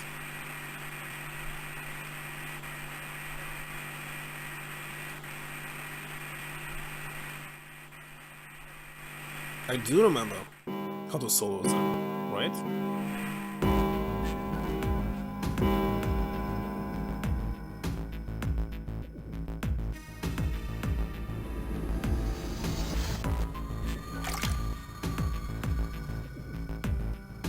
And there's almost no text.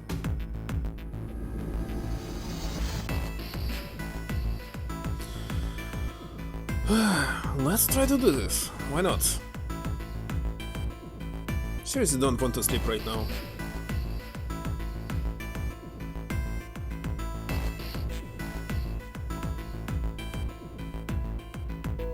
So you can always sleep during the day. I will sleep during the day. But after this I need to sleep at night, so it'll be kinda horrible.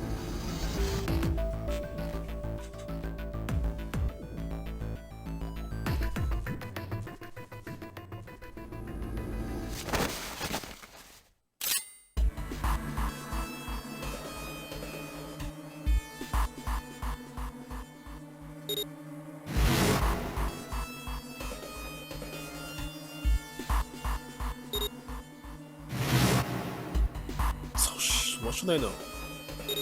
Actually, I think that only one stream left to finish this game, but actually not.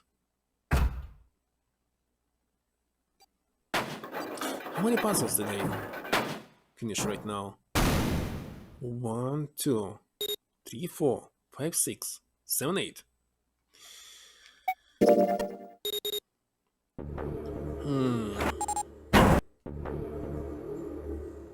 Just don't know how many hours left. If I know this.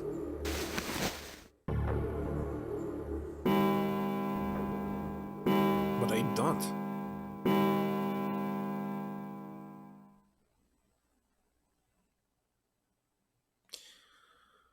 No, let's do this.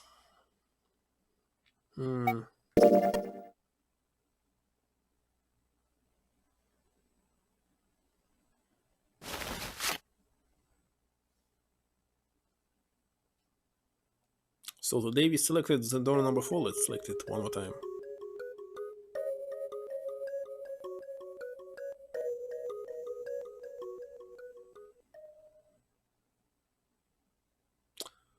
So far, the first ending, as I understand, actually Ace killed everyone, and the second ending, it was again Ace. The third one, Ace was able to kill only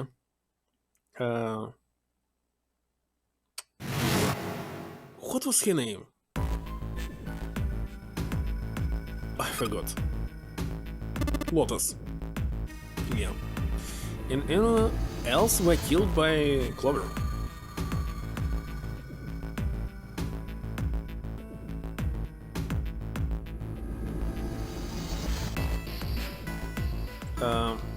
Okay, we can select 2.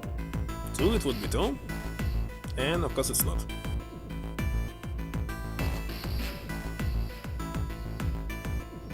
Hmm, 4.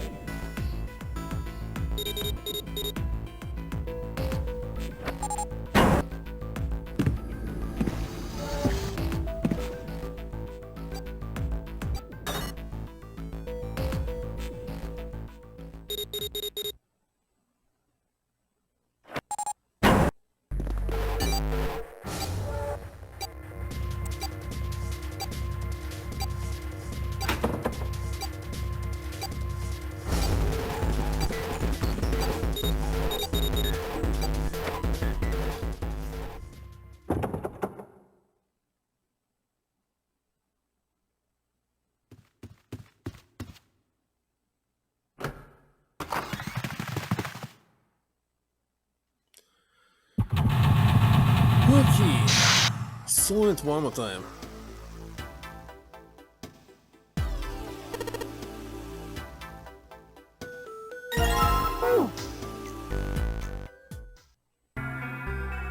Hmm?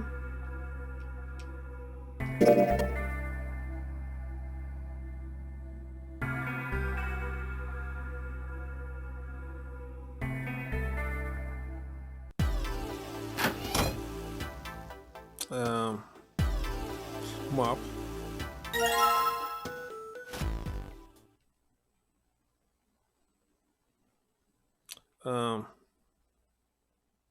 Replica.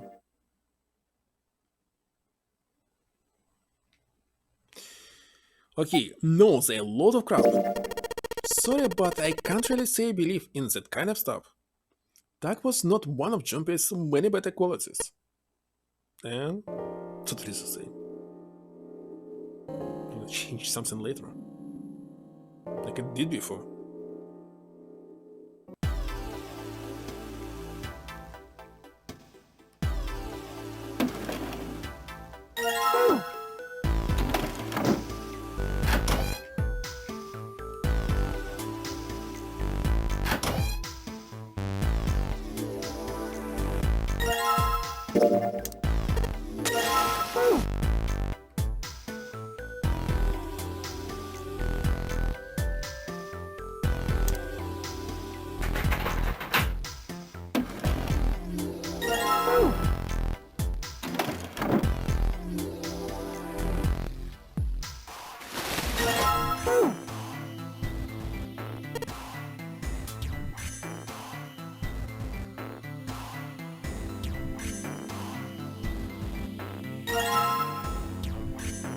Okay.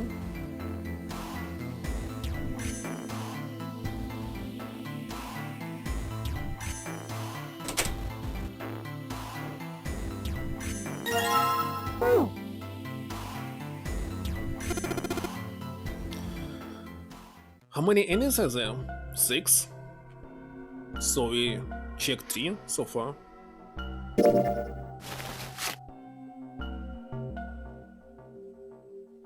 So half this game. Okay, and you choose. You mean like gambling? You mean like gambling? Yeah, of course. What else would I mean? In Baccarat, the best possible hand totals 9. They call it leg grande. But the lowest, most worthless cards, the zeros, they call monkey. Just like the guy in charge of this game, zeros a monkey. Santa blinked, utterly stunned. Then he began to laugh. Oh man, you're totally right. The guy who trapped us in here, she is one hell of a monkey. It was when Lotus spoke up. You know, if you think about it, the NTR game is really a lot like Baccarat. Apparently I should been listening. Cause it doesn't use any of that stupid digital root junk. You just drop the 10th digit and that's it. Still, it does have the same idea of your final number needing to be a single digit. Oh yeah, I guess you got a point. And in both games, whoever has 9 wins. The person who makes 9 wins? Did you forget already? Don't you remember what Zero said? The exit is hidden, but it is there. 6 the exit, 6 the door that carries a 9. So if you wanna get off this world, you have to make a team whose numbers have the digit root of 9. And only the people in that team are going to take out alive. Of course. That's why it's called the Nonary game. What? You don't know? Nonary means something derived from 9, or base 9. It's derived from the Latin prefix nona, which means 9. While we at it, the prefix for 1 is une. You know, like the unicorn, the horns with 1 horn. 2 is B, like binary. Binary means composed of 2 pairs. TS is 3. I'm sure you heard that one plenty. Like trio, triple, and triangle. You get the idea. After that, you have quart, quinty, sext, septim, and so on. And of course, the prefix for 8 is octa, like octopus. It's called that because it has 8 legs. Get it? I see. So then nona means? What is not? So how many of us are trapped on this ship? That'd be 9. And what is the brushless numbers we have? They go from 1 to 9. And our time limit? How many hours did we have? 0 said 9 hours. And finally, to get out of the ship, we need to find the door with a 9 that's hidden somewhere in the ship by making a team with the digital root of 9. Let us start again, and there you have it. The number 9 is everywhere in this game. It's got a real term of 9s for this whole thing. No wonder it's called the Nonary game. That's it. Somewhere far away, Junpei heard the creak of stressed metal. It sounded almost like Zero laughing at them. All he said, desperate scream of a pig headed for the slaughterhouse. Okay, going here.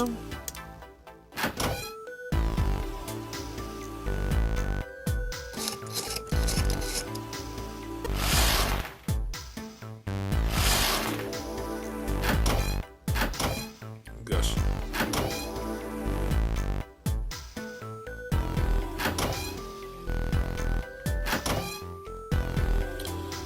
Toilet is not here.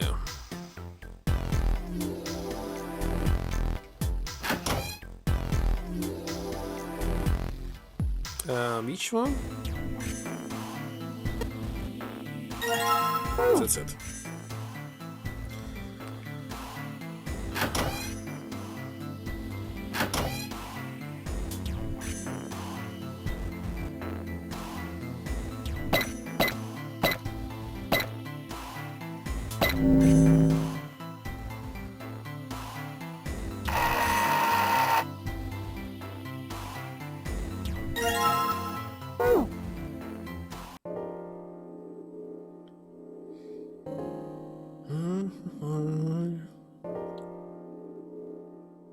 After this was what? Oh, kitchen, of course. So let's answer this time. It's a dog. Maybe dog. See, you've got the heads there, and these are the front paws, and these are the back paws. Junpei traced the black contours.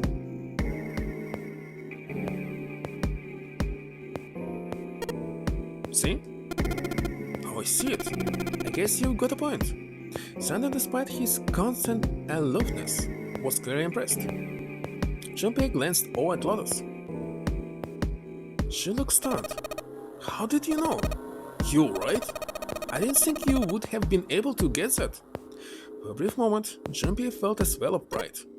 So, now we know what it's a picture of, but I don't see how that helps us. And that's it.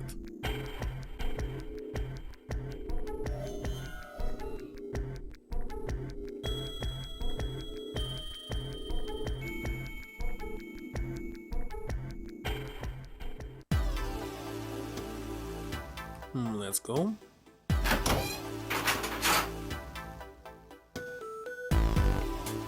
Thank you.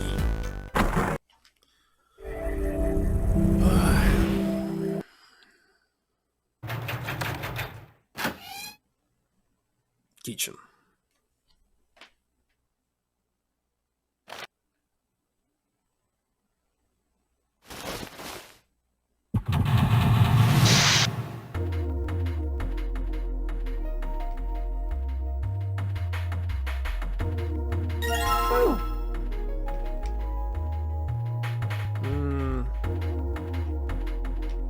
Wait a second.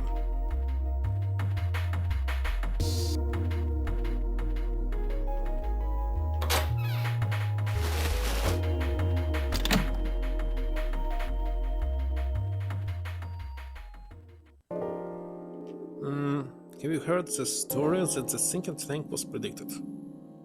So, yes, I have.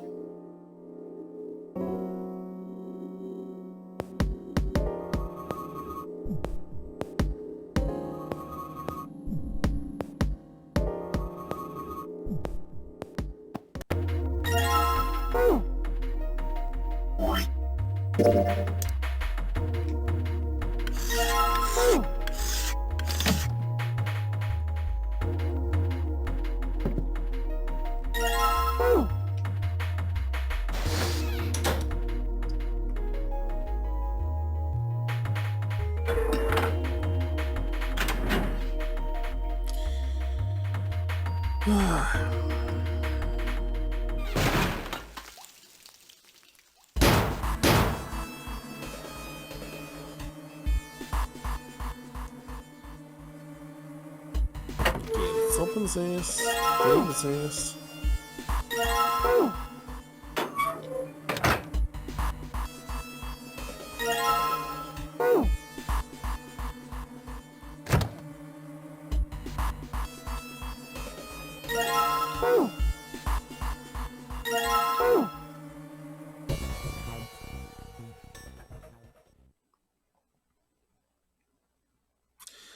He wanted out of prison now. It did strike Junpei's resort. This one. Anyway, we saw it. Both of them.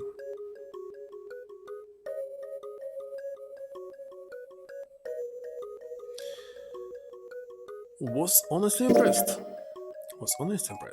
It was in fact a pretty interesting story. Wow, that's pretty interesting. But what does that have to do with Ice 9? To his surprise, it was Sunday, not June, who answered. Totally the same, oh gosh. I really have a pain in my finger by holding this button.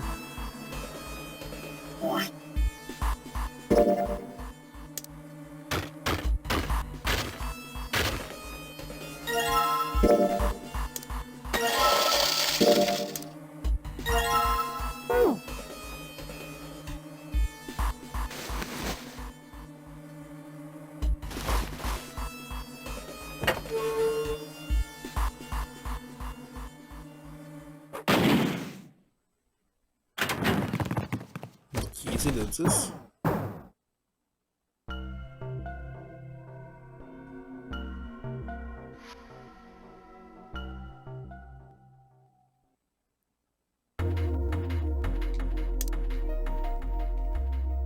Put it not here, there.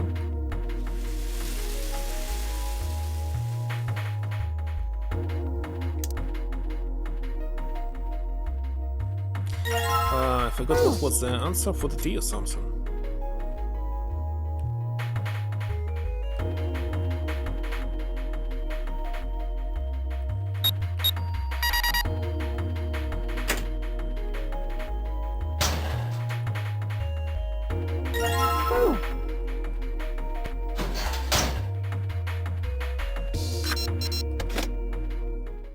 Done. Nicely done. Okay, the next door number 7, right?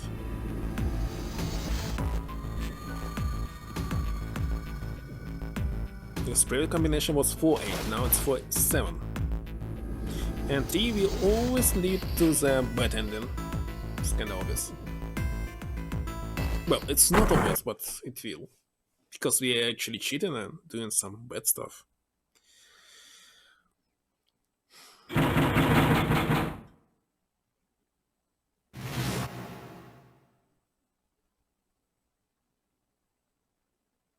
So come on, faster. Seriously, I can't hold it. Let's use another finger.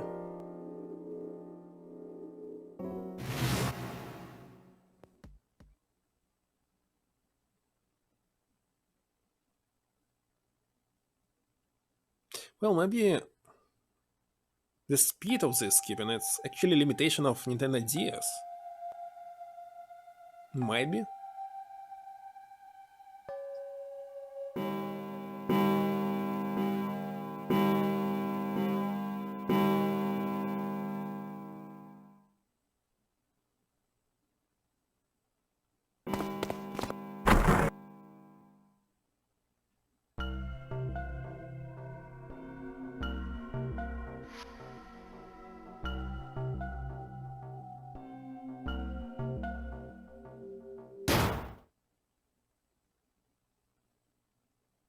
Come on. Casino.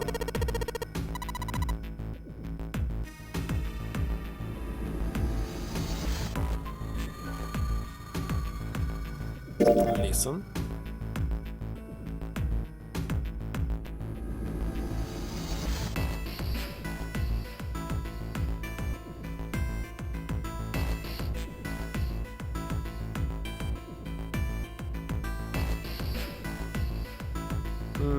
Just class.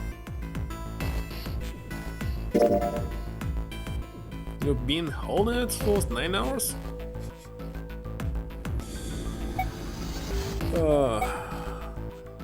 Well, actually, not. Usually, I'm pressing the A button, but here it's really. The problem is, during the puzzle, I'm holding it to make it faster. And this means I'm actually holding it with one hand and at the same time actually pressing with the stick. It's very painful. Okay, let's select I don't know, Lotus? You think maybe it was Lotus? Saying the first person at the scene is the most suspicious.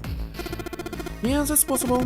You don't have anything else to suggest she did, though you might as well just suspect everybody. Should be furrowed his brow. And that was all.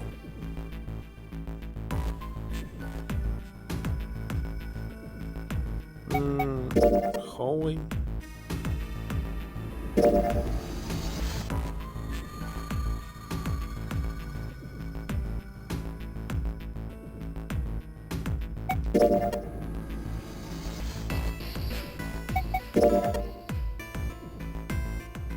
And finish session. And we're going through the door number 7.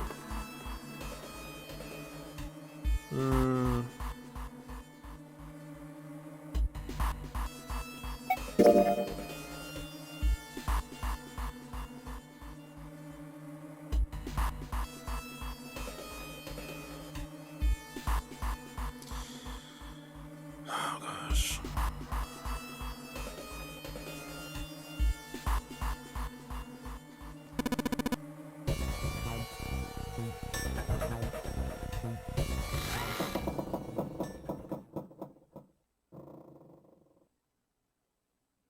Come on, select this door. This will never end.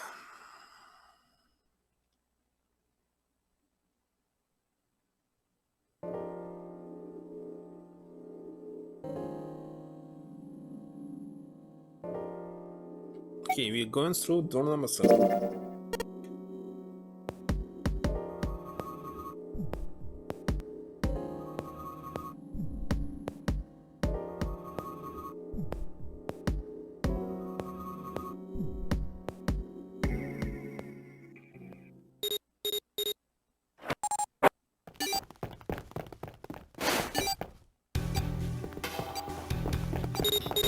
Just one puzzle here, right?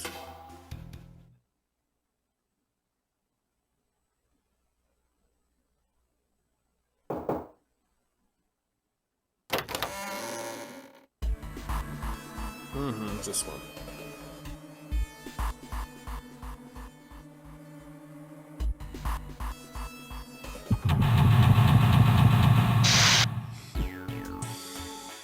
Okay. The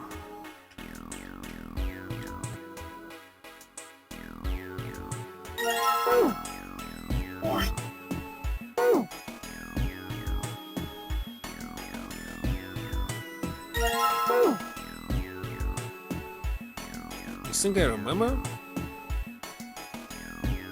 What should we do? Actually, maybe yes.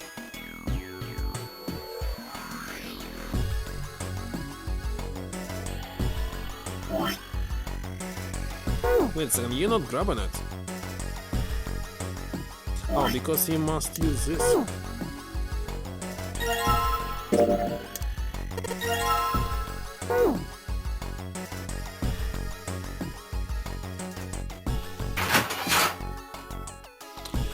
Okay, what was the code?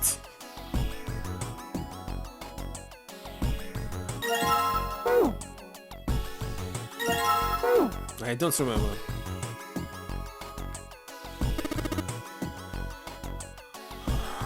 C2 H5 567.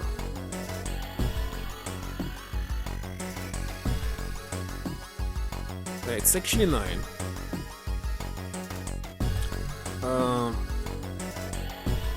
349. 349.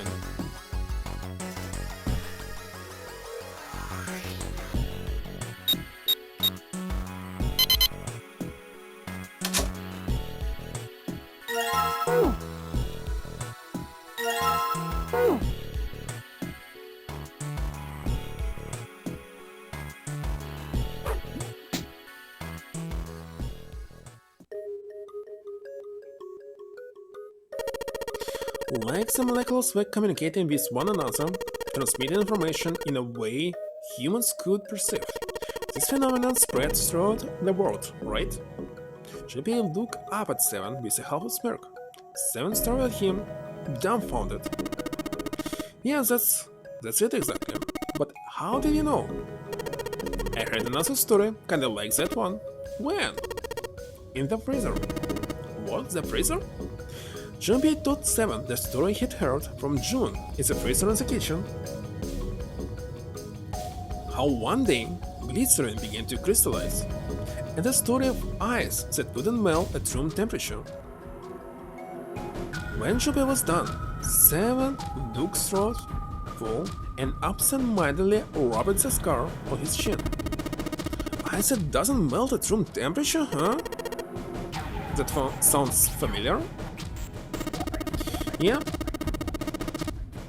Hold up, I feel like I can remember something. It's right there. Seven spotted.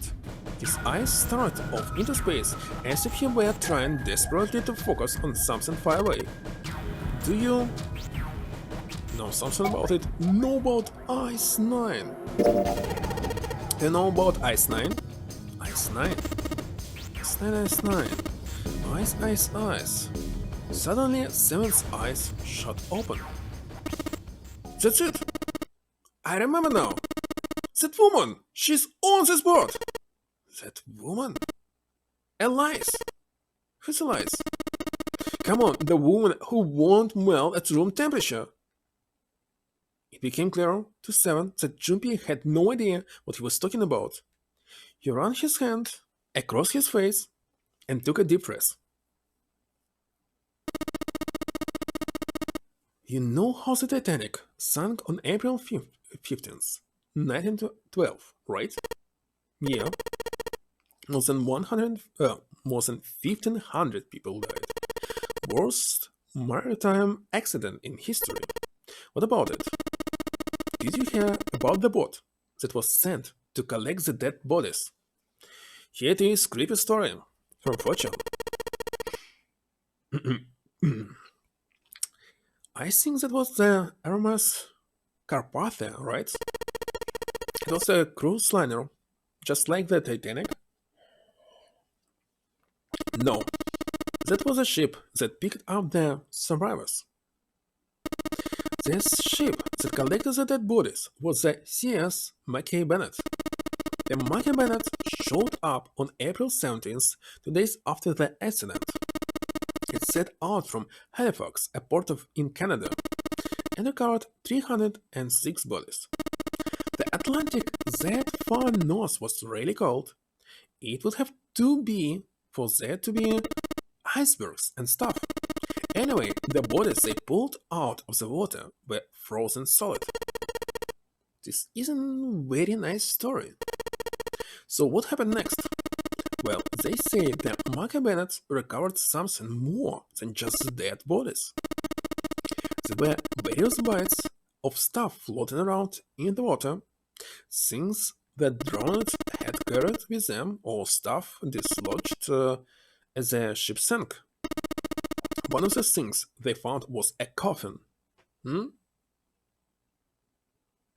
Vladislav on Carpathia? I have no idea. A coffin? Yeah. So you want to say that you know the Titanic story pretty well? Yeah, a wooden one.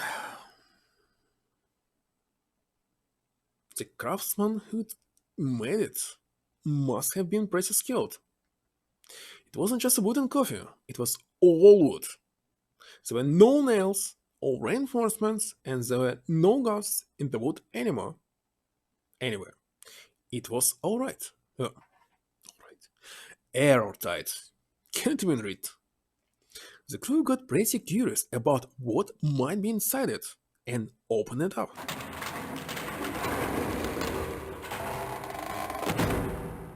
They had to get a wedge and hammer it open. It was so well made. Inside, they found a woman. Well, I guess you should say they found the dead body of a woman. Her hair was thick and black. Her skin was deep brown and didn't show any signs of age or decomposition. They say that she looked gorgeous, like a goddess. She was obviously dead, but everyone who looked at her said she just looked like she was sleeping. Her skin was so lifelike, she looked like she might wake up any minute. She didn't though. Like the rest of the bodies they found, she was frozen solid. Eventually, the Mackay Bennett finished the search and returned to Halifax. The 306 bodies were unloaded and taken ashore. However, it was warm enough that they began to melt. They said that the stink was horrible. But there was one body that didn't throw, though. The girl in the coffin. That's right.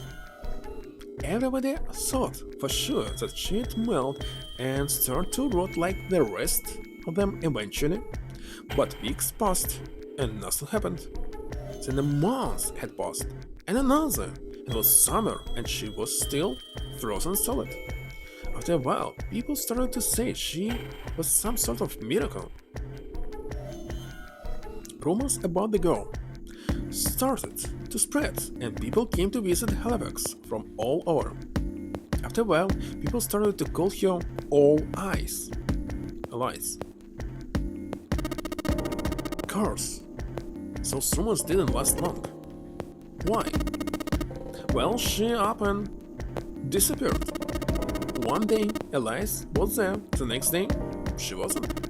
Say, someone snuck into where they were keeping her and stole the body. With the body gone, the rumors followed pretty quickly. And after a while, no one remembered her.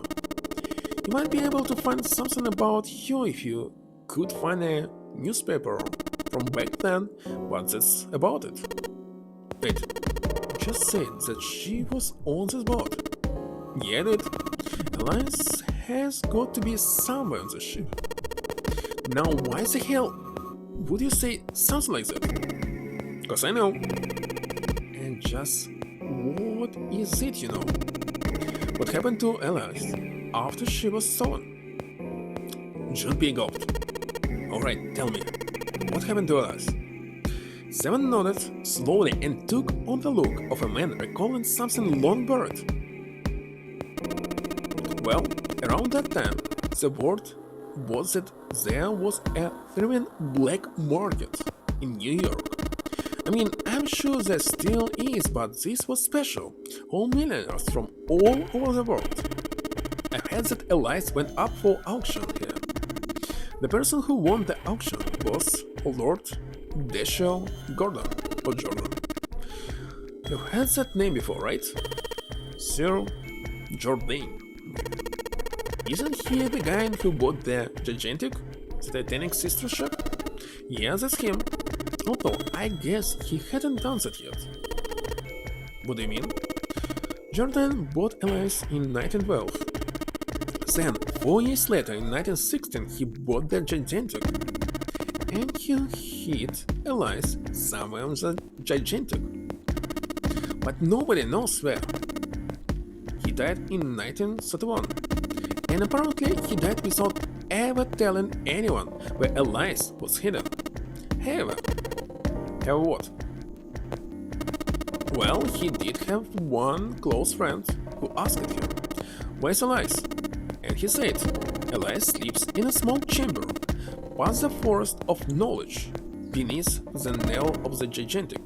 Forest of knowledge is library. Wait a second.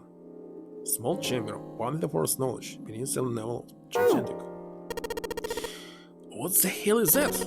Some kind of riddle? Your guess is as good as mine. Seven threw his hands up in the fit. So, that's it. Whatever you think, I believe it. She's hiding somewhere on the Gigantic. In other words, she's hiding somewhere on this ship. Thought Junpei could dispute Seven's rather bizarre claim. They heard Chloe's voice from the door. She did not sound pleased. "Hey, what are you two doing over here? Stop wasting time and get over here." Okay, we're coming. Seven looked at Junpei. "Yeah, so anyway, that's the story. It might be useful someday, don't forget it." With that cryptic remark, he turned and left the room. Junpei was left behind to ponder what he had just heard. He tried to remember what June had told him earlier. That mummy wasn't just a normal mummy. They say that she was frozen. The story says that from the time of its discovery, all the way through to when it got put on the Titanic, and even so it was carried through the desert, your body never melted. Was that Egyptian priestess Elise? Had the water in her body become ice 9? No, that's nuts. There's no way somebody like that could exist.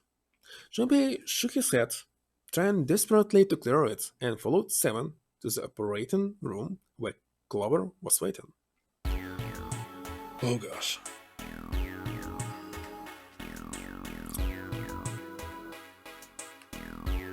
This one? Where's my...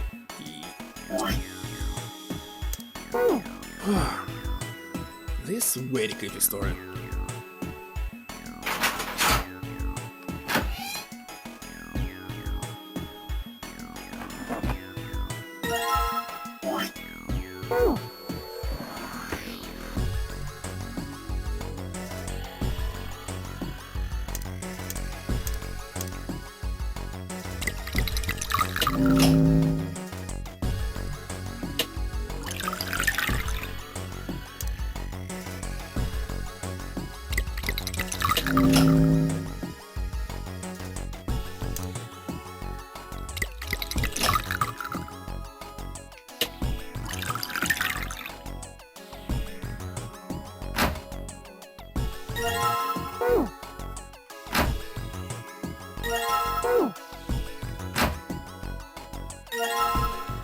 Is that all? Might be.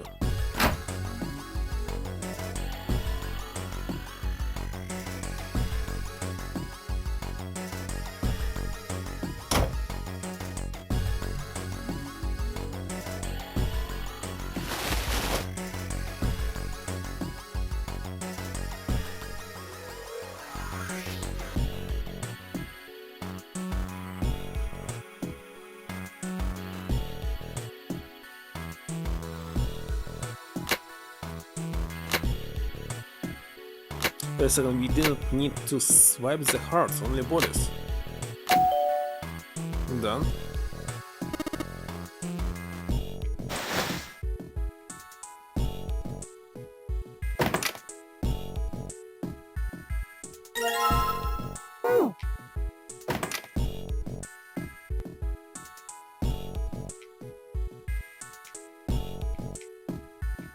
Okay, let's leave.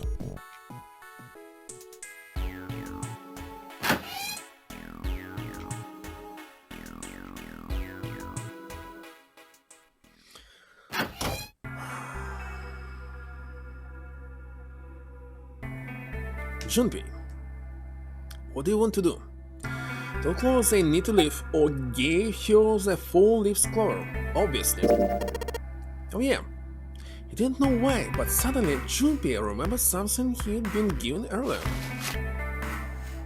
He reached into his pocket and dug it out.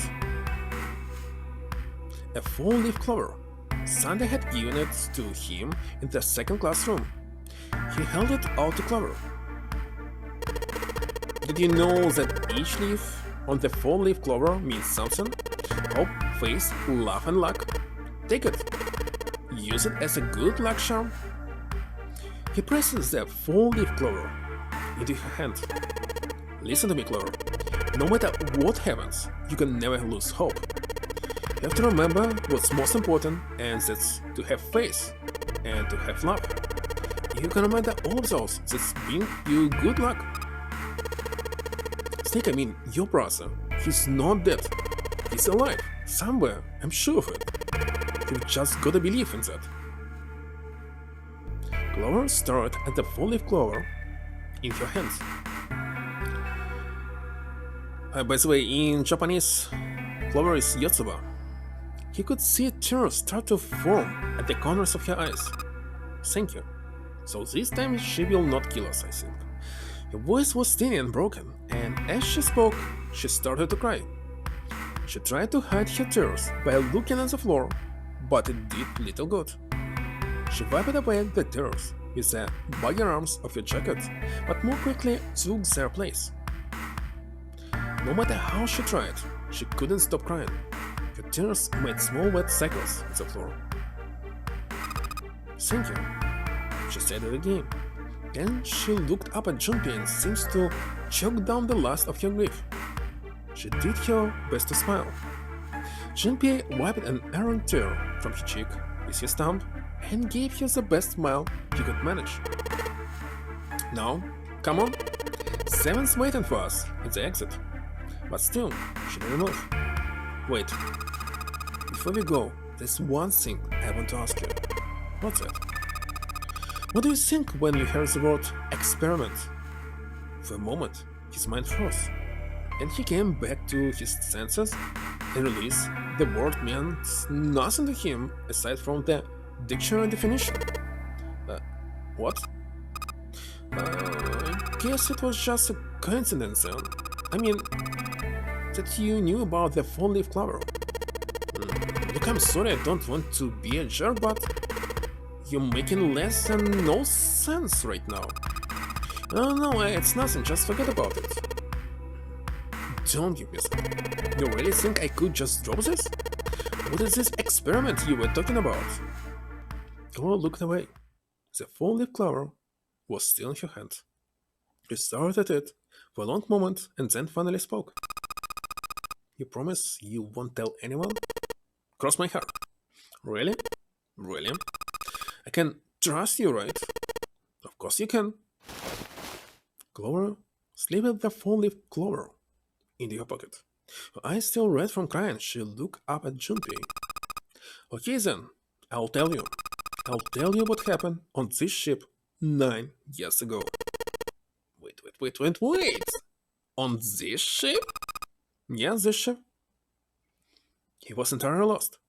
He had 1,000 questions, but it was probably best, he thought, to save them until Clover had finished. I was an experiment to test some sort of psychic thing. Something about communications through these fields that you can't see. Fields that you can't see? I've heard something like this before. Clover nodded. Like, think about this. She pointed at the operation table. On top of it was a somewhat mismatched medical mannequin, whose parts had been swapped with another mannequin. This is John, right? But is he really John? All Junpei could think was she has finally completely lost it. Isn't this Locke's socks? Or the ship of Theseus? Junpei grew even more confused. He'd never heard of either of those things. Also, they sounded smart. I don't know, they kinda... from mythology. Means this ship one. You don't know? You haven't heard of those paradoxes? Junpei shook his head. Clover laughed. Okay, well, pay attention then. This is how Loki's socks works. Let's say I've got a pair of socks. They're my favorite socks. One of them gets a hole in it. What would you do if you... that was your sock, Junpei? Throw it in the trash, of course. Well, I pitch it, I guess. What's your favorite pair of socks? Come on, who loves their socks that much? Doesn't matter. Just suppose you do love them that much. Well, I guess then I'll patch it. But what if another hole opens?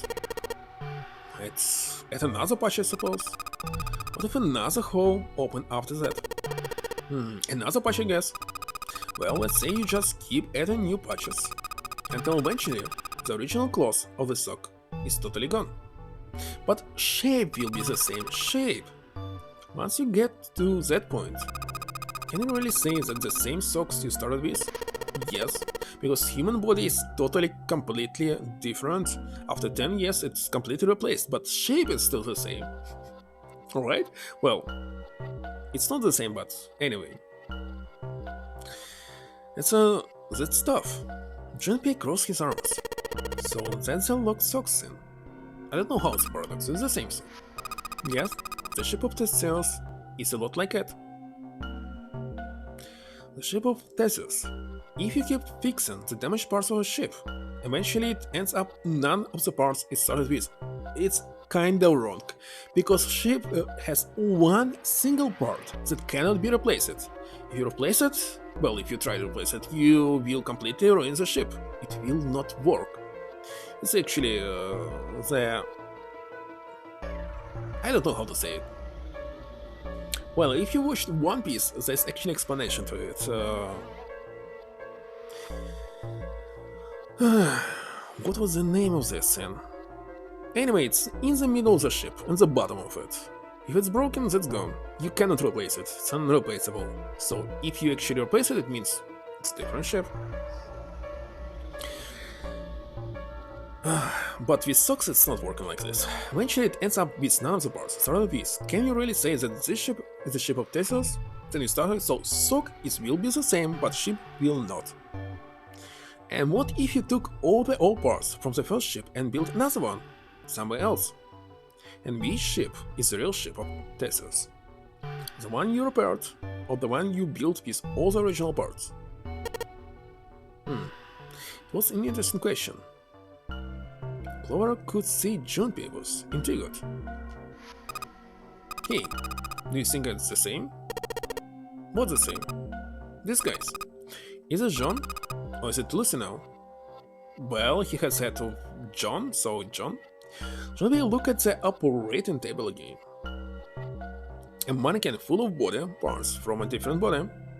Clover had been right. It was just like Loki's socks and the ship of Theseus. The part of the body that holds a person's identity is the head. Of course, for many hundreds of years, conventional wisdom had held that a man's identity resides in his heart. What? Heart? What? Why? Well, any of a number of internal organs. John's head and heart were both his, but apart from that, and a single arm, the rest of his body had once been Lucy's. Was that mannequin really John? Be just like these mannequins. She looked at Junpei again. Think about it. The cells in our body change every day, old ones die and new ones are born. Maybe part of my arm is made of stuff from a fish I ate once. Maybe part of your right side is made from a cow you ate.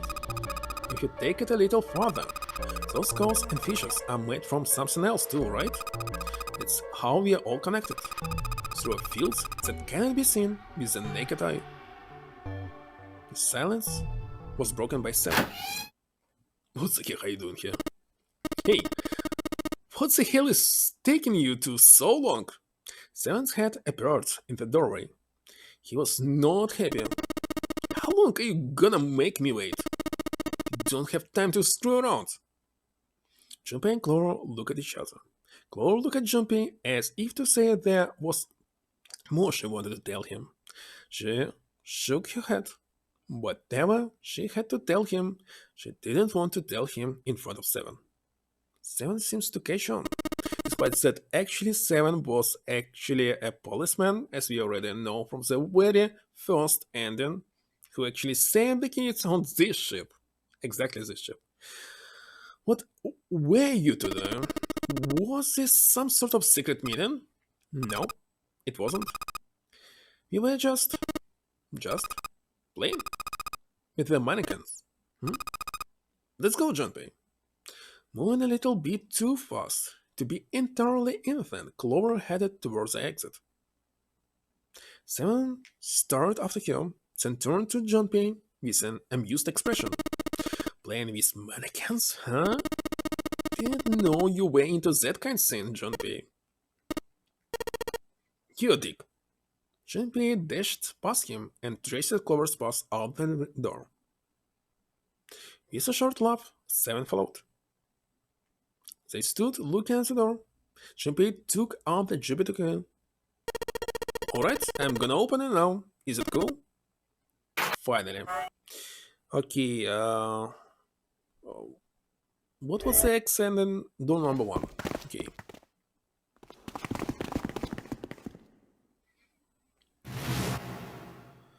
So this time she will not kill us. That's for sure.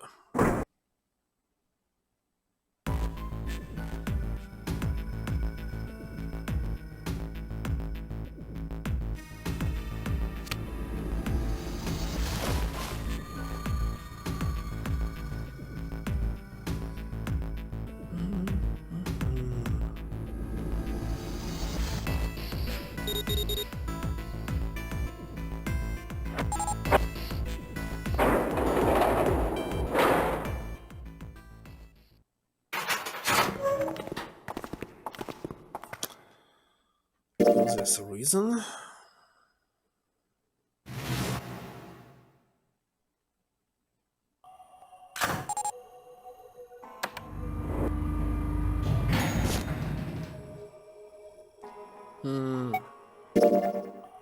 Down.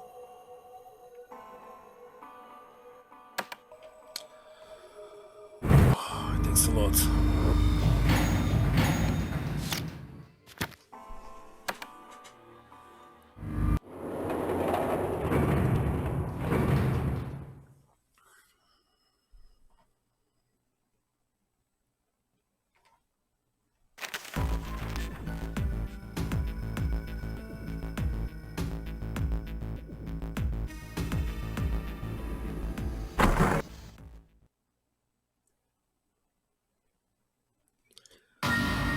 Alright, totally the same text right now.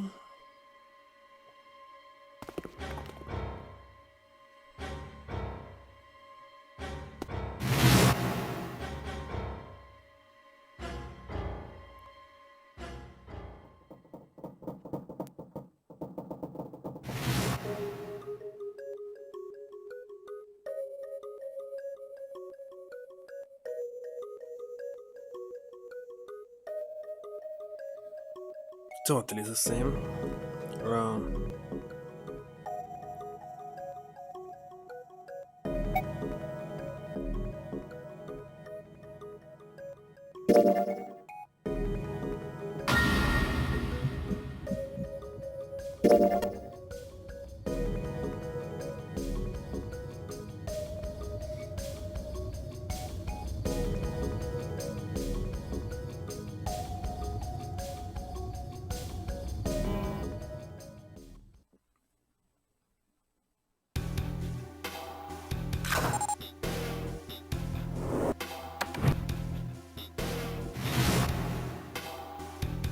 And where's the door number 1? Oh yeah, this one.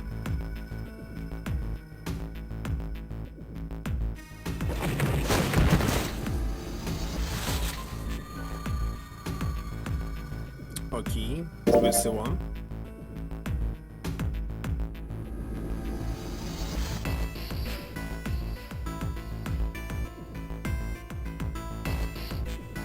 Oh, it should be fast, I just need to... I don't remember what was the direction. South, west or something.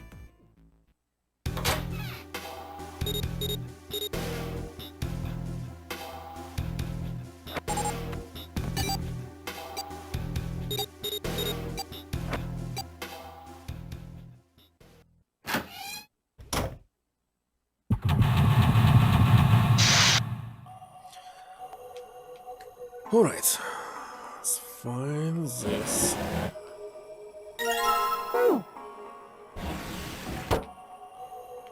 Put it here. Next was this clock. Well, not a problem, but it was a lie. All Jumpy wanted was to get rid of Ace. He'd sent Ace to the wheelhouse at the beginning for a reason.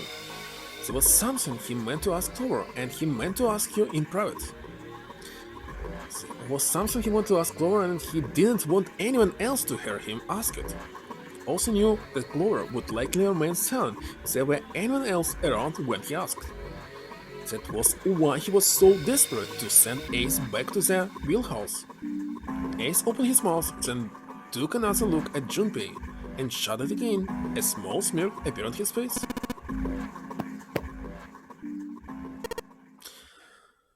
Okay, new text. Junpei let out of a sigh and brushed a few drops of sweat from his forehead. He turned and found himself looking straight into Clover's eyes. She'd heard that Ace had said. She regarded Junpei with caution. What was that about? She was clearly suspicious, and with good reason. Junpei's eyes widened, and he held up his hands in a gesture of innocence. No, it's not like that. What it like then? I just wanted to hear the rest of the story. I didn't get a chance to ask you about it until now. What story? About the experiment. Remember? The one you started to tell me in the operating room? You said something about an experiment that happened here 9 years ago. Clover bit her lip. She stared down at the floor for several long moments, and when she spoke, it was barely audible. I'm sorry, but I don't want to talk about it right now. I'm just not in the mood, okay? You understand, right? I keep thinking about my brother. I can't stop, who would do something like that to my brother? I can't forgive them. I'm not gonna let them get away with it. They're going to pay for it, I promise. So. Her shoulders were shaking. Drops of blood had sprung up on her lips where she was biting them. She wiped it off and looked up at Junpei, her eyes first in anger. Junpei? Who do you think did it? Her voice was cold and scarcely above a whisper. Junpei gulped. Well, if what Seven said was right, then there would have to be at least 2 of them. You need at least 3 people to open the number of doors, and if you subtract Snake, that means there were at least 2 other people. You're right. So, what does it mean? Well, if we just look at the bracelet numbers, we should be able to figure it out. Who could have opened door 3? A snake. No, really? Who and who and who and who? So it's bracelet number 2. You have bracelet number 9. Add in 1. It's Ace, obviously. Do you mean it could have been 4 people? Well, technically it's possible. I don't know. It doesn't seem very likely. Why? I'll tell you later. Why don't we just assume it was only two other people? No. Okay, got it. Let's do them. And who do you think it could be? Junpei crossed his arms and in thought. Snake's bracelet number was 2. Each 2 bracelets numbers added to 2 would give a digital root of 3. 9 and 1. That's not even 9 and 1. Oh, well, Ace is here. Lotus 7 June? You kidding me? They forgot about the bracelet of 9th man?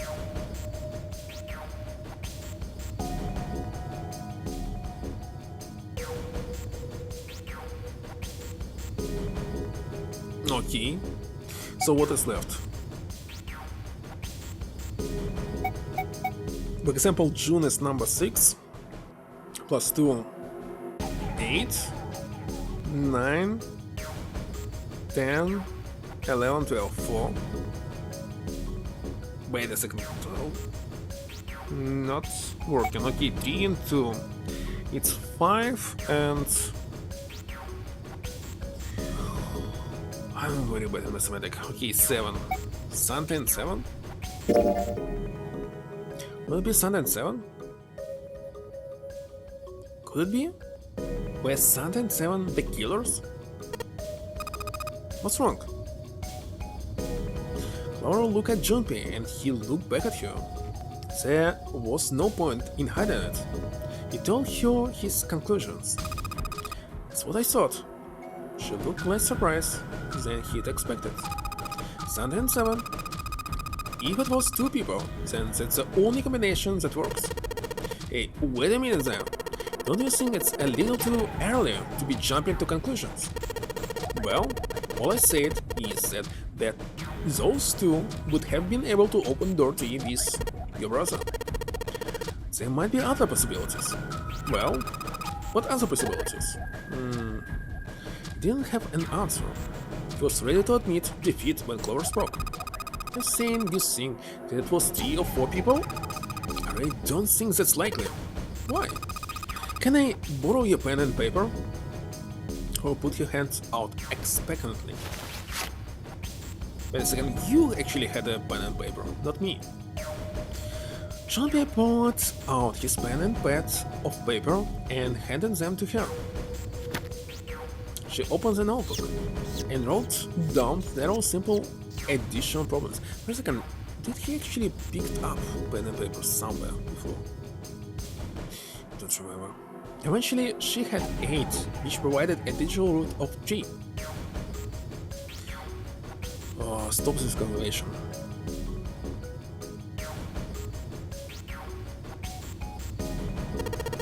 What's this? These are the combination of 3 and 4 people. These 8 combinations are the only possible ones. I see. Junpei? Yeah? I can trust you, right? Of course. Why would you need to ask that? Really? Yeah. So then I should get rid of B, D, G and H, right? Of course. Just cross them out. And you should take off yours too, the ones with 4. So what does it leave? A and E.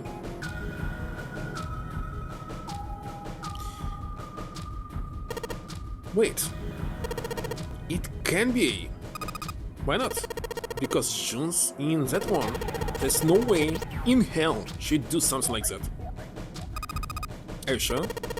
How about my left on it? Okay, then I can cross off A2, right? Yeah. Well, what have we got left? E? Do you know what this means? Everyone besides me, you and June would be working together. You think that's likely? If there were 4 people working together, accidentally skip it. Working together, they wouldn't be very cautious. I don't think they try that hard to hide what they were doing if they're outnumbered us, right? Well, you do have a point. And besides, if Ace and 7 are working together, They could have easily gotten rid of me when I went to the showroom with them. But they didn't. They didn't even try anything. If they were the killers, why wouldn't they? Her voice was calm, but Junpei had only to look her in the eye to know it was a forced calm. There were tears forming at the corners of her eyes, and she was blinking fiercely to keep them back. Perhaps by attempting an objective analysis of who might have killed her brother, she had been able to distance herself from the harsh reality of his death. The more she struggled to act unconcerned, the more Junpei felt his heart tighten. Okay, yeah, well, that does make sense. It seems pretty unlikely that it was as many as 3 or 4 people. Yeah, then that means that there's a good chance it was Santa and Seven. That's how it looks. But why would they do it? There was a moment of silence. I think I know. What is it? He laid his hand gently on her shoulder. It was close, so close to the answer. Of course. When Ace, choose the worst possible moment to return. He raised a knowing eyebrow and then spoke. Have I interrupted something? What do you want? There was something I wanted to speak with you about, Junpei. Could you come with me for a moment? He turned on his heel and walked back towards the wheelhouse. Junpei looked over at Clover. He gave her a short nod, hoping that she would be willing to talk to him again later, and followed Ace. What do you want to talk about? Ace looked at Junpei and smiled, perhaps more of a smirk than a smile. There was something I wanted to check. Yeah, what's that? If you excuse me, again. Well, actually, he put a watch into our pocket for some reason back. Anyway, I read this. Just it was in a different room before.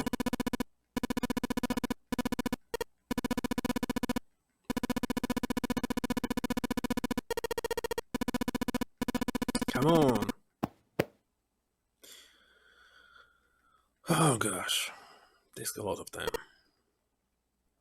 was a small defeat, but it was a defeat. Okay.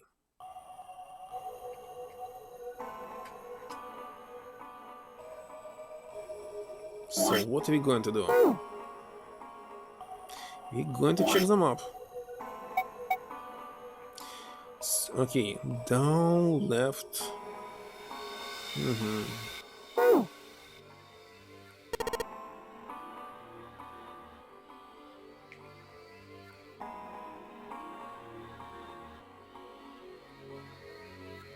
Wait a second, why I can't use it? Maybe I need to use the clock first? No idea.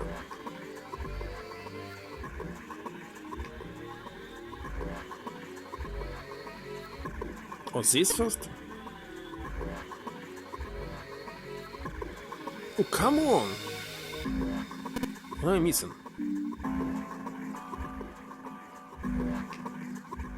Very strange.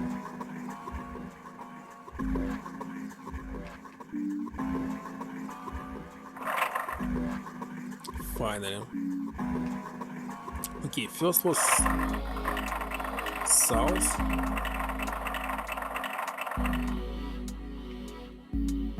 Next should be west. Next southwest.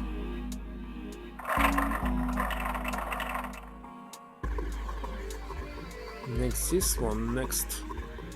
So remember it was east and north.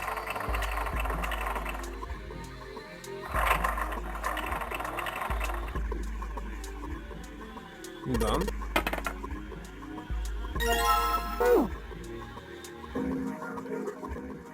This I might remember.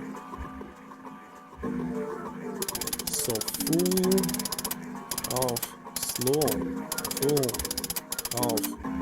Dead and stop. Easy.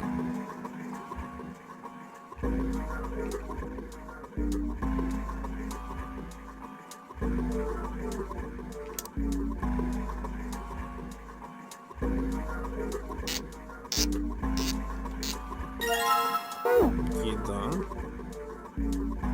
Now check this. Very easy.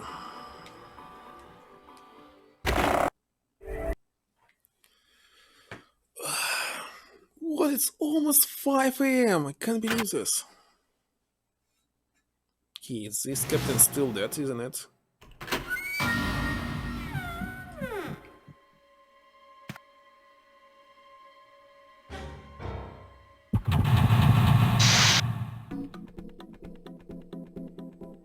Let's see.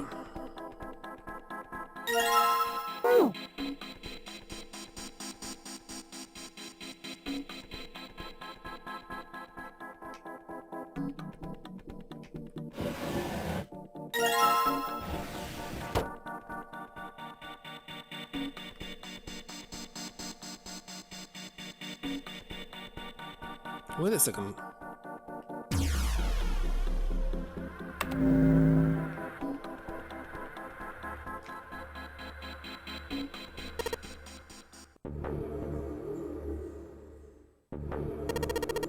Well, even if he wasn't one of us, then no way that man could be Zero. Don't you get it? The letters that spelled Zero on the TV screen. The captain's clothes he's got on, and of course the bracelet with Zero on it. It's too obvious. Look, this is Zero, right here. This dead body is Zero. By the way, this man and Ace can also kill Snake, isn't it? Does that seem kinda funny to you? You're right. Only an idiot would see through something like that. Wouldn't. No, that's not the point. I'm not trying to make fun of them for thinking a trick like this would work. I'm sure they didn't think it would work, which makes me wonder, why did they do it? I think this is a challenge from the person who's really behind all of this. He's making fun of us. Don't you get it? If whoever killed this guy really wanted us to think this corpse was Zero, they'd never have put a bracelet on him. Walking about with a Zero bracelet would be like hanging a sign around your neck said I did it. Anyone with a brain would be able to see that this guy is supposed to look like everything Zero is supposed to be, just like we did. The killer must have known we wouldn't think he was Zero and put the bracelet on him anyway. Do you know why? Why? Like I said, he's mocking us. The bad suckers. This isn't Zero. It's the same bad joke a lot of criminals like to play. We'll just sit back and watch people run in circles. Okay, I am. What's wrong, guys? Come on, catch me if you can. It's really twisted, but it almost seems kind of childish. Yeah, you're right, it's really childish. It's like it's just a game, whoever this person is. That's what seems funny to me. Junpei bent down next to the corpse. Alright, let's get back to the point. Who killed this man? I don't know. And what's this guy's deal? Who is he? How would I know that? If I knew anything, I would have told you. You have no idea who is he? Why would I? Junpei sat back on his haunches and thought. We should check and see if he's got anything on him that might tell us who he is. Give me a hand here, Clover. What? We've gotta flip him over. How else are we going to search his pockets? Clover didn't move. Junpei had no choice but to move the body on his own. He grabbed hold of an area not completely covered in blood and shot. It took a moment, but eventually Junpei felt the man's bulk begin to shift. But just as it did, something fell. The man's left wrist. The bracelet with Zero on the face. Lastly, let us discuss how to remove the bracelets. Well, I read this several times.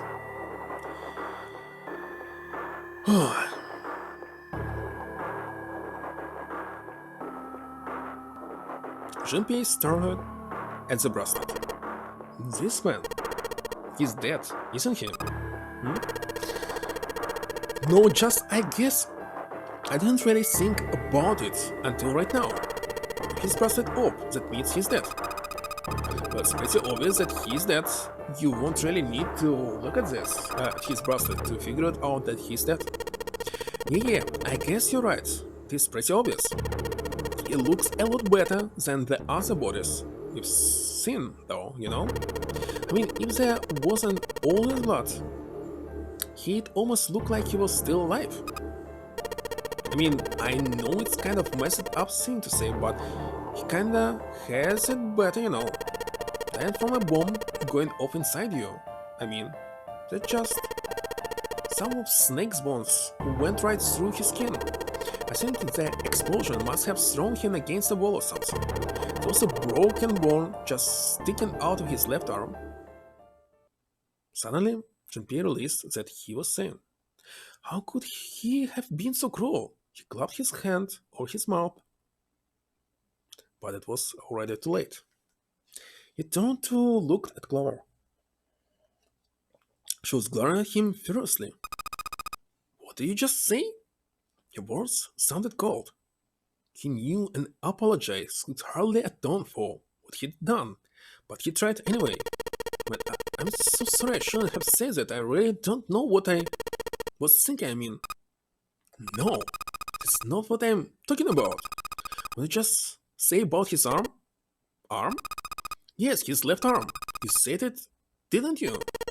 Well, yeah, I did, but I mean, didn't you say it too? Of course not. I could barely look at him. Clover took a quick deep breath. Are you sure it was his left arm? Junpei thought back. Yeah, I'm pretty sure it was. And he had a broken bone, right? What the hell are you getting at here? Just shut up and answer me. She showed her face closer to his. He could see the fire in her eyes. Junpei winced and swallowed. Yeah, he did. It was pretty bad too. The bone was sticking out of the arm. No sooner were the words out of his mouth than Clover's expression changed. Suddenly, she was crying. Junpei wasn't sure what to do. Thank you. It was close to the last thing he had expected to hear. Junpei had no idea what had just happened. He didn't think he'd done anything worthy of thanks, and he couldn't understand why she would have chosen that moment to begin crying. So he simply stood here, confused. Thank you, Junpei. She thanked him again, and then something even stranger happened.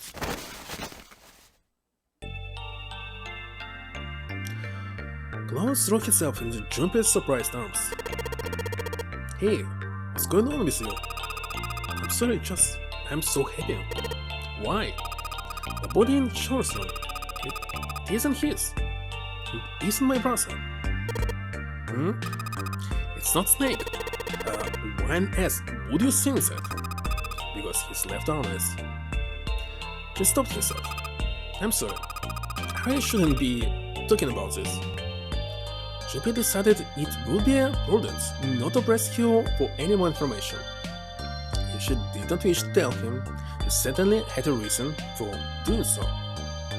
Perhaps more importantly, however, if Clover was so certain, then she was likely right. That meant that the body in the showroom wasn't Snake. It wasn't much, but the knowledge lifted some of the weight from Junpei's heart. He's still alive. I'm so happy.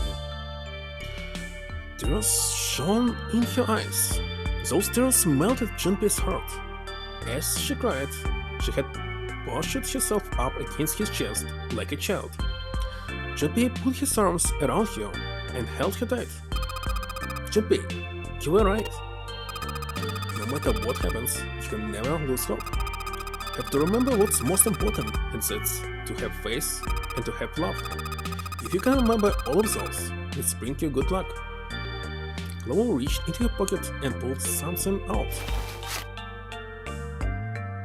It was a laminated bookmark with a four-leaf clover. I only made it there because you gave me this.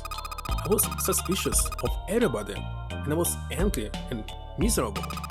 But because I had this four-leaf clover, because of what you said to me, Junpei hadn't thought his words would have had such an effect on her. Her words were making him feel a little awkward. Thank you so much, Junpei. She looked up at him. He scratched his nose and pretended to notice something interesting somewhere else in the room. If you really want to thank somebody, you should be thanking Santa. Santa? Why? Well, he was the one who gave me that thing. And the words for each leaf I got that from him too. Then suddenly, Clover broke away from Junpei. He looked confused. He hadn't thought she'd wreck that bird. Clover began to pace across the room. 6 steps to the left, 6 steps to the right, another 6 to the left, and then she stopped. Did Santa really tell you those things?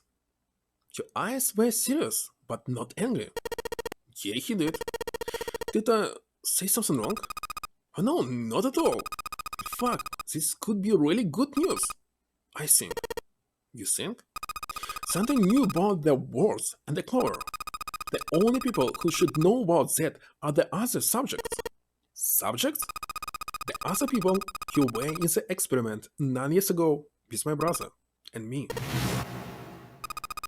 But he's blind, and I was part of the Nevada test group, so neither of us would be able to recognize the faces of the people who were on this boat. Oh, time out! Junpei held up his hands. He took a deep breath and let it out. Let's just calm down for a second, okay? Start from the top. Don't start with the end and then jump to the middle. You gotta start at 1 and then move to 2 and 3 and 4 and so on. If you don't tell me stop in the right order, I'm never gonna be able to figure it out. Clover nodded. Alright, let's start with the experiment. What happened on this board 9 years ago? Do you know about morphogenetic fields? He did, and the realization sent chills down Junpei's spine. Alright, how about this? There was this telepathic mechanism. Junpei recounted what Lotus had told him earlier. Clover nodded. Telepathy. Well, that's not really it, but I suppose it's similar. So they were testing telepathy on this ship? Yeah, I guess so. So what exactly did they have you guys do? The same thing that we are doing now. Exactly, the same thing. What? The nonary game. 9 people were put on this boat, and 9 others were put in the building in Nevada. And the game started. Junpei grabbed at the sides of his head. Look, I'm sorry, but I don't get it. What do the nonary game and some telepathy experiment have to do with each other? Clover bit her lip. She blinked back sudden tears. What had happened to her in Nevada? The ability to access a morphogenetic field is affected by a couple of things. The first is epiphany, and the other is danger. You know how sometimes when you're up against a really tough problem, and then the answer just kind of pops into your head. It's an epiphany.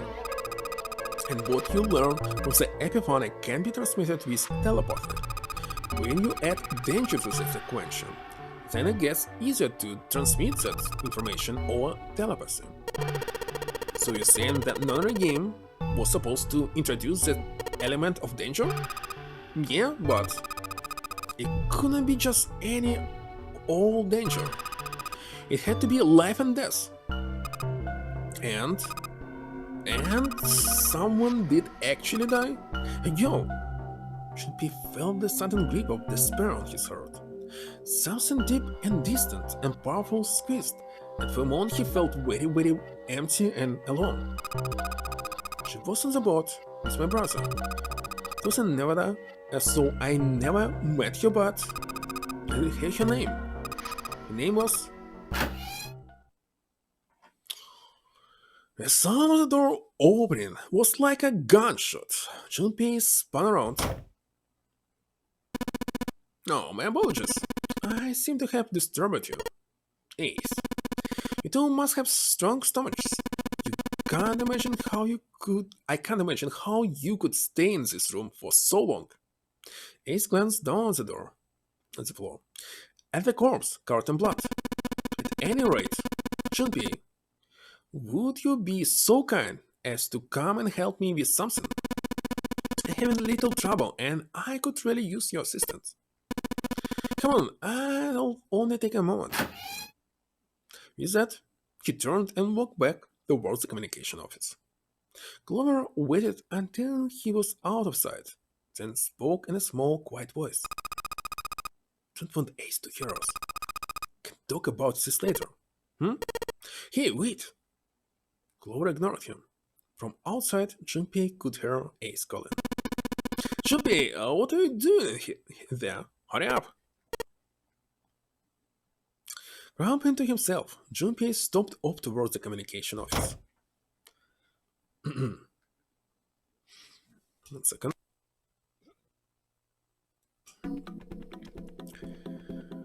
Okay, what did he want?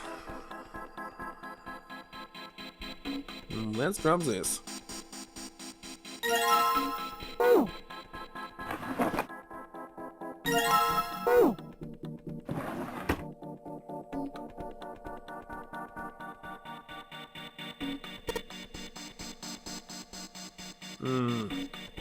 Actually need something like piece of paper.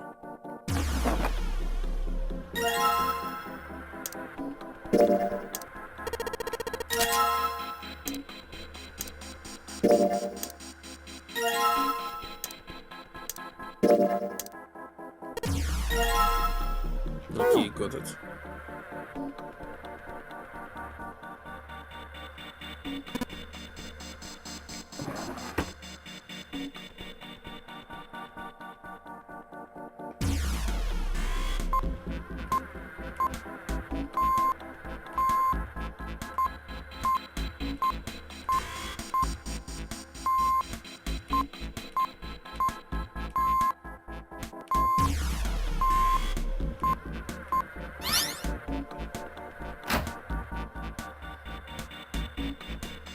Okay, this one is finished.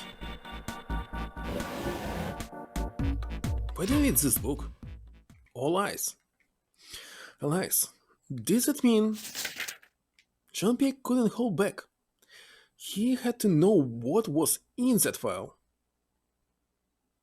Nothing special. I'm a great radio operator. That's it. This must be key to the library on the bottom deck. So it would seem. The bottom deck, the library. Junpei remembered something he heard from Seven when they'd been in the chemical closet. Elise sleeps in a small chamber, part of the forest of knowledge, beneath the navel of the gigantic. Did beneath the navel mean the bottom deck? Did forest of knowledge mean the library? Kinda obvious. If it did, then was Elise in a room somewhere beyond the library? What's wrong? Champagne blinked. Only then did he notice Ace looking at him. Curiosity and concern writing across his face in equal parts. There was no reason for Jumpy to hide his thoughts. He began to explain his theory to Ace. Then he stopped. It wouldn't make any sense if Ace didn't know who Elise was supposed to be. So he told Ace everything June had told him. About the Egyptian priestess. about Ice 9, and finally about the moon, who wouldn't melt, who had been recovered from the Titanic disaster. He told him about how she had been called All Ice, which had eventually turned to Alice, and how she had been purchased by an English millionaire who called himself Lord Jordan, and how Jordan had hit Alice, summoned the ship, and you think that he hid her in a small room beyond the library on the bottom deck? Yeah. Well, I mean, I guess so. I see. Ace started off into the distance, his hand slowly and absent-mindedly stroking his sword. After a few moments, his hand stopped. He turned slowly to look at Junpei, and his brows drew together. Junpei, have you ever heard of the term CAS? CAS? It stands for Cells Alive System. It's an advanced technology for freezing and preserving organic matter. Put simply, it's a technique that allows one to freeze things without the formation of ice crystals. Normally, if you freeze something fresh, water within the cells expands as crystallized, damaging the cell's membranes. CIS, however, works differently. The object to be frozen is supercooled using magnetic fields and then frozen instantly and uniformly, giving ice crystals no time to form. It was originally developed for the preservation of food as an alternative to the normal freezing process. Now, however, there are rumors that it can be used for other things. What do you mean other things?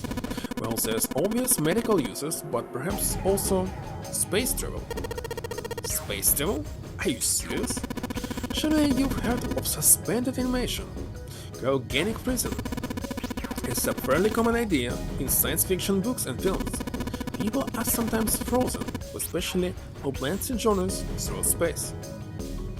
That was when Junpei understood what Ace was suggesting. Oh, wait a minute there! Ace looked at him and raised an eyebrow. Are you saying that Alice was frozen using that CAS thing? Well, I'm sure the possibility is quite low, but it is a possibility. If the special ice you call Ice 9 doesn't it exist, and if CIS were used to freeze her into that sort of ice instantly, you think she could be alive? Well, I can't say for sure, of course. I'm only talking about possibilities. The melting point for Ice 9 is 96 degrees, right? If she were put somewhere where she could reach that temperature, that's nuts. Are you really saying she could have defrosted and started walking? About? Wait a second. At 76 degrees? Wait a second. I need to transfer this to Fahrenheit because I don't understand.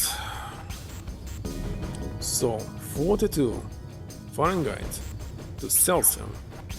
No. 42 Celsius to Fahrenheit. It's 107, okay, so it's possible. Wait a second, 96 degrees. It's good. Could have destroyed and started walking about. You're quite right, it does sound unbelievable. But if she had, then we would have an explanation for the man we found dead on the floor. You mean the guy dressed like a captain? Yes. He was dead when we found him. Clearly he was murdered. But if he was murdered, then by whom? It couldn't have been one of us. Why not? It would be impossible. In order to enter the captain's quarters, one must first open door number 1. A door that requires the S key prevented us from accessing door number 1. Who was it that opened the door? Santa and Lotus. Right. Clearly the two of them could not have opened door number 1 or any other door, for that matter. Who else then could have done so? Junpei thought for a second. No, nobody. After Santa and Lotus had used the S key, they turned back and met up with Junpei and June, who had just returned from EDEC. The four of them then proceeded to return to the large hospital room to reunite with A7 Clover. When Junpei and his team had gone into the shower room, A7 and Clover had been left in the large hospital room, all but they would have been unable to open door number 1. Perhaps when Junpei and June had taken the elevator to door 2 then? No, that would have been impossible. They had been gone only 5 minutes. No human being could have run to the captain's quarters, killed the man in there, and run back in 5 minutes. It would be impossible for any of us to be the murderer. That being the case, who could have killed him? Wouldn't make sense if his killer was someone who had been in the ship for some time? A person like that would know the ship well. They would know the location of all the hidden passages and secret doors. The number of doors would mean nothing to someone like that. It would be a simple thing for them to enter the captain's quarters. And you saying the killer was Alice? It was Junpei's turn to raise an eyebrow. Ace drew his thumb across his sleeve thoughtfully. Well, this is all only one possible theory. All eyes, Alice. Was Alice indeed somewhere on the ship with them? Junpei had only one clue. The keycard in his hand. It would, he hoped, grant him access to the Forest of Knowledge. But beyond that, what waited for him beyond the Forest of Knowledge? Whatever might be there, however, would have to wait. At the moment, there was nothing Junpei could do. He gripped the keycard tighter and shoved it deep into his pocket. What was that? Now this. The key is this one.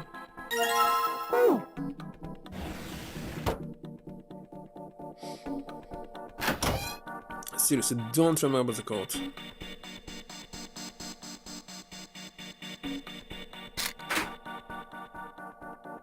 It was 32, 33, 34, 35. 35, 14, 27, 24. Yeah, I still remember this. Oh, and this.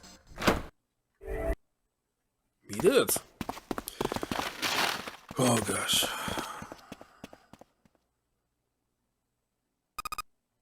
A note. A note?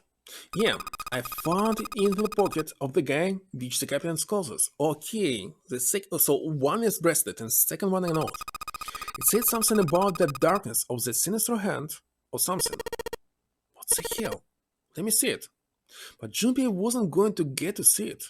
From the other end of the hall, he heard Ace's voice. Hey, Junpei!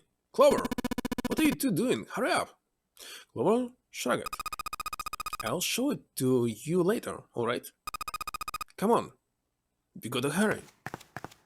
Before Junpei could protest, she was gone. Around the corner and up down the long stem of the L. Orange Cat, bedtime story, marathon. Well, it's still night here. A note? A note. Junpei was curious, but there was something else that bothered him. Her pocket had been bulging far more than it would from just a note. Alright, skipping all this. They reached B-deck at the same time. Junpei, Clover! June's face was excited. Something had happened that much Junpei could tell by simply looking at her. What's up? In the situation, he was not inclined to be excited about sudden developments. June, however, couldn't contain herself. We found it. Found what? We found it. What did you find? The last door.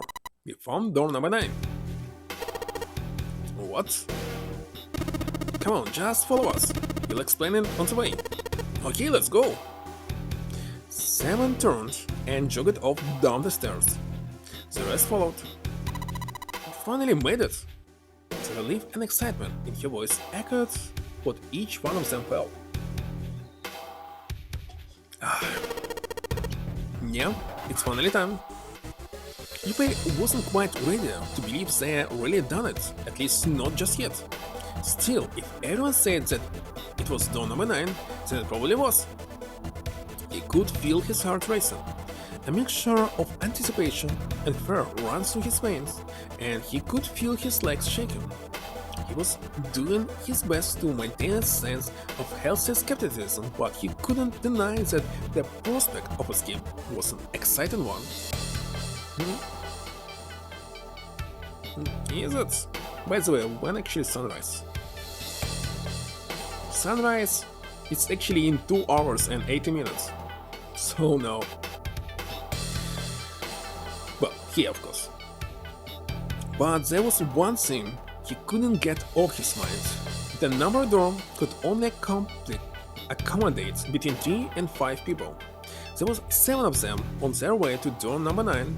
That meant that even in the best case scenario, there would be 2 of them who would have to stay behind. 2 people. He didn't have any solutions to that problem yet, but he was desperately hoping one would present itself. Junpei looked over the clock. The hand indicated it was 4:30. They had 90 minutes before their time was up. Hey, Junpei! Jun! What the hell are you two doing? Hurry it up! Santa's voice jolted Junpei out of his reverie. Let's go, Junpei! Jun took off down the stairs, jogging as quickly as she could. Junpei followed.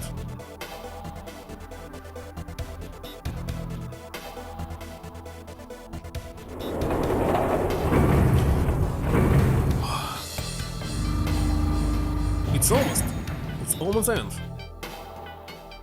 As a group, they piled entered the elevator and rode impatiently down the E-deck.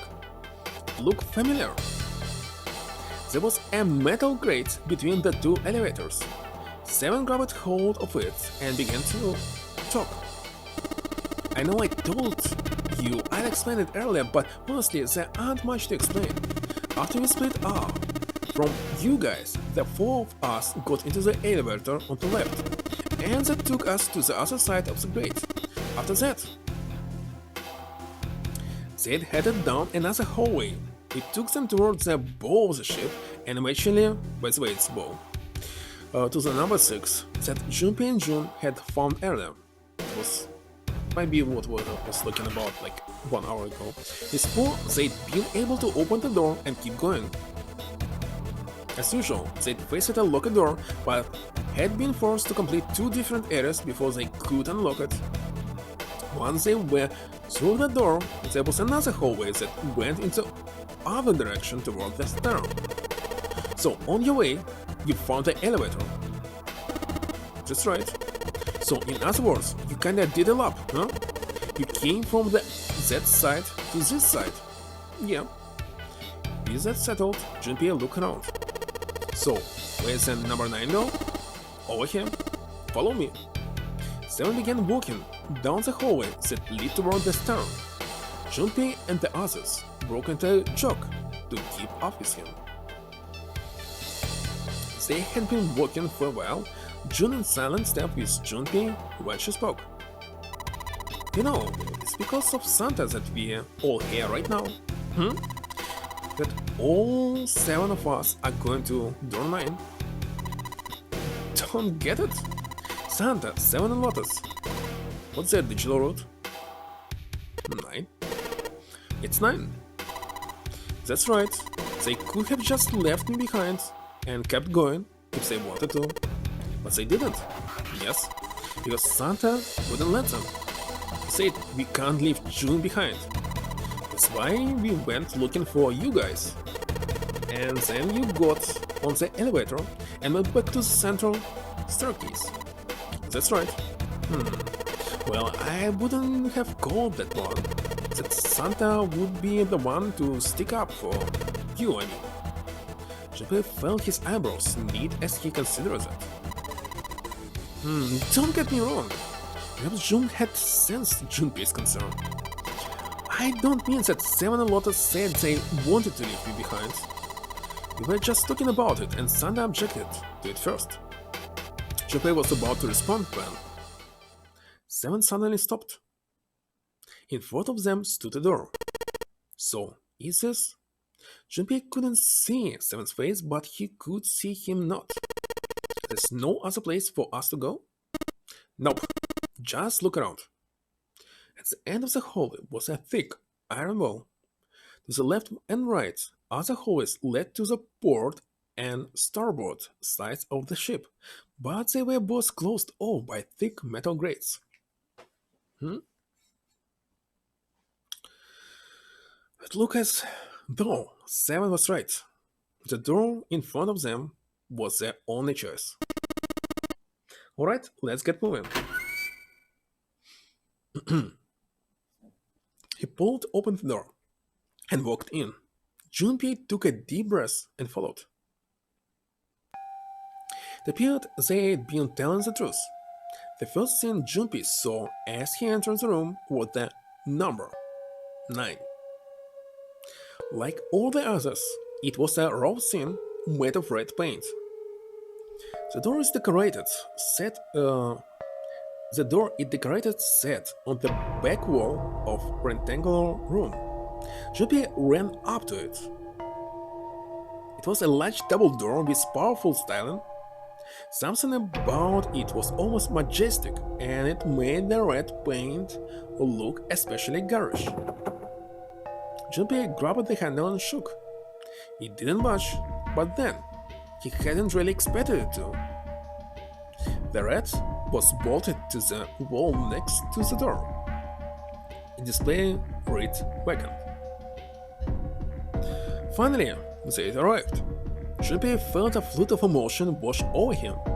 He felt a chill down his back, and his chest tightened even as his blood began to boil. He was about to speak then when Junpei, look behind you! He turned around. Junpei could scarcely believe what he saw. A door and a 9. There was another one. Hey, what the hell? What the hell is going on here? His words came slowly, and his brain struggled to understand what he'd seen. On shaky legs, he made his way to the second 9. It was a small door, set parallel to the door that comes through, but in the other corner of the room. 9. There was no mistaking their number. And if any more proof has needed, a rat was bolted to the wall near the door. He grabbed the handle and shook the door, not because he expected it to open, but because he had to make sure it was real. Why the hell there 2 doors? It was Ace who spoke first. Did you say perhaps that one of the right door and the other is the wrong one? Lotus was skeptical. I don't know about that. That seems unlikely. What makes you say so? Well, think about all the rooms we've been through so far.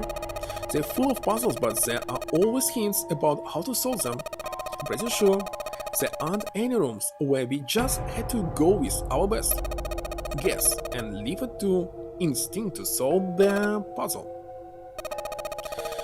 You really think that at the very end of the game Zero's going to suddenly throw in something that depends entirely on luck? Then you're saying there's some sort of hint in this room? No, I don't think there's a hint anywhere in here. I searched it very well when I was in here before. I didn't find anything that might have been a hint though. Well then, that means... yeah, both of these are the right door. I mean, if you think about it, Zero never actually said there was only one door with 9 on it. The exit is hidden, but it's there. 6 the exit, 6 the door that carries a 9. Junpei began to mutter himself. So if there are 2 numbered 9 doors, if you split it up right, it's not gonna work. Junpei blinked and looked up at Clover. She held out her hand. You've got a notebook and a pen, right? Can I borrow them? Slightly confused, he pulled them out and handed them to her.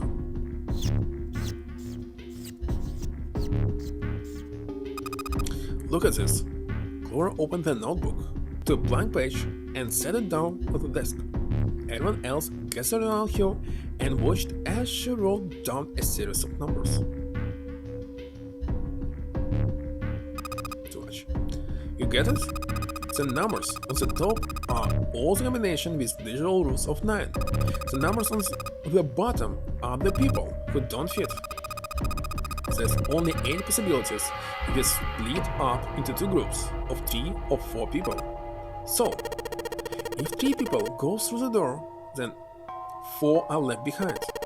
If 4 goes through, then 3 are left behind, right? Clover nodded, almost as if she were pleased with herself for solving a difficult math problem. The room went very quiet. Silence lay across everyone like a thick, heavy blanket. No one spoke. Their faces were blank. Desperate for something else to look at, Junpei turned his eyes to the room around him. As he did, he began to wonder. What was it? The walls were covered with candles. The wavering flame made the shadows of Junpei and his companions look as though they were dancing. 2 rows of wooden poles filled most of the room. Between them was a strip of rich red carpet. The carpet ran straight through the room, ending at the door that pointed to the stern of the boat. At the other end of the carpet, an altar. It was a recessed space set into the wall between the 2 other doors. Sitting on a raised section of the altar was a coffin. A coffin. No, it couldn't possibly be. But if it wasn't, then whose body occupied it? That was as far as Junpei wanted to pursue that line of thought. He decided not to think about the coffin for the time being. At that moment, Seven spoke. There was an edge of humor to his voice, but it was forced. Okay, I give up. I figured if we sat around here long enough, someone would volunteer, but I guess nobody got the guts to do it. Junpei didn't understand, and he wasn't the only one. What? You guys didn't figure it out yet? Fine, let me enlighten you. Clover was mostly right. Yeah, with her little explanation earlier, but she missed something. She wasn't really wrong, she just... screw it. Let me just write it out. Sam snatched up the notebook and began to write in it. Everyone else clustered around him, desperate for a look. If you're trying to leave with a group of 3 and a group of 4 and get everybody out, Clover's right. But there's another way. Only one combination, though. If you split us up into groups of 3, 3, and 1, you can make this combination. Wait, this means... Don't get me wrong here. I'm not trying to copy Ace or anything like that. Even if he hadn't been the hero back in the big hospital room, I'd still be saying the same thing. The same thing? Are you saying? Yeah, I am. I'll stand behind. Why are you acting so heroic all of a sudden? Are you some kind of idiot? Lotus was the first to speak. That in itself was a little strange. She'd reacted much differently when Ace had volunteered. Completely gained this. I'll be goddamned if I'm going to have to owe you for getting out of here. The rest of them began to speak all at once. I'm against it too. I didn't want to leave Ace behind, and I don't want to leave you either. I don't like that idea. There's gotta be other options. I disagree as well. I can't say I care much for you being the hero. Finally, they quieted down. Junpei looked at Seven. Well, there you go, Seven. Proposal denied. Chloe's right. There's gotta be a better way than this. Seven made some noise that was somewhere between a derisive snort and a cough. Doesn't make any sense. He was doing his best to pretend they were making a foolish decision, but Junpei could see the trickling of water at the corners of Seven's eyes. It was when Santa spoke. Hold on a minute.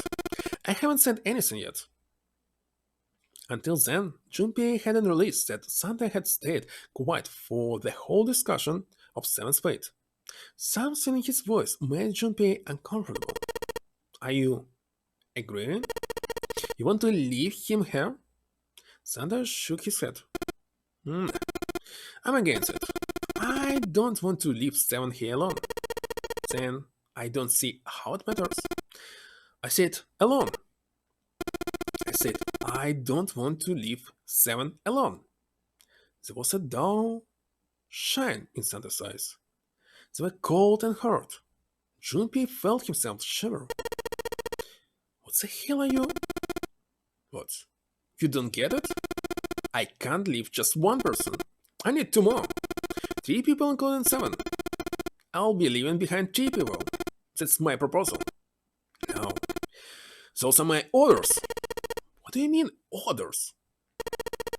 What the hell makes you think you can order us around? Who the hell's gonna listen to you? You all will. In 3 seconds, you won't have a choice. What? 3, 2, 1.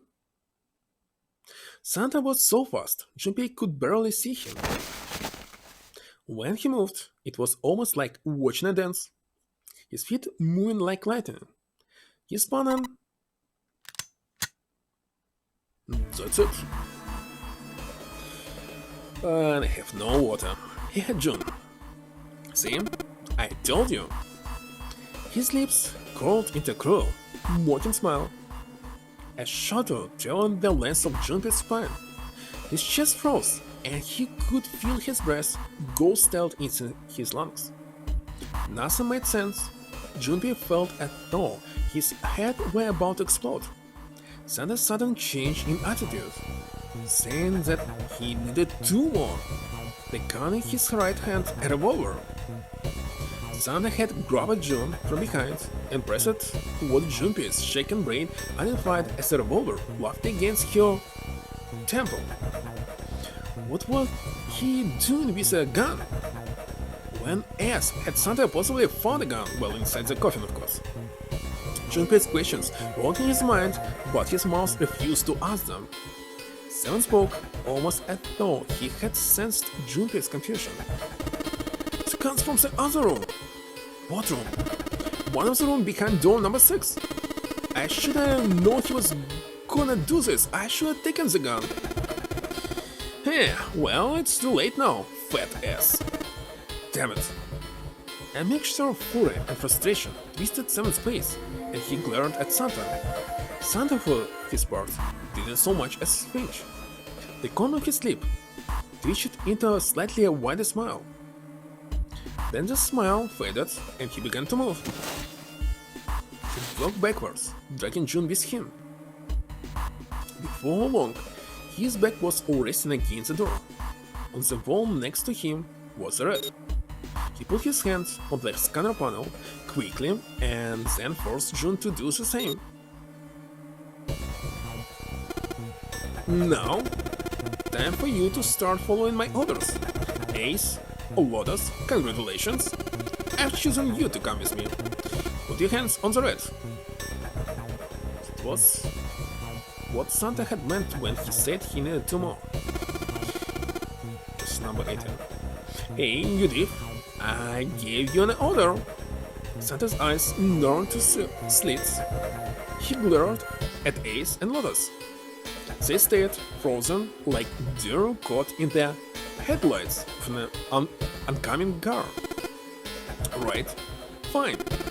I didn't want to waste any bullets, but you guys just don't get it. No sooner went the words out of Santa's mouth than his hand twitched, and the gun roared. A section of the floor exploded, scattering wooden splinters across the floor. A thin plume of smoke snaked out of the hole in the floor.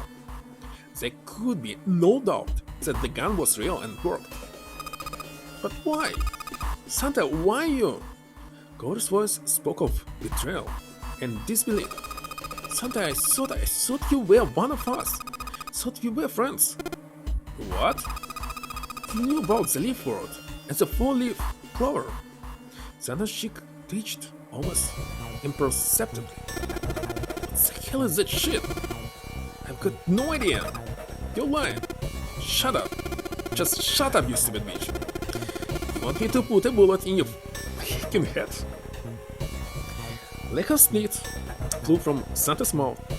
His face twisted with rage. Clover tackled, your eyes wide. When she spoke, your voice was very small. Santa.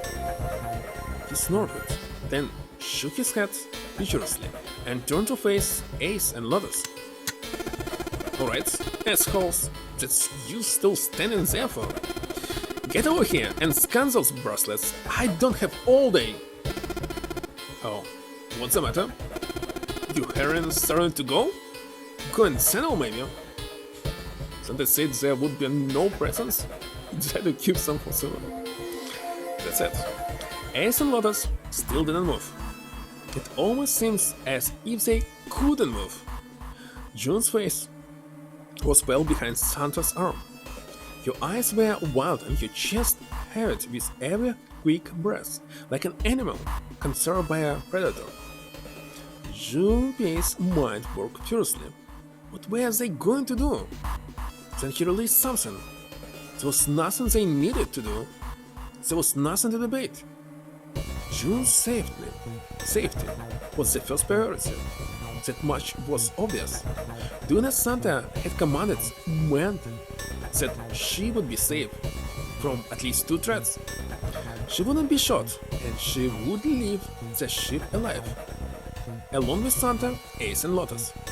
There was only one thing for Junpei to do. He turned to Ace and Lotus. Please, go. But, Junpei, what are you saying? If you stay here, you're gonna be stuck, Junpei. And so will Clover and Seven. I know, but you don't need to worry about us. We'll figure something out. Right, Seven? Right. Just leave it to us. It's gonna piss me off to do what Santa says, but don't worry about me either. There's still something I have to take care of. But no, you can't. Ace, Lotus, don't do it. Don't worry about me, please. June was almost crying. Junpei walking around behind Ace and Lotus. Without a word, he laid a hand on each of their backs and gently pushed them forward. They almost stumbled, then righted themselves and took another step and another. They turned around and Junpei nodded. Ace and Lotus turned around again and walked slowly towards the door where Santa was waiting for them. After what seems like an eternity, they stopped in front of the door marked number 9. Santa smiled. Alright, now let's get these hands on the scanner panel. What's the hold up? What, you think I'm kicking around here? Don't give a shit about the girl. The red doesn't need a person, you know? All I need is a bracelet. You get it? Good. Now put your kicking hands on the scanner. I'm not gonna say it again. He shot the revolver hard against June's head, and she winced. Fine. Ace sighed, defeated, and placed his hand on the scanner panel. Lotus went next. Lotus glared at Santa, and slammed her hand into the scanner panel. Is it? You don't like thunder? The first asterisk blinked on. Good job. Now, Lotus, pull that lever. Soon as the door opens, you get your ass in there. Try anything stupid, and you know what happens, right? Jean-Pierre could almost hear Lotus stay screamed.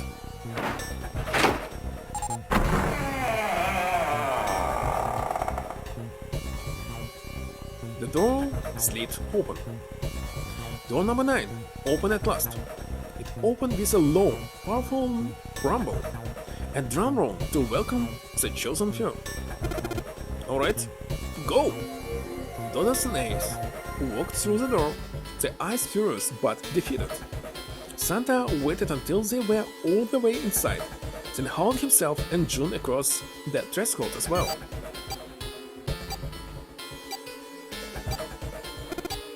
Later.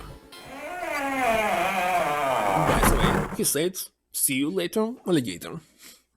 After exactly 9 seconds, the door swung shut. The gust of air it created caused the candles on the altar to flicker and die. The room fell silent. Junpei, Clover, and Seven had been left behind. Clover looked down at her hands and traced with her finger the faint blue veins that crisscrossed them.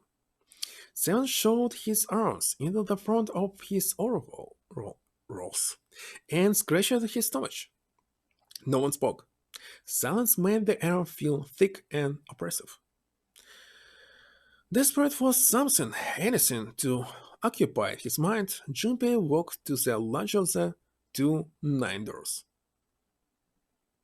He stood in front of it and looked at the red. It read engaged. He moved to the smaller door. The red read vacant. The digital root of the Romanian people was 7. There was no possible way for them to open a door with 9 on it. Junpei touched the surface of the door. He thought about June, about Akane Kuroshiki. Was she safe? That was all that mattered to him. If she was alive, if she had escaped this horrible boat, that was what Junpei prayed for. Seven came up next to him. He pulled off his hat, scratched his head, and sighed. So, what do you want to do, Junpei? What do you mean, what do I want to do? What can we do? Seven opened his mouth to respond when somebody knocked from the bottom. A noise echoed through the room. Someone was pounding on something vigorously. It wasn't mechanical. It was certainly human. Junpei and Seven looked at one another. What the hell is that? Shh, quiet. Clara motioned to Seven to be quiet. She put one finger to her lips and closed her eyes in concentration. Strange, but you don't even know.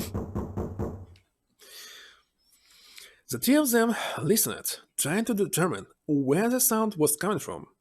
Where? Where was it coming from? Could it be... Hey, I think it's coming from this coffin. You're right. Let's open it. But how? What are those muscles for? For show? You're telling me to force it open? Just shut up and try. Junpei and Seven grabbed hold of the coffin. They tried to get a good grip with what little purchase they could find and pull it with all their strength. Damn it! Man, it won't even budge! There was some sort of keypad attached to the coffin. Its purpose would not have been difficult to determine. The eyes were almost immediately drawn to it. Not another one. Yeah, looks like it. Do you think we have to put in the right password or it won't open? Please. I think so. The noise wasn't stopping. In fact, it was getting louder. They had no idea who was in the coffin, but they wanted out, and they wanted out now. They had no idea what they were supposed to do. Without a passcode, it didn't seem like there was a lot they could do. They couldn't even tell how many numbers the passcode needed to be. Isn't there a hint somewhere? Well, let's look for it, for one. Unfortunately, there didn't seem to be anything near the coffin. Clover ran to examine the pearls, and Seven investigated the deck, but they turned up nothing. The sound still wouldn't stop. It wasn't a noise that belonged in that room.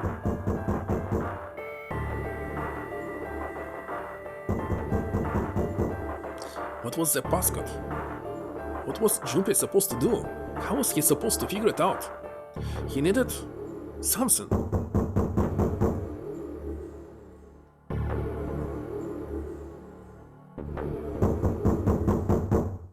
To be continued. That's all.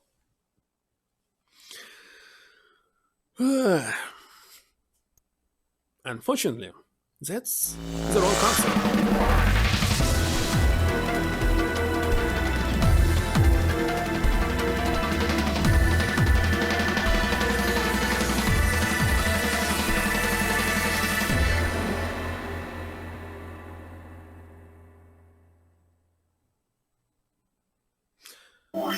So, would you like to keep the information and gain it during this playthrough? Obviously, yes.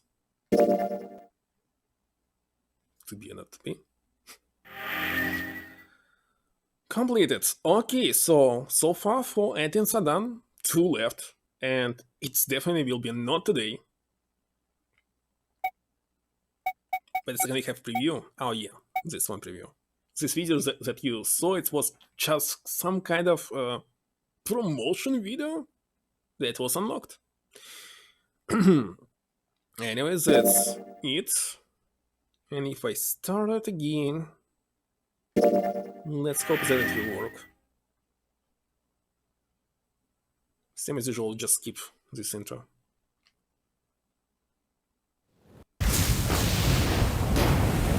Yes, it's skippable. That means that everything is alright.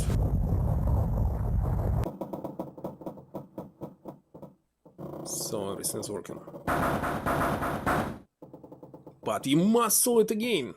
Not today, please.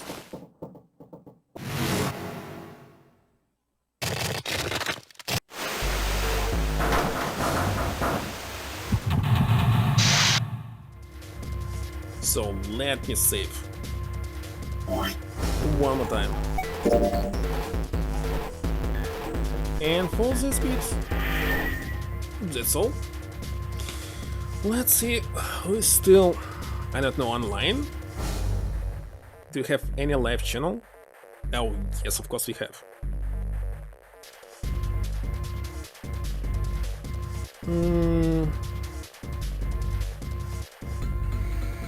Well, I believe it should be Чашка Петри. Let me write him.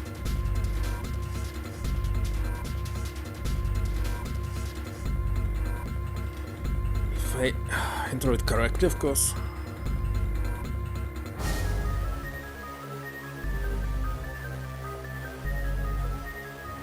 And that's it. That's all for today. Then next time will be on next Saturday, and obviously I will finish this game. There's just 2 endings left. It will be fast. Well, I hope. See you next time. Bye, and I'm going to sleep. See you.